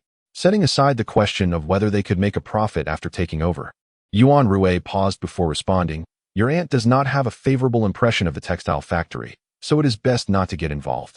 The factory's owner was not particularly pleasant, and during Yuan Rui's time working there, she often had her wages deducted, coupled with the poor working conditions, which contributed to her negative impression. In fact, if it weren't for her dismal view of the textile factory, Yuan Rui would not have contemplated opening a small shop. Upon hearing Yuan Rui's response, Mo Qiofeng acquiesced and then turned to her mother, who, under Mo Qiofeng's gaze, slowly began to speak. Mother is also not interested in managing any factory. I imagine your uncle and your father feel the same.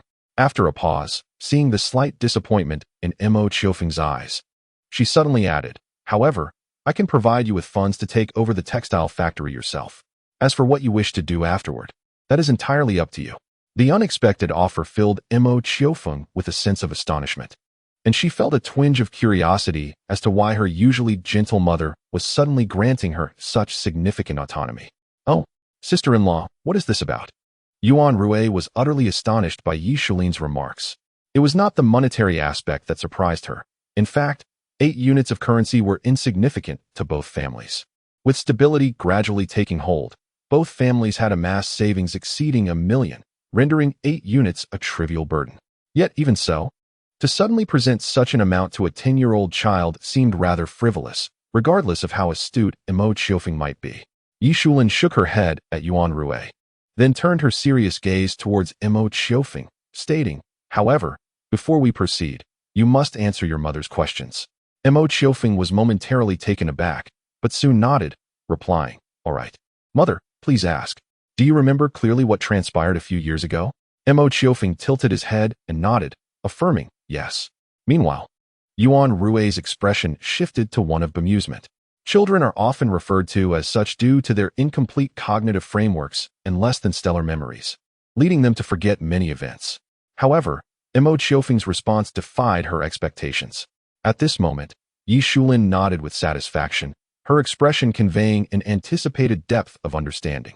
After a brief pause, she continued, "Then, you are quite aware of the developments between our families over the past few years?" Mo Qiofeng nodded again, while Yuan Rui observed him, sensing an unusual depth in his demeanor today.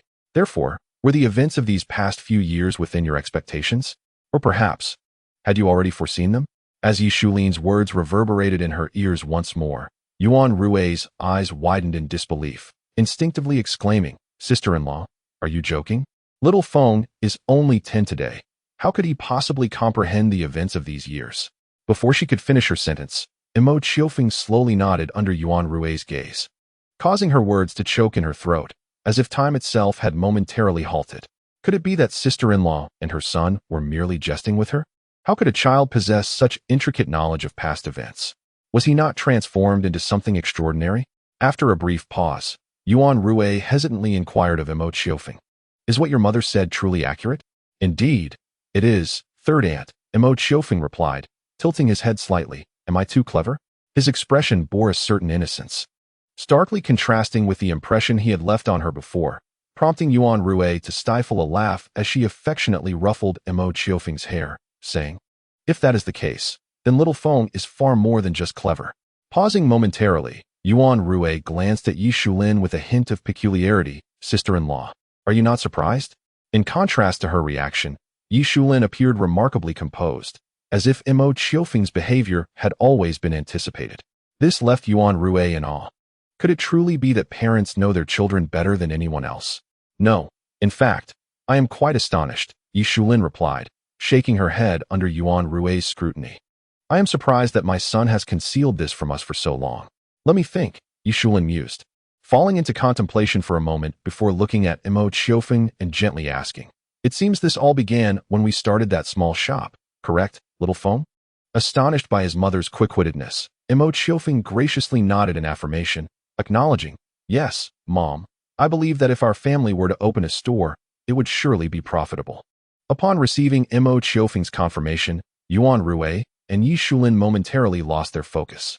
At that juncture, Mo Qiofeng continued, "I am also aware of the subsequent fruit business and supermarket ventures." After a brief silence, Yi Shulin softly inquired, "What about the flood in '98? Mo Qiofeng awkwardly chuckled, scratching his head, and replied, "The flood is something I deduced from books and television." He had intentionally refrained from mentioning the flood earlier, as other matters could be explained by his intelligence, but the flood was a different case. It was, after all, an uncontrollable event. Yi Shulin and Yuan Rui harbored no doubts about Mo Qiofeng's explanation. In fact, the few details he had previously shared were already beyond their comprehension. Having lived alongside Mo Qiofeng, they found it somewhat incredulous yet accepted his words and actions without question. Nonetheless, they couldn't help but be in awe of Mo Qiofeng. Even Yi Shulin was taken aback. While feeling pride for her son, she marveled at how extraordinarily remarkable he was. Had Mo Qiofeng been aware of their thoughts, he would surely have expressed gratitude for the 5-year buffer he had granted those around him. Had he displayed his extraordinary nature from the outset, it would have undoubtedly raised excessive suspicion. The current situation, however, was precisely what he desired, astonishment, yet within the bounds of acceptance. Sister-in-law, you truly have given birth to an astonishing son. Yuan Rui thoughtfully searched for words, but struggled to find an adequate expression. Yi Shulin smiled slightly, offering no rebuttal, her right hand unconsciously stroking Mo Qiufeng's head, content that as long as the family was happy, she had no further demands. Thus, Mo Qiufeng's remarkable demeanor was accepted by both women without inciting any skepticism. After all, the notion of rebirth was far too fantastical for them to contemplate, and they merely perceived Mo Qiufeng as exceptionally gifted. Seeing his excellence acknowledged by the adults, Mo Qiufeng felt a sense of relief and paused to inquire, Mom, Aunt, what are your plans regarding the textile factory? Yi Shulin and Yuan Rui exchanged glances, the former chuckling softly as she responded, Since I promised you earlier, I shall not go back on my word. Regarding the textile factory, I will provide you with the necessary funds, but how to proceed is entirely up to you. After a moment, Yi Shulin added pointedly, This will also serve as a test for you, to confirm whether my little Feng is truly as clever as he seems. Mo Qiufeng's lips twitched, his gaze shifting to Yuan Rui, who shrugged in a similar manner and smiled, saying, Just follow your mother-esque guidance. Your aunt has no intention of getting involved. However, as an elder, I can offer you some financial support. Mo Qiufeng considered his situation and remarked, As a child, there are many matters I cannot address directly. Tilting his head, he turned to his second aunt and playfully said, Aunt, could you lend me uncle for a while? What a cheeky little child he is. Yuan Rui chuckled, playfully rebuking, and continued in agreement with Mo Qiufeng's words. Taking over the textile factory also requires the understanding of Qiufeng and second brother. She lightly tapped Mo Qiufeng on the head and remarked, Your father and third uncle are not as easy to converse with as we are. Knowing that you have deceived us for so long, they certainly will not let you off easily. However, it was clear that Yuan Rui bore no ill will. In truth, the two families were akin to one, and Mo Qiufeng was almost like a child to Yuan Rui. She took pleasure in his achievements, merely lamenting the eccentricity of Qiuzhen. Mo Qiufeng, aware of the adult's sentiments, was not overly concerned. In fact, when Mo Shuyi and Mo Qiusheng learned of Mo Qiufeng's situation, they were not particularly surprised. Perhaps men were simply less perceptive in such delicate matters than women. For them, the more accomplished Mo Qiufeng was, the better. They did not dwell on anything else. However, upon discovering Mo Qiufeng's intention to take over the textile factory, Mo Shuyi expressed some concern, asking, Xiaofeng, are you certain this is a wise decision? Rest assured, Father, Mo Qiufeng replied with confidence, his youthful visage still hinting at innocence, yet somehow instilling a sense of trust. I have never disappointed anyone. Mo Shuyi furrowed his brow slightly and cautioned, Xiaofeng, while confidence is commendable, remember this. One may possess dignity, yet must never be arrogant. Mo Qiufeng paused, contemplating for a moment before solemnly nodding, understanding his father's wisdom. Thank you, father. The suddenly serious atmosphere struck Mo Qiusheng as somewhat peculiar. After a brief chuckle, he turned to Mo Qiufeng and said, Xiaofeng, this time, third uncle also supports your takeover of the textile factory. To show his backing, third uncle and third aunt will provide you with 3 units of capital. Let us see just how talented you truly are. Third uncle is quite eager to find out. Thus, the matter of taking over the textile factory was settled. Due to Mo Qiufeng's tender age, the factory would initially be registered under Mo Shuyi's name, with the ownership transferred to Mo Qiufeng once he reached an appropriate age. As for the financial aspect, his parents would contribute 10 units, while his second uncle and aunt would provide 3. For both families, this sum was not substantial. Even if losses were incurred in the future, they would not be overly concerned. This investment was, in essence, a test devised by the two families for Mo Qiufeng. On the third day, with Mo Qiusheng's assistance, Mo Qiufeng met with the original owner of the textile factory. The man, a middle-aged individual named Zhang Guangbao, was rotund and glistening, though his countenance was not particularly pleasant. Although he welcomed Mo Qiusheng and Mo Qiufeng, the worry in his eyes was unmistakable, indicating his ongoing distress over whether he could successfully divest the factory. However, upon Mo Qiusheng revealing his identity, Zhang Guangbao's demeanor instantly brightened. He cordially ushered Mo Qiusheng and his nephew Mo Qiufeng into his office. Naturally, to Zhang Guangbao, Mo Qiufeng was merely a child accompanying an adult, completely unrelated to the matter at hand. Regarding this misunderstanding, Mo Qiioshang and Mo Qiufeng had no intention of providing an explanation. In this acquisition of the textile factory, Mo Qiufeng did not reveal his true intentions. After a brief exchange of pleasantries, Mo Qiioshang directly stated his purpose. Boss Zhang, I have heard that you are looking to transfer ownership of the textile factory? Upon entering the crux of the matter, Zhang Guangbao's expression grew tense. His small eyes, partially hidden beneath layers of flesh, darted around before he chuckled and replied, Indeed. Boss Missouri, are you interested in a purchase? Although subtle, both Mo Qiioshang and Mo Qiufeng detected a fleeting glimmer of shrewd calculation on his face. They exchanged a knowing glance, secretly amused by the situation. In the world of commerce, profit reigns supreme, with a buyer at his doorstep. Zhang Guangbao undoubtedly sought to maximize his gains. However, they were not lambs awaiting slaughter. Little did Zhang Guangbao realize that the reality diverged significantly from his assumptions. The dynamics between hunter and prey were indeed reversed. Yes, Mo Qiioshang affirmed, casually extracting a cigarette and lighting it. He inquired with a sense of leisure, Boss Zhang. Let us speak plainly. How much do you wish to part with it? Over the years in the business arena, Mo Qiioshang had dabbled in the realms of tobacco and liquor, though largely confined to social engagements due to Yuan Rui's admonitions. Upon hearing Mo Qiioshang's words, Zhang Guangbao's smile blossomed even more brightly, akin to a flourishing chrysanthemum. After refilling tea for Mo Qiioshang and Mo Qiufeng, he settled back into his seat and remarked with a grin, I trust you have seen the textile factory prior to your visit. With an area of over 200 square meters and all production machinery ready. Since you have been forthright, let me be equally direct. 10, Boss Missouri, for just 10. Everything inside the factory is yours. 10. Mo Qiioshang thought to himself with a smirk. Casually flicking his cigarette, he seemingly nonchalantly remarked, Boss Zhang, I heard rumors that not long ago, your factory was said to be available for only 8. Is that true? Zhang Guangbao momentarily stunned, inwardly cursing. For it was evident that this individual had done his homework prior to arriving. Although he felt inclined to rebuke, the pressing desire to sell the factory compelled him to chuckle and say, Yes, Boss Missouri, I nearly forgot. 8, for just 8, the factory is yours. Is that so? Mo Qiioshang paused, smiling as he continued, Boss Zhang, you have dropped your price by 2 so quickly. It seems you are quite eager to sell the factory.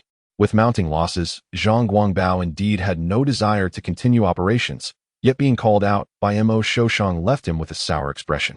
Gazing into Mo Qiioshang's astute eyes, he grimaced and said, Boss Missouri, shall we negotiate properly? Now we are speaking the same language. Mo Qiioshang and Mo Qiufeng exchanged a discreet glance, a subtle smile curling at the corners of their lips. In the realm of commerce, securing a low price for the textile factory was undoubtedly advantageous, even if the sum meant little to them. Ultimately, the textile factory was acquired for the price of 7, and after the transaction, Zhang Guangbao wore a look of despair, lamenting, Boss Missouri, you have caused me considerable loss. Mo Qiioshang and Mo Qiufeng both scoffed at the remarks. While it was true that purchasing the textile factory had indeed yielded profits for them, Zhang Guangbao had long desired to divest himself of the factory, implying that he had not necessarily incurred a loss. Ultimately, it was merely a matter of mutual benefit. After reaching an agreement and obtaining the necessary signatures from relevant authorities, 2 weeks later, Mo Qiufeng proudly owned his very first factory. Chapter 39. Zhengzong in Truth. Mo Qiufeng had pondered the idea of possessing his own assets on more than one occasion, though that would be a matter for the future, not the present. Yet at this very moment, on the cusp of the 21st century, he found himself, at the tender age of 10, the owner of his inaugural factory. This excitement kept him awake for 2 nights, much to the chagrin of his bedfellow, Mo Qiourou. As 2 weeks passed, and all the necessary documentation for the factory was impeccably arranged, Mo Qiufeng held the official permits in his hands, still brimming with excitement. Although, due to his age, the factory was technically registered under his father, Mo Shi, it undeniably represented his first asset. How delightful to witness your small excitement. You seem utterly elated, Mo Qiioshang remarked, casting a disdainful glance at Mo Qiufeng as they exited the government office. Have you tossed your usual composure to the Yellow River? Uncle, I have yet to see the Yellow River. Thank you, Mo Qiufeng retorted, glancing back with the documents in hand. I refuse to believe you weren't thrilled when our family supermarket first began its chain. Uft, you cannot compare yourself to me, came the dismissive reply. True. Mo Qiufeng nodded knowingly. I am indeed far superior to you, uncle. At this, Mo Qiufeng halted, his expression darkening as he glared at the boy. You cheeky little rascal. Feeling a bit too bold? Merely jesting. Of course I cannot compare to you. Uncle, Mo Qiufeng quickly amended. That's more like it, Mo Qiufeng said, a satisfied nod accompanying his words. Now, let's not linger here any longer. With a shrug, Mo Qiufeng followed Mo Qiufeng to the car and departed. Interestingly, whether in his past life or this one, Mo Qiufeng had always harbored a poor opinion of the government. In his previous life, he had felt anger towards the government's indifference during a work-related injury, leading to a lasting resentment. In this life, it was his disdain for the superficiality of officials during their dealings. In his own words, while businessmen may pursue profit openly, officials often masqueraded as virtuous, yet were far more self-serving behind the scenes.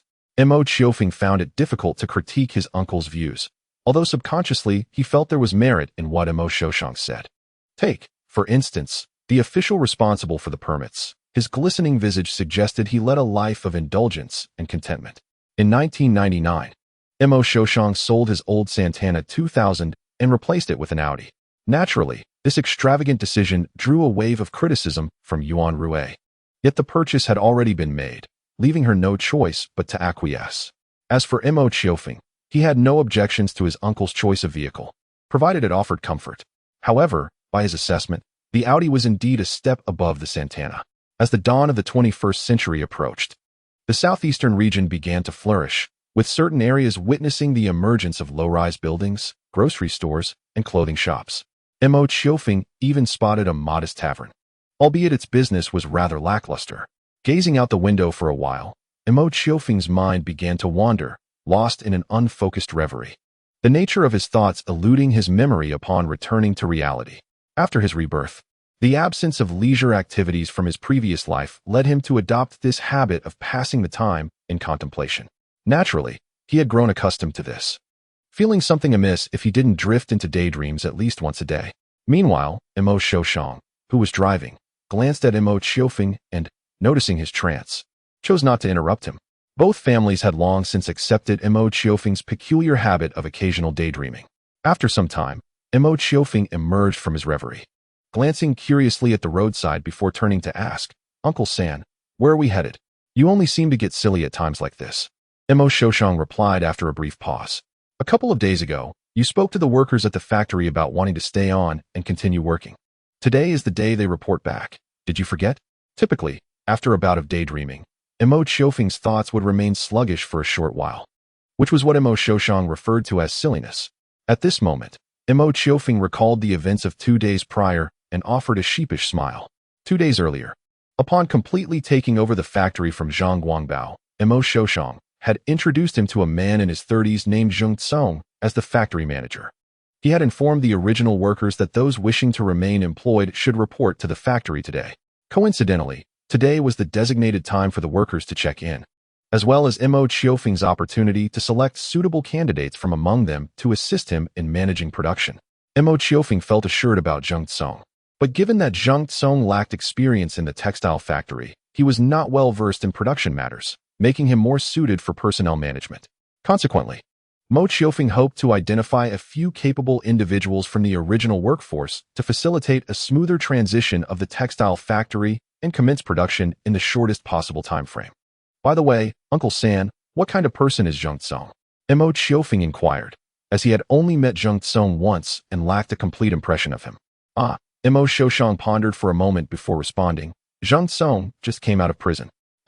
Mo Qiufeng instinctively froze, and upon noticing Mo Qiufeng's knowing smirk, he realized he had been playfully tricked.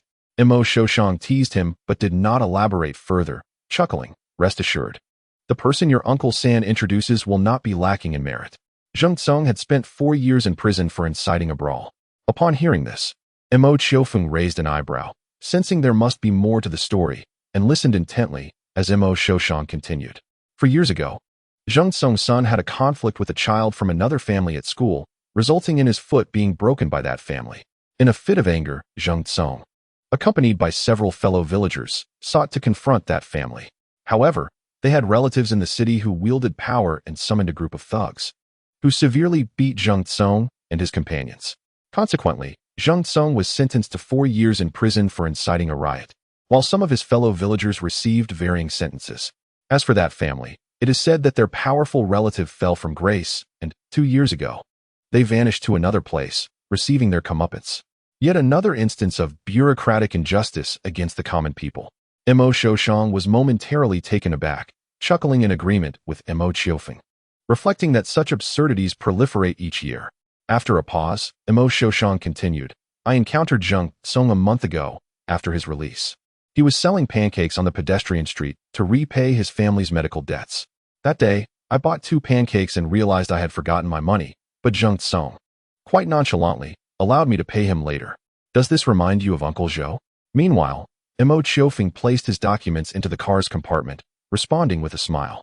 The acquaintance between Mo Qiourou and Zhou Dongxing also stemmed from a similar incident where Zhou forgot his money while eating. Indeed, their friendship has now spanned for years, and Zhou contributed some assistance when purchasing the Saudi. Indeed, Mo Qiofeng remarked, perhaps reminiscing about Zhou Dongxing. He continued, later, your uncle, feeling a bit idle, struck up a conversation with him, learned about his past, and thought he could lend a hand. Coincidentally, before his imprisonment, he had managed employees in a workplace, and you were preparing to take over the textile factory, so he introduced him to you. Although personal feelings were involved, from your uncle's perspective, Zheng Tsong should make a suitable manager. Over the years of hard work, Mo Qiofeng has indeed developed an extraordinary eye for discerning character, a belief that Mo Qiofeng wholeheartedly shared. As the uncle and nephew conversed, they arrived at the textile factory's location, where they found Zheng Tsong maintaining order within. Following Mo Qiofeng's approval, Zheng Tsong brought a few companions from his hometown into the factory as employees. Those assisting him in maintaining order were indeed his fellow villagers. Nevertheless, despite the presence of orderlies, the factory remained quite noisy, as employees, anxious about their job security due to the change in ownership, voiced their concerns. Led by one individual, these employees were protesting to Zheng Tsong and the others, inquiring about the reasons behind the factory's recent closures. Since Zheng Tsong awaited Mo Qiofeng and Mo Qiofeng's arrival, he could only assure them that an explanation would be provided once the owner arrived. Mo Qiofeng and Mo Qiofeng stood at the factory entrance, unnoticed by the commotion inside. They did not greet those within. Instead, Mo Qiofeng's gaze fixed upon Zheng Tsong, observing him with a subtle scrutiny, perhaps due to his time in prison. Zheng Tsong exuded an air of weariness. Dressed in a somewhat new Zhongshan suit for the formal occasion, with a light stubble adorning his cheeks, he appeared rather composed. Aware that his nephew was scrutinizing Zheng Tsong, Mo Qiofeng had remained quietly by Mo Qiofeng's side. Now, seeing Mo Qiofeng retract his gaze, he smiled and inquired, "Quite well?" Mo Qiofeng nodded, then shifted his attention to the middle-aged man who was leading the factory employees. In contrast to Zheng Tsong, this man appeared somewhat older, likely in his 40s. His hair was a bit tousled, though not unkempt. At that moment, he stood before the employees, negotiating with Zheng Tsong on their behalf. Unlike the other employees, Mo Qiofeng perceived a sense of rationality emanating from this individual. Oh, he seems rather suitable. Beside him, Mo Qiofeng also noted the middle-aged man and nudged Mo Qiofeng, remarking, "Xiaofeng, weren't you always seeking a talent to assist you in better managing the textile factory? I believe this man would be quite fitting."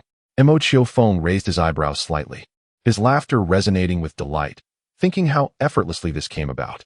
On the other side, Zheng Tsong, noticing the uncle and nephew's arrival, excused himself to the employees before making his way toward Mo Qiofeng and Mo Qiofeng.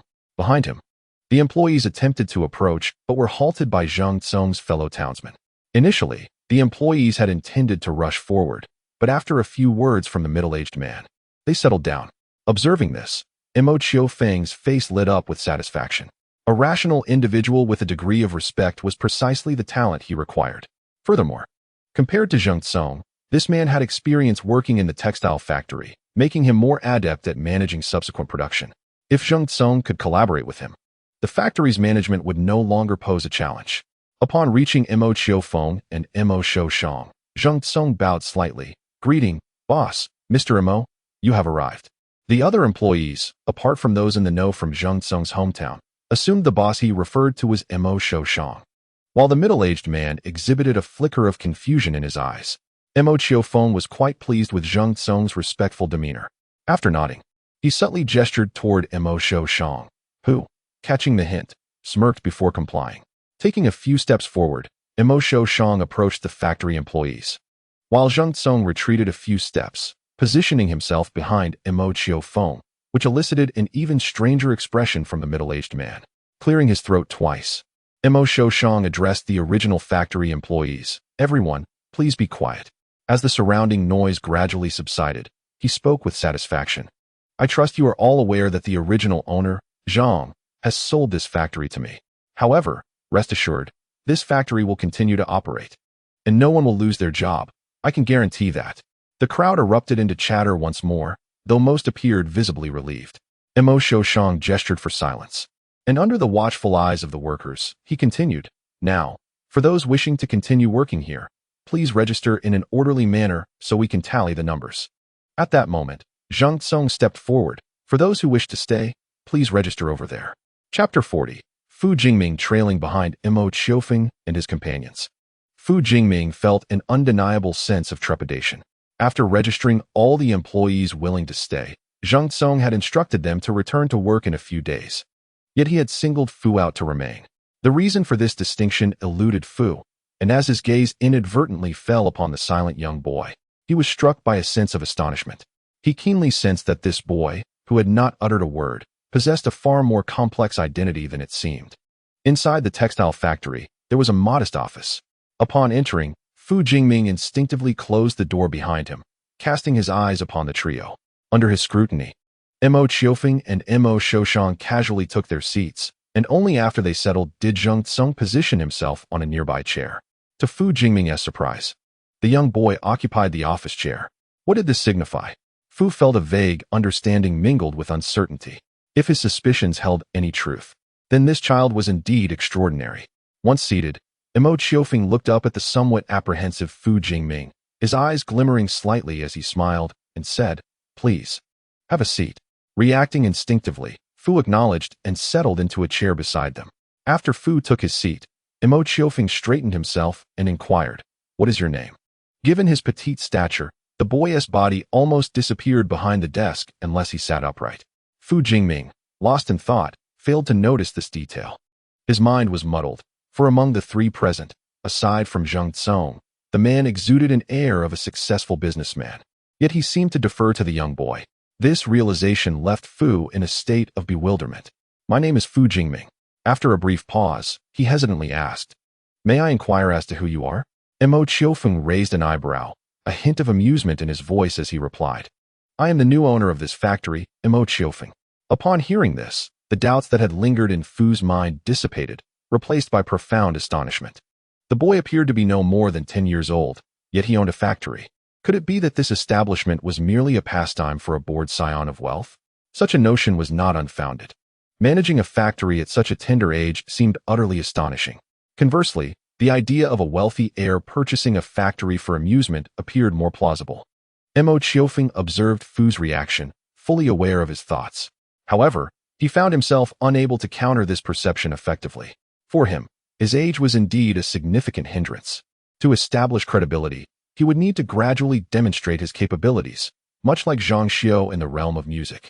Still a bit too young, Mo Qiufeng mused quietly. Tapping the table, his gaze fixed intently on Fu Jingming, he spoke softly, "I understand what you are thinking. Rest assured, I am not a frivolous heir with nothing to do." Fu Jingming's eyelids twitched, leaving him at a loss for words. Mo Qiufeng paused for a moment before speaking. "Do not underestimate me because of my age." After a brief contemplation, he shook his head and decided not to dwell on that point. Instead, he raised his gaze to inquire, "Do you know why I have asked you to stay?" Fu Jingming's expression shifted slightly. He opened his mouth, but finally uttered, "I'm sorry, I do not know." "Oh." A trace of amusement danced at the corners of Mo Qiufeng's lips as he regarded Fu Jingming with keen interest. Truly unaware? Fu Jingming felt a sudden flutter in his chest, inexplicably unnerved under the boy's intense gaze.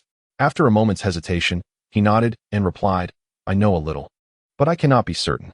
Since that is the case, I shall speak plainly. Mo Qiufeng paused. Then, under Fu Jingming's watchful eyes, continued. I am currently in need of someone capable of managing the factory, and I believe you are well suited for the role. Are you interested? Fu Jingming forced a smile. Though hesitant, he responded, I am afraid I require conditions that ensure my peace of mind. Ultimately, his own interests were paramount. If the factory could not be managed properly under Mo Qiufeng's guidance, he would certainly not remain. In simple terms, he needed Mo Qiufeng to provide a demonstration of his capabilities. Mo Qiufeng had anticipated this response and could only smile wryly. He gestured toward Mo Qiufeng, saying, This is my uncle, and he is the owner of the Mo chain supermarket. He will serve as the economic advisor for the factory. The Mo chain supermarket? Upon hearing this name, Fu Jingming cast a surprised glance at Mo Qiufeng. He was aware of the Mo chain supermarket, which had flourished astonishingly in recent years across several nearby towns, and the reputation of the Mo family had subtly spread throughout the region. Wait, Mo family. Fu Jingming's thoughts momentarily halted as he recalled the genius boy associated with the Mo family's rising fame, Mo Qiufeng. Initially, he had only heard of this boy's renown in the neighboring village, where he consistently ranked first in every exam, revered by nearly all the children, and noted for his astonishing intelligence and maturity. However, during the recent citywide knowledge competition, the boy's genius reputation had swiftly permeated the city. Achieving first place with an impressive half-hour completion time, and still having the leisure to jot down most of the exam questions afterward.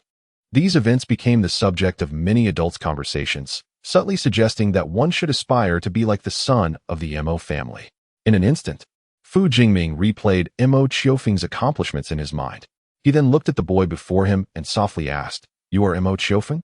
After mentioning Mo Qiufeng's name, Mo Qiufeng had been awaiting Fu Jingming's response. To his surprise, Fu Jingming posed such a question. Momentarily taken aback, Mo Qiufeng instinctively nodded, yes. With this affirmation, a flurry of thoughts raced through Fu Jingming's mind, ultimately culminating in a barely audible sigh. Seeing is believing, hearing is but an illusion. Only by witnessing the individual firsthand could he discern that the tales of genius were not mere fabrications. Regardless of how the factory may develop in the future, the very demeanor of this boy convinced him that he embodied the excellence spoken of in hushed tones. This boy indeed possessed a wisdom unparalleled by his peers. Mo Qiufeng had no inclination to fathom the thoughts swirling within Fu Jingming's mind at that moment. After furrowing his brows, Mo Qiufeng could not help but vocalize his reminder. Mr. Fu, I await your response. Pausing momentarily, he continued, Regardless of your current perceptions of me or the degree of confidence you may harbor, I must convey a crucial point. Life sometimes necessitates a bold gamble, and I dare assert that wagering on me will be the most astute decision of your life.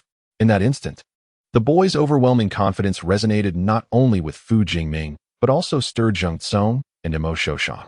For the first time since his rebirth, Mo Qiufeng unveiled his brilliance before others, an absolute confidence, radiating with undeniable brilliance.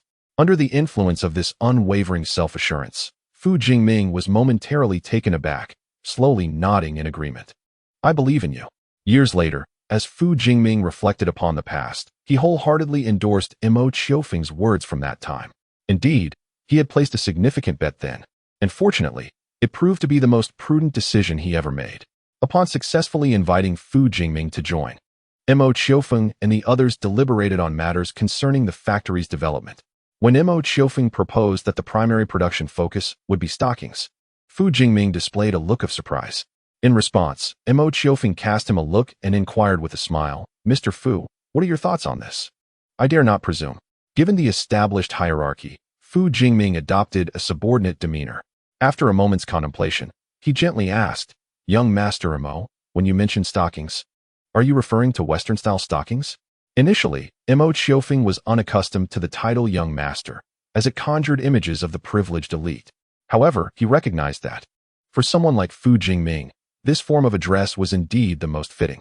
Does Mr. Fu have any knowledge of Western stockings? Stockings originated in the West and subsequently permeated into other cultures. Thus, Mo Qiufeng followed suit in his terminology. I recently had some exposure to them, Fu Jingming recalled, reflecting on his understanding of stockings, and then voiced, Are you suggesting that young Master Mo intends to bypass clothing production entirely and focus solely on stockings? Given that the textile factory was primarily established for garment production, a direct shift to mass-producing stockings could jeopardize the factory's viability should those products fail to gain popularity. Consequently, Fu Jingming felt a twinge of concern. Mo Qiufeng refrained from providing a direct answer and instead asked, "Did Mr. Fu see those stockings on television?" "Indeed." Then, Mo Qiufeng paused and, with a smile, asked, "Do you find those legs adorned in stockings appealing?" At that moment, Mo Qiufeng, who had been sipping tea, spewed it out in surprise, coughing uncontrollably. Meanwhile, Zheng Tsong and Fu Jingming, though maintaining a more subdued demeanor as subordinates, wore expressions of bemusement. Mo Qiufeng cast a disdainful glance at the trio, observing their reactions. Nevertheless, this unexpected exchange significantly enhanced the camaraderie among the four. Once the atmosphere settled, Fu Jingming pondered before offering his opinion. "Young master, stockings indeed possess a substantial market potential, but I believe that here, implementing large-scale production of stockings presents certain challenges. Because I understand the disparities of civilization, our region still lags behind in comparison to the outside world." However, Mo Qiufeng smiled and said, "I have no intention of promoting stockings here." "Huh, young master Mo?" Fu Jingming pondered for a moment before his eyes brightened. "Producing locally and promoting externally?" "Precisely. This indeed was a splendid idea." Fu Jingming murmured to himself, then looked at Mo Qiufeng with a glimmer of excitement in his eyes. He began to believe in the potential of this young man before him. Perhaps, following him could indeed lead to success. Mr. Fu? Huh, coming back to reality. Fu Jingming paused for a moment before realizing, "I apologize, young master Mo." "It's nothing." Mo Qiufeng hesitated briefly before inquiring, "Mr. Fu, you are well acquainted with the factory. How long do you estimate it will take to reorganize the factory and commence the production of stockings?" Fu Jingming contemplated seriously. "Regarding the machinery, it can be put into operation with minor modifications.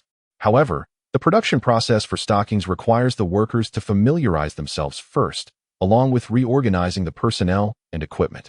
It will likely take about a week before we can begin initial production." "A week? Excellent." Mo Qiufeng's eyes sparkled with satisfaction at this timeline. He had originally anticipated nearly 2 weeks before production could commence. However, since we are not well versed in stocking production, it might take an additional 2 or 3 days to truly produce a finished product, Fu Jingming added, somewhat apprehensive. In response, Mo Qiufeng remained unfazed. "Mr. Fu, please feel free to proceed. Mr. Zheng will assist you on the side. As for funding, as long as it remains within my acceptable range, I grant you permission to utilize it. I have but one request: to expedite the production of qualified stocking products." Chapter 41. The overture of transition. After an initial flurry of activity, Mo Qiufeng found himself once again in a leisurely period. With the collaboration of Zheng Tsong and Fu Jingming, the factory began to operate smoothly, and the workers commenced their research and production of stockings. Mo Qiufeng was immensely satisfied, confident that in due time, he would witness the first batch of qualified stocking products. In truth, the boy had not handled many matters himself. Most issues were resolved by Zheng Tsong and Fu Jingming.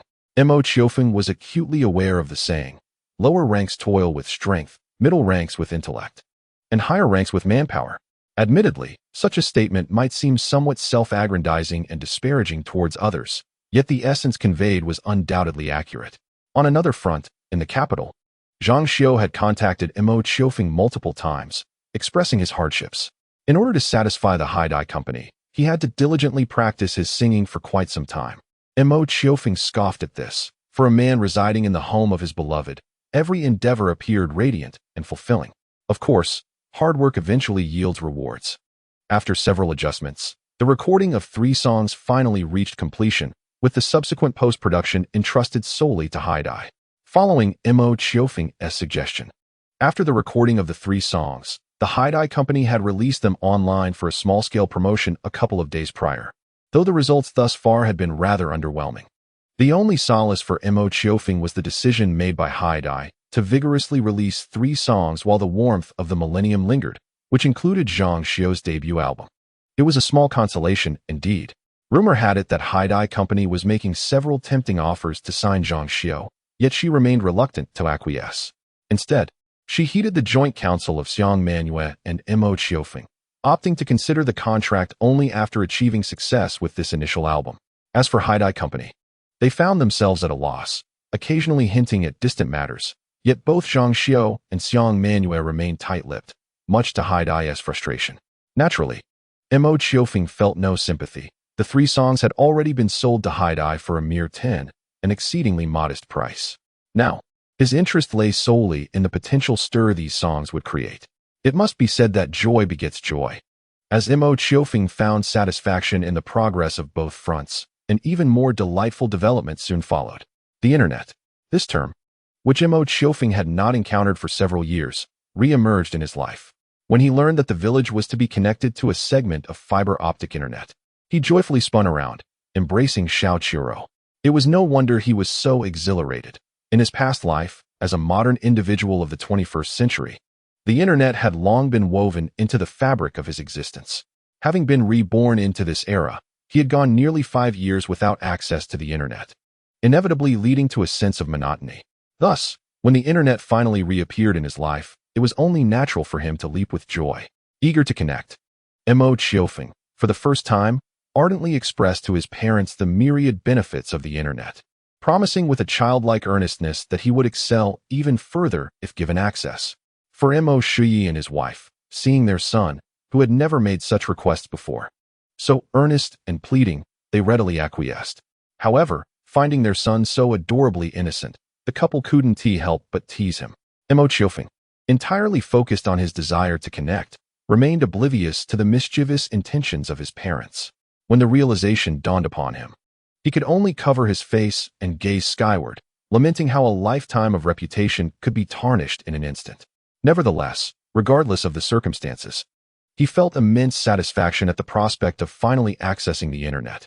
Thus, when Mo Qiofeng sat at the desk and pressed the power button, his heart brimmed with exhilaration as he gazed at the computer screen. The machine was a Lenovo desktop running on Windows 95, and compared to the future, these specifications were nearly obsolete. Yet for Mo Qiofeng at this moment, they were invaluable. Booting up, running, initiating the system, and connecting to the internet, these actions felt somewhat unfamiliar, occasionally requiring pauses due to system discrepancies. However, when Mo Qiofeng launched the browser, he paused in surprise. The familiar footprints of memory did not appear on the screen. Instead, an error message greeted him. With a slight movement of his eyes, he typed in a few well-known terms, only to be met once again with the same error message. In an era when the likes of Baidu, Youku, Tudo, Google, Xuanlei, and Yahoo would later become household names, Mo Qiofeng suddenly awakened to the realization that it was 1999, a time when the internet was burgeoning, yet search engine websites had yet to materialize. With this awareness, a sense of disappointment washed over him, as the anticipation he once held began to wane. In his previous life, he had been oblivious to the existence of the internet in 1999, and now he found himself equally uncertain about the capabilities of the internet in that year. Without search engines, video sites, or music platforms, there was nothing at all. What use was the internet to him now? He abruptly recognized the strangeness of the current internet landscape. Without search engines, he was at a loss as to how to navigate these websites. Then, a thought struck him. Compared to search engines like Baidu, a certain less glamorous site had been said to boast in early development history, prompting Mo Qiofeng to approach it with a sense of curiosity. However, surprises often arise when least expected. Upon successfully entering the site, he was greeted with a revelation. The gateway to the internet had truly opened before him. On this simple web page, he found various links, though most were a mystery to him. Presumably, they led to popular chat rooms and news articles of the era, which did not pique his interest. After a brief exploration, Mo Qiofeng felt disheartened at the absence of music site links, surmising that such platforms had yet to emerge in this time. Just as he was about to exit the site, he noticed a discrete link containing a series of letters, compelling him to click on it instinctively. After a brief moment of buffering, a website unfolded before him. To his astonishment, it was indeed a music site, albeit adorned with only rudimentary images, primarily featuring song titles, artist names, and options to listen online. Even more surprising was the fact that this music website bore no name, not a single title to identify it. He could not fathom how this music site came to be or how it cataloged the existing songs. Yet he felt a profound satisfaction in discovering 3 songs he had composed. Indeed, Haidai Company had not made false claims. They had genuinely promoted his 3 songs online. What was even better was that these 3 compositions stood out prominently on the webpage. Due to the limitations of the current conditions, Mo Qiourou could not ascertain the number of plays these songs had received. All he could do was, like many others who had walked a similar path, click on the music and listen to the 3 pieces. Upon hearing the first line, he immediately recognized the voice of his teacher. After listening to all 3 songs, Mo Qiourou felt an immense sense of satisfaction. Although the technical limitations prevented him from fully experiencing the performances during this online listening session, he could sense the transformation of Zhang Xiao. Stripped of earthly burdens, this man, who had steadfastly endured for years, finally began to radiate brilliance. He was unaware of the potential impact this music website could have on promoting 3 songs, yet merely being featured here was already a promising sign. The future developments were largely left to fate. Subsequently, he meandered through several news websites via links before finally exiting. Mo Qiourou held little interest in those chat rooms, promptly closing them at first glance. It is noteworthy that he initially intended to download something, but could not locate the information he sought. At this moment, Mo Qiourou remained oblivious to this fact. Concluding his online session, he felt a mix of regret and satisfaction. He lamented that the current internet could not meet his browsing needs, with far too few portals compared to his previous life. Yet he was pleased to see the 3 songs had officially made their debut online and had already garnered some traction, believing they might spread across the internet much like in his former life. However, whether they could achieve widespread popularity remained uncertain. 2 days later, the factory successfully completed its first batch of stockings, and upon receiving the news, Mo Qiourou immediately rushed to the textile factory with Mo Shoushang. Fu Jingming and Zheng Tsong had been waiting outside and quickly welcomed them in.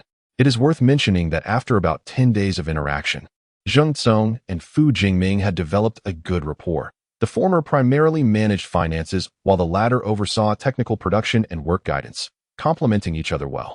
The first batch produced was not large, as they had just become familiar with the assembly line, totaling around 50 pairs. In the office, Mo Qiourou beheld these 50 pairs of stockings. Following Mo Qiourou's specifications, the stockings were divided equally into flesh-colored and black, with 25 pairs of each color. As he picked up one pair, he stretched it slightly, his brows furrowing in mild discontent. The elasticity did not meet his expectations, compared to his previous life. These stockings lacked in every aspect save for their appearance, particularly in terms of elasticity and softness. He was not an avid collector of stockings. He simply had a vivid memory of having purchased them for someone special. Noticing Mo Qiourou's frown, Fu Jingming refrained from commenting further. Mo Qiourou soon realized that it was, after all, 1999, and the manufacturing techniques were not on par with those of his past life. Producing these stockings must have required considerable effort from Fu Jingming. Apologizing for his distraction, he paused and inquired, "Mr. Fu, what materials were used in the production of this batch of stockings?" Fu Jingming replied, "This batch was primarily made from nylon." "Oh, the elasticity and softness are not very satisfactory. Is there any material that could remedy this?" Fu Jingming pondered for a moment before shaking his head. "Young Master Mo, I believe nylon is currently the most suitable material. If you wish to enhance the elasticity and softness, we will need to wait until the factory stabilizes before considering alternatives." Mo Qiourou understood the implication of his words. For the factory at present, the priority was to produce a stable batch of stockings. Improvements could be postponed for a more appropriate time. Mo Qiourou contemplated this without objection. Recognizing that the factory had not generated any income for him in recent days, on the contrary, it had been a continuous expenditure. To pursue the perfection of stockings, while disregarding reality, would undoubtedly impose a financial burden. With this in mind, Mo Qiourou paused momentarily, holding the stockings in hand, and advised Jingming, "Let us proceed with the production of the same style of stockings for now. We shall contemplate improvements once we have a stable income." Jingming nodded in agreement, and Mo Qiourou inquired, "Have we preserved the sample of this design?" Jingming was momentarily taken aback, but instinctively nodded, "Yes, we have retained 2 sets of samples. The workers are gradually becoming acquainted with the production process. Provided we have sufficient funds, we can produce the first batch within a week." "Excellent," Mo Qiourou remarked. "In that case, I shall take this batch of 50 pairs of stockings with me. The subsequent production will be entrusted to Mr. Fu and Mr. Zheng. I will invest an additional sum in a couple of days." "Understood. You can rest assured, young Master Mo." After further discussion, Mo Qiufeng and Mo Xiaowen departed with the 50 pairs of stockings. On the way, Mo Xiaowen curiously asked, Xiaofeng, what do you intend to do with these 50 pairs of stockings? Mo Qiufeng turned his head, shrugging as he replied, I had already planned this. We will produce 50 pairs of stockings to introduce to the market. Introduce to the market? How long will these 50 pairs last? How much can they sell for? Mo Qiufeng appeared quite surprised. Third uncle, I never implied that these 50 pairs were meant for sale. Then what are they for? They're for advertising, of course. Third uncle, you have some female attendants over at Uncle Joe's, right? We can give them away for free, 1 pair for each, so they can wear them while working. It's a way to care for our staff and promote our product. What is not to love? You little rascal, are you trying to outsmart me? Chapter 42. Facing a decision, the promotional campaign for the first batch of 50 pairs of stockings was remarkably successful. According to Mo Xiaowen, there had been an increase in male customers at the supermarket over the past few days, and gradually, female friends began to inquire about the stockings from the sales staff. The situation at Zhou Dongxing's inn was somewhat similar, but the number of women inquiring about stockings there far exceeded that in the city, reflecting the different rates of development and cultural disparities between the two regions. A week later, the Iran Silk Products Company, having navigated various challenges, was officially established. The first batch of 8,000 pairs of stockings, after production, packaging, and branding, was formally launched into the market.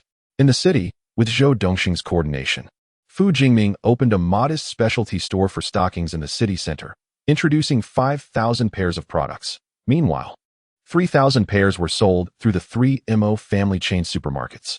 Thanks to the preemptive advertising strategy, product sales soared, with over half of the stock sold on the very first day, prompting the factory to hasten the production of the second batch. Like the first batch, the second was also crafted from nylon, with the notable difference that its quantity would double. According to Fu Jingming, enhancing the quality of the stockings would likely have to wait until the third batch was sold out and the market stabilized.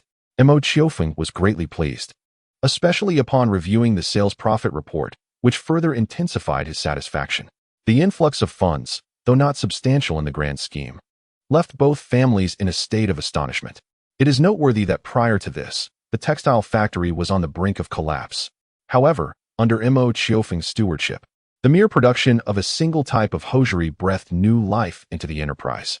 The profits generated in such a nascent stage are nothing short of miraculous. Furthermore, it is anticipated that once the Iran Silk Products Company stabilizes and expands, the ensuing revenues will undoubtedly become highly coveted. It is worth mentioning that after establishing the company, Mo Qiufeng, adhering to the advice of his father and uncle, allocated 5% equity each to Zheng Tsong and Fu Jingming, which will serve as a significant motivation for their contributions. On the other hand, Mo Qiufeng initially intended to grant 20% equity to his uncle's family and his parents, but these offers were declined. As previously stated by both families, their intention is not to partake in this venture. The company will solely represent his personal asset. Moreover, Mo Qiufeng sensed that the 3 songs were gradually gaining popularity.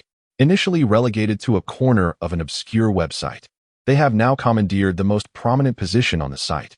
Just 2 days prior, the site unveiled a streaming chart, and the 3 songs successfully secured a place in the top 10. This news is undoubtedly encouraging, as the successful hype surrounding these songs will likely incite a surge of online musical fervor. Coupled with the impending release in the millennium, it is inevitable that Zhang Xiao and his companions will rise to prominence. The favorable developments in both matters have rendered Mo Qiufeng exceedingly jubilant over the past few days. He has even found himself attentively engaging in a couple of classes, much to the astonishment of the teaching staff, who feared they might have erred in their instruction.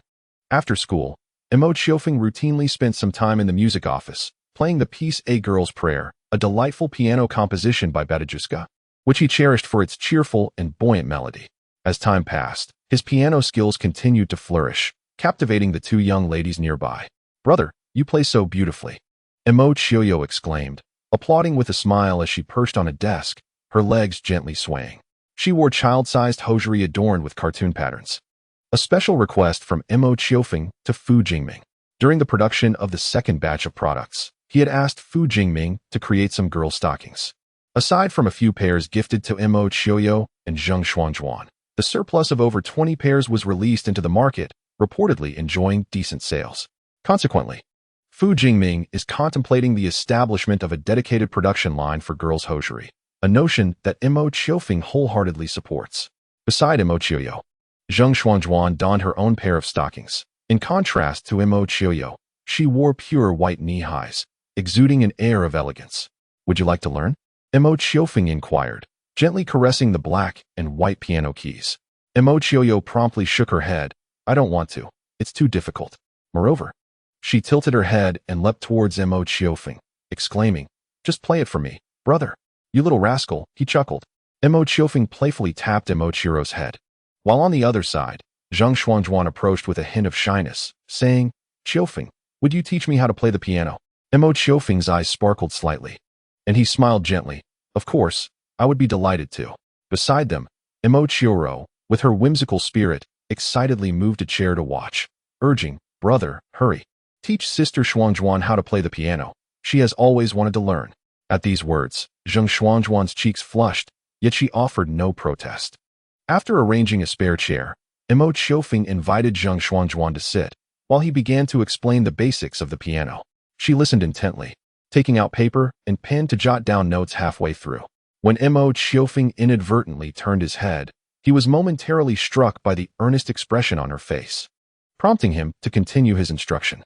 The girl's hair was neatly styled, with a single lock cascading down the right side, which she instinctively tucked behind her ear, gently flowing from her earlobe. Her lashes were long, casting delicate shadows across her eyes. With a look of concentration, she nodded in agreement, occasionally biting her lip as she recorded her notes when she encountered confusion. Mo Qiourou watched with great interest as her brother taught Zheng Xuanzhuan, captivated by the sight of her sister-in-law's serious demeanor, which she found strikingly beautiful. As the sun began to set, casting a warm glow, the three prepared to head home. At parting, Zheng Xuanzhuan stood at the school gate, clutching her papers tightly as she watched the siblings walk away, secretly wishing that one day she could sit alongside the boy to play the piano together. The golden rays of the setting sun danced around her, as if encouraging her aspirations. Upon returning home, the siblings were surprised to find their father present. Ordinarily, he would arrive after they had finished school, so it was unusual for him to be home at this hour. Mo Qiufeng spotted his father wandering aimlessly along the narrow path in the fields, bathed in the warm light of the sunset, which added an air of serene solitude to his figure. Taken aback, Mo Qiufeng realized this was the first time he had seen his father in such a state. Typically gentle, their father rarely displayed any emotion beyond warmth. However, today, perhaps influenced by the fading sunlight, he exuded a sense of loneliness. Mo Qiufeng sensed something amiss. It seemed his father had likely resigned from his job at the power plant. Just days earlier, he had overheard his parents discussing this matter, mentioning that after the recent wave of electrician training graduates, the plant no longer faced a shortage of workers. Thus, their father, Mo Qiourou, could resign without worry. Now, having stepped away from a long-held position, his father must be struggling to adjust to this newfound leisure. Mo Qiufeng could empathize with his father's feelings. Having left a job held for many years, life had suddenly become tranquil, yet he found himself at a loss for how to fill the void. The economic situation of both families has stabilized, and at this moment, he is disinclined and unable to engage, akin to becoming a mere bystander, an inconsequential figure. This sentiment is likely not favorable for his father. Upon encountering his siblings, Mo Qiorou's face revealed a hint of a smile as he waved to them. Xiaowen, Xiaorou, school is out. Dad, Mo Qiourou exclaimed, bounding towards him, eager to share tales from her day at school. The little girl, oblivious to her father's subtle change, simply felt joy at his early return home. Mo Qiufeng lagged slightly behind, trailing after Mo Qiourou. After a moment of laughter and conversation with Mo Qiourou, Mo Qiourou looked up towards him. Xiaowen, why so silent? Mo Qiufeng was momentarily taken aback, then shrugged, unsure of what to say. Aren't you curious as to why Dad is home so early? Mo Qiourou began, then paused with a wry smile, shaking his head. You must have already guessed. Dad, why are you home so early today? Mo Qiourou tugged at his sleeve, gazing up at him with curiosity. After a moment's hesitation, he smiled and replied, Dad won't be going to work anymore, hence the early return. Oh, Mo Qiourou nodded, partially understanding, then joyfully declared, then Dad can stay home with me all the time. Indeed, Mo Qiourou replied with a faint smile, concealing a tinge of loneliness in his eyes. Upon arriving home, Yi Shulin was busy preparing dinner. Her gentle smile illuminated the room as she welcomed them back. "You're home. Mom. Mo Qiourou darted over, tugging at Yi Shulin's sleeve, exclaiming, "Dad said he can stay home with me from now on." At these words, Yi Shulin paused momentarily, stroking Mo Qiourou's head. "Yes." Xiaorou was very happy. She then exchanged a knowing and warm smile with her husband, to which Mo Shuyi responded with a smile, their connection palpable. Meanwhile, Mo Qiufeng fell into deep thought. Now, with his father having resigned from work, it was evident that he was not fond of the ensuing solitude. Perhaps it would be prudent to find him some engagement. With the economic landscape of both families having solidified, the supermarket was no longer a suitable avenue for his father. What pursuits might be fitting for his father to explore? However, even Mo Qiufeng struggled to identify an appropriate occupation for his father in a short span. Throughout dinner, he continued to ponder suitable work for him. In the midst of his contemplation, the long-absent couple, Yang Hongmei and her husband, paid a visit. Having spent the last few years striving in the seas, they had recently returned home to recuperate. It had indeed been some time since the two families had gathered meaningfully. After exchanging pleasantries, Yang Hongmei and her husband directly revealed their purpose. They had come to invite Mo Shuyi to join them in their maritime ventures. Having discovered a path to prosperity in the fuel station business amidst the evolution of society over the past few years. Upon hearing this news, Mo Qiufeng was momentarily stunned, as memories from his past life stirred within his mind. In a previous life, after the turn of the millennium, the couple Yang Hongmei had invited their parents to partake in the gas station venture, yet their parents graciously declined, preferring to stay home and care for their children. Subsequently, after years of hard work, a decade later, the couple's assets approached 10 million. This led their parents to reflect with a sense of regret regarding the gas station opportunity. Nevertheless, when Mo Qiufeng once inquired how his parents would choose if given a second chance, surprisingly, after exchanging glances, both the father and mother opted to remain at home to nurture their offspring. Now, fate humorously presented Mo Qiufeng with a similar scenario, albeit this time the choice was solely for his father, who had resigned from his job. And the financial situation of the Mo family was considerably more favorable than in the past. In truth, for the current Mo family, even if the gas station proved profitable, it held little allure for them. With 4 supermarkets and a silk company, the Mo family was already on a path of rapid development, which is why Mo Qiufeng had forgotten to mention this matter. However, the circumstances had changed for his father, who had resigned and found himself somewhat idle at home. Venturing into the business world indeed presented a viable path forward. Moreover, it would serve as a valuable opportunity for personal growth. After bidding farewell to Yang Hongmei and her husband, Yi Shulin turned to her spouse, her tenderness evident. "Shuyi, whatever you decide, I will support you." Mo Shuyi embraced his wife silently, lost in thought. Chapter 43. Crossing the Millennium after 2 months of renovations. The Mo family moved into their new home just before the year's end. From the demolition to settling into the new residence, over a year had quietly elapsed. The old house had vanished from the land, replaced by a 4-story building dominated by a white aesthetic. This structure bore a resemblance to Mo Qiufeng's memories from his past life, albeit with a larger footprint. The interior design was largely similar to that of his previous life, a style that Mo Qiufeng had recommended to his parents in homage to their past. The first floor featured a spacious 50-square-meter main hall, adjacent to which lay the kitchen and a small dining area, with a modest bathroom tucked beneath the staircase. The second floor comprised the bedrooms of Mo Shuyi and his wife, along with a small living room, while the third floor housed the bedrooms of Mo Qiufeng and Mo Qiourou, accompanied by a small hall. The fourth floor served as a storage room and a leisure platform. The overall layout mirrored that of his previous life, with the distinction that both the second and third floors had been outfitted with bathtubs. The entire 4-story house was completed, and it is worth noting that from the rooftop platform, one could enjoy a panoramic view of the river bordering the village.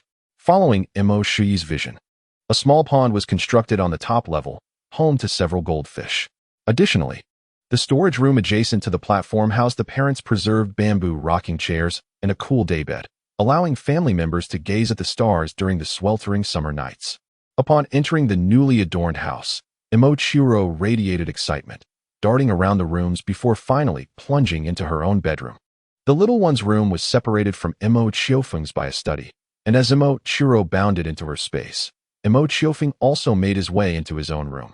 Aside from the slightly larger space, the layout of the room remains identical to my memories. However, the curtains have been replaced with pure white sheer fabric, in harmony with the bedroom's white aesthetic, thanks to Mo Qiufeng's insistence. For the sake of ventilation, the windows are wide open, and the breeze dances through the curtains, brushing against the desk positioned by the window. On the desk, a potted bamboo plant subtly emerges from the curtains, its vibrant green hue illuminating the entire room. The bed is a custom-made mattress, still maintaining the white theme. In terms of color, he possesses a distinct fondness for white. On the wall adjacent to the desk, there is a barely noticeable patch of fresh paint, a remnant of the renovations made to reconnect the internet. Beside the wardrobe, a combination of a computer desk and bookshelf houses the computer his parents purchased for him. It truly resembles his previous life. Standing at the doorway, Mo Qiufeng's thoughts drifted until he was jolted back to reality by a gentle push from behind. It was his sister, Mo Qiourou, who had nudged him aside to enter his bedroom directly. "Wow, brother, your place is so clean." Upon stepping into Mo Qiufeng's room, Mo Qiourou's eyes sparkled as she surveyed her brother's space. She then leaped onto his bed, bouncing with joy. Her single ponytail swayed with her movements. But in a moment of exuberance, it slipped free, cascading her long hair down. "Ah!" Mo Qiourou exclaimed, crouching to retrieve her hair tie, her little brows furrowing in displeasure. Mo Qiufeng, shaking his head in resignation, approached her, taking the hair tie and instructing, "Turn around." "Oh," Mo Qiourou complied, sitting on her small legs, allowing her flowing hair to rest against her brother's chest. He gently gathered the slightly disheveled strands with his fingers and retied her ponytail. Once secured, he playfully tapped her on the back of her head, admonishing, "See what happens when you fidget." He. Mo Qiourou turned to him, grasping his hand and shaking it. "You're the best, brother. By the way, come see my room." Without waiting for a reply, she eagerly dragged him out of his room and into hers. Unlike Mo Qiufeng, Mo Qiourou favored shades of pink and orange, her curtains adorned with a tinge of citrus sweetness. Her white walls showcased various pink decorations, with the most prominent being a piece approximately 1 square meter in size. Her small desk was covered with pink paper, and even her petite lamp was a lovely shade of pink. In contrast to Mo Qiufeng's room, hers lacked a computer desk and bookshelf, as the little one had no interest in such things, so they were not included. The bed, however, shared the same white theme, embellished with a light yellow stuffed doll and a red star-shaped plush toy, both gifts from Mo Qiufeng on her birthday. "Brother, what do you think?" After showcasing her bedroom, Mo Qiourou gazed at Mo Qiufeng with a gleeful expression. "I designed all this myself." "Very beautiful," Mo Qiufeng replied with a faint smile, standing by the small window in her room. This little window faced south, offering a glimpse of the river beyond and the lush green pine trees and grass. Receiving the admiration of Mo Qiufeng, Mo Qiourou appeared quite elated. The siblings frolicked in their room for a while before venturing out. The small hall on the 3rd floor was not utilized as a living room, but was adorned to reflect Mo Qiourou's feminine inclinations. Delicate crystal beads dangled from above, while a charming wind chime in the center produced a melodious sound in harmony with the gentle breeze. A sleek LCD television was positioned squarely across from the sofa, with a glass door and balcony to its right. From the threshold of Mo Qiufeng's bedroom, a glimpse of several potted plants on the balcony was visible. Their father had expressed reservations about the glass door, citing safety concerns. However, he ultimately acquiesced to the preferences of his wife and children. After playfully tumbling on the sofa, Mo Qiourou eagerly pulled her brother to explore the small hall, including the adjacent bathroom. She expressed great fondness for the bathtub, declaring her intention to indulge in a long bath that evening. It was evident that she was thoroughly pleased with their new home. Upon descending, the siblings found their mother, Yi Shulin, preparing dinner in the kitchen, with their father assisting her.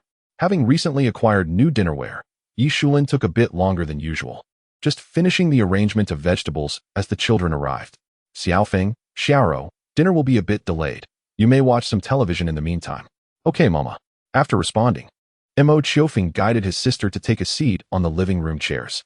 The television was a new LCD model, a congratulatory gift from Zhou Dongsheng, with one unit on both the 2nd and 3rd floors. Mo Qiourou was not yet adept at operating the television, so she watched her brother change the channels. At that moment, the available channels were limited, roughly numbering around 10 to 20, with the central channel occupying nearly half. The remaining channels primarily featured regional broadcasts, such as Hunan Television, Typically, television viewing during that time consisted mainly of news and dramas.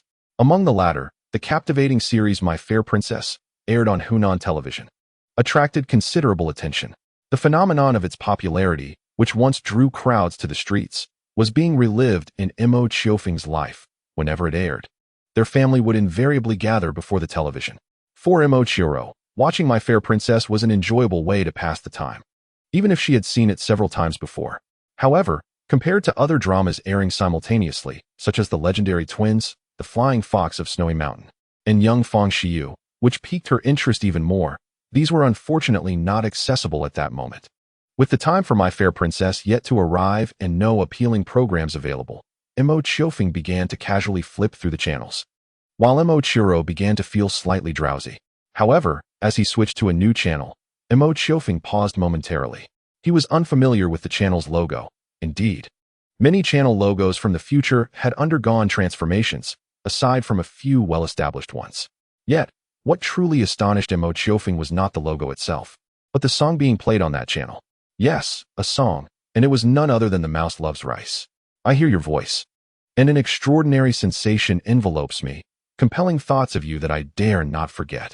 It is a familiar sound, belonging to Zhang Xiao, now emanating from the television, accompanied by a simplistic animation. Is this a preliminary promotion by Haidai Company? From Zhang Xiao. Mo Qiufeng has learned that Haidai plans to release his 3 songs within a month or 2 after the millennium, and it is likely that this is a build-up for those very songs.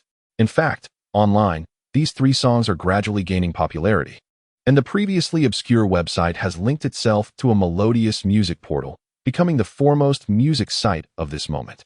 Thus, as the network and television channels advance in tandem, these 3 songs may very well recreate their former glory. While Mo Qiufeng ponders, the song on the television concludes, giving way to advertisements. At that moment, his sister Mo Qiourou opens her eyes and gazes at him. Brother, I want to hear that song again. Mo Qiufeng has not mentioned anything about the music to his family, not even to Mo Qiourou. The little one simply finds the song delightful and wishes to hear it once more. As for Zhang Xiao's voice, the people here have yet to connect it with what they heard on television. Just as Mo Qiufeng is about to respond to Mo Qiourou, he hears their mother Yi Shulin from the kitchen. Xiaofeng, what was that song about? Oh, Mom, it was on TV, and it has already ended. After a pause, Mo Qiufeng explains to Mo Qiourou, Little Ro, that song has already passed. Brother cannot make the television play it again. Mo Qiourou seems a bit distressed. Then let us watch this program. It might play again later. Mo Qiufeng replies, his gaze contemplative. From the reactions of his mother and sister, he perceives that the song is indeed likely to be well received by others, alleviating his concerns that the premature exposure might overshadow these 3 songs. Subsequently, until the airing of My Fair Princess, this program played the song 4 times in succession, including Mouse Loves Rice twice, while Lonely Northern Hemisphere and Seeking Buddha aired once each. His parents and sister listened attentively, clearly responding positively to these 3 songs. It seems these 3 songs will follow the trajectory of their past success, much to his relief. As the millennium dawned, the families of Mo Shuyi and Mo Shoshang joyfully celebrated this milestone, ushering in the 21st century. After the echoes of the millennium faded, Mo Shuyi bid farewell to his wife and children, embarking on a venture with the family's resources alongside Zhang Wenji and Yang Hongmei, stepping forth into the world to hone his skills. Before departing, the atmosphere turned somber, particularly poignant during this farewell. Despite yearning for home, Mo Shuyi felt that returning once a month would be quite fortunate. If fortune were unkind, he might not see home for a year and a half. Little Qiourou, still naive to the complexities of the world, cried and protested as she witnessed her father preparing for his journey. Although Mo Shuyi felt heartache, he had resolutely decided to venture out for self-improvement. Thus he had no choice but to depart with a heavy heart. Before leaving, the couple exchanged heartfelt words and wished Yi Shulin well in managing the household, assuring her that he would return to visit whenever he had the chance. Despite the sadness of his father's departure, Mo Qiufeng also felt a sense of joy, as both families began to flourish. His father had previously delayed his own development due to work commitments, but now was the time for him to shed those constraints and focus on personal growth. He believed that when his father returned, he would present himself in a more refined manner. Furthermore, as long as the trajectory aligned with their previous life's path, His father's departure would undoubtedly yield significant financial benefits for them. On another note, the initial release of 3 songs had begun. Chapter 44. The early 21st century. With the arrival of the 21st century, many regions within the country exhibited a thriving atmosphere, accompanying the growth of the material economy. The tertiary industries such as services and entertainment gradually began to flourish. In the realm of entertainment, Hong Kong, Macau, and Taiwan continued to hold a leading position in the mainland, setting trends. However, the mainland entertainment industry was not willing to remain in the shadows in recent years. After the turn of the millennium, it began to catch up. Among these burgeoning domestic entertainment companies, Haidai Company made a significant move just over a month after the millennium commenced. While it might be an exaggeration to call it a major action, in a time when the echoes of the new millennium had not yet faded and major entertainment companies were still in planning phases, Haidai's decisive actions to seize a foothold in the entertainment market were undoubtedly noteworthy. By the end of the first month of the 21st century, Haidai Company swiftly promoted and released a single. As a cooperative yet competitive entity with other entertainment companies, on the very first day of release, executives found Haidai's newly issued work on their desks. Strictly speaking, the design of this single was not extravagant and could even be described as ordinary. However, the faces of all the company managers who had experienced this single were far from pleased. Those who had reached such a position were typically capable of predicting the potential development of various matters, especially in the entertainment industry. Almost immediately after listening to these 3 songs, these executives felt the pressure that Haidai was exerting. This sudden emergence of a seemingly unheralded release caught many by surprise. Prior to this, the domestic entertainment industry had been somewhat lethargic, with companies actively seeking talent in hopes of achieving breakthrough success. Under this premise, many entertainment firms had established talent scouts to search for promising individuals in the community for talent reserves. However, just as they were still in the throes of talent acquisition, Haidai Company unexpectedly launched this single, featuring both the composer and performer as newcomers. This inevitably aroused curiosity among the executives of other entertainment companies. When had Haidai covertly discovered these 2 individuals, Zhang Xiao and Yuan Fong, the singers and original creators of the 3 songs, had previously remained in obscurity, yet from these 3 compositions, it was apparent that they possessed extraordinary talent, and in the near future, they would undoubtedly rise to prominence. In response, these entertainment companies could only lament that Haidai Company had acted first, for otherwise, they would undoubtedly have seized upon these 2 talents.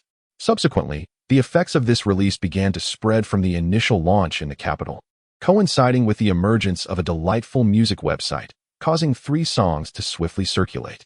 Among them, The Mouse Loves Rice, with its cheerful and light-hearted melody, became particularly beloved by the public. Thus, these 3 songs spread across the northern regions like a gentle spring breeze, gradually making their way towards Mo Qiourou. At this juncture, however, Mo Qiourou remained unaware of the situation surrounding the 3 songs. In fact, following their solo releases, Zhang Xiao and Xiang Manhua had been engrossed in their work, neglecting to contact Mo Qiourou.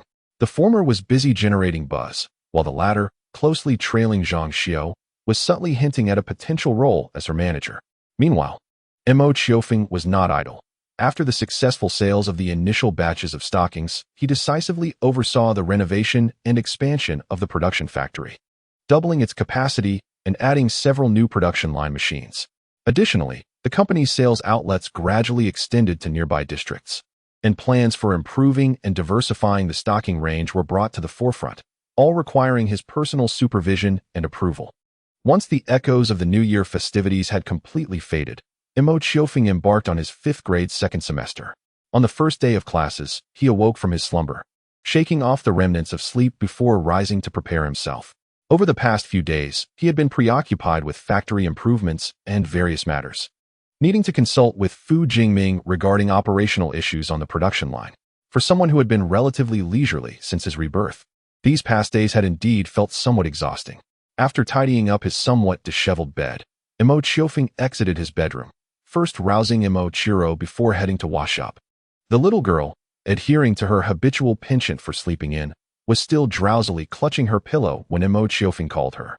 Only after he had completed his morning routine did Mo Qiourou emerge from her room, rubbing her sleepy eyes.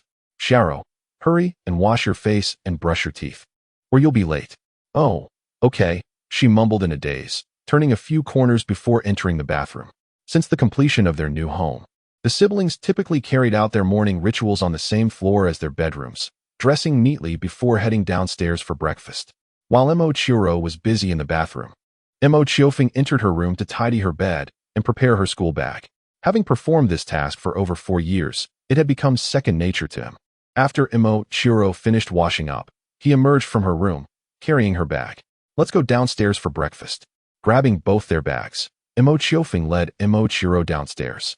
Upon their descent, Yi Shulin was in the kitchen preparing breakfast. Upon seeing the siblings, she inquired, "Is everything packed up?" "All set, Mom," Mo Qiufeng replied, placing the bags down and guiding the still drowsy Mo Qiourou to the dining table. Their father had been at sea for about 4 months now. After an initial period of adjustment, the situation had improved somewhat, and he maintained daily contact via telephone. According to Mo Qiourou, conditions on his end were relatively favorable. Aside from some initial setbacks, he had gradually begun to find his footing. In response, the family was exceedingly joyful, advising him to take good care of himself while away. Regrettably, Mo Qiioru felt a twinge of disappointment for not being able to accompany his children for enrollment, stating that once stability was achieved here, he would certainly return next semester to personally assist his son and daughter with their registration. Breakfast was delightful, featuring steamed eggs, fried dough sticks, and soy milk, all lovingly prepared by Yi Shulin, who had always been averse to her children consuming unsanitary foods from outside sources. After breakfast, Mo Qiourou followed her brother to class, while Yi Shulin tidied up before heading to work at the village committee. Due to the turn of the millennium, the committee's workload had significantly increased, and she had been consistently attending to various matters there over the past few days. Notably, during the recent villagers' election, Yuan Rue, seeking some distraction, had also joined the village committee. The two women occasionally handled committee affairs together and spent their leisure time chatting and watching television in a small shop. On the way to class, Mo Qiufeng encountered Mo Qiourou, who appeared quite elated and eagerly recounted his recent experiences. Not long ago, Mo Qiufeng had been invited by Zhou Dongsheng to take Mo Qiiourou on a trip to the city, where the latter thoroughly enjoyed himself. Unfortunately, Mo Qiufeng was unable to leave due to obligations at the factory, and Mo Qiourou, upon learning that her brother would not attend, chose to stay behind as well, leaving Zhou Dongsheng feeling quite regretful. Zhou Dongsheng had always closely followed Mo Qiufeng's development over the years and, upon hearing about the Yiren Silk Company, enthusiastically remarked that he had never doubted his judgment. Is the Ferris wheel truly beautiful?" Upon hearing Mo Qiiourou speak of his experience riding a Ferris wheel, Mo Qiourou's eyes sparkled with excitement. "Indeed, it is splendid, truly splendid," Mo Qiiourou responded, momentarily pausing before continuing, "and it is enormous, as tall as 3 ancient trees." The ancient trees he referred to were the oldest and largest pine tree in the village, said to be over a century old. By the time their parents were of their age, the tree had already reached its current height. "Really?" Mo Qiourou gasped in delight, tilting her head hopefully towards Mo Qiufeng. "Brother, will you take me to ride the Ferris wheel in the future?" "Of course, as long as you remain this well-behaved," Mo Qiufeng replied. Satisfied with his response, Mo Qiourou turned back to continue discussing the city's vibrancy and the captivating attractions for children with Mo Qiiourou, observing his sister and cousin whispering animatedly beside him. Mo Qiufeng smiled gently. Upon arriving at the classroom, he was once again the last student to enter, nearly stepping through the door as the class bell rang. The classmates and teacher inside were accustomed to this, but his deskmate, Zhang Xuanzhuan, reproached him softly as he sat down. "Can't you arrive a bit earlier next time?" As long as I'm not late, isn't that sufficient?" Mo Qiufeng shrugged with a smile, which, while endearing, left Zhang Xuanzhuan with no valid counterargument, prompting her to turn her head and prepare to listen attentively. After organizing his backpack and textbooks, Mo Qiufeng instinctively glanced at Zhang Xuanzhuan. During the winter break, Zhang Xuanzhuan and her siblings occasionally kept in touch, though their connection was not as close as during school days. Observing the girl closely, one could discern significant changes in her demeanor. Perhaps due to the onset of adolescence, the innocence of childhood was gradually dissipating from her, replaced by a tender shyness. Uncharacteristically, today she let her hair cascade freely rather than tying it up, adorned with a white rabbit hairpin chosen by Mo Qiourou. The girl wore a charming cream-colored dress embellished with layers of white lace at the cuffs and a red ribbon. Unintentionally, Mo Qiourou caught sight of the subtle signs of maturity blossoming at her neckline, causing him to pause momentarily. Time, it seems, was indeed passing, and this girl was genuinely beginning to grow up. Why are you staring at me? Zheng Shuangjuan, feeling slightly uncomfortable under Mo Qiourou's gaze, tilted her head playfully, her face adorned with a hint of youthful shyness. Not at all, Mo Qiourou replied with a gentle smile. Your dress looks lovely today. Really? A fleeting expression of joy illuminated Zheng Shuangjuan's face, but before she could ask further, the teacher at the podium coughed softly, admonishing the two. Consequently, her cheeks flushed, and she focused earnestly on the lesson, while Mo Qiourou found himself in a stupor. Typically, he was often lost in thought during class, yet this time felt distinct.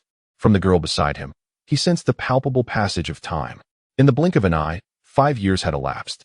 After school, Mo Qiourou and his sister reconvened with Zheng Shuangjuan in the music office. Upon their meeting, Mo Qiourou immediately praised Zheng Shuangjuan's new dress, to which the latter explained it was a recent purchase for the new year, sparking a lively discussion about clothing. Mo Qiourou, however, had little interest in such topics. Whether in this life or the last, most of his attire had been chosen by his parents. To him, as long as the clothing was presentable and functional, it sufficed. As customary, Mo Qiourou played several pieces under the attentive ears of the two girls. Compared to last year, he had grown taller, and his mastery of the instrument had improved, which delighted him. He believed that in a year or two, playing would become far less strenuous. Notably, the classical guitar still towered over his chest, making it difficult for him to play with ease. After Mo Qiourou's performance, Zheng Shuangjuan shyly remarked, Qiufeng, I've been practicing piano at home. Her words carried a hint of bashfulness, prompting Mo Qiourou to pause. Your family purchased a piano? Yes. My father bought it for me during the new year at a domestic goods market. That's wonderful. How has your practice been over the past month? Zheng Shuangjuan nervously fidgeted with her fingers, her cheeks flushed. Would you like me to play for you? Absolutely. Before Mo Qiourou could respond, Mo Qiourou was already clapping in approval. Mo Qiourou smiled silently, rising to offer his seat to Zheng Shuangjuan. Go for it. Girl, I believe in you. Feeling a bit shy yet resolute, Zheng Shuangjuan settled gently at the piano, took a deep breath, and began to play slowly. The wind gently swept through, lifting one side of the white curtain, and the silhouette of the girl appeared somewhat ethereal. Observing her figure, Mo Qiourou abruptly realized that, unbeknownst to him, the girl had indeed undergone significant changes. Chapter 45. Encountering father and son after a period of adjustment, the Iran Silk Company finally established a preliminary scale, and the improved stockings began to be produced. The new stockings primarily utilized crystal silk, enhancing both elasticity and softness. Furthermore, several major cities within the province had established points of sale for stockings, predominantly through entrusted distributors. Regardless, the Iran Silk Company had essentially secured its foothold in the provincial market, standing out prominently. At the invitation of Zhou Dongsheng, Mo Qiourou and Mo Qiourou took advantage of a holiday, led by their uncle Mo Shoushang, to visit the city. Initially, Mo Qiourou wished to join them, but was declined by Mo Shoushang, citing that he had already visited once. Mo Qiourou complained bitterly about this, yet found himself powerless to change the situation. Having recently learned about the city's vibrancy from Mo Qiourou, Mo Qiourou was filled with enthusiasm for the trip, chattering incessantly with excitement as she clung to her brother, her little face aglow with joy. This journey to the city consisted solely of the three of them, Uncle Mo Shoushang and the two siblings, while their mother, Yi Shulin, could not accompany them due to village committee matters. At the dawn of the millennium, the large highways were still under construction, requiring 6 hours of travel from city to city. Along the way, Mo Qiourou eventually grew tired, resting her head against Mo Qiourou and drifting off to sleep. Mo Qiourou, taking a blanket from his uncle, gently covered her small body to protect her from the chill. They sat in the back seat, with Uncle Mo Shoushang at the wheel. Glancing at Mo Qiourou in the rearview mirror, Mo Shoushang chuckled and remarked, Xiaoro seems quite happy. Indeed, Mo Qiourou replied with a slight nod. Qiufeng spoke to her about amusement parks recently, and she has been eager to visit one ever since. Not wanting to disturb his sleeping sister, Mo Qiourou spoke softly, adjusting her small frame to rest comfortably on his lap. Oh, and what about you? Do you wish to visit the amusement park as well? Me? Mo Qiourou hesitated for a moment, then shrugged lightly. I am indifferent. It would be delightful to play, yet if not, that is also acceptable. You certainly are unlike your peers, Mo Qiourou remarked, shaking his head, seemingly in admiration.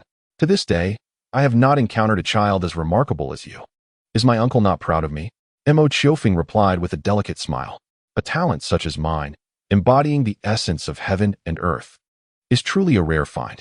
Please, a touch less self-adoration would be preferable, Mo Qiourou teased, rolling his eyes. That is not feasible. Being exceptional makes modesty a challenge. You little rascal, Mo Qiourou laughed, scolding him lightly as he handed over a bottle of mineral water. It will be a while before we reach the city. If you are thirsty, have a sip. Thank you, uncle, Mo Qiufeng said, accepting the water. He took a small drink, set the bottle aside, and gazed out the window, lost in thought. Observing this, Mo Qiourou ceased further conversation and focused on driving. Though it was the transition between spring and summer, the scenery outside appeared somewhat desolate. Occasionally passing through barren fields, where only withered grass and sparse trees could be seen. This is not a highway. As I recall, the expressways within the province commenced construction around 2004. It was from that point onward that communication within the province became smooth and unimpeded, significantly reducing travel time between cities by nearly half.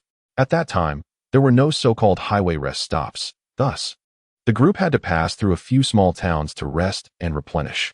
Halfway through their journey, Mo Qiufeng gently roused his still slumbering sister, Mo Qiourou, to disembark for lunch. Still a bit dazed from her slumber, Mo Qiourou rubbed her eyes in confusion as Mo Qiufeng half-led, half-supported her down from the vehicle. Brother, what is the matter? She inquired, her voice laced with sleep. Mo Qiufeng replied softly, let us get off and have some lunch. Oh, okay. Nearby. Mo Qiourou glanced at the fuel gauge and addressed Mo Qiufeng. Xiaowen, you and Xiaorou wait for me a moment. I need to refuel. After a brief pause, he added, remember not to wander off. Mo Qiufeng surveyed the surroundings and pointed to a small restaurant not far away, saying, Xiaorou and I will go over there to order some food while we wait for you. Uncle, please return quickly. Mo Qiiourou acknowledged, intending to give Mo Qiufeng some money, but the latter declined, asserting he had sufficient funds. Following another round of reminders, Mo Qiiourou drove off to refuel. Having traversed this route numerous times, it was familiar to him, and he knew there was a small gas station just a few dozen meters away, which reassured him about leaving the siblings there. Once Mo Qiiourou had departed, Mo Qiufeng took his sister's hand and headed towards the restaurant. The proprietor, accustomed to travelers passing by, was somewhat surprised to see two young patrons and expressed concern that the siblings might be lost, inquiring about their situation. After Mo Qiufeng thanked the kind proprietor for his concern, he explained that their uncle had gone to refuel and would return shortly. This reassured the restaurant owner, who then allowed the siblings to order their meal before retreating to the kitchen. This establishment was a modest eatery, with few patrons on the roadside, likely set up specifically for passing travelers. Besides Mo Qiufeng and his sister, there was also a father and son, their vehicle parked outside, indicating they too were merely transient visitors. However, Mo Qiufeng was taken aback when he caught a glimpse of their car.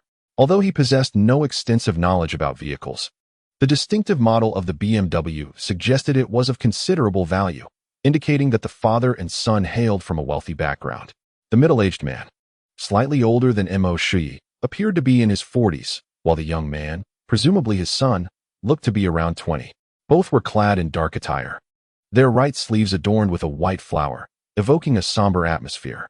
The dark clothing and white flower symbolized mourning, perhaps for a recently departed loved one. Mo Qiufeng, uninterested in the tale of the father and son, cast a fleeting glance before returning his attention to his sister, who was still in a state of partial wakefulness, her small head bobbing occasionally. Amused by her drowsiness, Mo Qiufeng playfully tapped her head and chuckled, still tired after all that sleep? Startled out of her stupor, Mo Qiourou pouted slightly, feigning annoyance as she retorted, bad brother, don't tap my head. It'll make me stupid. At that moment, her voice rose a bit too loud, drawing the attention of the father and son, who turned their gaze towards them. Upon encountering Mo Qiourou, the middle-aged man's gaze momentarily flickered, a trace of melancholy slipping through his eyes, as if he had succumbed to a reverie. Observing his father in such a state, Lin Jiahao sighed softly, aware that his father was reminiscing about his sister. Had she still been alive, that girl would have grown up by now. Father, let us depart, he uttered with a sigh. There are matters at home awaiting your attention. As Lin Dongqing emerged from his reminiscence, he transformed all his sorrow into a quiet sigh. Let us go. As they passed by the table where the siblings sat, Lin Dongqing, perhaps a bit distracted, bumped into the corner of the table, causing an object to tumble from his pocket and fall to the ground. Ah, uncle, you dropped something. The item fell right at Mo Qiourou's feet. She bent down, picked it up, and called out to Lin Dongqing. It was a small doll in the shape of a girl, roughly the size of 2 palms, slightly worn yet charming. Lin Dongqing halted his steps, turning to face Mo Qiourou, who was holding the doll aloft in her palm. The brightness of her eyes momentarily captivated him. Beside him, Lin Jiahao received the doll from Mo Qiourou's hand, softly expressing his gratitude. Thank you, little sister. Oh, Mo Qiourou retracted her hand, gazing at the still distracted Lin Dongqing with a hint of perplexity, sensing an oddity about this uncle. Father, let us go. Realizing his lapse in composure, Lin Dongqing offered Mo Qiourou a gentle smile before he and Lin Jiahao turned to exit the restaurant. Coincidentally, as the father and son stepped out, they crossed paths with Mo Qiourou, who paused momentarily upon seeing Lin Dongqing, as if recalling something significant. Observing the duo enter their BMW, Mo Qiourou murmured in confusion, "That man, I feel as though I've seen him somewhere before." This curiosity lingered until he reunited with the siblings. Noticing his uncle lost in thought, Mo Qiufeng inquired with curiosity, "Uncle, what are you pondering?" "Huh. Oh, I was just thinking that I seem to have encountered that man before." In his line of sight, Lin Dongqing and his son had already entered the car, leaving only its retreating silhouette. Just then, the restaurant owner emerged with dishes in hand. Upon hearing Mo Qiourou's remark, he interjected, "Are you referring to that father and son pair?" Attracting the attention of Mo Qiufeng and her companions, the restaurant owner continued, "That pair passes by here every year around this time, seemingly to commemorate a loved one. As a matter of coincidence, they were my very first customers when I opened this establishment nearly 6 or 7 years ago. In my opinion, that father and son must be affluent." The owner's final statement prompted Mo Qiufeng to roll her eyes internally. In this day and age, anyone driving a BMW was undoubtedly wealthy. As the restaurant owner returned to the kitchen to resume his duties, Mo Qiourou's appeared contemplative. Had he seen them 2 years prior? No, that didn't seem right. Wait. I remember now. Noticing the sudden realization dawning upon Mo Qiourou's, Mo Qiufeng paused, her curiosity piqued. "What have you recalled?" "The man is exceedingly wealthy, indeed." Upon hearing Mo Qiourou's words, Mo Qiufeng nearly spat out his drink, coughing a couple of times while rolling his eyes. It is evident that the man hails from affluence. It is not as simple as you might think. Mo Qiourou's paused momentarily before quietly revealing, "The man is named Lin Dongqing, a member of the Lin family.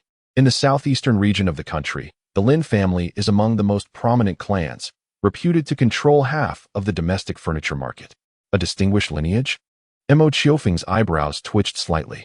A family can only be deemed noble after 3 generations. Only those that have endured for a century can be called a clan. Families worthy of the term clan typically possess a legacy spanning several centuries, resonating within their domain. According to my uncle, the Lin family indeed commands a significant portion of the domestic furniture market, thus rightfully earning their status as a formidable force. However, casting a glance at Mo Qiourou's, Mo Qiufeng remarked, "Whether they are from the Lin family or not, your reaction is akin to that of an enthusiastic fan." At this moment, Mo Qiourou's regained his composure, feeling somewhat disdainful of Mo Qiufeng's words. "Your uncle was merely struck by a sudden realization, not overwhelmed by admiration." Pausing thoughtfully, Mo Qiourou's added, "With you around, perhaps our Mo family may also ascend to the ranks of the noble families in the future." "Oh, it seems my uncle has finally recognized my potential." Mo Qiufeng jested. Following their playful banter, the trio hastily enjoyed their lunch, while Mo Qiufeng pondered Mo Qiourou's words about noble families. Noble families, indeed.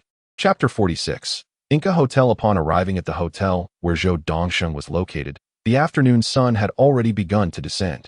Zhou Dongsheng, who had been waiting at the entrance, eagerly ushered the 3 into the hotel. Engaging in light-hearted conversation with Mo Qiourou's and occasionally inquiring about the academic pursuits of Mo Qiufeng and his sister. From 1995 to the present, 5 years had elapsed, and the restaurant where Zhou Dongsheng worked had successfully transformed into a large hotel, Inca Hotel. Zhou Dongsheng had become one of the major shareholders of Inca Hotel, owning 20% of the shares. Time flowed gently, and it was not just the Mo family that had progressed. The hotel, situated in the northern part of the city center, boasted a 20-story structure. The first 10 floors were dedicated to restaurants, a gym, and various lounges, while the 11th to 19th floors housed guest rooms. The top floor featured a presidential dining hall, which only opened when esteemed guests arrived. Mo Qiufeng and his companions were assigned to the 18th floor, each enjoying their own exclusive suite. After a brief period of tidying up, Mo Qiufeng and his sister Mo Qiourou made their way to Mo Xiaowen's suite. Upon their entrance, they found Mo Xiaowen engaged in lively conversation with Zhou Dongsheng. Upon seeing Mo Qiufeng and Mo Qiourou, Zhou Dongsheng's eyes brightened, and he waved them over, saying, "Qiufeng, Xiaorou, come here. Let Uncle Zhou have a good look at you. It has been over a year since we last met." Mo Qiourou approached obediently to greet him, while Mo Qiufeng offered a slight bow and softly said, "Uncle Zhou, it has been a while." "Indeed, it had been some time," Zhou Dongsheng remarked, gazing at Mo Qiufeng with a sense of admiration. "Qiufeng, when Uncle Zhou first laid eyes on you, I sensed that you would achieve great things in the future. I never imagined." He paused, his voice tinged with astonishment. "I must admit, Uncle Zhou underestimated you." From Mo Xiaowen, Zhou Dongsheng had already learned a series of matters concerning Mo Qiufeng. As he remarked, he initially held high hopes for this young man. Yet he did not anticipate underestimating him. With extraordinary memory and cognitive abilities, at merely 11 years of age, he already owned his own enterprise. Truly astonishing. "Uncle Zhou, you flatter me," Mo Qiufeng replied with the humility befitting the occasion, while Mo Qiourou, feeling rather bored, leaned against the balcony to gaze at the city's scenery. She had little interest in the discussions among Mo Qiufeng and the others, as they paled in comparison to the allure of an upcoming trip to the amusement park. Once Mo Qiufeng settled down, Zhou Dongsheng inquired with keen interest, "Qiufeng, tell Uncle Zhou how you came to the idea of starting a stockings factory." Mo Qiufeng shyly smiled and recounted the tale of his venture into the world of stockings, primarily gleaned from television, which had sparked his belief in the market potential for such products. It must be noted that in this age of widespread television, the medium had become an apt excuse for Mo Qiufeng. Upon hearing Mo Qiufeng's account, Zhou Dongsheng could not help but express his admiration, and he turned to Mo Xiaowen with a grin. "It seems that soon Qiufeng will surpass our generation. At that point, we shall have to refer to him as the great boss." Ahem. Mo Qiufeng cleared his throat awkwardly and responded, "Uncle Zhou, you overrate me. I cannot compare to you. Without your assistance, I would likely still be at a standstill." Seeing this, Zhou Dongsheng and Mo Xiaowen exchanged hearty laughter, chiding Mo Qiufeng for his excessive modesty and lack of candor. To this, Mo Qiufeng could only shrug and smile. These words reflected his true feelings, not mere humility. He understood well that, despite being a reborn individual, without the support of his parents and others, he would have had no opportunity to actualize his aspirations. Ultimately, his parents, uncle and aunt, as well as Zhou Dongsheng, were the most significant contributors to his path of development. Without them, he would have never been able to embark on this journey. After their jovial exchange, Zhou Dongsheng and Mo Xiaowen engaged in casual conversation, primarily concerning political current affairs. While Mo Qiufeng listened quietly, he was not particularly invested in political matters, having seldom encountered such topics in his previous life and in his rebirth. He often assumed the role of an observer, listening to others discuss these issues. Zhou Dongsheng and Mo Xiaowen deliberated on the new leadership team, connecting it to policies that could potentially impact provincial development. For the common people, policies from the leadership often served merely as fodder for casual conversation. But for Zhou Dongsheng and Mo Xiaowen, these policies were crucial to their own growth.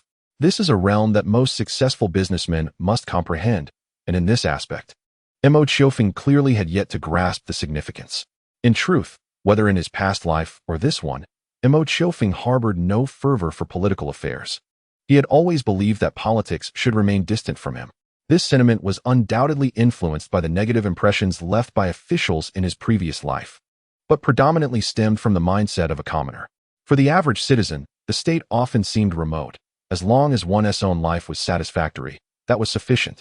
Zhou Dongsheng and Mo Xiaowen engaged in an extensive conversation, quickly becoming engrossed in their discussion. Meanwhile, Mo Qiourou found herself quite bored and decided to pull her brother, Mo Qiufeng, out of the room for a leisurely stroll around the hotel. Mo Qiufeng had no desire to involve himself in their conversation, so he willingly accompanied his sister to pass the time within the hotel. Upon exiting the room, the siblings made their way down to the ground floor, meandering through the hotel. A few hotel staff members took notice of the pair, but recognizing them as guests brought in by Mr. Zhou, they refrained from intervening.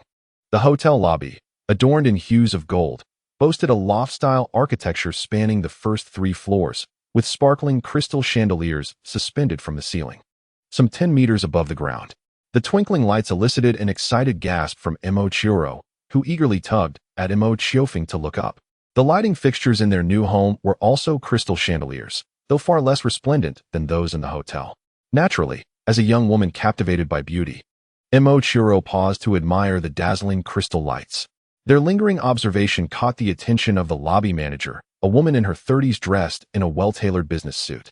Her hair elegantly tied back, exuding a distinct charm. "Dear children, is there anything I can assist you with?" Her smile was warm and inviting. However, Mo Qiourou, having just arrived in a new city, felt a tinge of shyness and peeked out from behind her brother. In contrast, Mo Qiufeng appeared remarkably composed and, due to his height, had to tilt his head slightly to reply, "We are merely exploring, thank you, ma'am." As the boy's smiling visage caught the lobby manager's attention, Zhou Yaru was momentarily taken aback.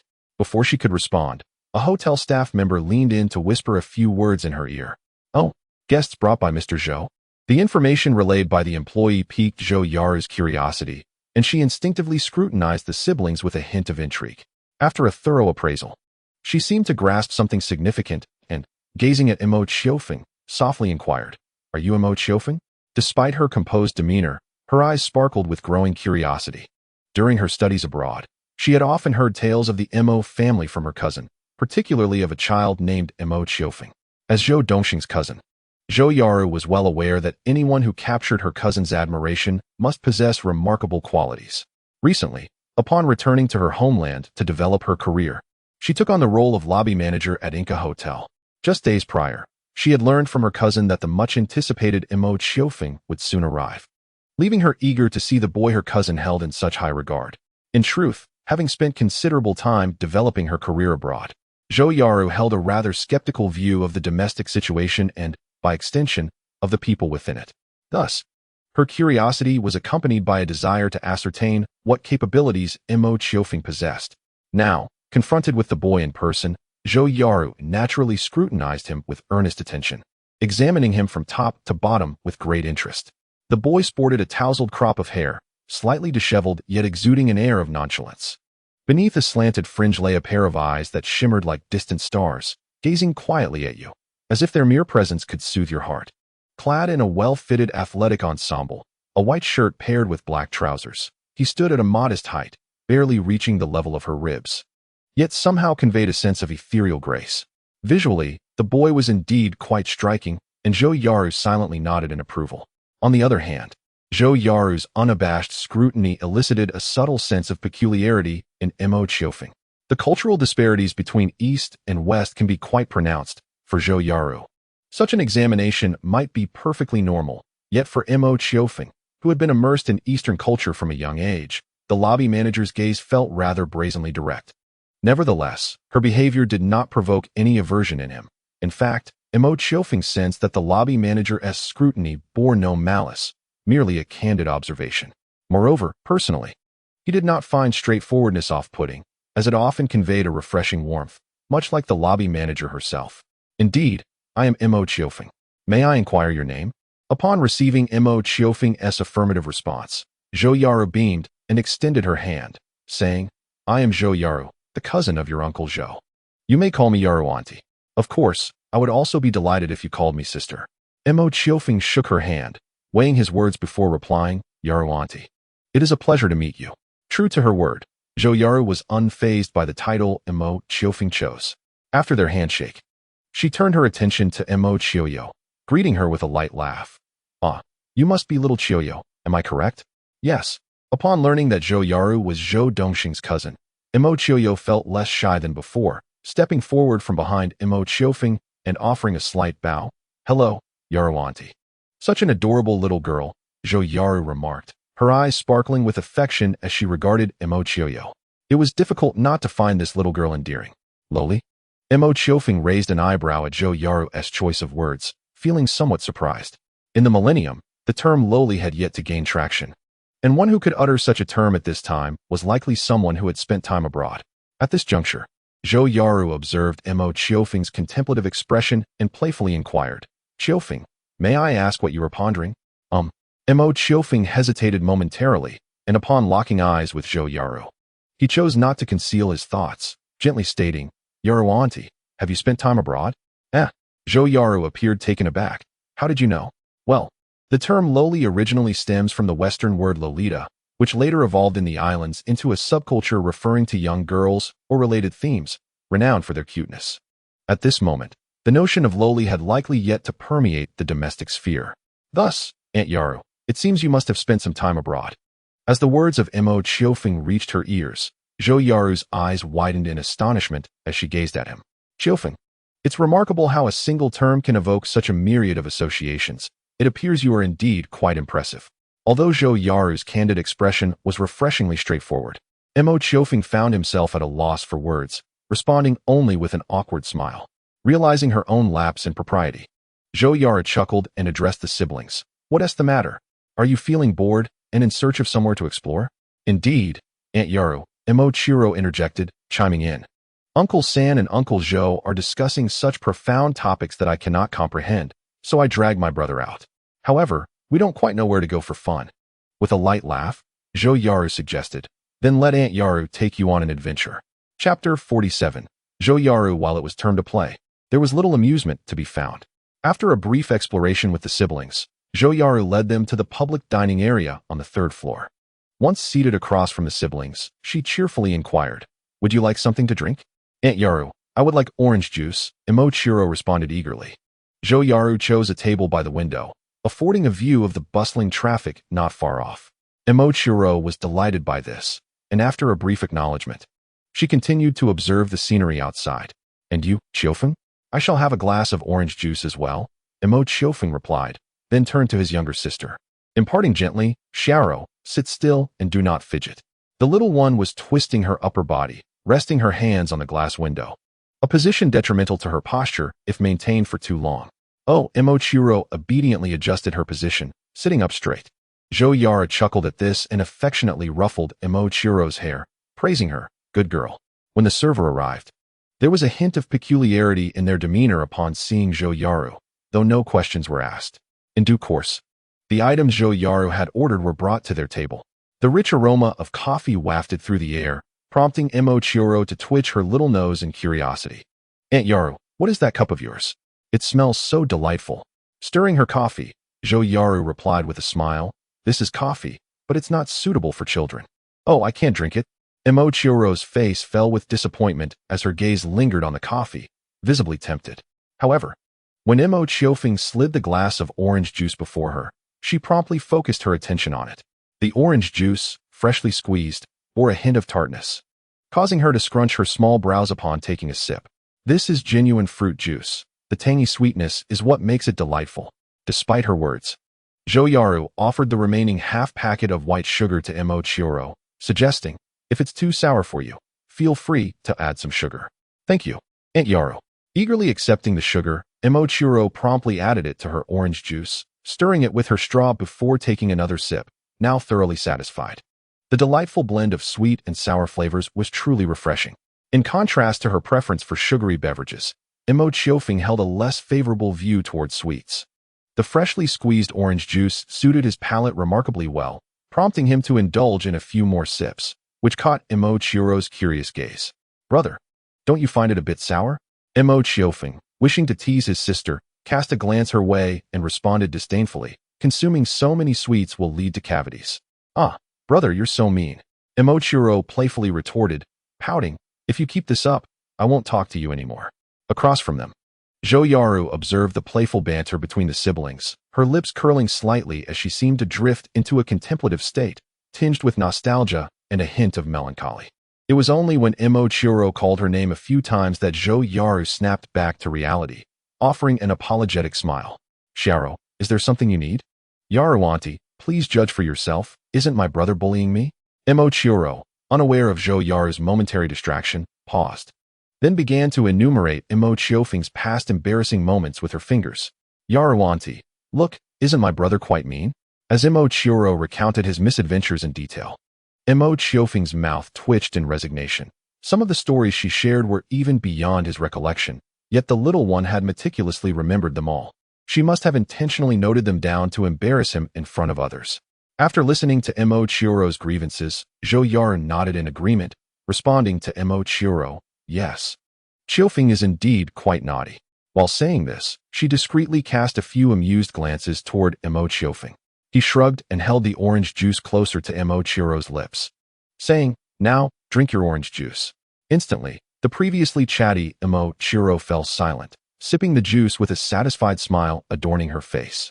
Zhou Yaru chuckled softly, her gaze drifting, and she sighed gently, I truly envy the bond you two share. Mo Qiufeng blinked in surprise, instinctively asking, envy what? Oh, it's nothing. I just envy your happiness, she replied. Her smile appeared unchanged from before, yet Mo Qiufeng keenly sensed a hint of loneliness in her eyes. After a moment's thought, he opted not to pry into her past, simply acknowledging her words with a casual, oh. At that moment, the song playing in the restaurant shifted to a familiar melody. Softly resonating through the air, it was The Mouse Loves Rice. As a flicker of recognition stirred within him, Mo Qiourou tugged at his sleeve, whispering, brother. It's The Mouse Loves Rice. Since the beginning of the year, the song had frequently graced television channels, and the little one was quite fond of it. Thus, upon hearing the opening notes, she immediately recognized it as her favorite. Xiaowen enjoys this song too? Zhou Yaru set her coffee down, smiling as she inquired. Mo Qiourou nodded enthusiastically. Yes, do you like it too, Yaru auntie? Indeed, it's quite a lovely tune. Meanwhile, Mo Qiufeng, feeling a surge of curiosity, casually asked Zhou Yaru, is this song very popular nowadays? Very popular? What do you mean? Zhou Yaru replied, slightly taken aback, unable to grasp the context. Ah, popular indeed means something that is in vogue, Mo Qiufeng added somewhat awkwardly, internally sighing at how deeply ingrained the slang from his previous life was. He often inadvertently uttered phrases that left others perplexed. Terms like popular and bro frequently bewildered those around him. Ironically, such expressions would ultimately be embraced by his companions and gradually disseminated. I see. Zhou Yaru nodded in understanding, promptly responding, this song has indeed become quite popular recently. Many people enjoy listening to it. I heard that a local record store stocked it recently, and it was sold out in no time. Aunt Yaru, what does that mean? Mo Qiourou interjected, her eyes wide with curiosity as she looked at Zhou Yaru. The latter chuckled awkwardly, explaining, it's a thing used for listening to music. Oh, Mo Qiourou nodded, partially grasping the concept. In truth, Zhou Yaru herself was not entirely clear on the term's definition. Upon hearing Zhou Yaru's words, a flicker of joy blossomed within Mo Qiufeng. Though his demeanor remained composed, it seemed these three songs had the potential to reach the heights of his previous life, or perhaps even surpass them. However, Zhou Yaru misinterpreted Mo Qiufeng's calm expression. Qiufeng, do you not like this song? Mo Qiufeng paused, meeting the gazes of Mo Qiourou and Zhou Yaru. He shrugged and replied, I do like it.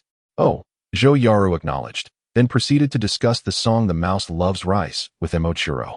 In fact, she spun an enchanting love story for Mo Qiourou, who listened with rapt attention. Zhou Yaru narrated a tale from ancient times, reminiscent of the love story of the dual jewels in Dream of the Red Chamber, the only distinction being that the protagonists in her story ultimately lived happily together. But, Aunt Yaru, Mo Qiourou furrowed her small brow and asked with confusion after hearing the love story, I heard adults say that relatives cannot marry. Zhou Yaru's expression faltered momentarily before she chuckled and clarified, oh dear, I forgot to mention that although Xiaowen and Xiaoyao are cousins, Xiaoyao is not the biological child of her parents. Therefore, they are not truly related. Mo Qiufeng noticed a fleeting hint of bitterness in Zhou Yaru's eyes at that moment. Naturally, Mo Qiourou was unaware of Zhou Yaru's unease and continued to inquire, Aunt Yaru, what does biological mean? Zhou Yaru paused for a moment, explaining that biological refers to those born of one's parents, while non-biological refers to children adopted or recognized by them. Mo Qiourou nodded in understanding, then turned to her brother Mo Qiufeng, tugging at his sleeve, brother, we are biological siblings, truly related. Mo Qiufeng nodded in agreement, adding, thus, Xiaowen must heed her brother's words. Although Mo Qiourou did not quite grasp the connection between being biological and being obedient, she nonetheless nodded dutifully, affirming, yes. I will listen to my brother. Seeing Mo Qiourou's response, Zhou Yara chuckled softly, affectionately ruffling the little girl's hair as if to spoil her. Xiaoro, you are genuinely, truly adorable. Aunt Yaru, why are you like my brother? Mo Qiourou exclaimed, quickly evading Zhou Yaru's playful grasp. However, the latter was clearly intent on not letting her escape, ultimately pulling Mo Qiourou into her embrace and delighting in teasing the little one. Brother, save me. Mo Qiourou reached out for help from Mo Qiufeng, who merely shrugged, savoring a sip of orange juice, indicating through his actions that he was merely an observer of the scene. Brother, you did this on purpose. The girl's delicate voice caught the attention of those dining nearby, who instinctively turned their gaze towards Zhou Yaru and Mo Qiourou, taking in the playful interaction. A waitress approached Zhou Yaru quietly, saying, Manager, you. Zhou Yaru, realizing her exuberance, released Mo Qiourou and straightened her attire, offering an apologetic smile to the waitress. I may have been a bit too carefree. Thank you, the waitress replied before turning to leave, allowing the surrounding patrons to return their attention to their meals. However, some continued to steal glances, intrigued by the sight. Most of these individuals were regulars who had always perceived Zhou Yaru as composed and mature. Witnessing her endearing side was indeed a refreshing revelation. Meanwhile, having escaped Zhou Yaru's playful clutches, Mo Qiourou quietly mumbled her dissatisfaction towards both her brother and Zhou Yaru. Her expression bore a resemblance to that of a child being playfully teased by Yang Hongmei. Perhaps influenced by her mature brother, the little girl, despite her tender age, took great care in maintaining her image, declaring her disdain for being treated like a child. Ironically, this very demeanor made her all the more a target for playful teasing, leaving her puzzled at times. Did she truly appear so easy to provoke? Chapter 48. Nightfall. When Mo Xiaowen and Zhou Dongsheng arrived at the restaurant to order dinner, they happened upon Zhou Yaru and the two children. Zhou Dongsheng was quite taken aback and remarked to Mo Xiaowen, I was planning to introduce Qiufeng and Qiourouou to my sister, yet it seems they are already acquainted. Your sister? Mo Xiaowen inquired, his gaze appraising Zhou Yaru with curiosity. I don't recall you mentioning her before. Zhou Dongsheng paused briefly, his expression revealing nothing, then softly replied, she has been studying abroad and just returned recently. Mo Xiaowen nodded in understanding, then asked with genuine curiosity, is she your biological sister? Not quite. Zhou Dongsheng slowly shook his head. She is my cousin. A cousin? You say? Mo Xiao had not given it much thought. Upon hearing Zhou Dongsheng's words, he assumed that the woman in question was Zhou Dongsheng's cousin. Meanwhile, Mo Qiourou was the first among the trio to spot Zhou Dongsheng and Mo Xiao, waving enthusiastically. Third uncle, Uncle Zhou, over here. Mo Qiufeng instinctively glanced in their direction, narrowly missing the fleeting look of embarrassment and urgency that crossed Zhou Yaru's face. As Zhou Dongsheng and Mo Xiao approached, Zhou Yaru stood and turned, extending her right hand toward Mo Xiao. You must be Mr. Mo Xiao. It is a pleasure to meet you. I am Zhou Yaru. Mo Xiao politely shook her hand, then turned his attention to his niece and nephew. You two are quite the runners. We searched for you for quite some time. Hee hee, Mo Qiourou giggled. Third uncle. We weren't running around. We just took a stroll with Aunt Yaru before coming here to rest. Mo Qiufeng shrugged, and as he noticed Zhou Dongsheng and Zhou Yaru nearby, he felt an inexplicable sense of charm emanating from Zhou Yaru, standing beside Zhou Dongsheng. Perhaps he was overthinking it. He shook his head discreetly, dismissing the thought. Once they were seated, Zhou Dongsheng smiled at Zhou Yaru. So, do you still think I exaggerated? He and Zhou Yaru sat opposite Mo Xiao and the others. After being asked, Zhou Yaru instinctively glanced at Mo Qiufeng, slightly lifting the corners of her lips. Qiufeng is indeed quite remarkable. That's right. Just because you've been abroad for a few years doesn't mean everything is better overseas, Zhou Dongsheng remarked. Stealing a glance at Zhou Yaru, she absent-mindedly stirred her now-cold coffee. I never said that. But what do you truly think? Zhou Dongsheng countered. And this time Zhou Yaru did not retort, quietly sitting beside him. At that moment, a server approached, and, upon seeing Zhou Dongsheng, bowed respectfully. Mr. Zhou. Zhou Dongsheng's smile softened slightly. Yes, please bring me the menu. Here you go, Mr. Zhou, please take a look. After receiving the menu, Zhou Dongsheng ordered a couple of signature dishes, then handed the menu to Mo Xiao, cheerfully saying, order whatever you like. This meal is on me. Mo Qiourou, sipping her orange juice, asked, Uncle Zhou, what does it mean to be on me? This was already her third glass of orange juice. Had it not been for Mo Qiufeng's warning, she likely would have had more. Well, on me means you eat, and Uncle Zhou pays for it. Wow, that's great. Mo Qiourou's eyes lit up as she tugged at Mo Qiufeng's sleeve. Brother, I want to eat a lot. Mo Qiufeng sighed, finding his sister's enthusiasm a bit too much. Nevertheless, meeting her gaze, he smiled, just don't overdo it. After casually selecting a couple of dishes, Mo Qiou passed the menu to Mo Qiufeng, who chose 2 dishes that Mo Qiourou liked. Meanwhile, Mo Qiourou curiously examined the menu. She recognized some of the words, but the combinations left her feeling perplexed. And after a few glances, she lost interest. After placing the order, Zhou Dongsheng returned the menu to the waiter, urging him to be prompt. Once the waiter had departed, Zhou Qiourou, who had been quietly seated nearby, could not help but frown and speak up. Dongsheng, I have mentioned numerous times that you should be more amiable towards your subordinates. Zhou Dongsheng chuckled awkwardly. It's just a habit, and besides. Pausing for a moment, he continued, today we have esteemed guests, so let us not be overly particular. Zhou Qiourou opened her mouth to respond, but ultimately refrained, simply advising, next time, you must be more approachable. A positive work environment and approachable executives greatly enhance employee motivation. This is something you learned abroad, and I feel it doesn't quite fit the local context. Here, the authority of leadership has always been paramount, Zhou Dongsheng retorted, causing Zhou Qiorou's expression to shift slightly as she opened her mouth, momentarily at a loss for words. Noticing her reaction, Zhou Dongsheng awkwardly conceded, all right. You are absolutely right. I will follow your advice.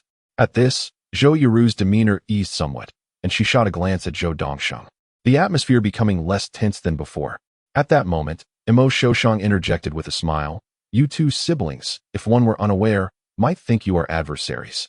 Both Zhou Dongsheng and Zhou Qiourou stiffened slightly, with the former chuckling, she has been abroad for several years, and our philosophies have diverged a bit. Such situations are quite normal. Zhou Qiourou accepted this explanation, engaging in light banter with Mo Qiourou, her face illuminated with genuine smiles. It was evident that she held a sincere affection for the young girl, who, in turn, also felt a certain fondness for this aunt she had only recently met. Frequently inquiring about Zhou Qiorou's experiences overseas. Perhaps due to Zhou Dongsheng's personal instructions, dinner was served promptly. As for Mo Qiourou, who had initially expressed a desire to indulge in a copious amount of food, she ended up eating only a small portion due to having consumed too much orange juice. After the meal, the group settled into casual conversation while Mo Qiourou wandered along the curved glass windows of the restaurant, occasionally glancing outside at the scenery. The sky had darkened, and the lights outside began to blend, subtly hinting at the vibrant nightlife to come. After some idle chatter, Zhou Dongsheng brought up how long Mo Qiufeng and the others would be staying in the city. Mo Qiufeng pondered for a moment before raising an eyebrow at Mo Qiufeng. That depends on Qiufeng. I am merely accompanying her this time. Upon hearing this, Zhou Dongsheng and Zhou Qiourou looked at Mo Qiufeng with curiosity, who shyly smiled and explained. There are several reasons for my visit to the city. Primarily to see Uncle Zhou, secondly, because Xiaowen wanted to come and have some fun, and lastly, to inspect the local hosiery sales outlets. Of course, visiting you, Uncle Zhou, is the main purpose, she added thoughtfully, prompting Zhou Dongsheng to chuckle and shake his head. You certainly know how to speak. I have invited you several times, yet you never came. Mo Qiufeng paused awkwardly, smiling. Well, it was simply a matter of not having time. Wait, Qiufeng, did you just mention hosiery sales outlets? Zhou Qiourou remarked, pondering this, her gaze fixed on Mo Qiufeng. What connection do you have with hosiery sales? Mo Qiufeng and Mo Qiufeng exchanged a glance before turning their attention to Zhou Dongsheng. Observing this, Zhou Qiourou also looked at Zhou Dongsheng with a hint of confusion, furrowing her brows and inquiring, is there something I am unaware of? This matter, I neglected to mention to you, Zhou Dongsheng replied, pausing for a moment under Zhou Qiorou's inquisitive gaze, raising an eyebrow. You just returned and are still unaware that the Iran Silk Weaving Company is, in fact, under Qiufeng's stewardship. What? Upon hearing this revelation, Zhou Qiourou was taken aback, staring at Mo Qiufeng in astonishment. Is that true? After receiving a nod of affirmation from Mo Qiufeng, Zhou Qiourou regarded him with a peculiar expression, as if observing an extraterrestrial visitor. Qiufeng, you have truly astonished me. Since her return, she had been closely following the city's developments and was familiar with the recently emerging Iran Silk Weaving Company. Thus, learning that Mo Qiufeng was at the helm of the enterprise left her utterly astonished. The accomplishments of an 11-year-old boy in such a significant position were nothing short of extraordinary. Aunt Yaru, you might be overestimating me, Mo Qiourou humbly replied. The progress of Iran Silk Weaving Company is largely due to my uncle, Uncle Zhou, and the diligent efforts of the company staff. Why be so modest? Zhou Yaru paused, chuckling as she remarked, without a capable leader, even the most industrious employees would be of little use. I concur with that, Zhou Dongxing nodded, interjecting. Your previous advertising with samples was a brilliant idea. This time, Mo Qiourou accepted their praise with a smile, refraining from rebuttal. Meanwhile, Mo Qiourou shrugged, teasingly stating, You two should not excessively flatter this lad, otherwise his head may soar to the heavens. At this, both Zhou Dongxing and Zhou Yaru chuckled lightly, while Mo Qiourou murmured something inaudibly, escaping Mo Qiourou's ears. On another note, Mo Qiourou, feeling fatigued, returned with a hopeful tone, Uncle Zhou, Aunt Yaru, Uncle San. Shall we go out to play?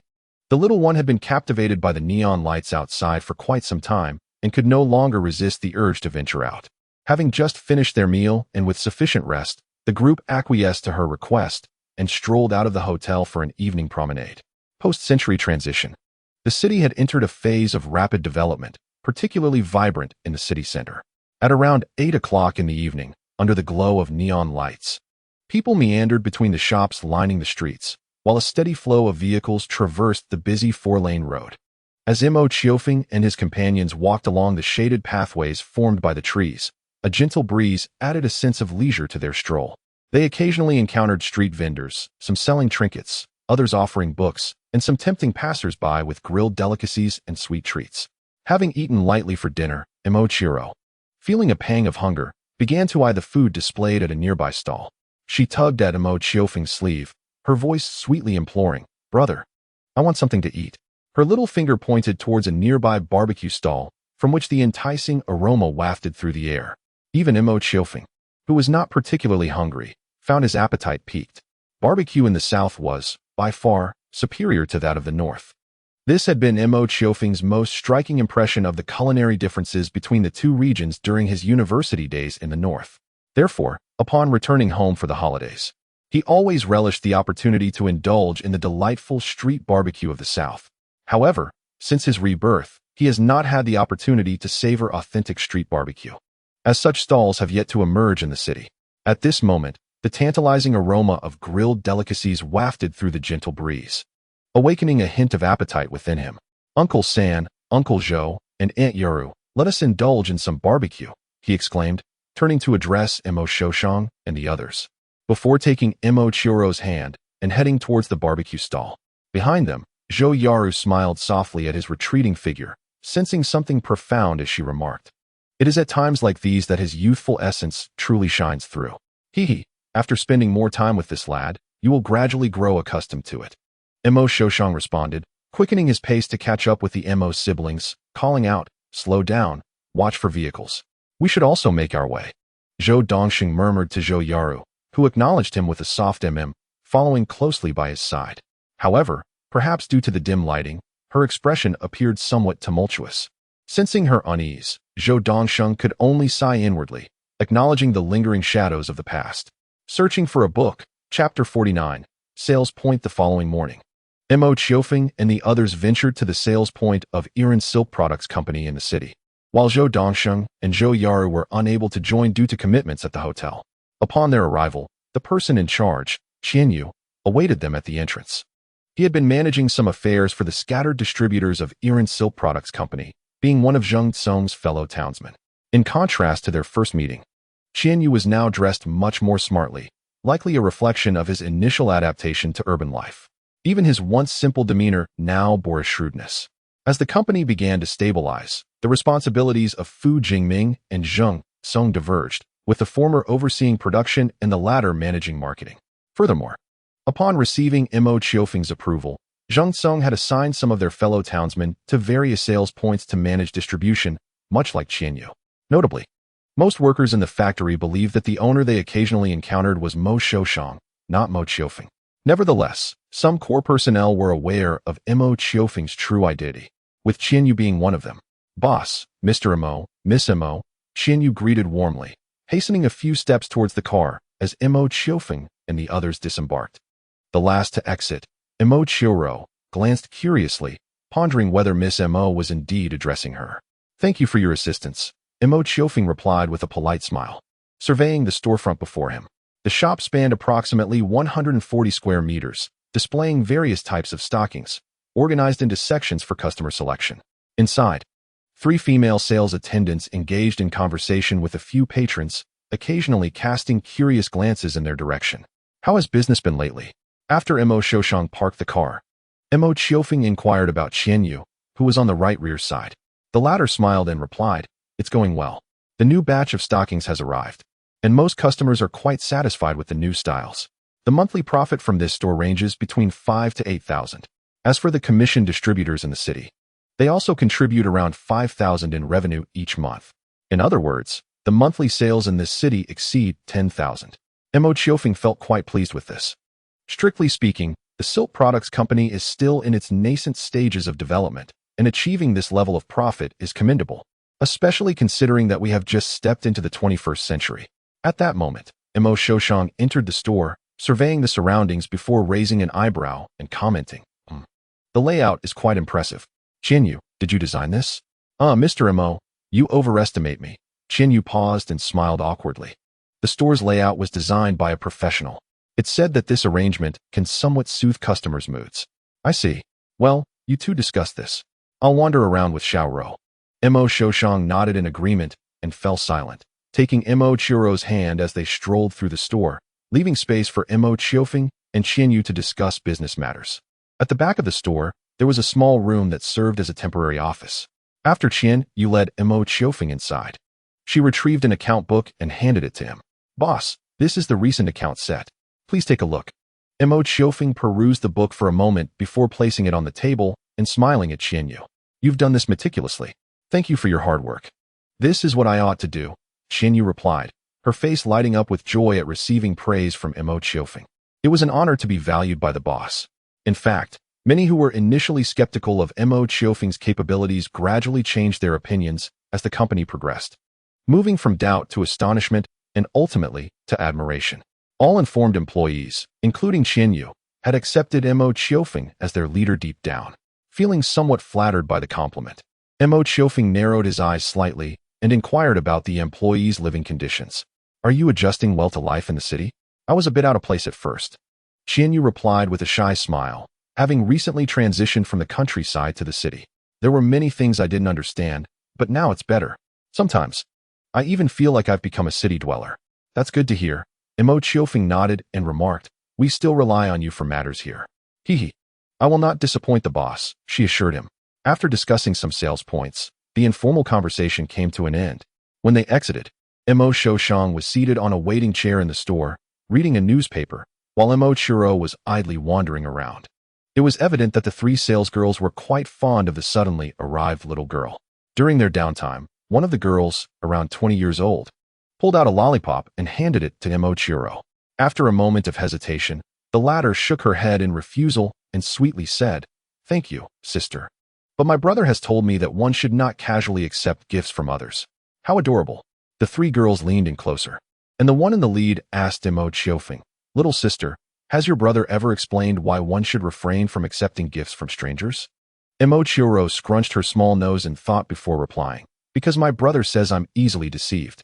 After uttering this, she seemed to feel a bit embarrassed and protested, "Sister, I'm not a gullible child. My brother is just worrying unnecessarily." The 3 salesgirls couldn't help but chuckle at her words. The leading girl waved the lollipop in her hand and said, Little sister, you certainly do not seem like someone who would be easily fooled." Indeed. As Mo Qiourou's gaze instinctively followed the lollipop sway, Mo Qiufeng, standing behind her, finally could not bear to watch his sister's naivety any longer.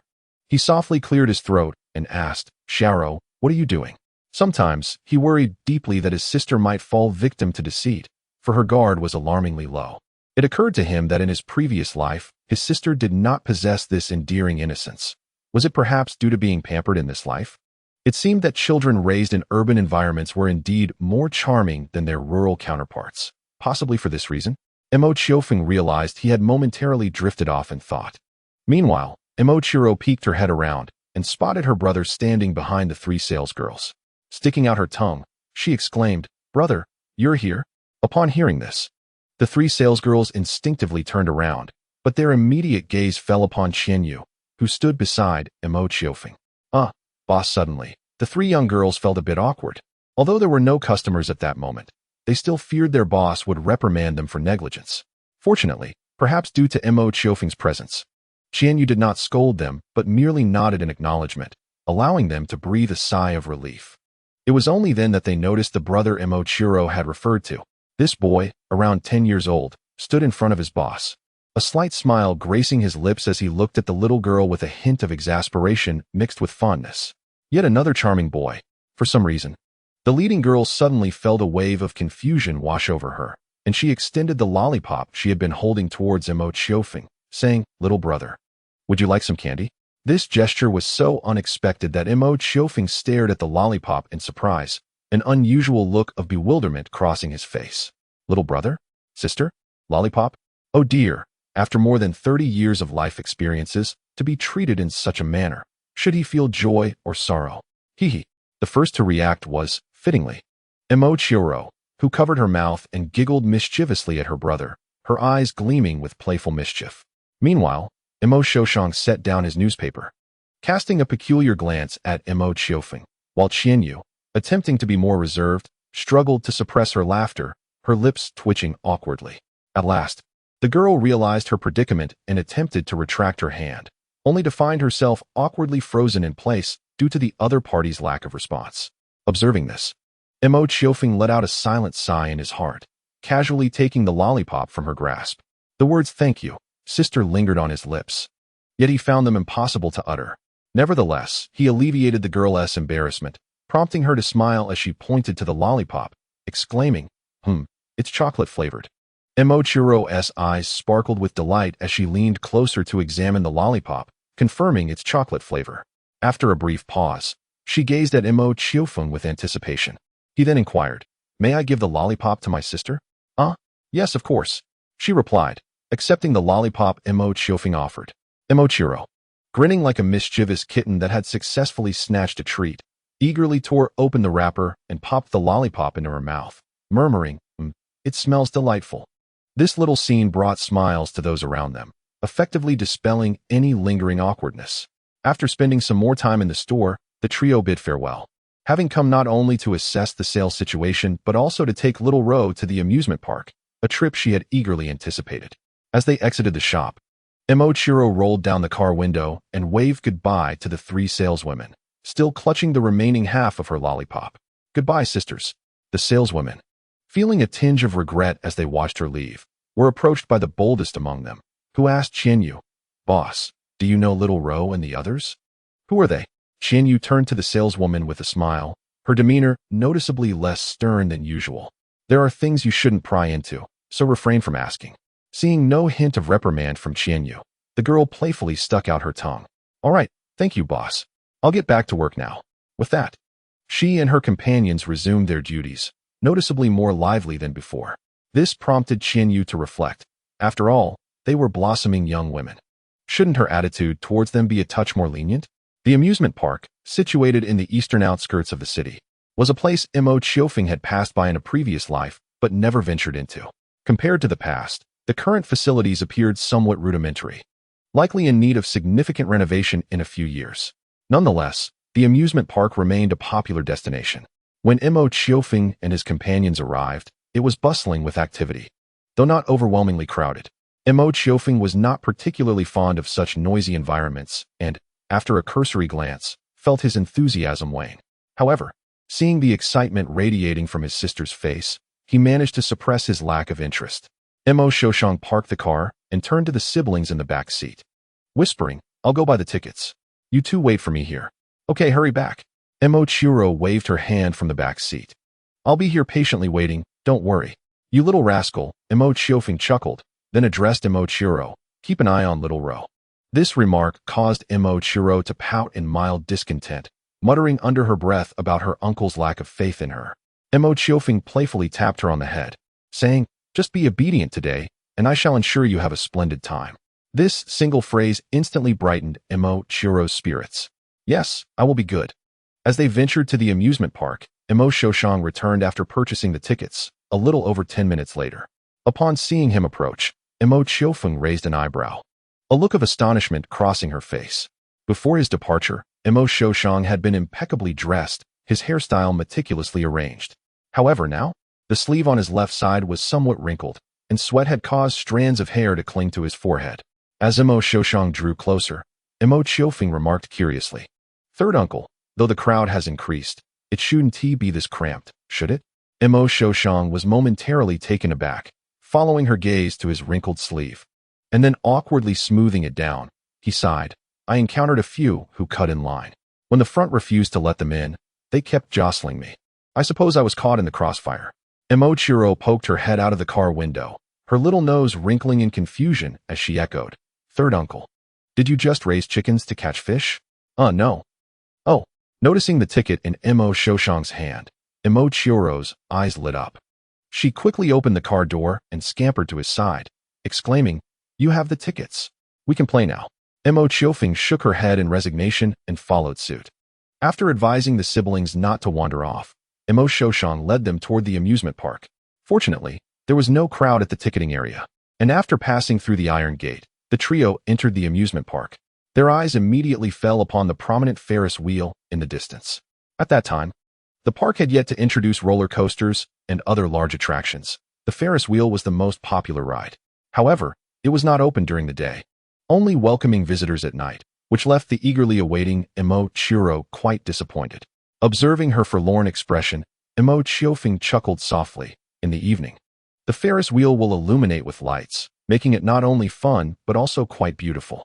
It remains closed during the day to conserve energy. We can enjoy other attractions first and return for the Ferris wheel later. The Ferris wheel was primarily adorned in purple hues, with lights connecting it also glowing in the same shade. Mo Qiufeng had previously learned about this from posters and was aware that the Ferris wheel only opened at night to showcase its captivating brilliance. Will it really look beautiful in the evening? Mo Qiufeng surveyed the surroundings, guiding Mo Qiourou to the informational sign beside the Ferris wheel, pointing to the images displayed. "Look, it will look like this. How lovely." Gazing at the large poster, Mo Qiourou's anticipation for the evening's events surged, the earlier disappointment now a distant memory. Seeing this, Mo Qiufeng smiled knowingly, taking her little hand. "Come on, let's explore other attractions first." Behind them, Mo Qiourou's glanced at the Ferris wheel and the poster, perplexed. He simply could not understand what was so appealing about it. During his last visit to the amusement park with Mo Qiourou, he had ridden the Ferris wheel once and found it utterly perplexing why it garnered such admiration. At least, from his perspective, the exhilarating carousel held a greater allure. Perhaps he was simply out of touch with contemporary trends? After a brief stroll, Mo Qiourou tugged at Mo Qiufeng's sleeve, gesturing towards a nearby attraction, and exclaimed, "Brother, let us go play on that." Following her, Mo Qiufeng glanced in her direction and felt a lump in his throat. "Ah, the carousel. Indeed, I believe the carousel is quite suitable for you both," Mo Qiourou's remarked with a tone of authority, though his gaze scrutinized Mo Qiufeng with a hint of amusement. He was curious to witness how his precocious nephew would fare, riding the undulating carousel like any other child. The thought alone brought him a sense of delight. Mo Qiufeng was not oblivious to Mo Qiourou's intentions. Casting a sidelong glance at his uncle, he coolly remarked, "Uncle, do you wish to join us?" Upon hearing Mo Qiufeng's words, Mo Qiourou turned to Mo Qiourou's with innocent enthusiasm. "Yes, uncle, let us go play together." "Ahem, I think I shall pass," Mo Qiourou's responded, meeting Mo Qiourou's slightly puzzled gaze as he explained, "The carousel is meant for children. It is not suitable for adults." "But uncle," Mo Qiourou hesitated, pointing towards the carousel, "There's an uncle and an aunt over there playing too." Mo Qiourou's glanced over, his expression momentarily shifting, before he chuckled lightly. "Well, they may wish to play, but I am not particularly inclined towards such amusements." "Oh, what a pity," Mo Qiourou lamented. Indeed, it was quite a pity. Mo Qiufeng shot a chilling glance at Mo Qiourou's, making the latter shiver with relief that he was spared from the carousel ride. As for Mo Qiufeng, considering his unwavering compliance with Little Ro, it was evident that he was destined to ride the carousel. After some contemplation, Mo Qiourou's smiled at Mo Qiourou before they boarded the carousel, saying, "Little Ro, would you like me to take some photos for you?" "Ah, yes, uncle. Please make them look nice. In contrast to Mo Qiourou's exuberance, Mo Qiufeng's demeanor was less than cheerful. Pausing momentarily, he turned to Mo Qiourou's, "Uncle, I recall you did not bring a camera, did you? There is a place over there where you can rent a camera for photos." Mo Qiourou's replied without missing a beat. "Wait here, I'll go rent one," he added, heading towards the rental booth. Observing this, Mo Qiufeng narrowed his eyes and muttered under his breath, "Oh, come on. What did you say, brother?" "Nothing," Mo Qiufeng replied, retracting his gaze as he contemplated what expression he should adopt for the photograph. A smile? Perhaps not. He simply could not muster the joy of riding the carousel. Oh, life is often fraught with troubles. Ultimately, Mo Qiufeng's expressionless face was captured by the camera, which left Mo Qiourou's somewhat disappointed. He insisted that Mo Qiufeng should display a smile, preferably with a peace sign like Little Row. To his surprise, he even suggested that Mo Qiufeng take another turn for a reshoot. Mo Qiufeng firmly rejected his uncle's dubious intentions, vehemently declining the proposal to ride the carousel again. Meanwhile, Mo Qiourou had developed an affection for the ride, indulging in 2 more spins and capturing numerous photographs. Certainly, among all the photographs, one cannot overlook the cherished snapshots of the brother and sister duo. Mo Qiourou's fondly recalls one image in particular, where Mo Qiufeng sits expressionless upon a colorful wooden horse, while Mo Qiourou beams with unrestrained joy beside him. In the frame, although the boy's face is devoid of emotion, the vibrant wooden horse lends him an air of endearment, contrasting beautifully with the girl's unabashed laughter. After the carousel ride, Mo Qiourou tugged at Mo Qiufeng, leading him to partake in several more attractions, while Mo Qiourou's primarily remained an observer, capturing the essence of their sibling bond through his lens. Among the collection are photographs of them sharing a ride on the carousel, seated in spinning teacups and soaring on angelic wings. Naturally, there are also candid shots of them on the path, such as enjoying ice cream together and Mo Qiufeng guiding Mo Qiourou along a pebbled walkway. Undoubtedly, these moments are eternally preserved in time. After a while, Mo Qiourou began to tire, quietly trailing alongside Mo Qiufeng, while Mo Qiourou's walked ahead, clearing the way with a borrowed camera hanging from his neck. At that moment, a fervent cheer erupted from ahead, prompting Mo Qiourou to curiously blink and grasp Mo Qiufeng's hand, exclaiming, "Brother, let us go take a look." "Slow down," Mo Qiourou's called out, matching the siblings' pace with a genuine smile on his face. Turning a corner, the trio arrived at the source of the commotion, which stemmed from the excited shouts of patrons engaged in a thrilling attraction, the chariot ride, a venture that Mo Qiourou's found particularly exhilarating. Indeed, the chariot ride is known for its adrenaline-pumping thrills, ranking among the most daring attractions in the amusement park. However, Mo Qiufeng regarded it with indifference. In his previous life, the city where he attended university was merely a 3-hour drive from the capital, with high-speed rail reducing the journey to just an hour. Thus, during his second year, he and his roommates had visited Happy Valley in the capital. As one of the most well-equipped amusement parks in the country, Happy Valley boasted an array of attractions, including everything they had previously experienced, as well as the chariot ride. Yet, what lingered in Mo Qiufeng's memory was not the rapid descent of the roller coaster nor the dueling sky attractions, but rather the most perilous ride of all, the Sun God Chariot. He vividly recalls moments during that ride when he felt he could not continue. Fortunately, he persevered, although the discomfort lingered for quite some time. In comparison, the chariot ride seemed trivial. "Brother, I want to try that." After a moment of observation, Mo Qiourou's eyes sparkled as she pointed to the chariot ride with a sweet voice. Upon hearing this, Mo Qiufeng immediately shook his head. "No way. Why not?" she protested. "It's too intense. You wouldn't be able to handle it. Besides, there are height restrictions. We can't go on it." "Uncle can, though. What a pity." This final point extinguished Mo Qiourou's enthusiasm, leaving her to wistfully gaze at the chariot ride. However, Mo Qiourou's, unusually proactive, handed his camera to Mo Qiufeng and suggested, "Uncle should give it a try. Qiufeng, remember to take some photos for me. Make sure to capture the moments well." It seems that the siblings' joy had indeed influenced Mo Qiourou's, igniting in him a desire for amusement as well. At last, Mo Qiufeng captured several photographs of Mo Qiourou's, most of which were unsuccessful due to rapid movement. However, 2 discernible images remained, which greatly pleased Mo Qiourou's. During lunch, the trio dined directly within the amusement park, pausing to rest for a while before resuming their playful escapades. Mo Qiourou's interest was piqued, and he occasionally found himself joining in the merriment with his younger siblings. As they played and rested, time slipped by unnoticed. With the arrival of twilight, the Ferris wheel began its gentle ascent, bathed in alluring purple lights. Mo Qiufeng was among the first to board, opting for a separate cabin, claiming to leave space for the two children, while Mo Qiufeng and Mo Qiourou shared a compartment. As the Ferris wheel approached its zenith, Mo Qiourou turned to her brother seated beside her and, with a playful smile, exclaimed, "Brother, it's truly beautiful." The soft purple glow illuminated her cheerful visage, melting Mo Qiufeng's heart. Indeed, it is quite lovely. In truth, he felt a twinge of unease due to his mild acrophobia, not daring to look outward or downward.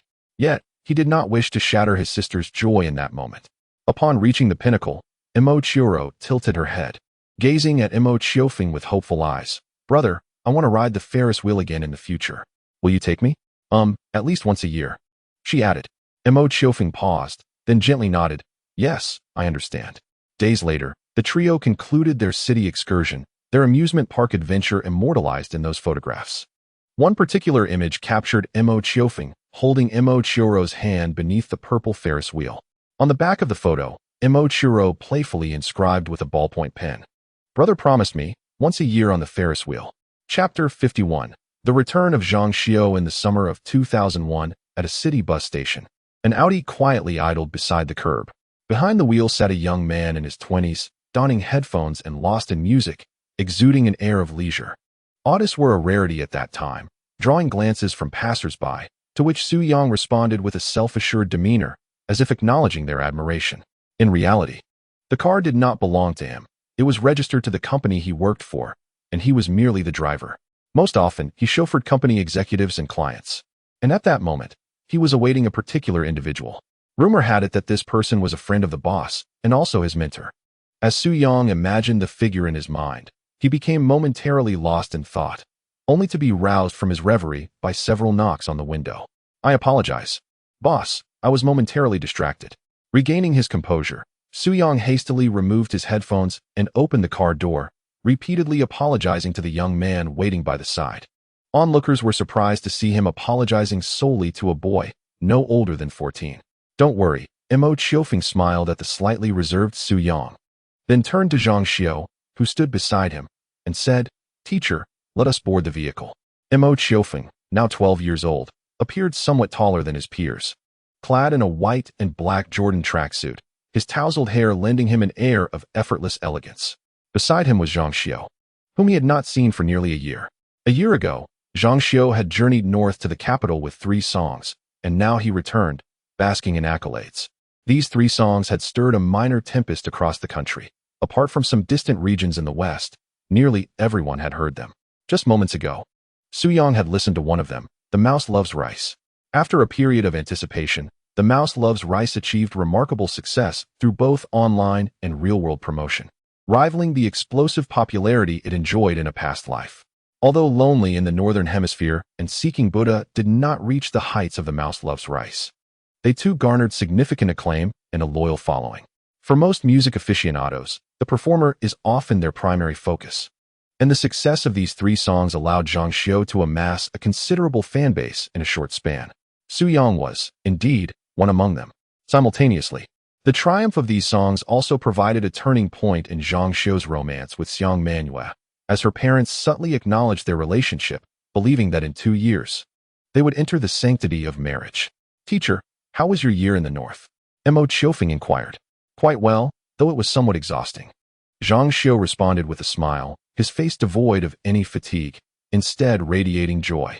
Mo Qiufeng sensed that the sense of restraint that had once enveloped Zhang Xiao had dissipated over the year, with the untying of his emotional knots. Zhang Xiao now exuded vitality. Was it truly exhausting? Mo Qiufeng feigned surprise. "I heard from Sister Manhua that you had quite a delightful year." Zhang Xiao paused, looking at Mo Qiufeng with a hint of bemusement. "After a year apart, you've certainly learned how to tease me," he remarked. Mo Qiufeng shrugged, prompting Zhang Xiao to sigh and respond. "You have no idea. The events of this past year have indeed kept me incredibly busy. Initially, I was preoccupied with recording and production, all while negotiating profit distribution with Haidai. Then, during the release phase, I had to tirelessly promote the songs. often with merely 5 hours of rest each day. Rubbing his forehead, Zhang Xiu seemed to recall the hardships of that time, then sighed again. Finally, things have settled down. But now I must partake in interviews. Only now have I managed to find a moment's respite. That does sound quite taxing, Mo Qiourou agreed with a nod, then, shifting his tone to one of playful banter, added, "Yet, I believe you seem to revel in it, teacher." "You rascal," Zhang Xiu laughed, not disputing Mo Qiourou's words. After a brief pause, the latter curiously asked, "Teacher, what is it like to be famous?" For Mo Qiourou, despite his claims of wanting to step into the entertainment industry with an edge, much about the lives of celebrities remained a mystery, piquing his curiosity. Zhang Xiu contemplated for a moment and earnestly remarked, "In my daily life, aside from occasionally encountering fans on the streets who request autographs, there hasn't been much change." "Oh, I see." Quite succinct, Mo Qiourou furrowed his brow, a hint of disappointment evident. Noticing this, Zhang Xiu couldn't help but chuckle and inquired, "What did you expect it to be like? Being hounded by paparazzi, besieged while shopping, and having my life exposed?" Mo Qiourou replied with an air of certainty, causing Zhang Xiu to twitch his mouth in resignation. To reach such a level of fame, one must be an extraordinarily renowned star. At any rate, that certainly isn't me.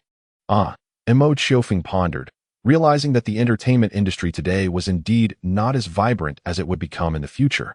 And the fervor of paparazzi and fans was yet to escalate. Speaking of fame, Zhang Xiu paused, looking at Mo Qiourou with amusement. "You are, after all, somewhat of a celebrity now." "Me?" Mo Qiourou's face was a picture of confusion, prompting Zhang Xiu to explain, "Not only Hai-Dai Company, but many entertainment firms are eager to glean news about you through me. Especially Hai-Dai, they have been contemplating signing me and discussing matters concerning you." In comparison to performers, composers and lyricists often remain in the shadows, but this is merely from the perspective of most fans. In truth, within the entertainment realm, the significance of songwriters far surpasses that of singers.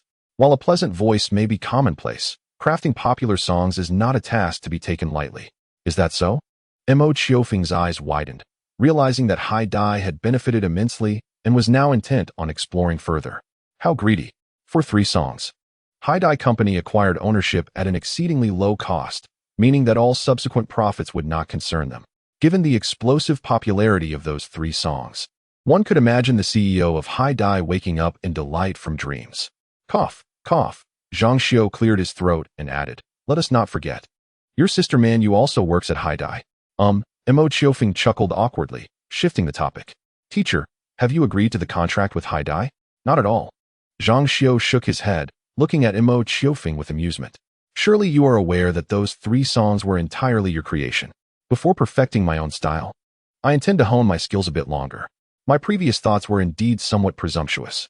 Prior to heading north, Zhang Xiu believed that after 2 years of quiet practice, he was ready to step into the arena. However, during his year away, he learned much and gradually recognized his own shortcomings. Thus, he decided to cease all activities and prepare to return for further study. "Teacher, do you mean to stay in the city a bit longer?" "Yes." Zhang Xiu contemplated before speaking again. "I wish to continue as your music instructor. I find the village's atmosphere quite suitable for me, serene and elegant. Perhaps in another year or 2, I will formally enter the music industry." Upon hearing this, Mo Qiourou felt a surge of joy, though he didn't display it outwardly. Instead, he teasingly remarked, "Teacher, you went silent for 2 years before, and now you're preparing to dive back into obscurity. Aren't you worried that you will grow impatient?" Zhang Xiu's face flushed with embarrassment as he awkwardly remarked, "You must understand, this time is different. Your elder sister is quite supportive of me." Meanwhile, Su Xiaowen, feeling a sense of urgency, cautiously inquired after a brief pause in their conversation, "Boss, were you just discussing the mouse loves rice?" As he spoke, Su Xiaowen discreetly observed Zhang Xiu through the rearview mirror, his expression one of astonishment and curiosity. Mo Qiourou, perceptive to the thoughts of his subordinate, subtly raised an eyebrow and asked, "Su Xiaowen, are you a fan of Zhang Xiu?" "Indeed, I greatly enjoy his rendition of The Mouse Loves Rice," Su Xiaowen replied, then hesitated before asking, "Boss, is your teacher Mr. Zhang Xiu?"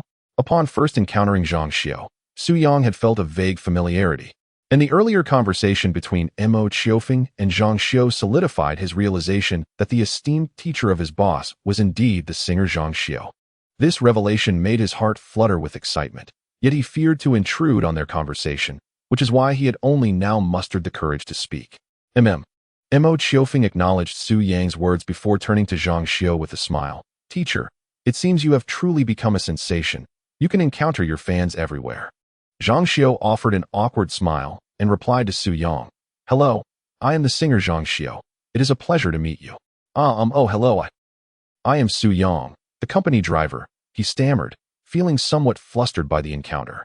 As they continued their journey, Zhang Xiao and Su Yang engaged in a pleasant conversation, and fortunately, Su Yang's initial excitement began to settle. Otherwise, Mo Qiourou would have genuinely worried about his ability to drive safely. After dropping Mo Qiourou and Zhang Xiao at the school entrance, Su Yang requested a few autographs from Zhang Xiao before contentedly driving away. However, after a short while, he suddenly recalled something he had overlooked. Did Mr. Zhang Xiao just say that The Mouse Loves Rice and 3 other songs were written by the boss? Goodness. Aside from running a company, the boss has given me another tremendous surprise. Meanwhile, Mo Qiourou and Zhang Xiao were unaware of Su Yang's astonishment as they made their way directly to the music office with a few belongings. Given that the music teacher's position in the elementary school was not particularly significant, the school had not reacted excessively to the teacher's departure after a year.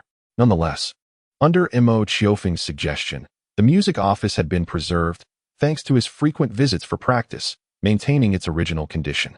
Upon entering the office, Zhang Xiao glanced around and remarked, a year has passed.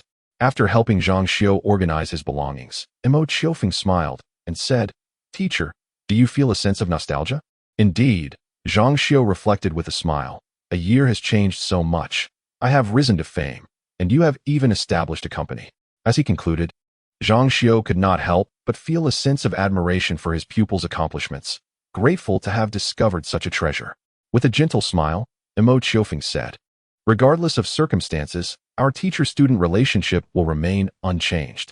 Zhang Xiao returned a reassuring smile and approached the upright piano, playfully stating, Come, let me see if you have neglected your practice over the past year. Respectfully, I shall comply, he chuckled. In the afternoon, the soft sound of piano keys resonated through the school, reaching the clouds above.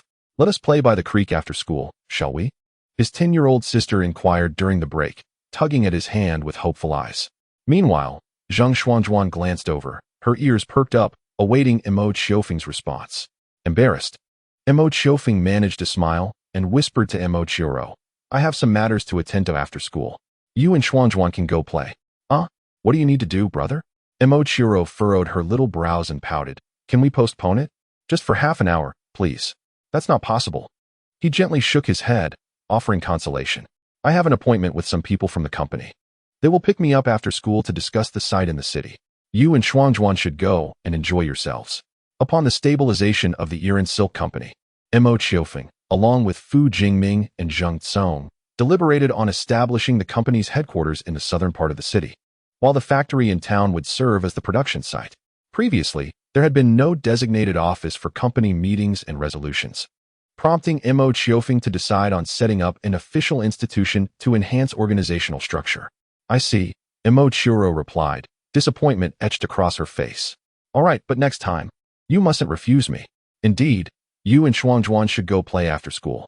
After bidding farewell to Mo Qiourou turned to find Zheng Xuanzhuan behind him. Perhaps irritated by his plans after school, she huffed and turned away, ignoring him entirely. Taken aback, Mo Qiourou shook his head with a wry smile. As time passed, she had shed her previous shyness and occasionally exhibited a touch of playful annoyance towards him, leaving him unsure of how to respond, much like the current situation. After some contemplation, Mo Qiourou decided it would be best to let it be. For him, the thoughts of a girl remained an enigma, save for those of his sister. By the end of the school day, Zheng Xuanzhuan seemed even more upset by his indifference, packing her bag and leaving without bidding him farewell. Mo Qiourou could only shake his head and chuckle at the situation. Having organized his belongings, Mo Qiourou made his way to the music office to temporarily leave his things with Zhang Xiao. After a year, upon her return, the school had not placed any blame on him, and after some reorganization, she resumed her role as the music teacher. Notably, due to the relative seclusion of the city, very few people recognized Zhang Xiao, and to this day, she had not been identified by any fans. This is quite a peculiar phenomenon. One can often hear a song playing, yet remain oblivious to the fact that the person nearby is its very performer. Upon entering the office, Zhang Xiao, unusually, was not practicing an instrument but stood by the curtains with a cup of coffee, gazing through the glass at the distant village scenery. Since Zhang Xiao's return, Mo Qiourou could distinctly sense a certain depth gradually forming within him. When this essence is fully cultivated, it will be the moment when Zhang Xiao truly radiates his own brilliance. Mo Qiourou felt genuinely delighted for him. "Teacher," he gently called from behind, seeking to draw Zhang Xiao's attention. The latter turned, placing his coffee on the table, and smiled at Mo Qiourou, saying, "You've arrived." "Indeed," Mo Qiourou replied, then continued. "Teacher, I have something to attend to today and must leave early. May I temporarily leave my backpack here?" Upon hearing that Mo Qiourou had matters to attend to, Zhang Xiao instinctively inquired, "What is it?" "Well, today the company is scouting for office space in the city," Mo Qiourou explained. "I see." Zhang Xiao nodded in understanding. "No problem. You may leave your backpack over there." "Thank you, teacher." After placing his backpack down, Mo Qiourou expressed his gratitude. "Then I shall take my leave." As he glanced at Mo Qiourou's departing figure, Zhang Xiao found himself momentarily lost in thought, uncertain of what to do next. Typically at this hour, Mo Qiourou would be practicing an instrument, with Zhang Xiao providing guidance. Now, with Mo Qiourou leaving first, Zhang Xiao felt somewhat disoriented. As he pondered, the ringtone of his phone sounded from his pocket, momentarily startling him before he quickly answered. "Hello, is this Xiao?" A gentle female voice emanated from the phone, instantly bringing a soft smile to Zhang Xiao's face. "It's me, Manuel. What are you up to now?" she inquired. "Nothing much." Zhang Xiao paused, then added with a smile, "What about you?" "Me?" Manuel's voice expressed a hint of exasperation, tinged with playful affection as she continued. "The company has been pestering me about your and Qiufeng's whereabouts lately. It's quite bothersome." Haha. As Mo Qiourou arrived at the school gate, the car was already waiting, with the driver being the young Su Yang.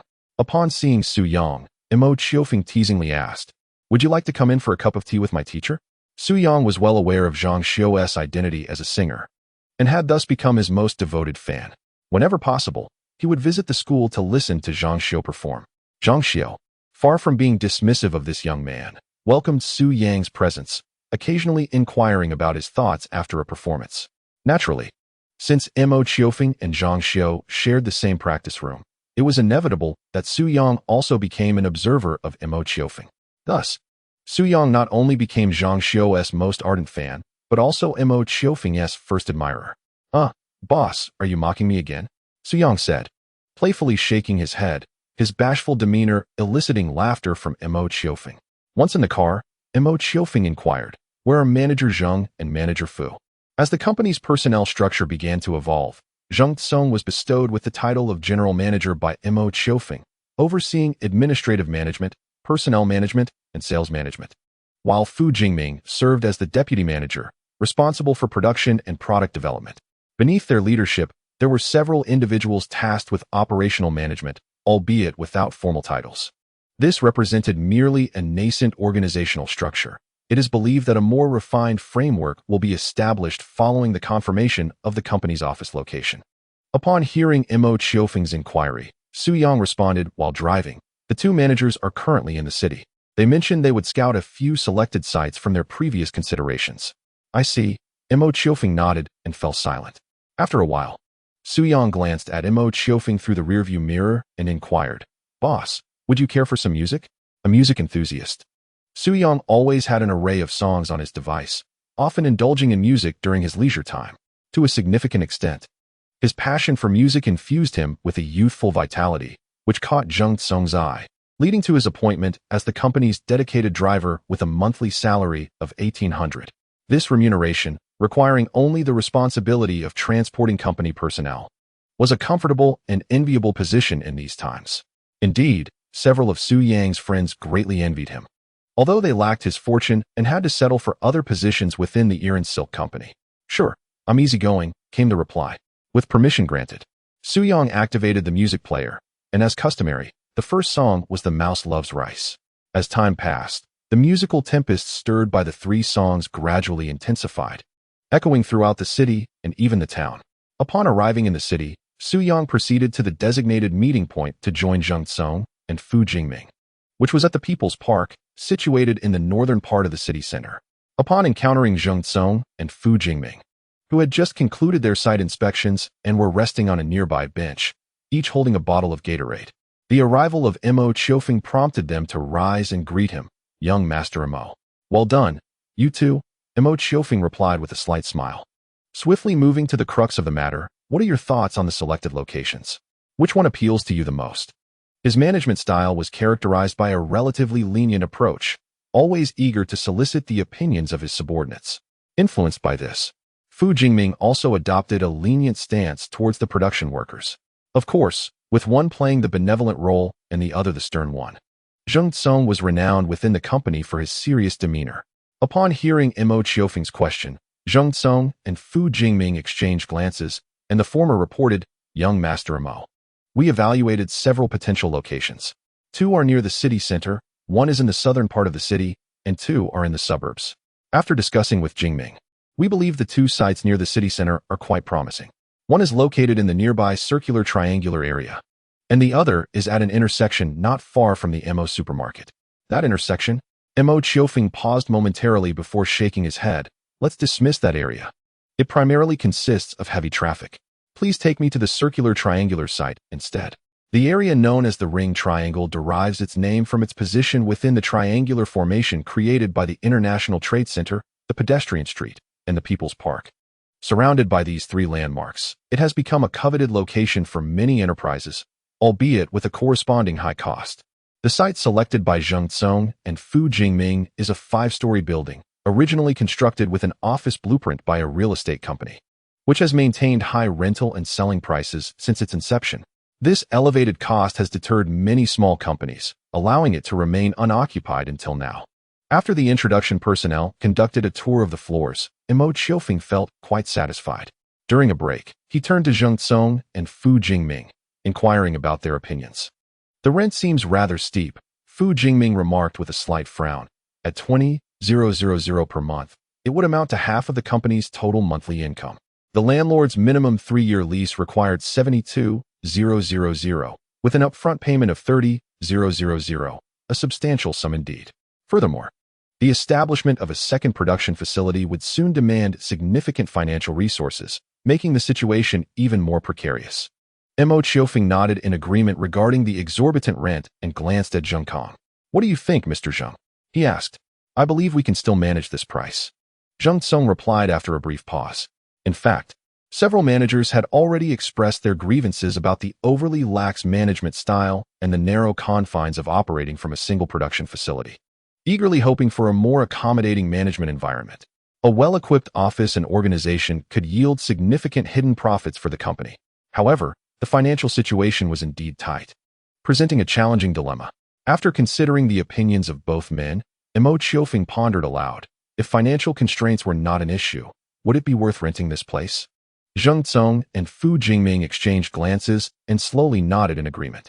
Observing their reaction, Mo Qiofeng decisively declared, then let us proceed with the rental.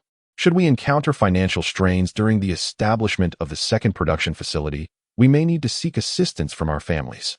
Rest assured, Mo Xiao, as long as the office facilities are adequate, once the second factory is completed and operational, the company will enter a new phase of development, and the profits will increase 3 to 5 times compared to now. Zheng Tsong and Fu Jingming reassured him. Mo Qiofeng smiled and sighed. Then let us hasten our steps.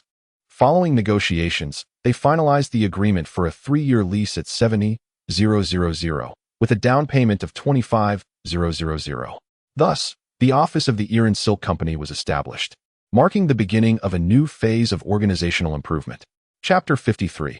The first encounter with Kugo. As summer approached, the weather grew increasingly warm, reminiscent of recent years where the temperature steadily climbed.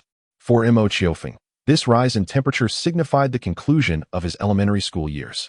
Indeed, after enduring 6 long years of primary education, he was on the brink of graduation. This impending milestone filled him with excitement, as he had grown weary of the classroom environment over the years. However, observant as he was, Mo Qiofeng noticed that unlike his own exhilaration, Zhang Shuangjuan appeared somewhat despondent. Over the past few days, he had frequently observed her drifting off in thought, often gazing vacantly out the window. As is often the case, during the final review in class, Zhang Shuangjuan, uncharacteristically, found her mind wandering, her gaze vacantly fixed on the scenery outside the window. This unusual behavior elicited concern from her deskmate, Mo Qiourou. When class concluded, Mo Qiourou called out to Zhang Shuangjuan, and under her puzzled gaze, he inquired with genuine care. Shuangjuan, what's been troubling you these past few days? I've noticed you seem distracted. Is there something on your mind? Upon hearing his words, an anxious expression flitted across Zhang Shuangjuan's face, tinged with a barely perceptible sense of despondency and confusion. I'm fine. You must be mistaken, she replied, leaving Mo Qiourou perplexed. As he watched her retreating figure leave the classroom, he furrowed his brow, uncertain of how to express his concern. In the subsequent classes, Zhang Shuangjuan continued to lose focus, occasionally casting her gaze towards Mo Qiourou, only to avert her eyes immediately upon making contact with his. This left him feeling inexplicably bewildered. After school, during their usual music practice, she did not attend, offering her apologies through Mo Qiourou before departing, which left Mo Qiourou feeling somewhat disappointed upon learning of the situation. Brother, is something wrong with Sister Shuangjuan? Mo Qiourou shook his head, equally puzzled. I don't know. She hasn't said anything to me. Oh, Mo Qiourou replied, her face reflecting concern for her dear friend. I should ask Sister Shuangjuan when I get the chance. Indeed. Mo Qiourou smiled, and then he led his sister to the music teacher. Zhang Xiao had been waiting inside, with 3 cups of milk tea prepared on the table. Noticing Zhang Shuangjuan's absence among the arrivals, she instinctively asked Mo Qiourou, Qiufeng, why isn't Shuangjuan here today? She didn't mention anything to me. Perhaps there are matters at home. He replied. Zhang Xiao nodded in understanding, initially intending to address a question she had posed to him a few days prior, but it seemed that would have to wait. When Zhang Shuangjuan first expressed her desire to practice the piano, she had been remarkably diligent. Gradually, she began to practice alongside Mo Qiourou under Zhang Xiao's guidance, becoming somewhat of a protégé to her, hence Zhang Xiao's inquiry. Teacher, shall we begin our practice? Yes, Zhang Xiao responded. As the teacher and student proceeded with their routine, Mo Qiourou settled into a nearby seat, but unlike before, her face bore a hint of discomfort, attributed to Zhang Shuangjuan's absence. After all, since entering elementary school, she had only had Zhang Shuangjuan as her friend, their companionship inseparable. This sudden departure left her feeling somewhat disoriented. In contrast to Mo Qiourou, Mo Qiourou and Zhang Xiao appeared less affected by Zhang Shuangjuan's absence.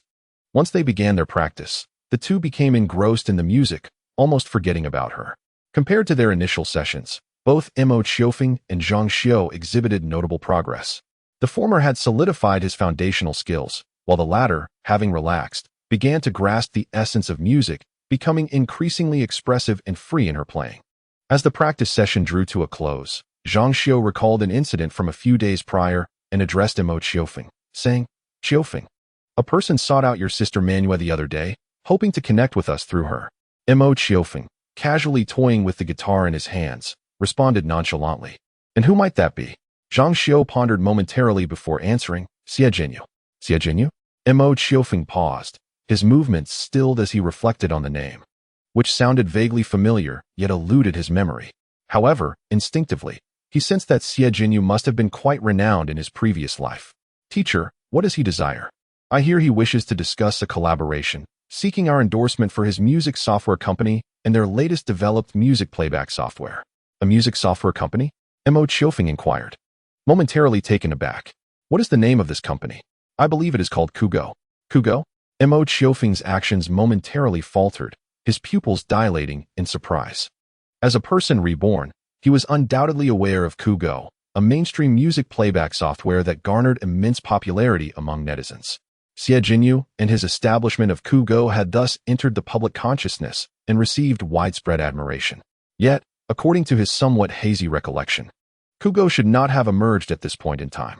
Could it be that the course of history had altered, hastening the birth of Xiaowen's Kugo? The reality aligned precisely with Mo Qiofeng's thoughts. Xiaowen's Kugo had indeed surfaced 2 to 3 years ahead of schedule, and the reason was intricately linked to Mo Qiourou himself. Unbeknownst to him, the song The Mouse Loves Rice had sparked a frenzy online, propelling the development of domestic internet and online music software. This not only included Xiaowen's Kugo, but also advanced the evolution of the Baidu search engine. As of now, Baidu had established a significant presence online, clearly exhibiting the characteristics of the most favored search engine in the future. Xie Jinyu had keenly sensed the shifts within the internet landscape and swiftly launched a search engine, along with the soon-to-be-completed music streaming software, Kugo. Mo Qiofeng, like a butterfly, had unwittingly stirred up a tempest. Qiufeng? Noticing Mo Qiofeng lost in thought, Zhang Xiao gently called out, and once he regained his focus, she inquired with a smile. What were you pondering so deeply? Huh? Mo Qiofeng chuckled awkwardly, and then pressed Zhang Xiao. Did Xie Jinyu mention how he intends for us to collaborate? Well, Zhang Xiao hesitated briefly before continuing. I believe he proposed to pay me, and also you. Yes, the two of us, to endorse his newly developed music software. It seems he has offered a remuneration of 50,000, which is quite substantial. Seeing the smile on Zhang Xiao's face, Mo Qiofeng smirked. Teacher, you ought to possess the awareness befitting a celebrity. 50,000 is not particularly significant for the two of us, you know? Zhang Xiao shot him an exasperated glance. Come on, dear teacher, a company owner would certainly not dismiss 50,000 so lightly. Mo Qiofeng widened his eyes as he gazed at Zhang Xiao, resolutely countering. Teacher, you are mistaken. First of all, as a singer who has gained some recognition domestically, a sponsorship fee of 50,000 is hardly excessive, especially for 2 rounds. Moreover, who says that a company owner would disregard 50,000? You must understand, our company is currently acquiring a workspace while simultaneously constructing a second factory. Funds are tight. And 50,000 is no small amount. Upon hearing Mo Qiofeng mention money, Zhang Xiao paused, recalling the remuneration for the previous 3 songs. He remarked, I almost forgot. Haidai has provided a total of 200,000 for those 3 songs. After discussing with your sister, I believe you should receive at least half of that. When would you like it? While this may not alleviate your company's financial strain, it is still a significant sum. 200,000? Mo Qiofeng raised an eyebrow. Haidai is quite generous, isn't it? That was your sister's negotiation. Zhang Xiao rolled his eyes. I will transfer that 100,000 to your account at some point. No. Mo Qiofeng shook his head. Had this been earlier, that 100,000 could indeed have been invested in the company, but now. Noticing the mischievous smile on Mo Qiofeng's face, Zhang Xiao furrowed his brow, wondering what he was thinking, smiling so lewdly. The smile on Mo Qiofeng's face faltered, dispelling any ill intentions. I wasn't thinking anything inappropriate. He paused before continuing. Teacher, what are your thoughts on the proposition put forth by Xie Jinyu? That. Zhang Xiao pondered for a moment. I have no objections. If you are interested, I would accompany you. I am very interested, Mo Qiofeng replied with a slight smile. Moreover, I am not only interested in the endorsement, I also have an interest in his Kugo company. Zhang Xiao blinked, somewhat taken aback. What do you mean? Mo Qiofeng looked earnestly at Zhang Xiao. Teacher, do you believe in me? After receiving a nod of affirmation, he slowly continued. How about we invest in Xie Jinyu's Kugo company? Most companies face financial shortages and insufficient R&D funding in their early stages. I am convinced that Kugo is currently grappling with financial issues, and now is the opportune moment for us to invest. Regarding his invitation, not only for endorsement, but also for equity participation, Zhang Xiao contemplated and pointed out, so you hold Kugo company in high regard? Indeed, Mo Qiofeng nodded. Explaining under Zhang Xiao's gaze, the domestic internet is in a rapid development phase, which inevitably leads to the growth of various leisure and entertainment media. As music media serves as a mainstream form of entertainment, it will undoubtedly occupy a significant portion of the internet. Currently, there is a lack of mature online music media in our country, and at this juncture, any music network company that can ensure its operations will certainly claim a substantial share of the market. I believe Kugo will emerge as a giant in the industry. You seem quite confident, Zhang Xiao remarked casually, then fell into deep thought, seriously contemplating Mo Qiofeng's words. For him, there was indeed a certain logic to what Mo Qiofeng said, which held a degree of allure. After a while, Zhang Xiao spoke up. Investment is feasible. 200,000 is not a trivial sum. However, how can you be certain that Xie Jinyu will agree to our investment? He founded Kugo Technology Company, so he must be aware of the company's developmental prospects. It is not an easy task to secure a share from him. As I mentioned earlier, Kugo Company is currently in a period of financial scarcity, with around 70 to 80% of its resources stretched thin. In the world of business, one often finds oneself at the mercy of circumstances, even if Xie Jinyu does not wish to share his fortune. He would not turn away the influx of capital at this juncture. Furthermore, He might even be in search of investors at this very moment. Zhang Xiao pondered for a moment and nodded. In that case, let us have your sister man you discreetly inquire about the true situation of the other party. If feasible, securing investment could indeed be a wise choice. Trust me, you will undoubtedly reap substantial rewards, the teacher asserted. What does reap substantial rewards mean? At that moment, Mo Qiourou, just awakening from a half-asleep state, had not caught the earlier conversation and curiously inquired about the last remark. It means to earn a significant sum of money. Came the response. Oh, I also desire to reap substantial rewards. Hee, little money enthusiast, was the teasing reply. Chapter 54, Xie the city, also known as Yangqing or Flower City, serves as the provincial capital, a sub-provincial city, and one of the national central cities. It is also a world-renowned port city, functioning as a hub for economy, finance, trade, transportation, exhibitions, and shipping. As one of the earliest coastal cities to open up, it possesses a relatively open economic framework, making it a prime choice for the establishment of numerous enterprises. On North Road in Tianhe District, there exists a newly founded company, Kugo Computer Technology Company, Limited. Unlike other companies, Kugo Technology is a network technology firm, primarily focused on the development of online music. Although the company is still in its infancy and not yet large in scale, the founders take immense pride in their imminent launch of the most advanced and user-friendly online music playback software. However, as the legal representative and founder of the company, Xie finds himself far from exhilarated. Seated in his office chair, his brow is furrowed with evident concern. The cigarette between his fingers has burned halfway without him taking a single puff. No one understands the company's financial situation better than he does. Initially inspired by the booming popularity of online songs, Xie founded Kugo Technology with grand ambitions and invested heavily in software development. However, just as the software was nearing completion, he encountered the most significant challenge to date. His reckless ambition has left the company facing a financial crisis, with remaining funds insufficient to sustain future operations. After founding ScrapeNet, he recognized the potential of online music and decided to go all in by establishing Kugo Technology and investing in the development of music playback software. Yet unexpectedly, the funding required for the project far exceeded his expectations, and to this day, the company's registered capital has dwindled to a mere fraction. To maintain the research and operations of the company, he is compelled to consider seeking external investment.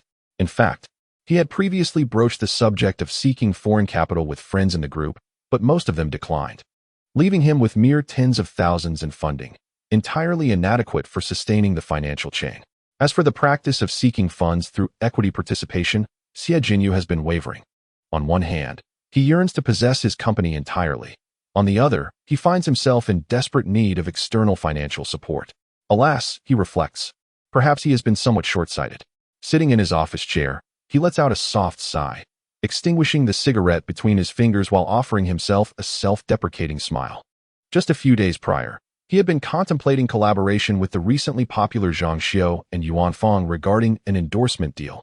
Given the current situation, he can't help but find it somewhat laughable. Lost in thought, Xie right fingers instinctively tap the desk. On the tabletop lies a piece of A4 paper, inscribed with 4 bold characters, "Introduce foreign investment." He stares blankly at it for a moment, then lights another cigarette, taking but a single puff before letting it burn down between his fingers. A knock at the door interrupts his reverie. He extinguishes the cigarette, but tidies the A4 paper, straightens his posture, and says, "Come in." The person who enters is Zhang Yu, a 27-year-old, a fellow townsman and his personal secretary. "What is it?"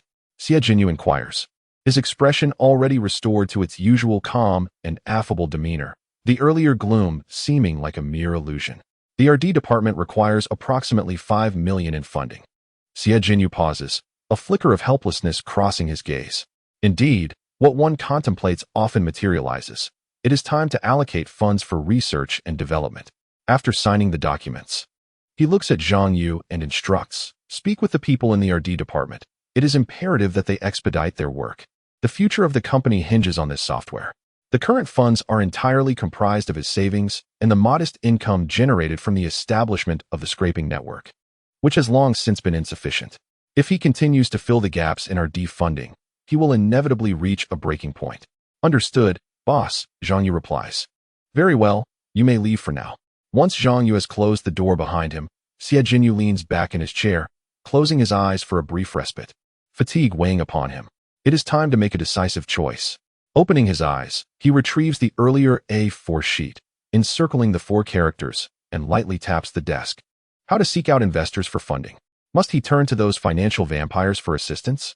No, no, Xie Jinyu shakes his head, casting aside those thoughts. If he were to solicit help from such entities, it would undoubtedly lead to burdensome consequences. Yet, how then to connect with potential investors? Just as he is mired in these convoluted thoughts, the phone on his desk rings. Reflexively, he answers. Hello, this is Xie Jinyu. Hello, Mr. Xie. This is Xiang Manue from Haidai Company. Upon hearing the voice on the other end, Xie Jinyu momentarily freezes, recalling his previous correspondence with her. As many in the industry are now aware, Xiang Manue is the only individual privy to the whereabouts and news of Zhang Xiao and Yuan Fang. To establish a connection with the two, one must go through her, and he finds himself in the same predicament. However, that was a time filled with ambition. Now, faced with a financial shortfall, he feels a sense of trepidation. If she declines, that would be one matter, yet if she agrees, and he is unable to fulfill his promises, would he not become a mere purveyor of empty words? Ms. Xiang, I appreciate you taking the time to call amidst your busy schedule. Is this regarding that matter from before? How are Mr. Zhang and Mr. Yuan contemplating this matter? I am indeed looking forward to it. Even when one is fully aware that a precipice lies ahead, there are times when one must bravely take a step forward. Much like Xie Jinyu is doing now. Rather than allowing Xiang Manue to broach the subject, it would be more prudent for him to voice it himself. Mr. Xie, it is as follows. Zhang Xiao and Yuan Fang have agreed to your proposal. Xiang Manue's initial words caused Xie Jinyu's brow to furrow. As a sense of bitterness enveloped him, he was already anxious about how to navigate the situation. Perhaps the urgency of attracting foreign investment is indeed pressing? Yet, certain events tend to descend upon us when we are least prepared. Just as Xie Jinyu was grappling with funding concerns, Xiang Manue's next statement jolted him into alertness. However, both Zhang Xiao and Yuan Fang express a desire to invest in your esteemed company. I wonder what Mr. Xie thinks of this. Zhang Xiao, Yuan Fang, investment? The suddenness of the situation left Xie Jinyu momentarily dazed. After regaining his composure, he calmly inquired, I would like to know why they wish to invest in my company. Mr. Xie, let us be forthright. On the other end of the line, Xiang Manue paused briefly. The development prospects of your company are evident to any discerning individual. I believe that as long as your company establishes a firm foothold in the market, it will undoubtedly thrive. They are aware of your company as potential and wish to assist you in overcoming the current financial difficulties. Indeed, that is quite direct. Xie Jinyu responded with a wry smile, then hesitated before asking, May I have the opportunity to meet with both of them? After a moment of silence, Xiang Manue slowly replied, Yes, I can certainly facilitate a connection for you. Once the call ended, Xie Jinyu found himself lost in thought, eagerly anticipating the meeting 2 days hence. Beyond the financial aspects, he was also curious to see what the original singers and songwriters of the 3 recent hits that have taken the country by storm looked like. Particularly the enigmatic Yuan Fang. The meeting between Xie Jinyu, Zhang Xiao, and Mo Qiouring took place at a tea house in the city, with the former arriving after a lengthy journey. Mo Qiouring expressed his apologies as they settled into their seats, saying, I am sorry, Mr. Xie, for the inconvenience. I was unable to break away.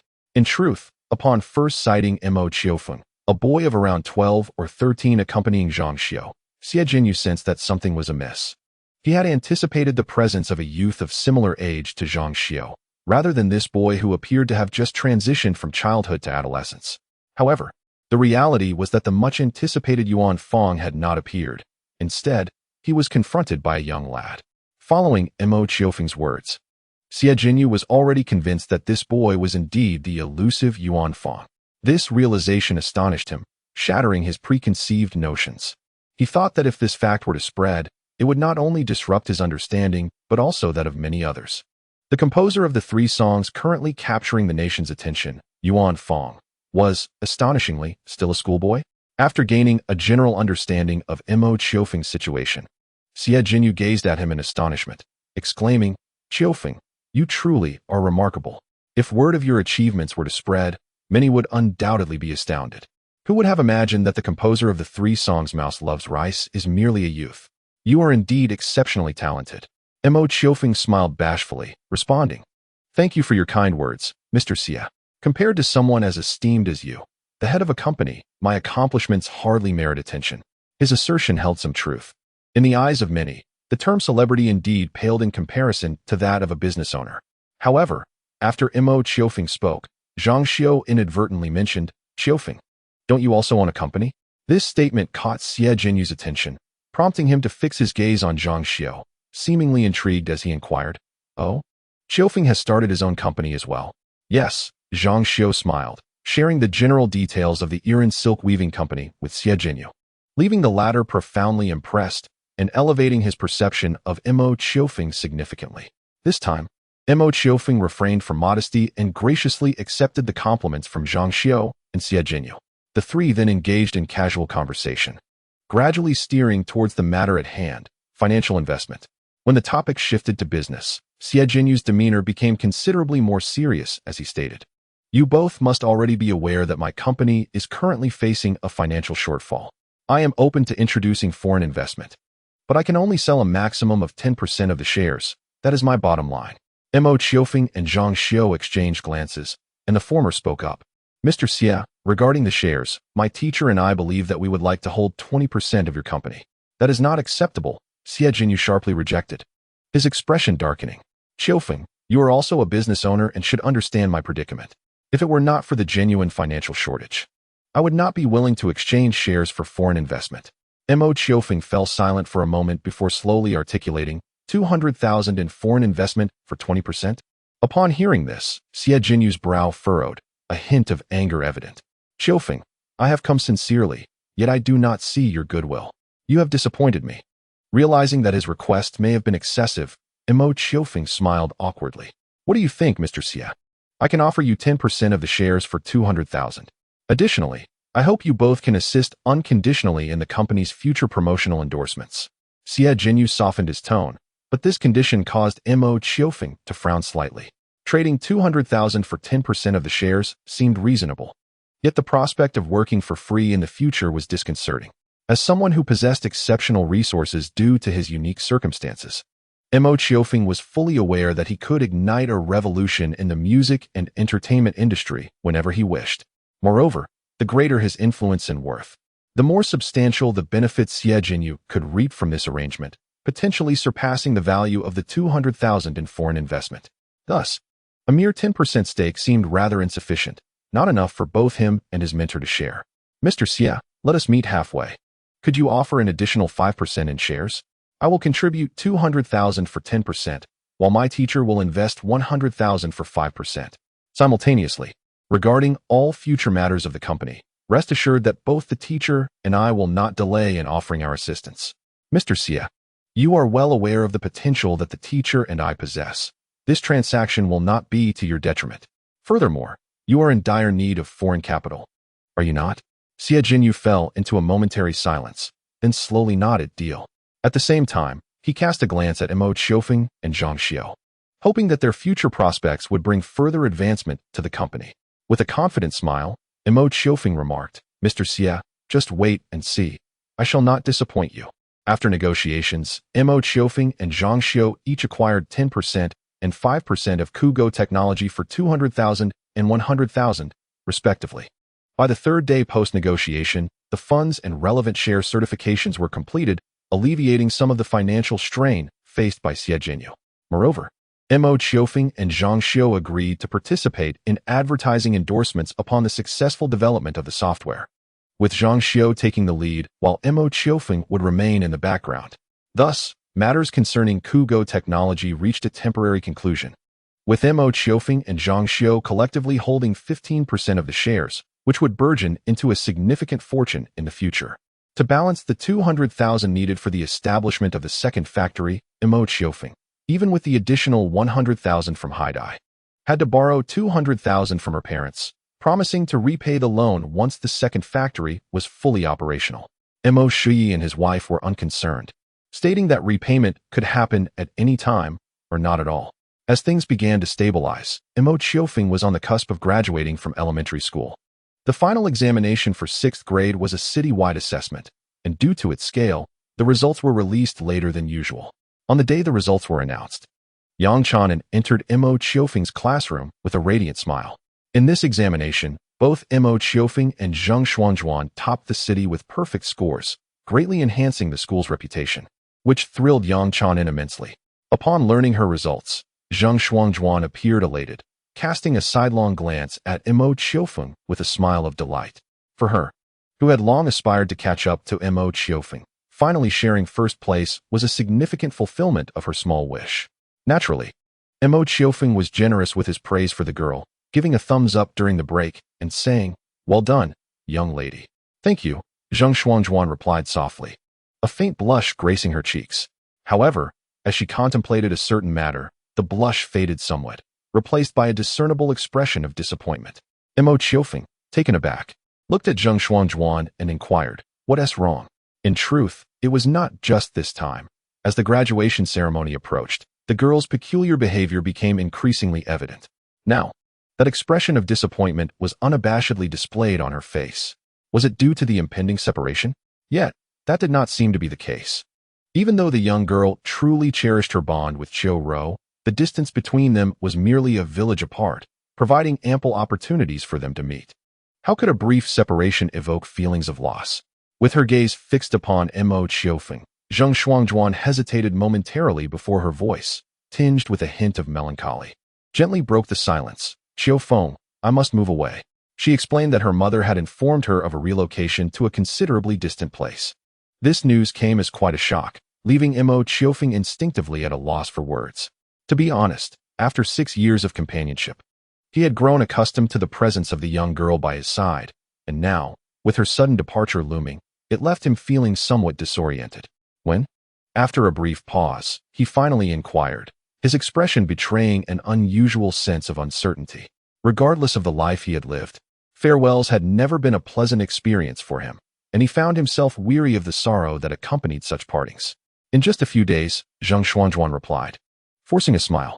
"I was initially meant to leave right after the exams, but I asked my mother to postpone it by 2 days so that I could attend the graduation ceremony." "Ah, I see," Mo Qiufeng acknowledged. Yet he found himself at a loss for further words, and silence enveloped them.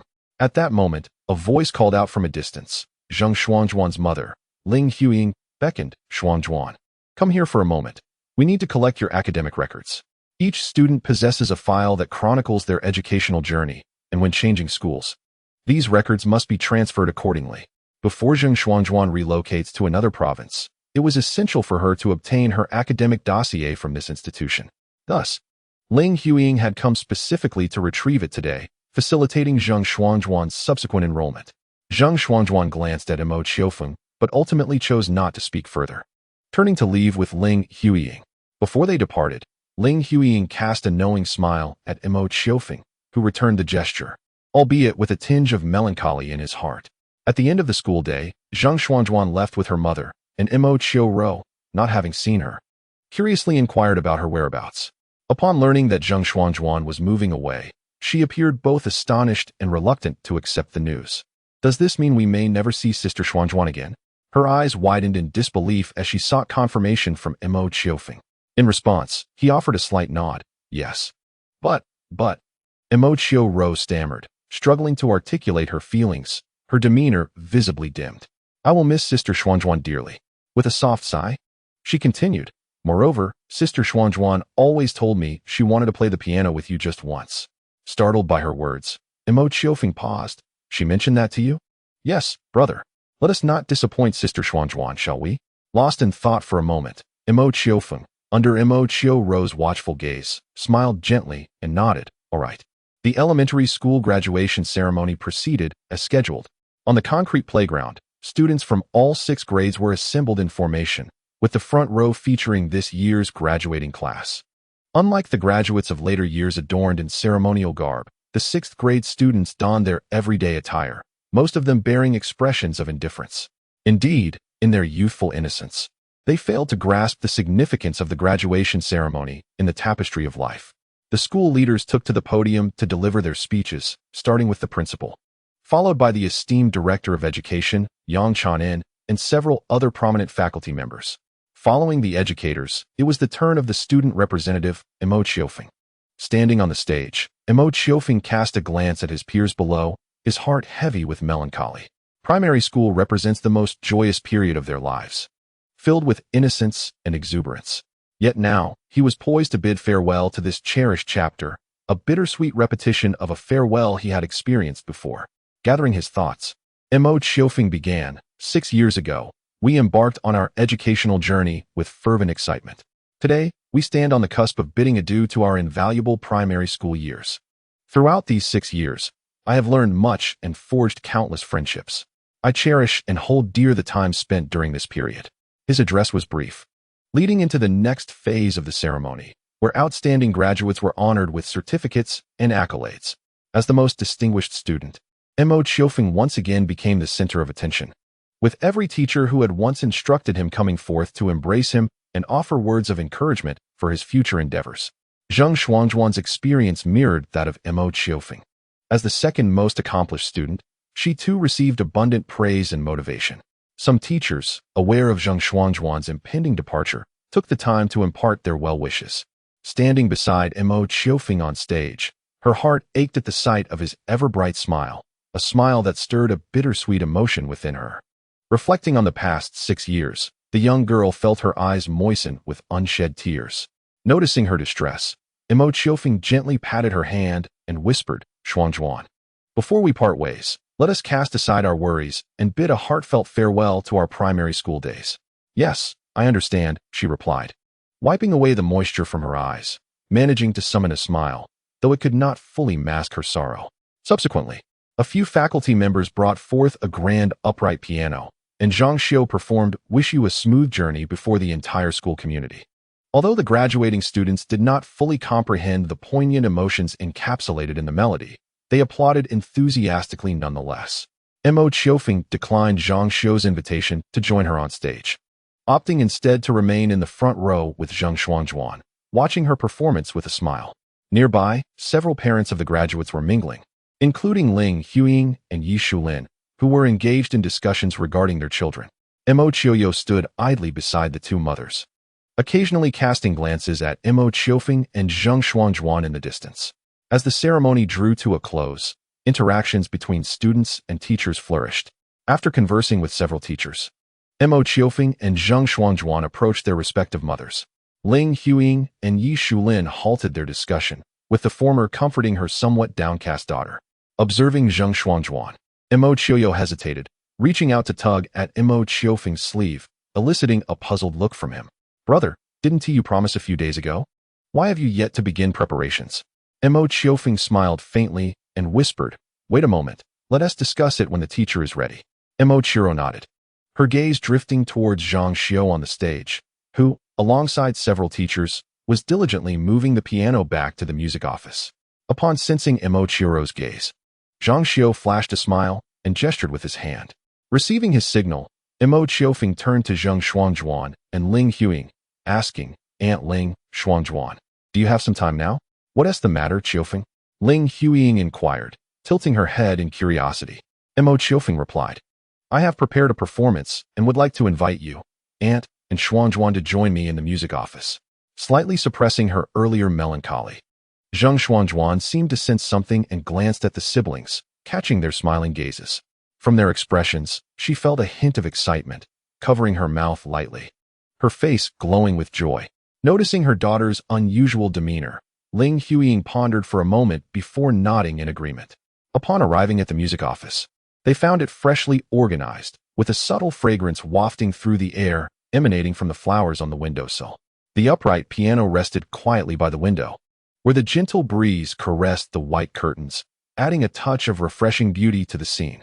Zhang Xiao awaited them, smiling at Mo Qiofeng upon their arrival, then offering Zheng Xuanzhuan an encouraging glance, which made her surprise even more apparent.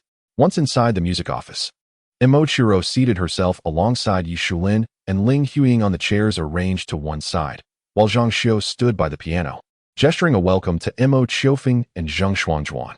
Zheng Xuanzhuan turned to meet Mo Qiofeng's smiling gaze. "Xuanzhuan, may I invite you to play a duet with me?" The unexpected invitation left Zheng Xuanzhuan covering her mouth in astonishment, her eyes glistening with unshed tears as she nodded, "Yes." Since she began practicing the piano, She had longed to play together with the young man, yet her lack of confidence and youthful shyness had held her back from expressing this desire. She had only mentioned it in passing to Mo Qiourou, never imagining she would receive such an invitation today. The piece they chose was canon, a four-hand arrangement that Zheng Xuanzhuan was quite familiar with, and one that Mo Qiufeng had often guided her through. As they settled by the piano, hands poised over the keys, they exchanged a knowing smile before beginning to play. Compared to Mo Qiufeng, Zheng Xuanzhuan still needed to refer to the sheet music beside the piano, yet this did not hinder her performance. Perhaps influenced by the atmosphere, she felt that this was her finest playing to date. I will never forget this day, Zheng Xuanzhuan thought to herself. Occasionally, she caught glimpses of the young man's profile beside her, and a smile crept onto her lips. As time passed, she realized that she and the boy might never cross paths again. Her mother had mentioned that their new home would be in a different province, making future encounters unlikely. While the regret was inevitable, she knew that the 6 years spent alongside the young man would be cherished deeply within her heart, never to be forgotten.